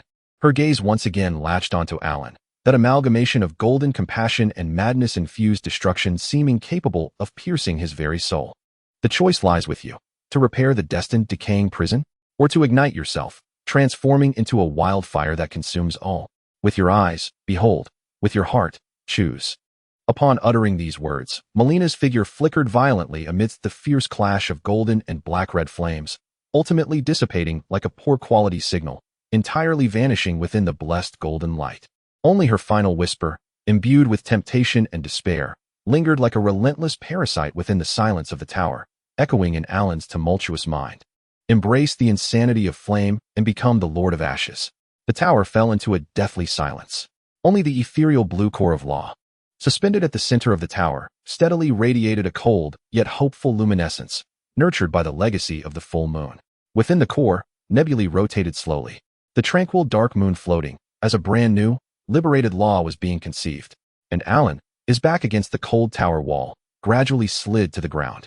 He cast his gaze upon his outstretched hands. In the palm of his left hand resided the chilling touch and purifying light of the tear of the dark moon. On the back of his right hand, the tricolored patterns of the God-Eater system flickered beneath his skin. The dark red of the insane flame flowed like molten lava, while the golden brand resisted, with the rotting dark red stirring restlessly. Before him lay the hope of Rennala's rebirth, the future of the law of the stars. Within his mind echoed Malena's desperate cry, a mad redemption that reduced all to ashes. Blazer's heavy breathing resonated at the entrance like a bellows. Tourette's restless hooves softly tapped outside the tower. A restorer? Or the insane flame king of the world's end? The fated Alan stood at the crossroads of fate. Before him lay two utterly divergent paths, each leading to an unknown abyss and a glimmer of light. Marika's adage hung like a sword above. Malena's choice beckoned like the call of the abyss, and Rennala's law shone like the faint light of newborn stars. He slowly closed his eyes, the intense struggle silently boiling deep within his soul.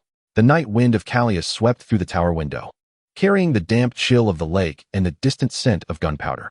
The Three Sisters Tower, a monument to the fall of the full moon and the rebirth of the dark moon, had now become a judgment place determining the ultimate fate of the boundary. In the silence, only the weight of choice bore down, rendering one breathless. Chapter 40. The Flame of Madness, the Foreordained Death, and the Dark Channel of the Royal City. Malena's whisper, a blend of golden compassion and frenzied destruction, pierced deep into Alan's soul like a poisoned ice spike, igniting a conflagration upon the dark red patterns of the God-Eater system.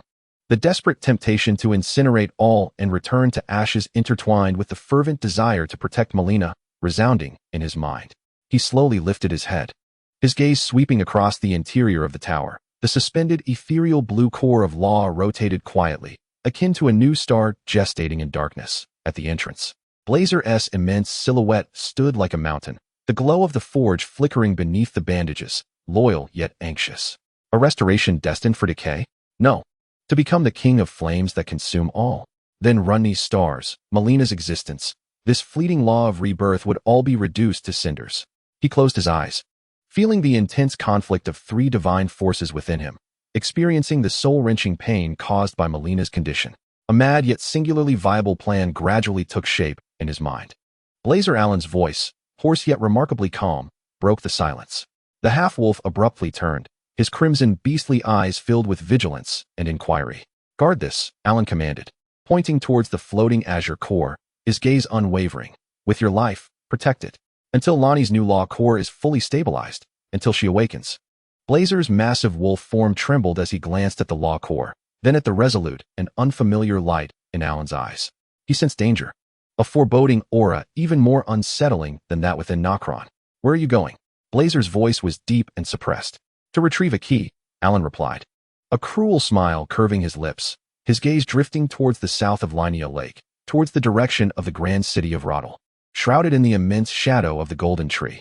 A key capable of incinerating the Golden Tree, yet temporarily restraining the flames. Without further explanation, he struggled to rise.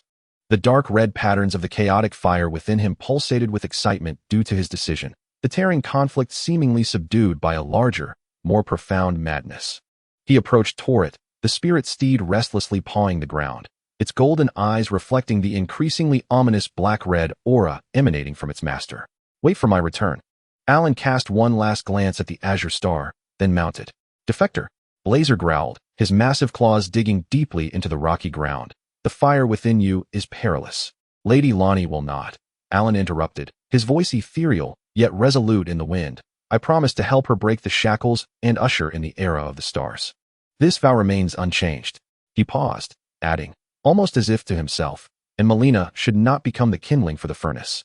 No sooner had he spoken than Torret let out a long cry, its forehooves igniting with an even more fervent golden flame, tinged with black-red embers, transforming into a streak of light that tore through the night, racing towards the city of Radahn. The direction was not the main gate, but rather circumvented the grand walls, heading straight for the deliberately forgotten, tainted, and cursed sewers beneath the royal city. Blazer watched the rapidly vanishing silhouette, imbued with a sense of destruction. His throat emitted a low growl, suppressing endless worry and confusion. He abruptly turned, the massive royal sword crashing heavily before the tower gate, his crimson, beastly eyes igniting with a furnace-like resolve, firmly locking onto the azure law core within the tower. I swear by my blood, Lady Lonnie. His whisper resonated like an iron oath within the silent tower. This tower, this star, shall not perish, even if the world burns, until your awakening. Behind the grand city of Radahn, where the golden tree radiated brilliance, lay a bottomless abyss of filth and oblivion. Torret halted at a collapsed section of the city wall on the outskirts of the royal city, below which lay an unfathomable chasm, exuding a foul stench and ominous aura. Alan sheathed his spirit steed without a moment's hesitation, stepping cautiously onto the ancient stone stairs, slick with moss and filth. As he ventured into this forsaken realm bathed in golden light, the sewers beneath the royal city, the air was thick and viscous, mingled with excrement, decay, and a deeper, iron-scented miasma reminiscent of congealed blood. Below his ankles lay a pool of viscous, inky sewage, where repulsive clumps of grease and indiscernible remnants floated. Enormous pipes, rusted and defaced with blasphemous graffiti, loomed above like the intestines of a colossal beast, dripping foul droplets. In the darkness, the skittering of rats, the slithering of wet creatures, and a heavy, agonized breathing, like a throat being choked, echoed ominously. The stench of decay and curses was overwhelming, surpassing even the crimson lands of Galat. Here, the scarlet rot seemed to undergo a more twisted, primal mutation, merging with the despair, madness, and remnants of forbidden experiments accumulated over millennia in the royal city. Suddenly, a massive, decaying immortal, covered in viscous black mud and a carpet of crimson fungi, emerged from the murky waters, brandishing a rusted great axe. It was clad in tattered armor of the royal city's soldiers, with a helmet concealing writhing mycelium and hollow eye sockets. A glint of cold light flashed in Alan's eyes. He did not even draw his sword. Raising his left hand, the silver-blue glow of the tear of the dark moon flickered faintly, purifying light waves. A soft yet resolute silver-blue halo expanded from him, radiating an aura of absolute purification. With a sizzling sound, the black mud and fungal carpet on the decaying immortal rapidly dissolved like snow under a blazing sun, purified. It emitted a piercing wail, its movements stiffening, ultimately transforming into a harmless puddle of steaming sludge, merging seamlessly into the sewage. The power of the tear of the dark moon shone like a beacon in this abyss. He pressed onward. With the insight granted by the tear of the dark moon, he adeptly sidestepped the intricate dead ends and perilous traps. The tainted environment could not erode his purified form. Along the way, he encountered the twisted abominations, the frenzied furnace knight, cursed and driven mad, amalgamated from countless vengeful spirits. and the forbidden creations birthed from the royal city's failed experiments. All fell before the chilling dual onslaught of the Dark Moon Greatsword and the purifying light, dissolving into murky remnants. The deeper he ventured, the more palpable the chilling breath of death emanating from the depths became, no longer the sickly sweet rot, but a pure, frigid essence that heralded the end of all things. The air seemed to solidify, and the flow of sewage grew sluggish. Ancient murals depicting black flames and death rituals began to adorn the walls, alongside sculptures resembling beasts, bound by immense chains. At last, Alan reached the deepest recesses of the sewer, an enormous natural cavern hewn from black volcanic rock. At the center of this cavern lay a bottomless pit, churning with viscous black muck. Above the mire floated countless enormous, rusted iron cages, within which lay a grim collection of skeletal remains. Upon the cave's rocky walls, a multitude of artificially hewn niches are adorned, each cradling a corpse ensorcelled through arcane means, resembling desiccated remains. Their hollow eye sockets collectively gaze towards the center of a murky pit. At the heart of this swirling black mire stands a diminutive stone altar. Upon this altar rests a short blade, its curvature reminiscent of a beast's fang, enveloped in an abyssal darkness as if forged from the most profound shadows. At the edge of the blade, a single scarlet glimmer, akin to a congealed droplet of blood, exudes an atmosphere of death so pure it is suffocating. Merely gazing upon it, Alan feels his vitality ebbing away, accompanied by the resonant sighs of countless souls finding release. The black flame ritual dagger. A fragment of the power of death's rune lingers within. This must indeed be the strength that was pilfered long ago. The force of destined demise possesses the true ability to slay deities and demigods, bringing an end to the taboo of the undead. Beside the altar, an unexpected figure stands silently. Fia, the maiden of eternal slumber. She remains clad in her simple, loose nightgown, her bare feet poised at the edge of the filthy black mire. Untouched by its corruption, her pallid visage appears even more translucent in the cave's dim light, and her eyes, often imbued with a faint melancholy and weariness, now shine brilliantly. Fixated in obsession upon the black blade upon the altar. The fated one, Lady Fia, slowly turns, her voice still soft yet imbued with an unusual, martyr-like satisfaction. Do you too sense its call? This compassionate power that ends suffering. She extends her arms as if to embrace the deathly aura emanating from the black blade. Death is not an end, but rather an eternal slumber. The refuge from all pain. I shall become the new vessel of death, the new mother. Allowing death's grace to be sown anew upon this land tormented by the curse of the undead. A sacred and fervent light illuminates Fia's face. She has evidently completed some ritual, her essence now intertwined with that of the black dagger, akin to a newly reborn goddess of death. Alan's gaze traverses Fia before ultimately resting upon the dagger. The power of destined demise is perilous. Yet perhaps it could prove pivotal in the eventual confrontation against the roots of the golden tree. He needs it. I shall take this dagger. Alan's voice remains calm, yet it resonates with undeniable authority. The Dark Moon Greatsword slowly unsheathes, its icy blue chill dispelling some of the deathly gloom. In an instant, the sacred brilliance upon Fia's countenance solidifies, replaced by an offended, maternal fury akin to that of a protective beast. Do you seek to steal my child? To seize this compassion of the end. Her voice has lost its gentleness, now echoing with a sharp resonance, as if the hollow eye sockets of the ensorcelled corpses within the cave have ignited with a ghostly green glow. The atmosphere becomes charged with tension. Yet, Alan's focus transcends Fia and the altar, delving into the profound darkness that dwells deepest within the cave. The inside of the Tear of the Dark Moon frantically warns. There, a more ancient and terrifying presence, akin to death itself incarnate, stirs slowly from its slumber. It is the true guardian of the fated death. While Fia is merely a moth drawn to the flame, the battle for the fated death has yet to commence. What awakens may indeed be the embodiment of death itself. Alan tightened his grip on the Dark Moon Greatsword, the dark red patterns of madness within him pulsating with excitement at the sense of overwhelming deathly power. While the God-Devouring System emitted a greedy low murmur. Ahead lay Fia and the awakened guardian of death, while behind him was the path of madness he actively sought. Each step was taken upon the edge of a blade and the abyss. Yet, his gaze remained cold, devoid of fear. For the sake of Malenia and the potential future of the stars, he must gather every weapon at his disposal and embrace the flames that would consume him. Chapter 41. The Death Dragon's Low Roar. The imprint of madness and the sacrifice of the fated the air within the cavern was as thick as lead. Fia's slender figure stood before the black blade of fated death, her pale visage now replaced by a divine fervor, turned icy with rage. Behind her, the roiling, filthy black mire seemed to echo her emotions, bubbling ominously and exuding an even more potent chill of death. In the deepest part of the cavern, an impenetrable darkness, akin to a tomb frozen for millennia, resonated with the nauseating sound of massive bones grinding against one another.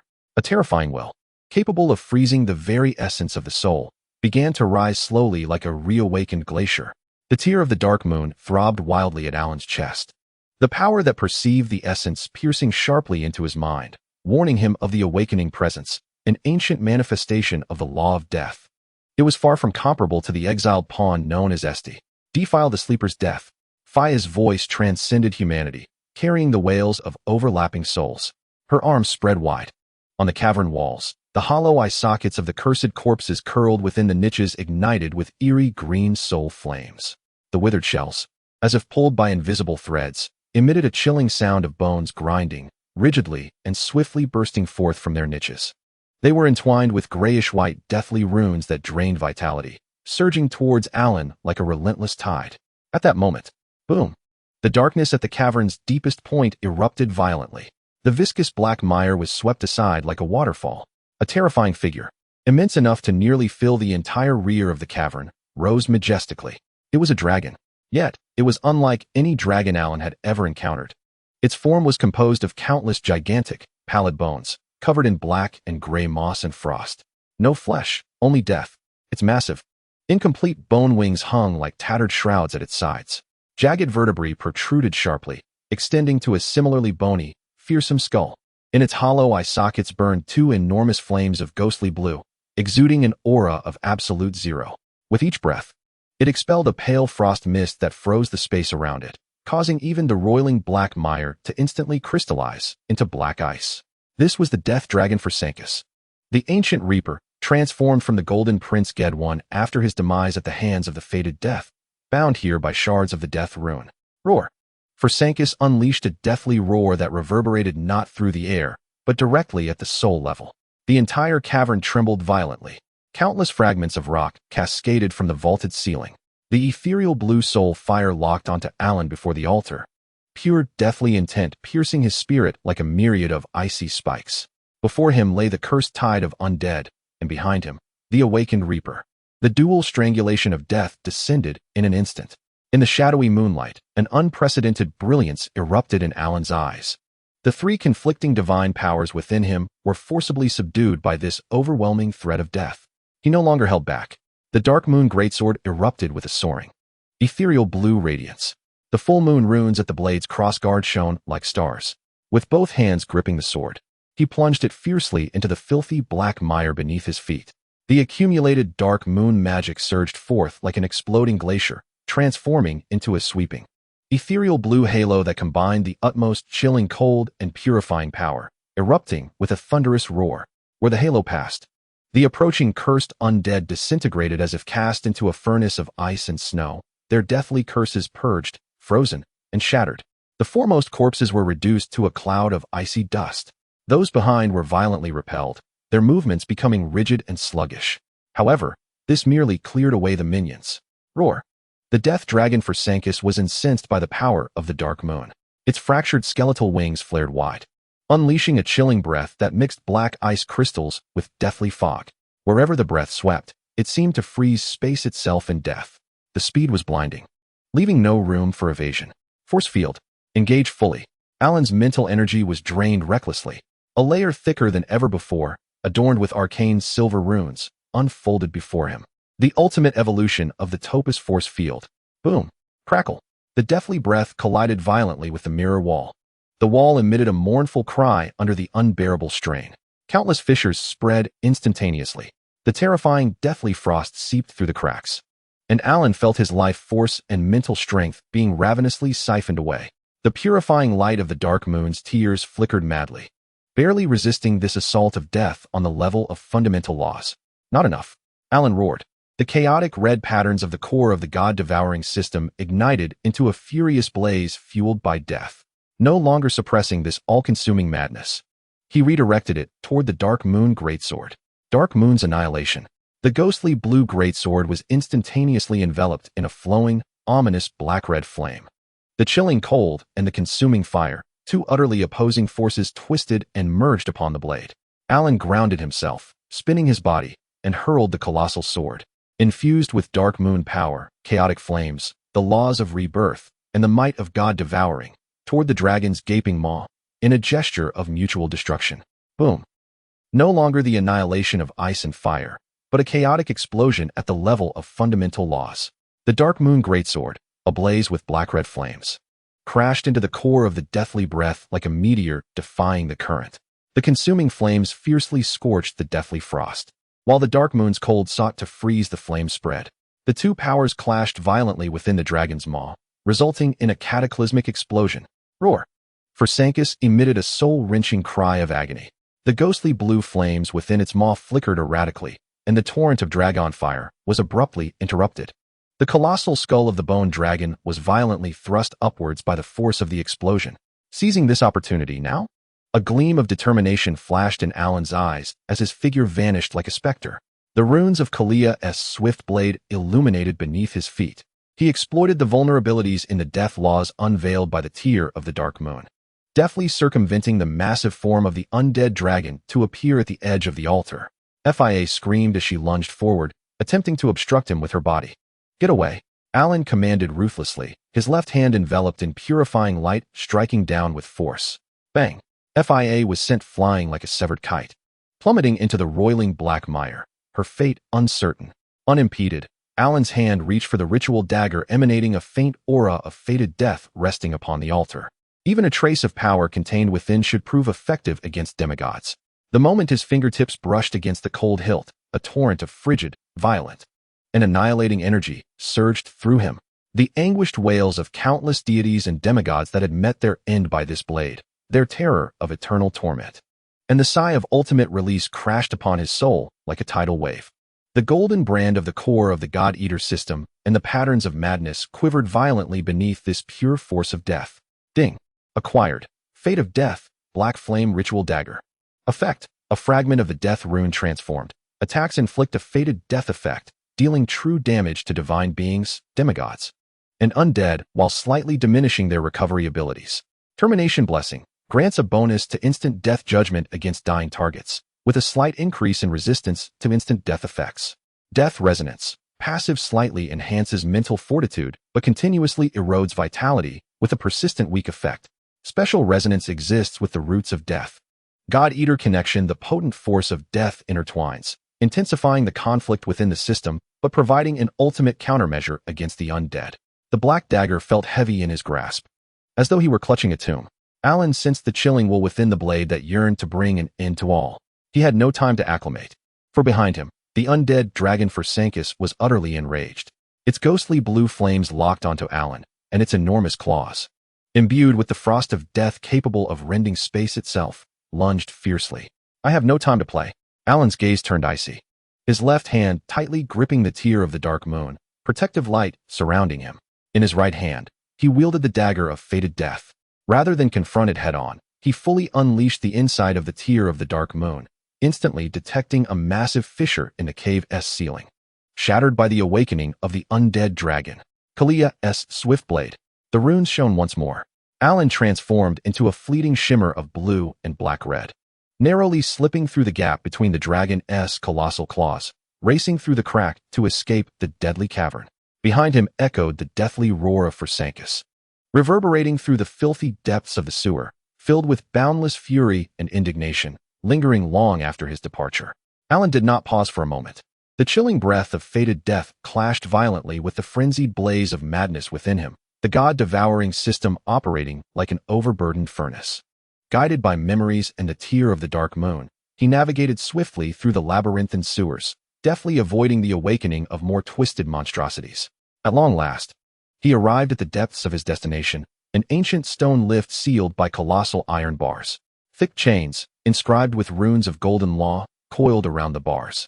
Yet, at that moment, the golden light flowing through the chains was dim and riddled with cracks, as if it could shatter at any moment. From the depths of the lift, an indescribable chaotic warmth, infused with extreme agony, mad whispers, and a longing to incinerate all, began to seep upward. The source of the madness. The place of the three-fingered seal. Alan could distinctly feel the tear of the dark moon in his arms trembling violently under the chaotic warmth, its purifying light flickering erratically. Meanwhile, the dark red patterns of madness within him pulsated like a returning venomous serpent, excitedly thrumming and hissing, almost bursting forth from his body. He drew the dark moon greatsword, its black-red embers of madness still smoldering. "Open for me," Alan roared, pouring the frigid power of fated death. The purifying light of the tear of the dark moon, and the tumultuous frenzy of madness within him recklessly into the dark moon greatsword. The blade erupted in a chaotic tricolor spiral of flame. Boom. With a single strike, the imprisoning iron bars and golden chains shattered like decayed wood, exploding away. The path to the abyss of madness was completely unveiled. The searing chaotic currents rushed toward him, distorting his vision with their heat, infused with the stench of sulfur, charred flesh, and seared souls. The entrance to the lift resembled the gullet of hell. Alan cast one last glance at the fated death blade tightly grasped in his hand, then touched the tear of the dark moon nestled in his embrace. He took a deep breath. The air, hot enough to scorch his lungs, carried with it a sense of liberating madness. For Malenia, to prevent her from being consumed by flames. For Lonnie, so that the star law might be born anew in this world. And to bring an end to this cycle of golden decay. The last shred of hesitation in his eyes was incinerated, leaving only pure, all-consuming resolve. He no longer suppressed the raging fire within. Instead, he spread his arms wide, as if embracing destiny, and stepped into the entrance of the lift, which spewed forth chaotic warmth, plunging deep into the earth towards the source of the burning madness. "Madness, I come." His whisper was utterly drowned by the overlapping mad murmurs and shrieks of billions of souls emanating from the depths of the lift. Chapter 42. The Chaotic Furnace. The ember of the fated and the horn of the north scorching. Twisted. Mad. Alan's body plummeted rapidly, as though he were descending into the core of the sun. The rough rocks of the lift's walls blurred into a swirling haze of molten colors within his vision. It was not mere physical heat. Rather, it was the chaotic fire of madness that seared the very essence of the soul.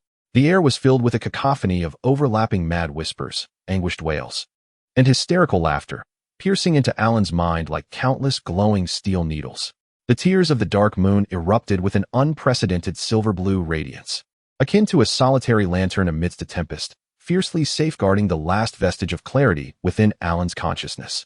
The purifying light surged relentlessly against the encroaching madness. Yet it proved to be but a drop in an ocean, struggling to maintain a small haven amidst the chaotic torrent of frenzied flames. The gentle vitality of the new moon's grand rune was instantaneously evaporated. The tricolored patterns of the God-Devouring System were entirely engulfed and obscured by the overwhelming black-red blaze of madness. The golden sigil dimmed amidst mournful wails, while the decaying dark red was reduced to wisps of smoke. Even the recently acquired, chilling embrace of predetermined death was temporarily suppressed by this all-consuming inferno. The descent ceased. Alan fell heavily onto a viscous, scalding, writhing dark red ground, akin to a living entity. Here, there was no light, only an endless, churning ocean of chaotic fire. The flames were not static. They writhed like countless tormented souls, twisting, howling, and devouring one another. The air crackled with a sorrowful hiss, and the vision was engulfed in a distorted dark red haze where space lost all meaning and time became an eternal agony. This was the very source of the mad fire, the cage of three fingers, a place of cursed blessings. At the center of the sea of madness, there stood a blasphemous altar constructed from innumerable charred bones and twisted metal.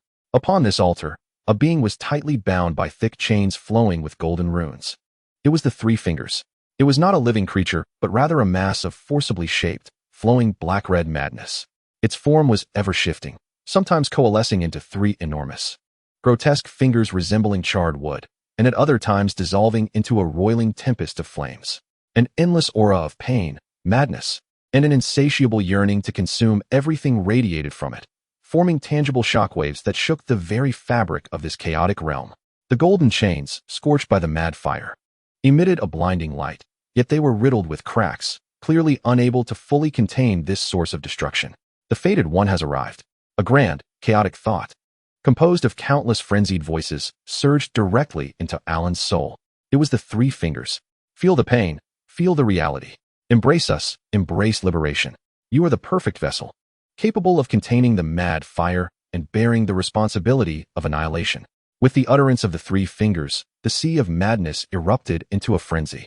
Towering waves of black-red flames crashed down upon Alan with ferocity, seeking to completely engulf him, to assimilate him into the very essence of the mad fire. Alan let out a tortured scream. The radiance of the tears of the dark moon was instantaneously compressed to its limit. His skin began to manifest black-red fissures, beneath which flowed the chaotic fire. One of his eyes was overtaken by the last glimmers of the golden sigil, while the other was swiftly consumed by the burning black-red inferno. The God-Devouring System roared like an overloaded engine, emitting a piercing shriek as it frantically absorbed and transformed the incoming chaotic power, striving to incorporate it into the patterns already dominated by the mad fire. Pain beyond imagination. His body was aflame. His soul was tearing apart. Countless maddened whispers screamed within his mind, tempting him to relinquish his resistance and fully merge with this world-consuming fire, becoming the sovereign of ashes. The flickering silhouette of Malenia dances among the frenzied flames, where golden fissures intertwine with black and red fire. Lonnie's azure core of law spins in tranquil solitude within a distant tower. The echoes of Marika's proverbs resonate deep within the soul. Madness is the only liberation. Yet, a cold and resolute will, akin to a crystalline spear piercing through the chaos, erupts from the depths of Alan's soul, scorched by the frenzied flames. He did not come to be a mere puppet of the madness. He came to wield this fire, to safeguard Malenia, to pave the way for Lonnie's stars. "Let me in," Alan roared within, a beastly cry reverberating through him, no longer passively resisting. He actively relinquished a portion of the Dark Moon's tear's protection over his consciousness core. At the same time, he unleashed the insatiable, conflict-absorbing instinct of the Devourer system to its utmost potential. A surge, a torrent of even more violent madness cascaded through the breach Alan had willingly opened, flooding into his soul core. The agony intensified tenfold in an instant. His body convulsed violently as black-red fissures spread across his skin like a spider's web, threatening to dissolve him into burning ashes at any moment.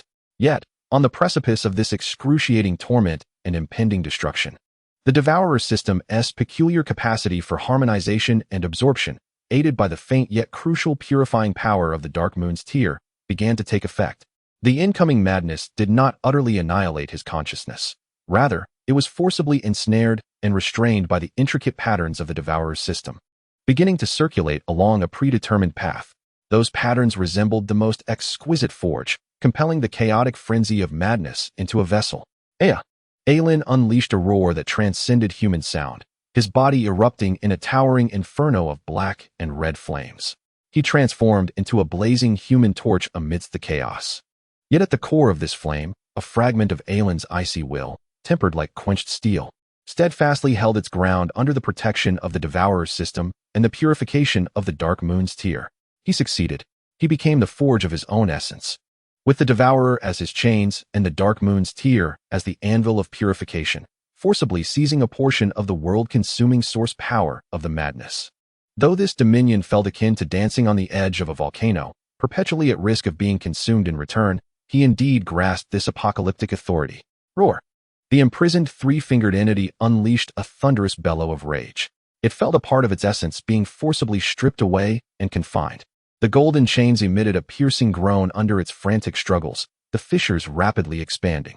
Alan sensed an indescribably vast will of madness surging back through the invisible connection, seeking to wholly assimilate him.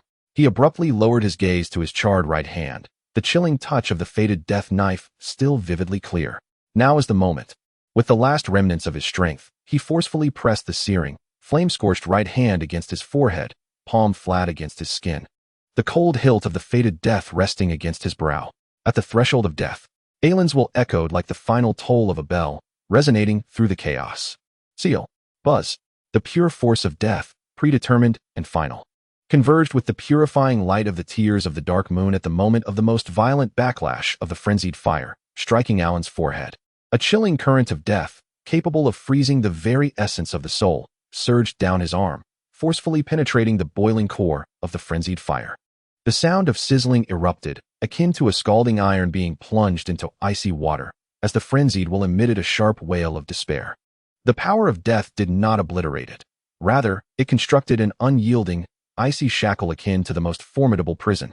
enforced alongside the confinement of the divine devourer system and the purification of the tears of the dark moon, forcibly erecting a cold, deathly seal that isolated the core of the frenzied fire from the external world. The towering black and crimson flames abruptly faltered. The frenzied fire that coursed over Alan's body swiftly retracted, ultimately being forcibly suppressed back within him. At the center of his forehead, a complex imprint emerged, woven from the black flame runes of predetermined death and the purifying patterns of the dark moon, appearing as if it were simultaneously burning and freezing. The edges of the imprint were interwoven with dark red and deep blue, symbols of death, while at its core lay a single point of restless, icebound black and crimson frenzied fire. The frenzied fire imprint, a cataclysmic seed forcibly sealed with death as its lock and purification as its sheath. Alan knelt on one knee upon the scalding ground of frenzied fire, gasping violently. His body felt as though it had been hollowed out and then forcefully filled with molten lava, every inch ablaze with pain. The imprint on his forehead was chillingly sharp, yet the internal tumult of the frenzied fire pulsated within him. He had succeeded, but had also transformed himself into a walking cataclysmic bomb, poised to unleash devastation at any moment. The chaotic thoughts of the vessel's shackles, infused with overwhelming rage and a hint of astonishment, echoed, "You cannot contain the chaos. It shall ultimately consume you in this realm." Alan disregarded the roaring of the chaotic entity.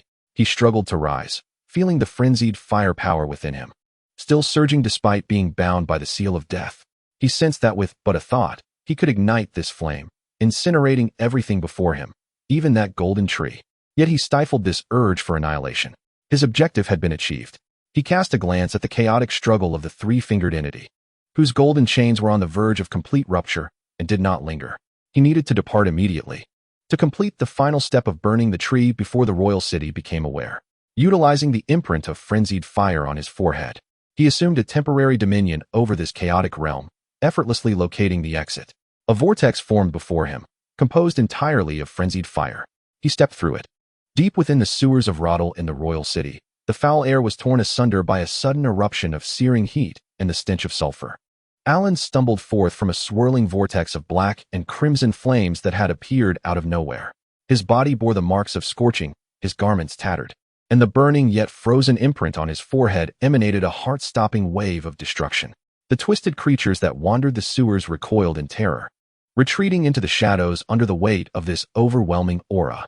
Leaning against the cold stone wall, Alan gasped for breath, the frenzied fire within him restless beneath its seal, each heartbeat accompanied by searing agony. He opened his palm, and a flicker of weak, unstable black and crimson flame danced momentarily in his grasp, only to be forcefully suppressed back by the chilling power of the imprint on his forehead. Insufficiently low, Alan's whispers emerged, his voice raspy like a shattered gong. He sensed that the sealed ember of madness alone was inadequate to ignite the colossal tree, heavily safeguarded by the golden law. A greater furnace was required, along with kindling that drew nearer to the roots of the golden tree. With a clear target in mind, the summit of the giant mountain and the flame cauldron. He recalled the ultimate flame wielded by ancient giants before the era of the golden tree, the only force capable of utterly incinerating the barriers of the golden tree. Resolving himself, he bore the internal turmoil and searing pain, summoning toward it. The steed sensed its master's destructive aura, whinnying uneasily, yet dutifully lowering itself. Alan mounted, casting a final glance at the shadow of the colossal tree, shrouded in golden radiance deep within the royal city, and urged the reins.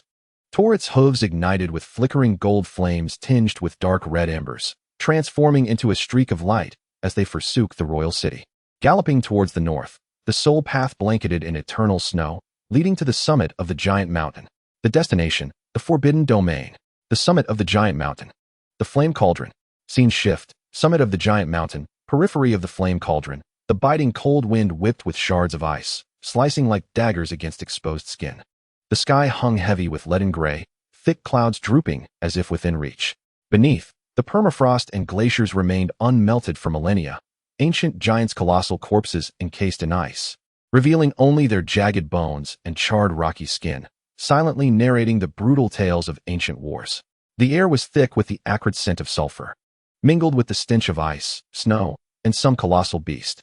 This was the forbidden domain, the final territory of the giants, where the flame cauldron resided. It shattered the hard ice, carrying Alan through the rugged glacial canyon. The closer they drew to the summit, the thinner and hotter the air became, creating a bizarre convection between the cold winds and geothermal heat. Gigantic fissures, flowing with lava, crisscrossed the glacier, emanating a dim red glow. In the sky, a flame giant eagle, as large as a small castle, screeched piercingly, casting a terrifying shadow, while its molten fireballs rained down like meteors. Alan's gaze turned steely. No longer conserving his strength, the ember of madness on his forehead glimmered faintly, a suppressed dark red flame coursing down his arm into the dark moon Greatsword. The remnants of the dark moon ignited. The ethereal blue Greatsword, ablaze with black-red madness, swung forth. The frigid crescent sword energy enveloped in purging madness surged forth. The approaching flame giant eagle was struck by the sword energy, instantly freezing, only to be obliterated in the next moment by the internal eruption of madness. Scattering burning ice crystal fragments across the sky, the efficiency was astounding, yet perilous. With each invocation of madness, the seal quivered. Finally, passing through the last narrow passage sealed by a massive ice spike, the vista opened wide, yet it felt like stepping into hell. An immense platform, constructed from black volcanic rock, loomed above a roiling sea of lava. At the center of the platform stood a blasphemous altar, piled high with countless massive bones and charred rocks, resembling a mountain. Atop the altar, a gargantuan, suffocating one-eyed furnace blazed fiercely. In the furnace, a dark golden flame roils, a colossal fire that seems capable of incinerating souls. The searing waves of heat distort the very fabric of space, evaporating the swirling snowflakes into nothingness. The great cauldron of flames, the ultimate furnace that consumes the golden tree. And between the altar and the cauldron stands a figure, akin to an ancient guardian of the tomb, looming at the edge of the boiling lava. It is so immense that its lower body nearly melds with the rock of the altar, encased in a thick, obsidian shell adorned with flowing patterns of molten rock. Its upper body barely retains a humanoid shape, marred by immense scars and pulsating flames that resemble festering wounds. Its cranium is reduced to half, and within its singular, gigantic eye burns an eternal flame, filled with unending anguish and a desire for destruction. The remaining left arm is grotesque and colossal, ending not in a hand but in a massive cleaver forged from solidified lava, exuding a dark red glow. Its body is pierced by countless thick golden chains inscribed with suppressive runes, binding it. Yet even these chains, deeply embedded in the altar and surrounding rock walls, cannot fully contain the primordial fury that emanates from it. The flame giant, the last sentinel of the cauldron, one of the greatest threats from the era of the golden tree. As if sensing Alan's approach, the flame giant's lone eye swivels sharply, the burning gaze locking onto the diminutive intruder. A wave of terror, infused with ancient savagery, the wrath of the inferno, and endless suffering, crashes down like a tangible tsunami. A deafening roar erupts from the flame giant, shaking the very platform of the great cauldron.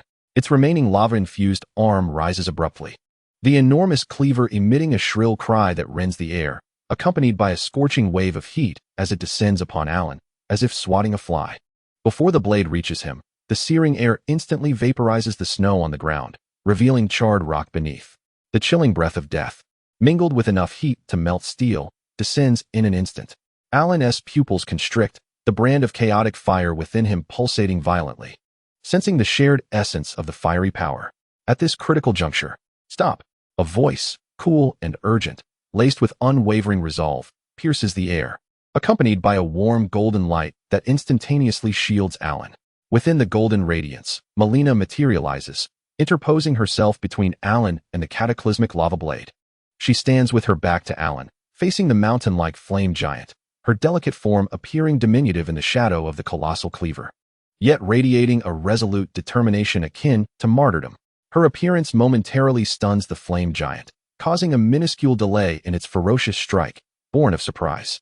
Alan gazes at Malenia, noting the golden cracks and the flickering black-red chaotic fire still present on her ethereal form, absorbing the complex aura she exudes, a blend of concern, fury, and a hint of liberation.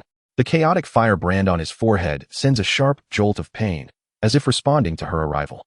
Flames rage, the giant bellows, and Malenia stands before him.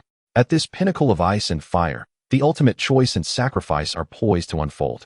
Chapter 43, The Oath of Ashes. The grief of giants and the flames of the burning trees, the searing waves of molten gas distorted the vision. As the cataclysmic lava blade of the fire giant hovered in midair, momentarily halted by the sudden appearance of Malenia, The flames flickering in the giant's singular eye danced violently, seemingly attempting to discern the diminutive figure that radiated a golden aura yet was ensnared in ominous black-red flames. With her back to Aaron, Melena's slender form trembled slightly within the immense shadow cast by the giant.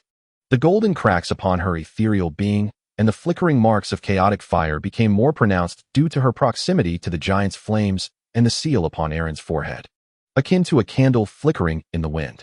Nevertheless, she stood resolute, her voice imbued with an undeniable resolve that pierced through the giant's roar and the tumult of flames. Guardian of flames, I am aware of your suffering and your wrath, the golden shackles that bind you. Yet today, the furnace shall ignite, the chains shall shatter, not for destruction, but for rebirth. Clear the path. I shall bear the inferno of this burning tree. Her voice rang clear, resonating upon the scorching platform, imbued with the solemnity of a martyr. She spread her arms wide, palms upturned, as pure golden light struggled to emanate from her cracked spiritual form, endeavoring to communicate with the giant, to affirm her identity and mission as the Finger Witch. However, the response she received was the even more frenzied roar of the fire giant. Roar! In the giant's immense eye, the flames of pain and destruction swiftly overwhelmed any lingering hesitation. It recognized the essence of the golden tree emanating from Malenia and sensed, even more acutely, the chaotic fire mark upon Aaron's forehead that sent tremors deep within its very soul. In its ancient consciousness, pierced by golden chains and tormented by eternal agony, both entities represented foes that must be annihilated. The lava blades ceased to linger, descending with an even more violent fury, poised to cleave through all existence. Its target unmistakably Malenia, standing before Aaron. Malenia, move aside. Aaron's eyes widened in terror as he roared in desperation. The chaotic fire mark within him throbbed violently, fueled by extreme anger and the instinct to protect. The black-red patterns of chaotic fire rapidly enveloped the dark moon greatsword. He yearned to strike, to shield Malenia, but the blade's speed was too swift. The distance was too short. In that critical moment, Malenia suddenly turned, her eyes, ablaze with black-red chaotic fire, locked onto Aaron with an intense gaze. In that moment, there was shock at the mark upon his forehead, anger at the deception, but more profoundly, there was a deep sorrow and resolute acceptance, as if she had come to understand everything. Thus it is, her voice resonated directly in Aaron's mind, tinged with a hint of sorrowful realization. You have chosen this path for me, fool. Before her words could fully dissipate, an unprecedented radiance erupted from Malenia. No longer was it the pure gold, but a chaotic brilliance arising from the fierce clash and fusion of gold and black-red chaotic fire. She ceased her attempts at communication or defense, channeling all her strength, along with her very existence, into a dazzling and tragic stream of light, surging upward against the descending lava blade. Boom! An indescribable and cataclysmic explosion erupted at the center of the platform. A blinding radiance consumed everything in its path. A tempest of energy shockwaves intertwined with shards of gold, and dark crimson flames surged forth like a tsunami. The resilient volcanic rock platform was riven, leaving behind gaping chasms. As the brilliance faded, the molten blade was violently deflected, crashing down upon the ground beside Malenia, creating a terrifying abyss that flowed with lava. Yet, Malena's form had vanished. In her stead, only a scattering of remnants remained, a blend of golden luminescence and dark crimson sparks, along with a golden rune suspended in midair, quivering slightly, a final testament to her existence, encapsulating a fragment of the witch's power and her unfinished mission. Malenia Allen gazed at the dissipating embers, her mind a void. The fiery mark upon her forehead throbbed with a searing pain, as the flames sealed within her roared wildly, unleashed by the tumult of her emotions. The God-Devouring System emitted a piercing shriek of distress. It felt as though half of her soul had been utterly shattered and incinerated by that explosion. A howl erupted from the fire giant, steeped in agony. Although Malena's self-destructive surge of witchcraft failed to severely injure its ancient form, it nonetheless inflicted a profound shock upon its tormented soul, causing the golden chains that bound it to emit a sharp, taut sound. Its blazing single eye was wholly consumed by a frenzied desire for destruction. The colossal molten arm lifted once more, locking onto Allen, who stood paralyzed by the immense shock of Malena's disappearance. This time, there was no impediment. The shadow of death, mingled with the searing heat that incinerates all, once again enveloped Allen. The pinnacle of sorrow and fury, akin to molten lava, shattered the final bastion of Allen's sanity. The last glimpse in Malena's eyes, her word fool, pierced his heart like the sharpest dagger. Within him, the seal of the fiery madness cracked audibly under the overwhelming tide of emotions capable of incinerating a soul. Die! Alan bellowed skyward, his voice a primal roar, imbued with boundless sorrow and a desire for annihilation. The fiery mark upon his forehead erupted, radiating a dark red light that devoured all illumination. Countless thick tendrils of black and crimson flames, as if alive, surged forth from every pore and scar upon his body. He transformed into a tumultuous black sun, rising from the inferno of ice and fire. The God-Devouring System was utterly overloaded. The purifying light of the tear of the dark moon was instantaneously engulfed by the tempest of flame. The cold seal of destined demise shattered inch by inch. The chaos of madness, suppressed to its limits, broke free under the provocation of Malena's death. Alan's consciousness sank into the raging flames, leaving only the frenzied instinct to incinerate all. Incinerate the world. With Alan's, or rather the will of the flames roar. That black sun unleashed a barrage of thick black and crimson fire pillars. These pillars did not strike the fire giant directly, but instead, with a life of their own. They pounded relentlessly upon the countless golden chains that pierced the giant's body. Sizzle. Boom.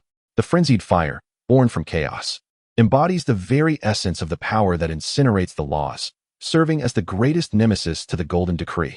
The golden chains, infused with an unparalleled will to restrain, emit a piercing wail under the relentless blaze of the frenzied fire. The runes coursing through the chains dim instantaneously, shattering into oblivion. The once impenetrable links glow a deep crimson at an observable rate, softening and ultimately fracturing like a molten candle, dripping away. A thunderous roar erupts from the flame giant, a cacophony of immense agony and liberation. The golden shackles that had bound it for countless eons disintegrate under the searing flames, fragmenting into the air. Freed from the oppressive constraints, the flame giant's ancient, world-burning power is unleashed in its entirety. Its colossal form ignites with a surging dark red flame, causing the entire fiery platform to tremble violently. Below, the sea of lava churns as if boiling over. The giant flame cauldron atop the altar experiences an explosive surge in intensity. However, this unleashed power does not grant it freedom. Rather, it resembles the opening of Pandora's box. In the moment of liberation, its soul, already steeped in suffering and a desire for destruction, is utterly consumed by an endless madness. In that massive single eye, the last vestige of reason evaporates, leaving only the purest essence of chaotic annihilation. No longer discerning targets, the giant's immense lava arm, now wielding the horrific power of liberation, strikes indiscriminately towards the source of its perceived threat, the black sun, Alan, hovering ominously above, exuding a chaotic aura that instinctively repulses it, as well as the flame cauldron it has safeguarded for ages. It seeks to obliterate everything in its path. The frenzied fire manifestation of Alan, the black sun, emits an even more frenzied shriek. Countless black-red fire columns dance like wild serpents, fearlessly rushing towards the giant's lava arm. Simultaneously, more frenzied fire tendrils, akin to voracious maggots, entwine around the giant's massive form, burning and eroding its rocky and molten body. Boom, boom, boom. The dark red frenzied fire collides violently with the giant's world-burning lava, resulting in explosive eruptions. The annihilation at the level of the laws unfolds chaotically upon the platform. Space is torn asunder, revealing the void of chaos. The entire summit of the giant mountain shakes violently, massive glaciers fracture, and avalanches cascade down like a white tsunami from the surrounding peaks. This is a clash of pure power and destruction. The ultimate confrontation of frenzied fire chaos and the primal might of the giant. There is no technique, only the rawest, most violent release of energy. The flame giant roars, each strike shaking the heavens, its lava blade cleaving the platform into a vast chasm. The frenzied fire sun shrieks, piercing the giant's rocky shell with black-red fire columns, leaving behind charred, smoldering holes, while the frenzied fire tendrils ravenously siphon the giant's power and vitality. The battle is fierce and frenzied. The platform crumbles and fractures incessantly under the onslaught of both forces. Countless massive rocks and burning bones plummet into the sea of lava below. At last, after countless brutal exchanges, the flame giant's gargantuan form is riddled with wounds, its rocky shell extensively peeling away, revealing the molten lava and writhing fiery sores within. Its movements significantly slowed. The sun of madness has dimmed considerably, its size reduced, and the fiery columns it once spewed forth are no longer as robust. Nevertheless, it continues to emanate a terrifying aura of destruction. The final cry of the will of madness pierces the air. All the writhing tendrils of chaotic fire retract violently, coalescing into a black-red sphere, no larger than a fist, yet radiating a horrific energy that causes the very fabric of space to warp. On the surface of this sphere, countless distorted faces of agony silently scream in torment. The black sun, akin to a falling star, crashes with resolute finality into the chest of the flame giant. The flame giant seems to sense the impending doom, unleashing a last, defiant roar. Its remaining molten arm gathers its final reserves of strength, igniting with apocalyptic flames, and strikes fiercely at the approaching black sun. A cataclysmic explosion of unfathomable magnitude ensues. A sphere of destruction, 100 times more intense than Malena's self-detonation, rapidly expands at the center of the platform, erupting forth. It engulfs the colossal form of the flame giant and the black sun alike. The brilliance of annihilation instantaneously illuminates the summit of the giant, shrouded in leaden gray clouds.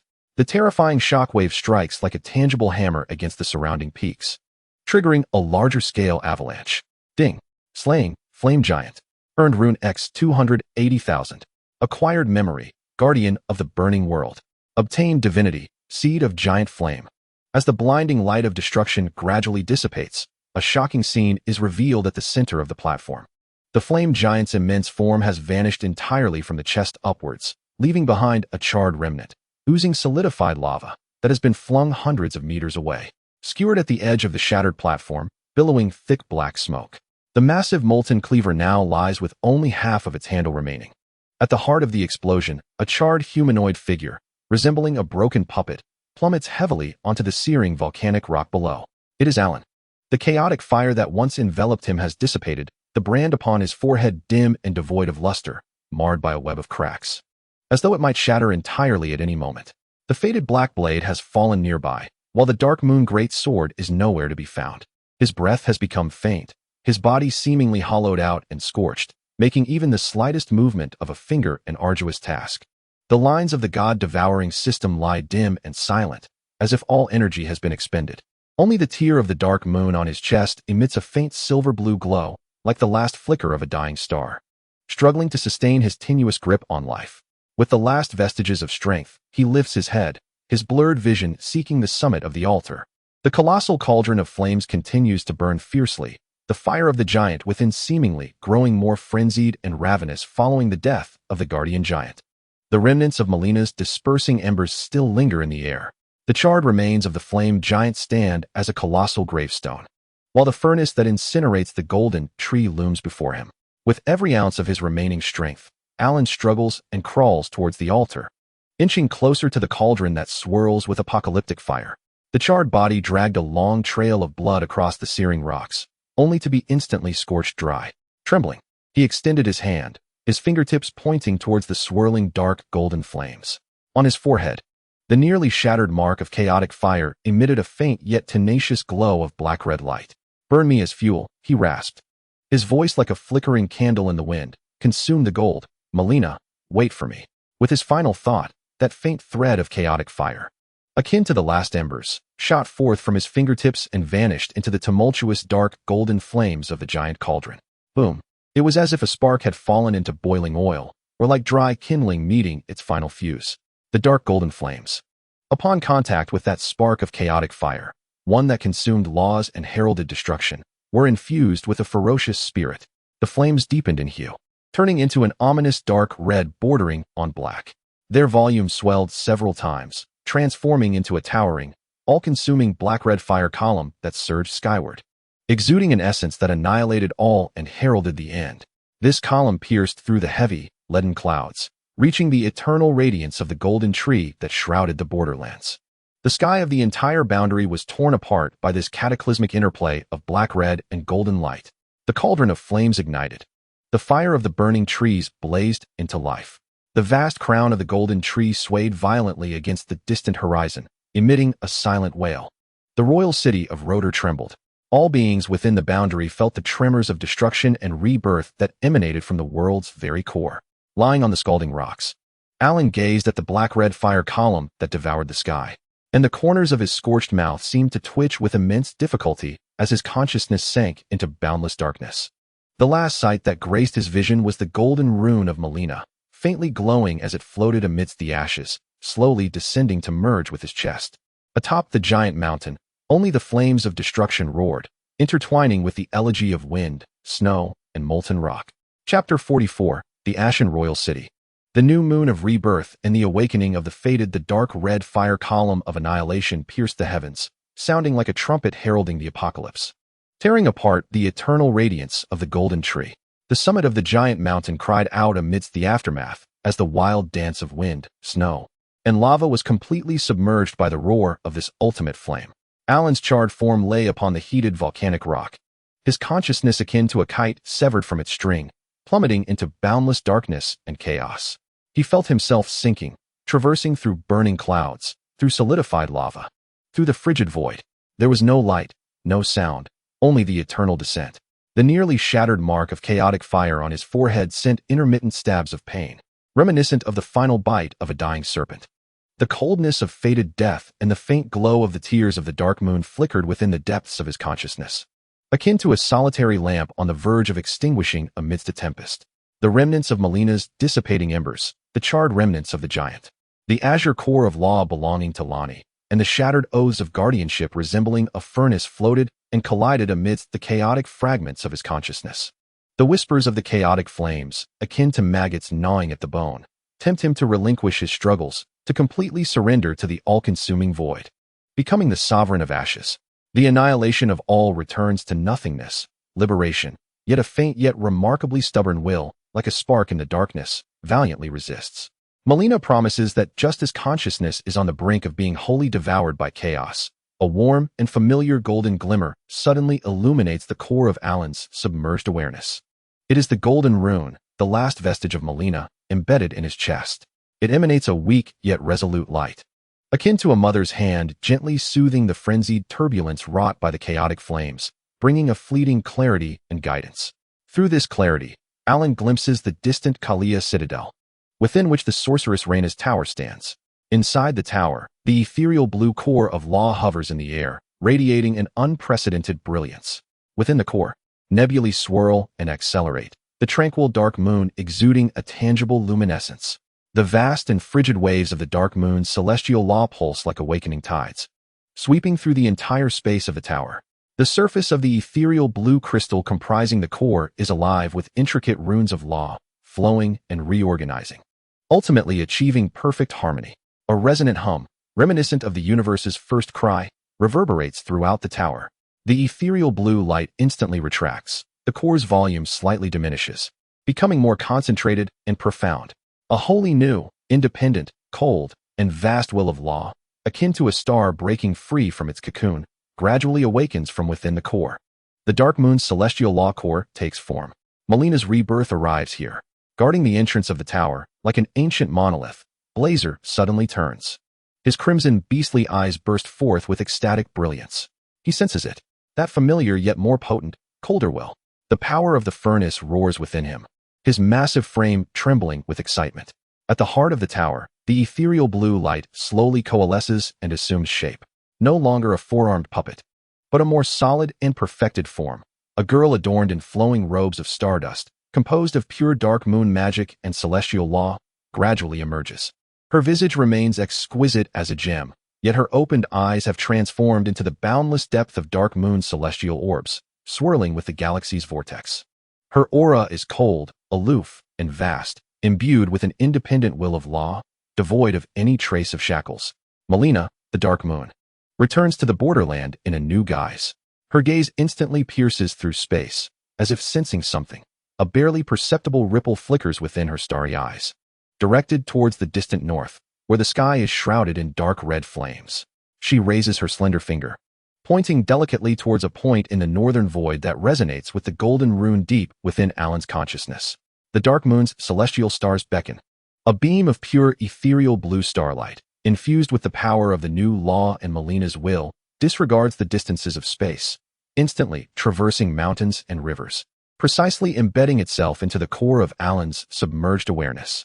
This starlight falls like icy seawater upon smoldering coals, in stark contrast to the warm embrace of Malena's runes. This was a frigid anchor, a beacon of order, a summons from the age of stars. A muffled groan escaped Alan amidst the chaos of consciousness. The chill of starlight intertwined with the warmth of the runes. The whispers of madness were forcibly suppressed, dispelled. The nearly shattered mark of madness was abruptly frozen by the starlight, stabilizing it. The once dormant tricolor patterns of the God-Devouring core began to struggle, reweaving and balancing under the combined influence of starlight and runes. He abruptly opened his eyes. No longer did he behold the molten lava and fire columns atop the giant mountain, but rather a desolate expanse of ashen gray. He lay upon a ground thickly blanketed in ashes. The sky loomed in a suffocating shade of dark red, and the immense golden tree still stood against the horizon. Its once resplendent crown now resembling charred, withered branches cloaked in deep ash, with only a few flickering dark red embers within its depths, akin to a dying pulse. The air was saturated with the scent of burning ash and a decaying essence of inevitable demise. This was the royal city of Radahn. Yet it was no longer the Golden Kingdom. It had transformed into the Ashen City. Alan struggled to sit up. Waves of searing pain and weakness coursed through his body, as if every cell had been drained and scorched. The mark of madness upon his forehead was cold and heavy, riddled with cracks, yet entwined with an ethereal blue starlight and warm golden radiance, forcibly stabilizing it. The tear of the dark moon emanated a faint silver-blue glow from his chest. The fateful black dagger lay not far from him, partially obscured by the ashes. He raised his gaze towards the golden tree. The black-red fire column that had erupted from the summit of the giant mountain, incinerating the barrier of the golden tree, had vanished. In its place, the golden tree itself was ignited from within. The dark red flames of madness merged with the radiance of the giant's fire, coursing like molten lava, subtly illuminating the enormous trunk of the golden tree, slowly and inexorably spreading upwards, ablaze. The entire tree resembled a colossal, burning torch. Ashes fell like dark snow from the crown. The tree was aflame. The barrier had shattered. The cost was Malena's dissolution and his near consumption by the flames of madness. Annihilated by the giants. At that moment, from the ashes beside Alan, the blessed golden light struggled to pierce through the thick layer of ash, faintly illuminating the surroundings. Within the golden light, a figure began to coalesce. It was Malenia, yet her state was even more dire than during their time in the sewers. Her ethereal form was nearly transparent, as if she might disperse with the wind at any moment. The golden cracks had been almost entirely consumed by flames, replaced by a web of ashen fissures that sprawled across her body. Deep within those cracks, there was no longer the pulsating black-red fire of madness, but rather flickering dark red embers, akin to dying coals. Her remaining golden eye was now shrouded in a layer of gray mist, its brilliance dimmed. Filled with boundless fatigue and a certain bittersweet acceptance of sorrow, she gazed at Alan, observing the fissured mark of madness upon him, the drifting ashes around, and the distant golden tree that burned from within. She remained silent for an eternity, long enough to feel like a century. You have ultimately ignited it. Malena's voice, hoarse and fractured, resembled the sound of ashes rubbing together. In this manner, Alan beheld her nearly dissipating silhouette, his heart gripped tightly, as if in the clutches of a frigid iron vice, and a sharp pain radiated from the mark upon his forehead. He yearned to speak, yet found himself at a loss for words. I perceived Malena's gaze as it seemed to penetrate Alan's very being, uncovering the deep cerulean starlight and warm golden runes nestled within his consciousness.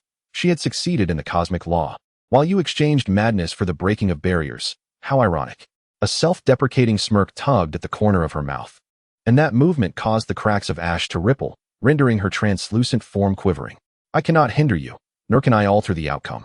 Perhaps this is the fate of the fated ones, and mine as well. Malena's figure grew increasingly ethereal. She cast one final, profound glance at Alan, her ashen eyes swirling with complex emotions, the regret of an unfinished mission, confusion and sorrow over Alan's choices, and the melancholy of her own demise, yet ultimately, all transformed into a near-released tranquility. Fated one, her voice was barely audible, akin to a candle flickering in the wind. The path ahead is open. The ring of law lies within the burning roots of the tree. To mend it and become the Elden King, or to follow the stars with me, choosing you? I am weary.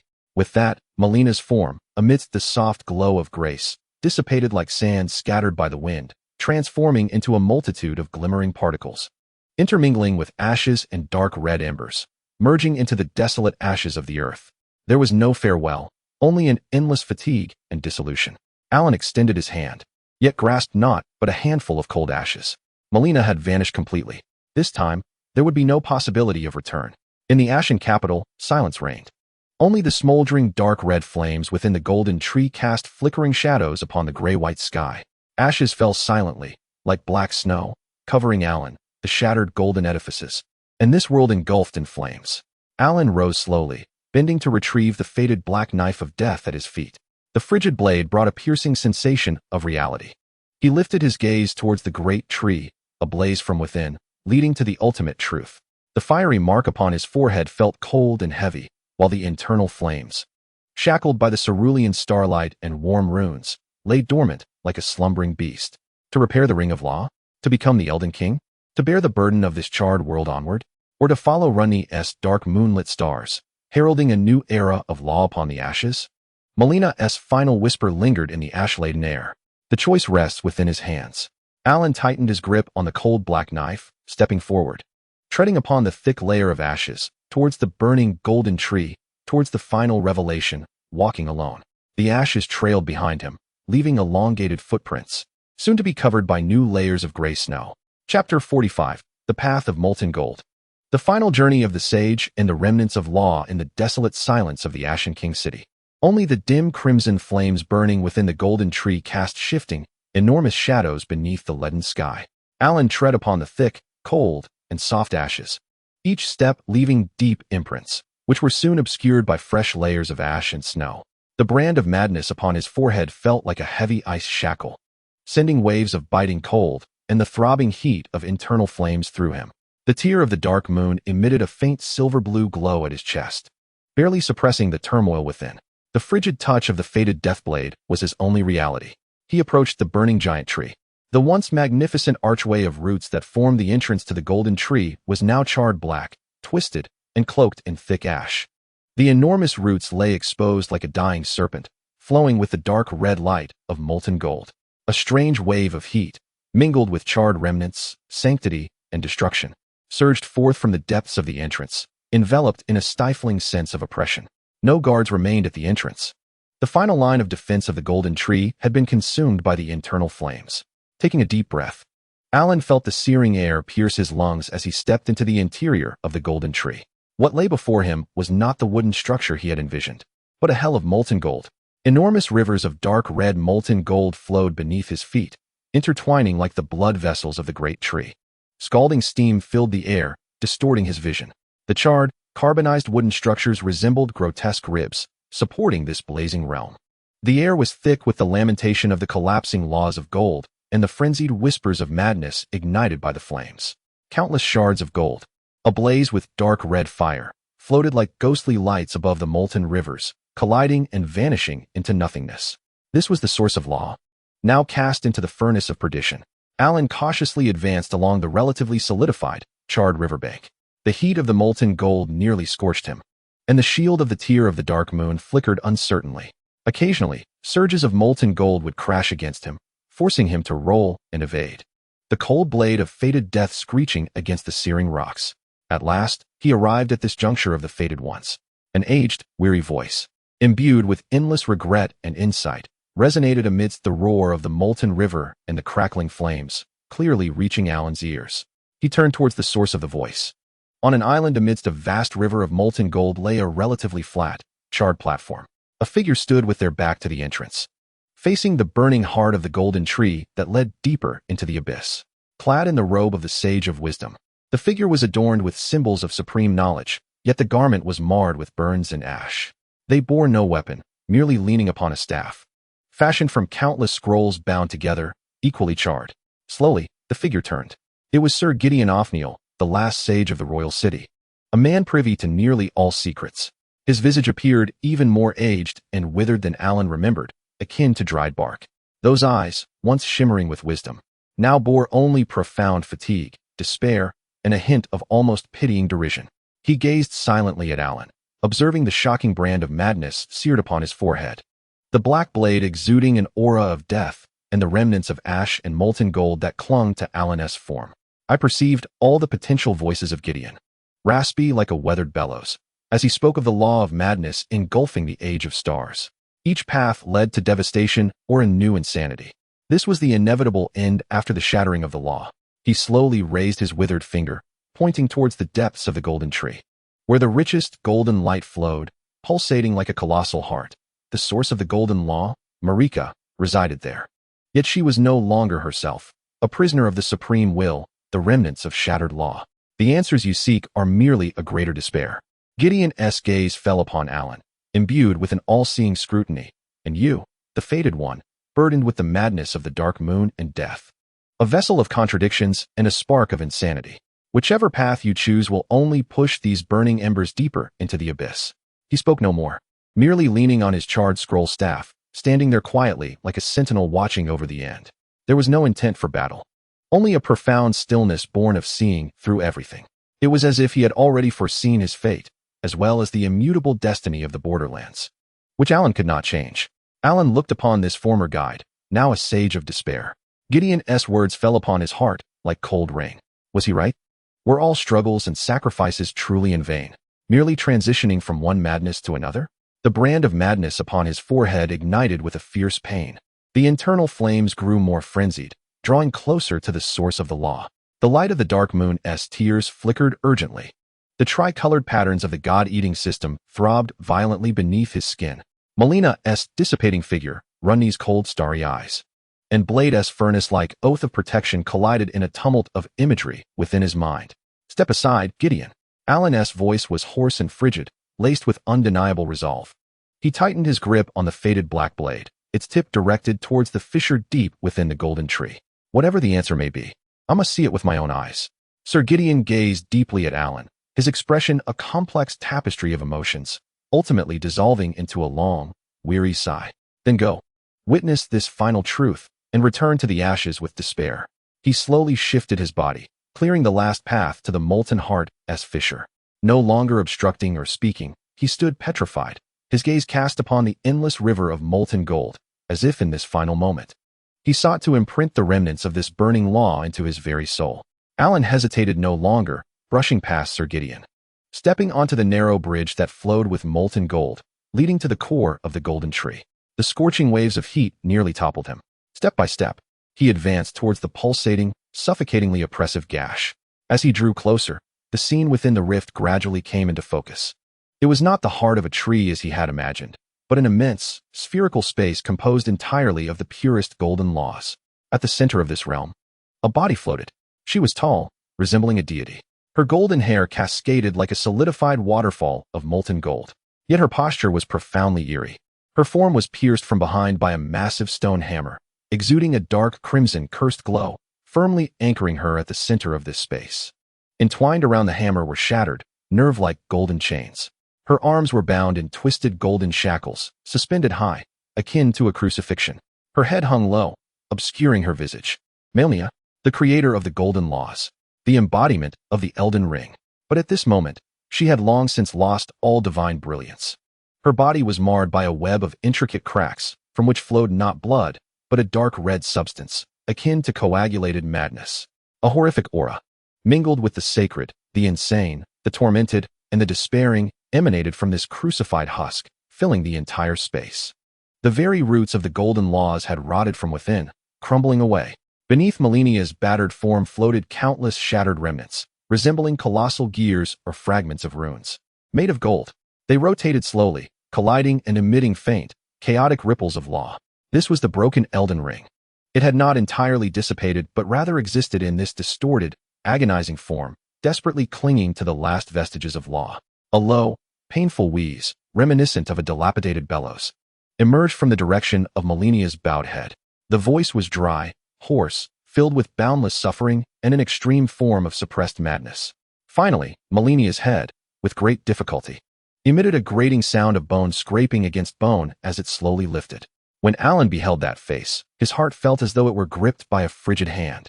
The once perfect visage of a deity was now grotesquely contorted. The left side of her face still bore the sanctity of its former outline, while the right side resembled a wax figure scorched by flames, its skin charred and cracked, muscles withered, exposing fragments of golden bone.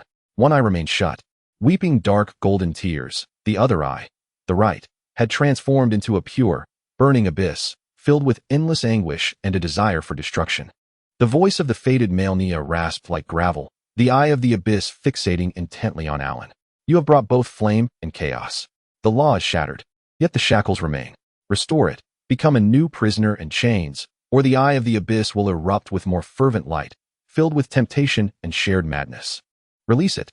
Release me.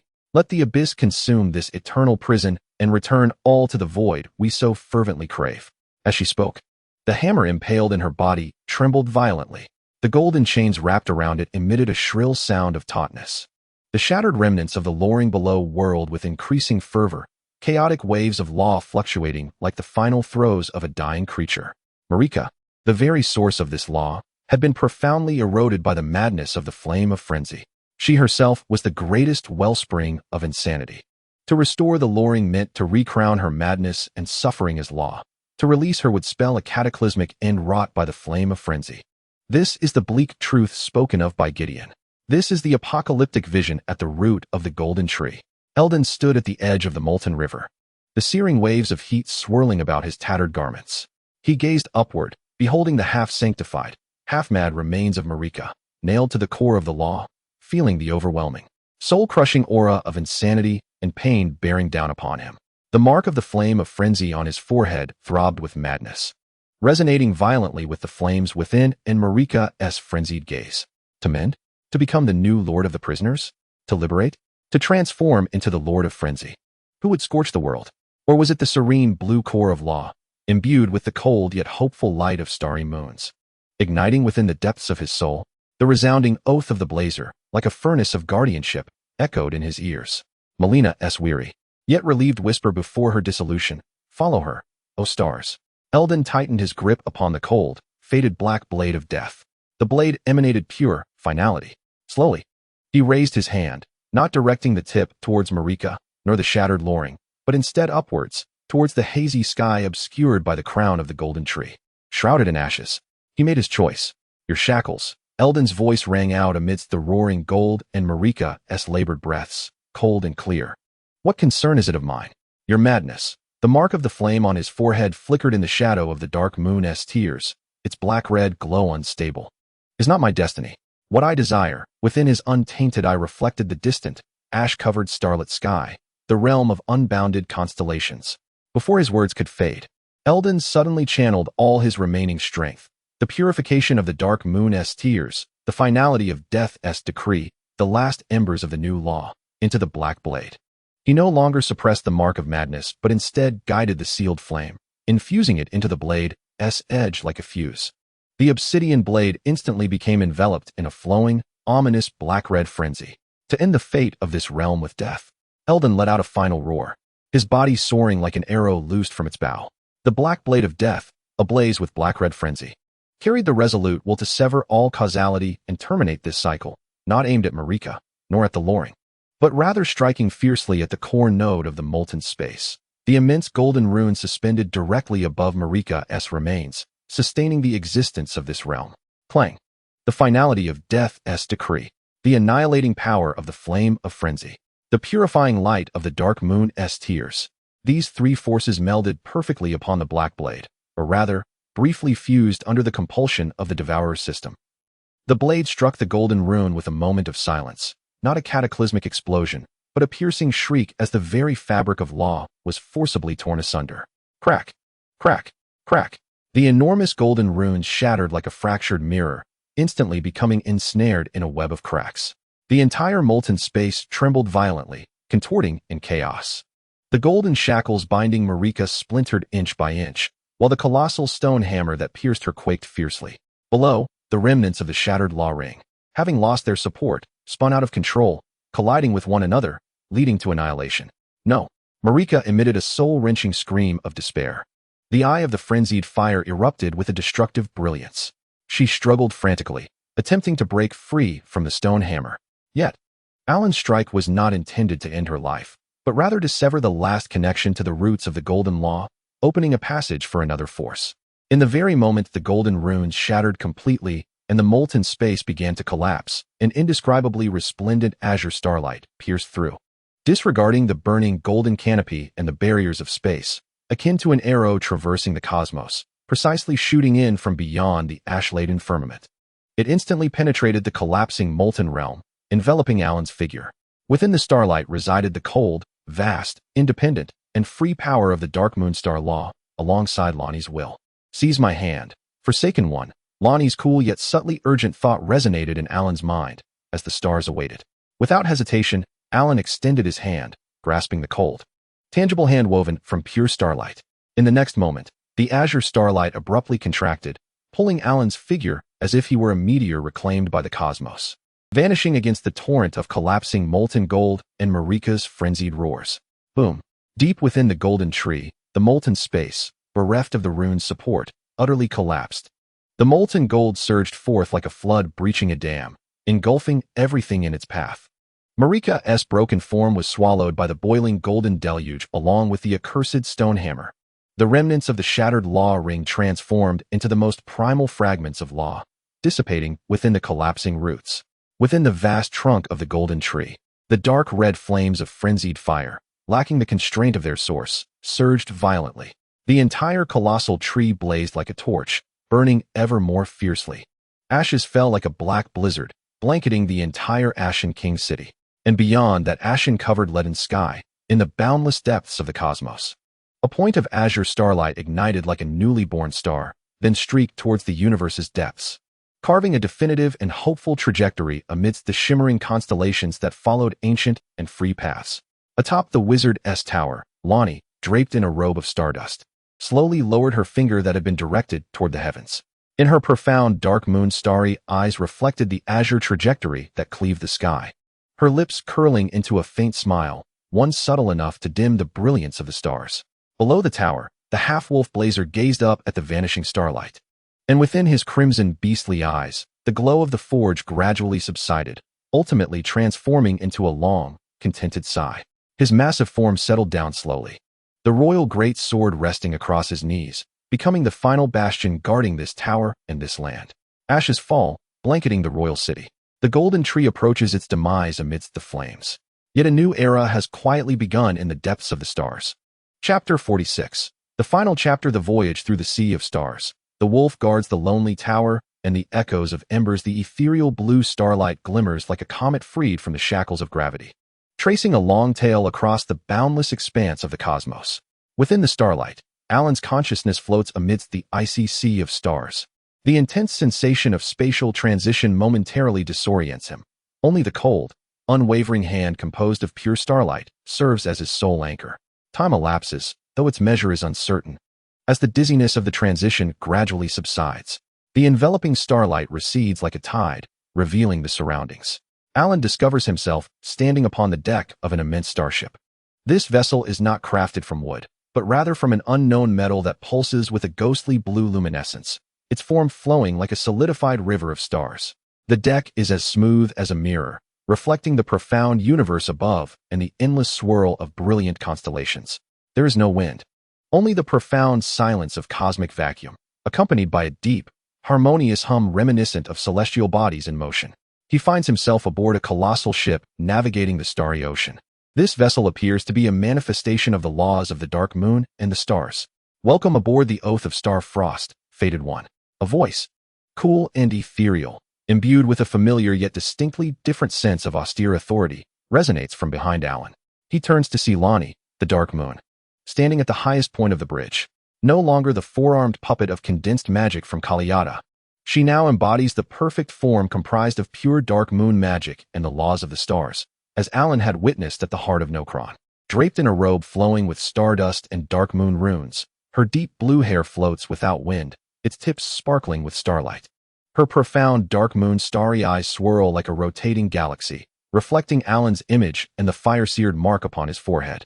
Interwoven with the cold blue starlight and warm golden glow, her presence is cold, solitary, and vast, infused with an independent and potent will of the laws.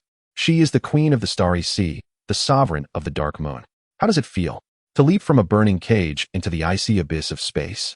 A faint smile graces Lonnie's lips, her starry gaze scrutinizing him.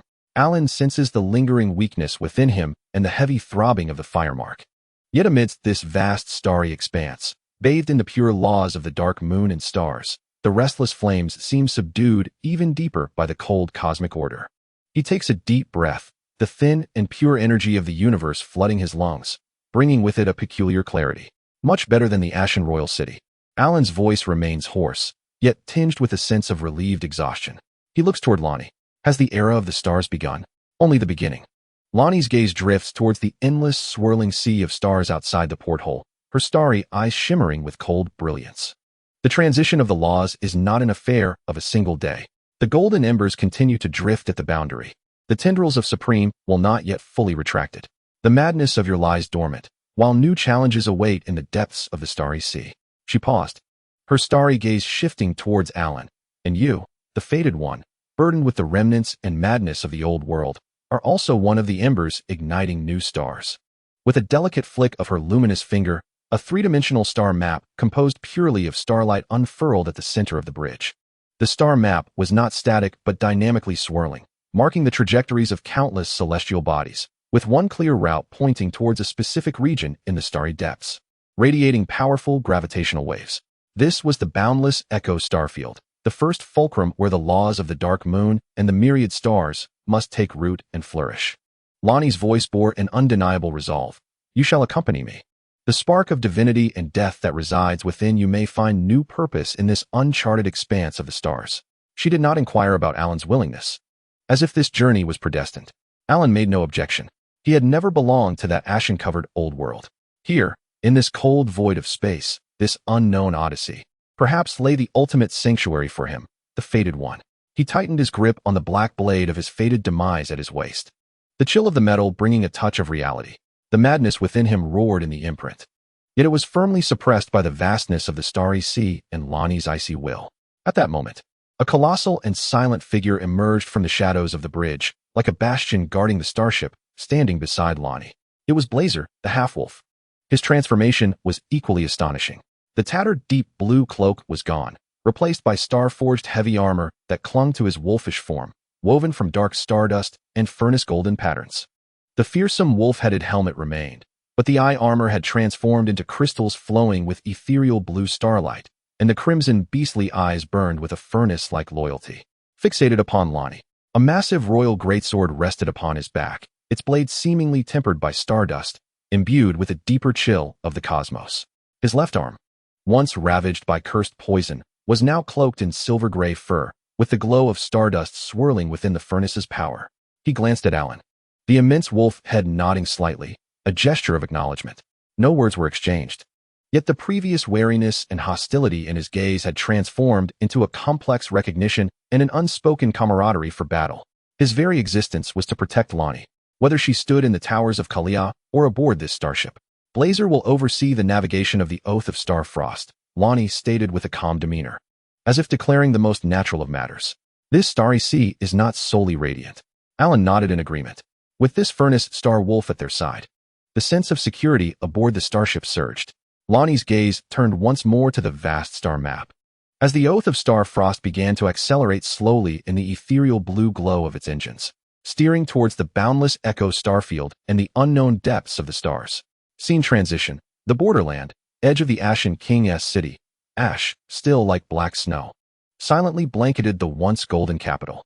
The colossal, charred trunk of the golden tree stands resolutely at the heart of the royal city, its dark red embers flickering like a dying pulse, unable to ignite once more.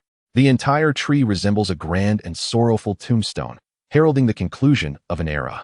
On a high slope, distanced from the ruins of the royal city and adjacent to the misty forest's edge, a solitary figure stands, gazing at the nearly extinguished giant tree.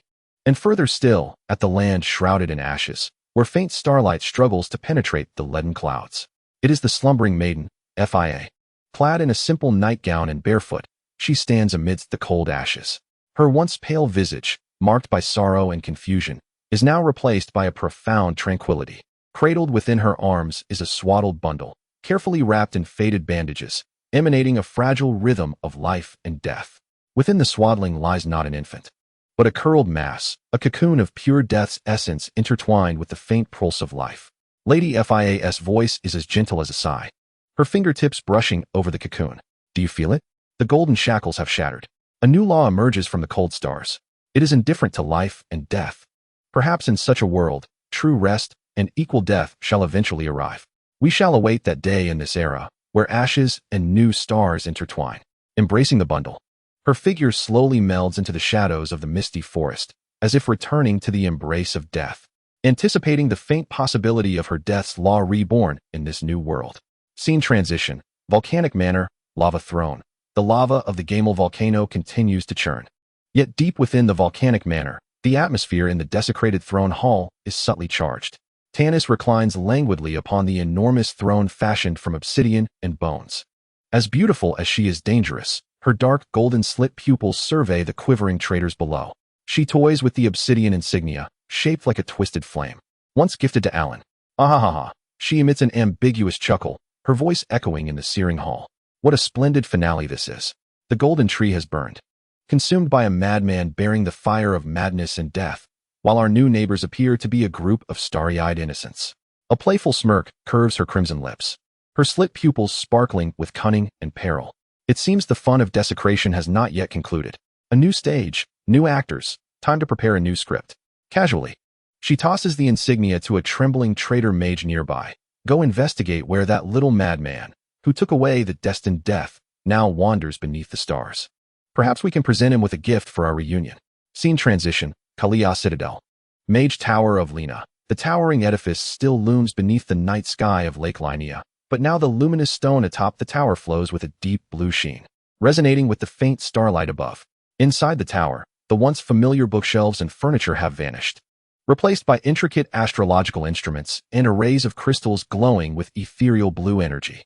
Here stands the solitary and paramount lighthouse and beacon of the law of the dark moon stars at the boundary. Before the tower, a colossal half-wolf figure appears as though it were a statue fused with the obsidian rock. Blazer did not depart with the ship. His immense form is clad in stardust armor, the royal sword deeply embedded in the stone before the tower. He stands as the most loyal sentinel, his crimson beastly eyes, through the crystalline visor, vigilantly scanning the lake, the forest, and the sky. Occasionally, he lifts his gaze towards the profound expanse where Lonnie and Alan vanished, emitting a low, contented growl from his throat. To guard this place, to protect the fulcrum of the law in this realm, and to await the Queen's return. This is the new and eternal mission bestowed upon him by Lonnie. The power of the furnace flows slowly beneath the stardust armor, resonating with the radiance of the law at the tower's pinnacle. The wind and snow sweep through his silvery gray fur, while the light of the stars cascades upon his mountainous form. The night in Kalia is silent and protracted, accompanied solely by the wolf's watch and the whispers of the star tower. Deep within the sea of stars, the oath of star frost transforms into a ghostly blue luminescence, sailing into the unknown depths of space under the gaze of countless stars. Alan stands before the porthole, gazing at the eternal and frigid cosmos, the mark on his forehead warming slightly beneath the starlight. The old shackles have shattered, no flowers can bloom from the ashes. Yet the era of the stars has undeniably commenced. Is the path ahead one of deeper darkness or of resplendent rebirth? The answer lies in the trajectories of the stars, upon the blades of the fated, and within the fate etched by death and flame. The tale of the boundary concludes here for now.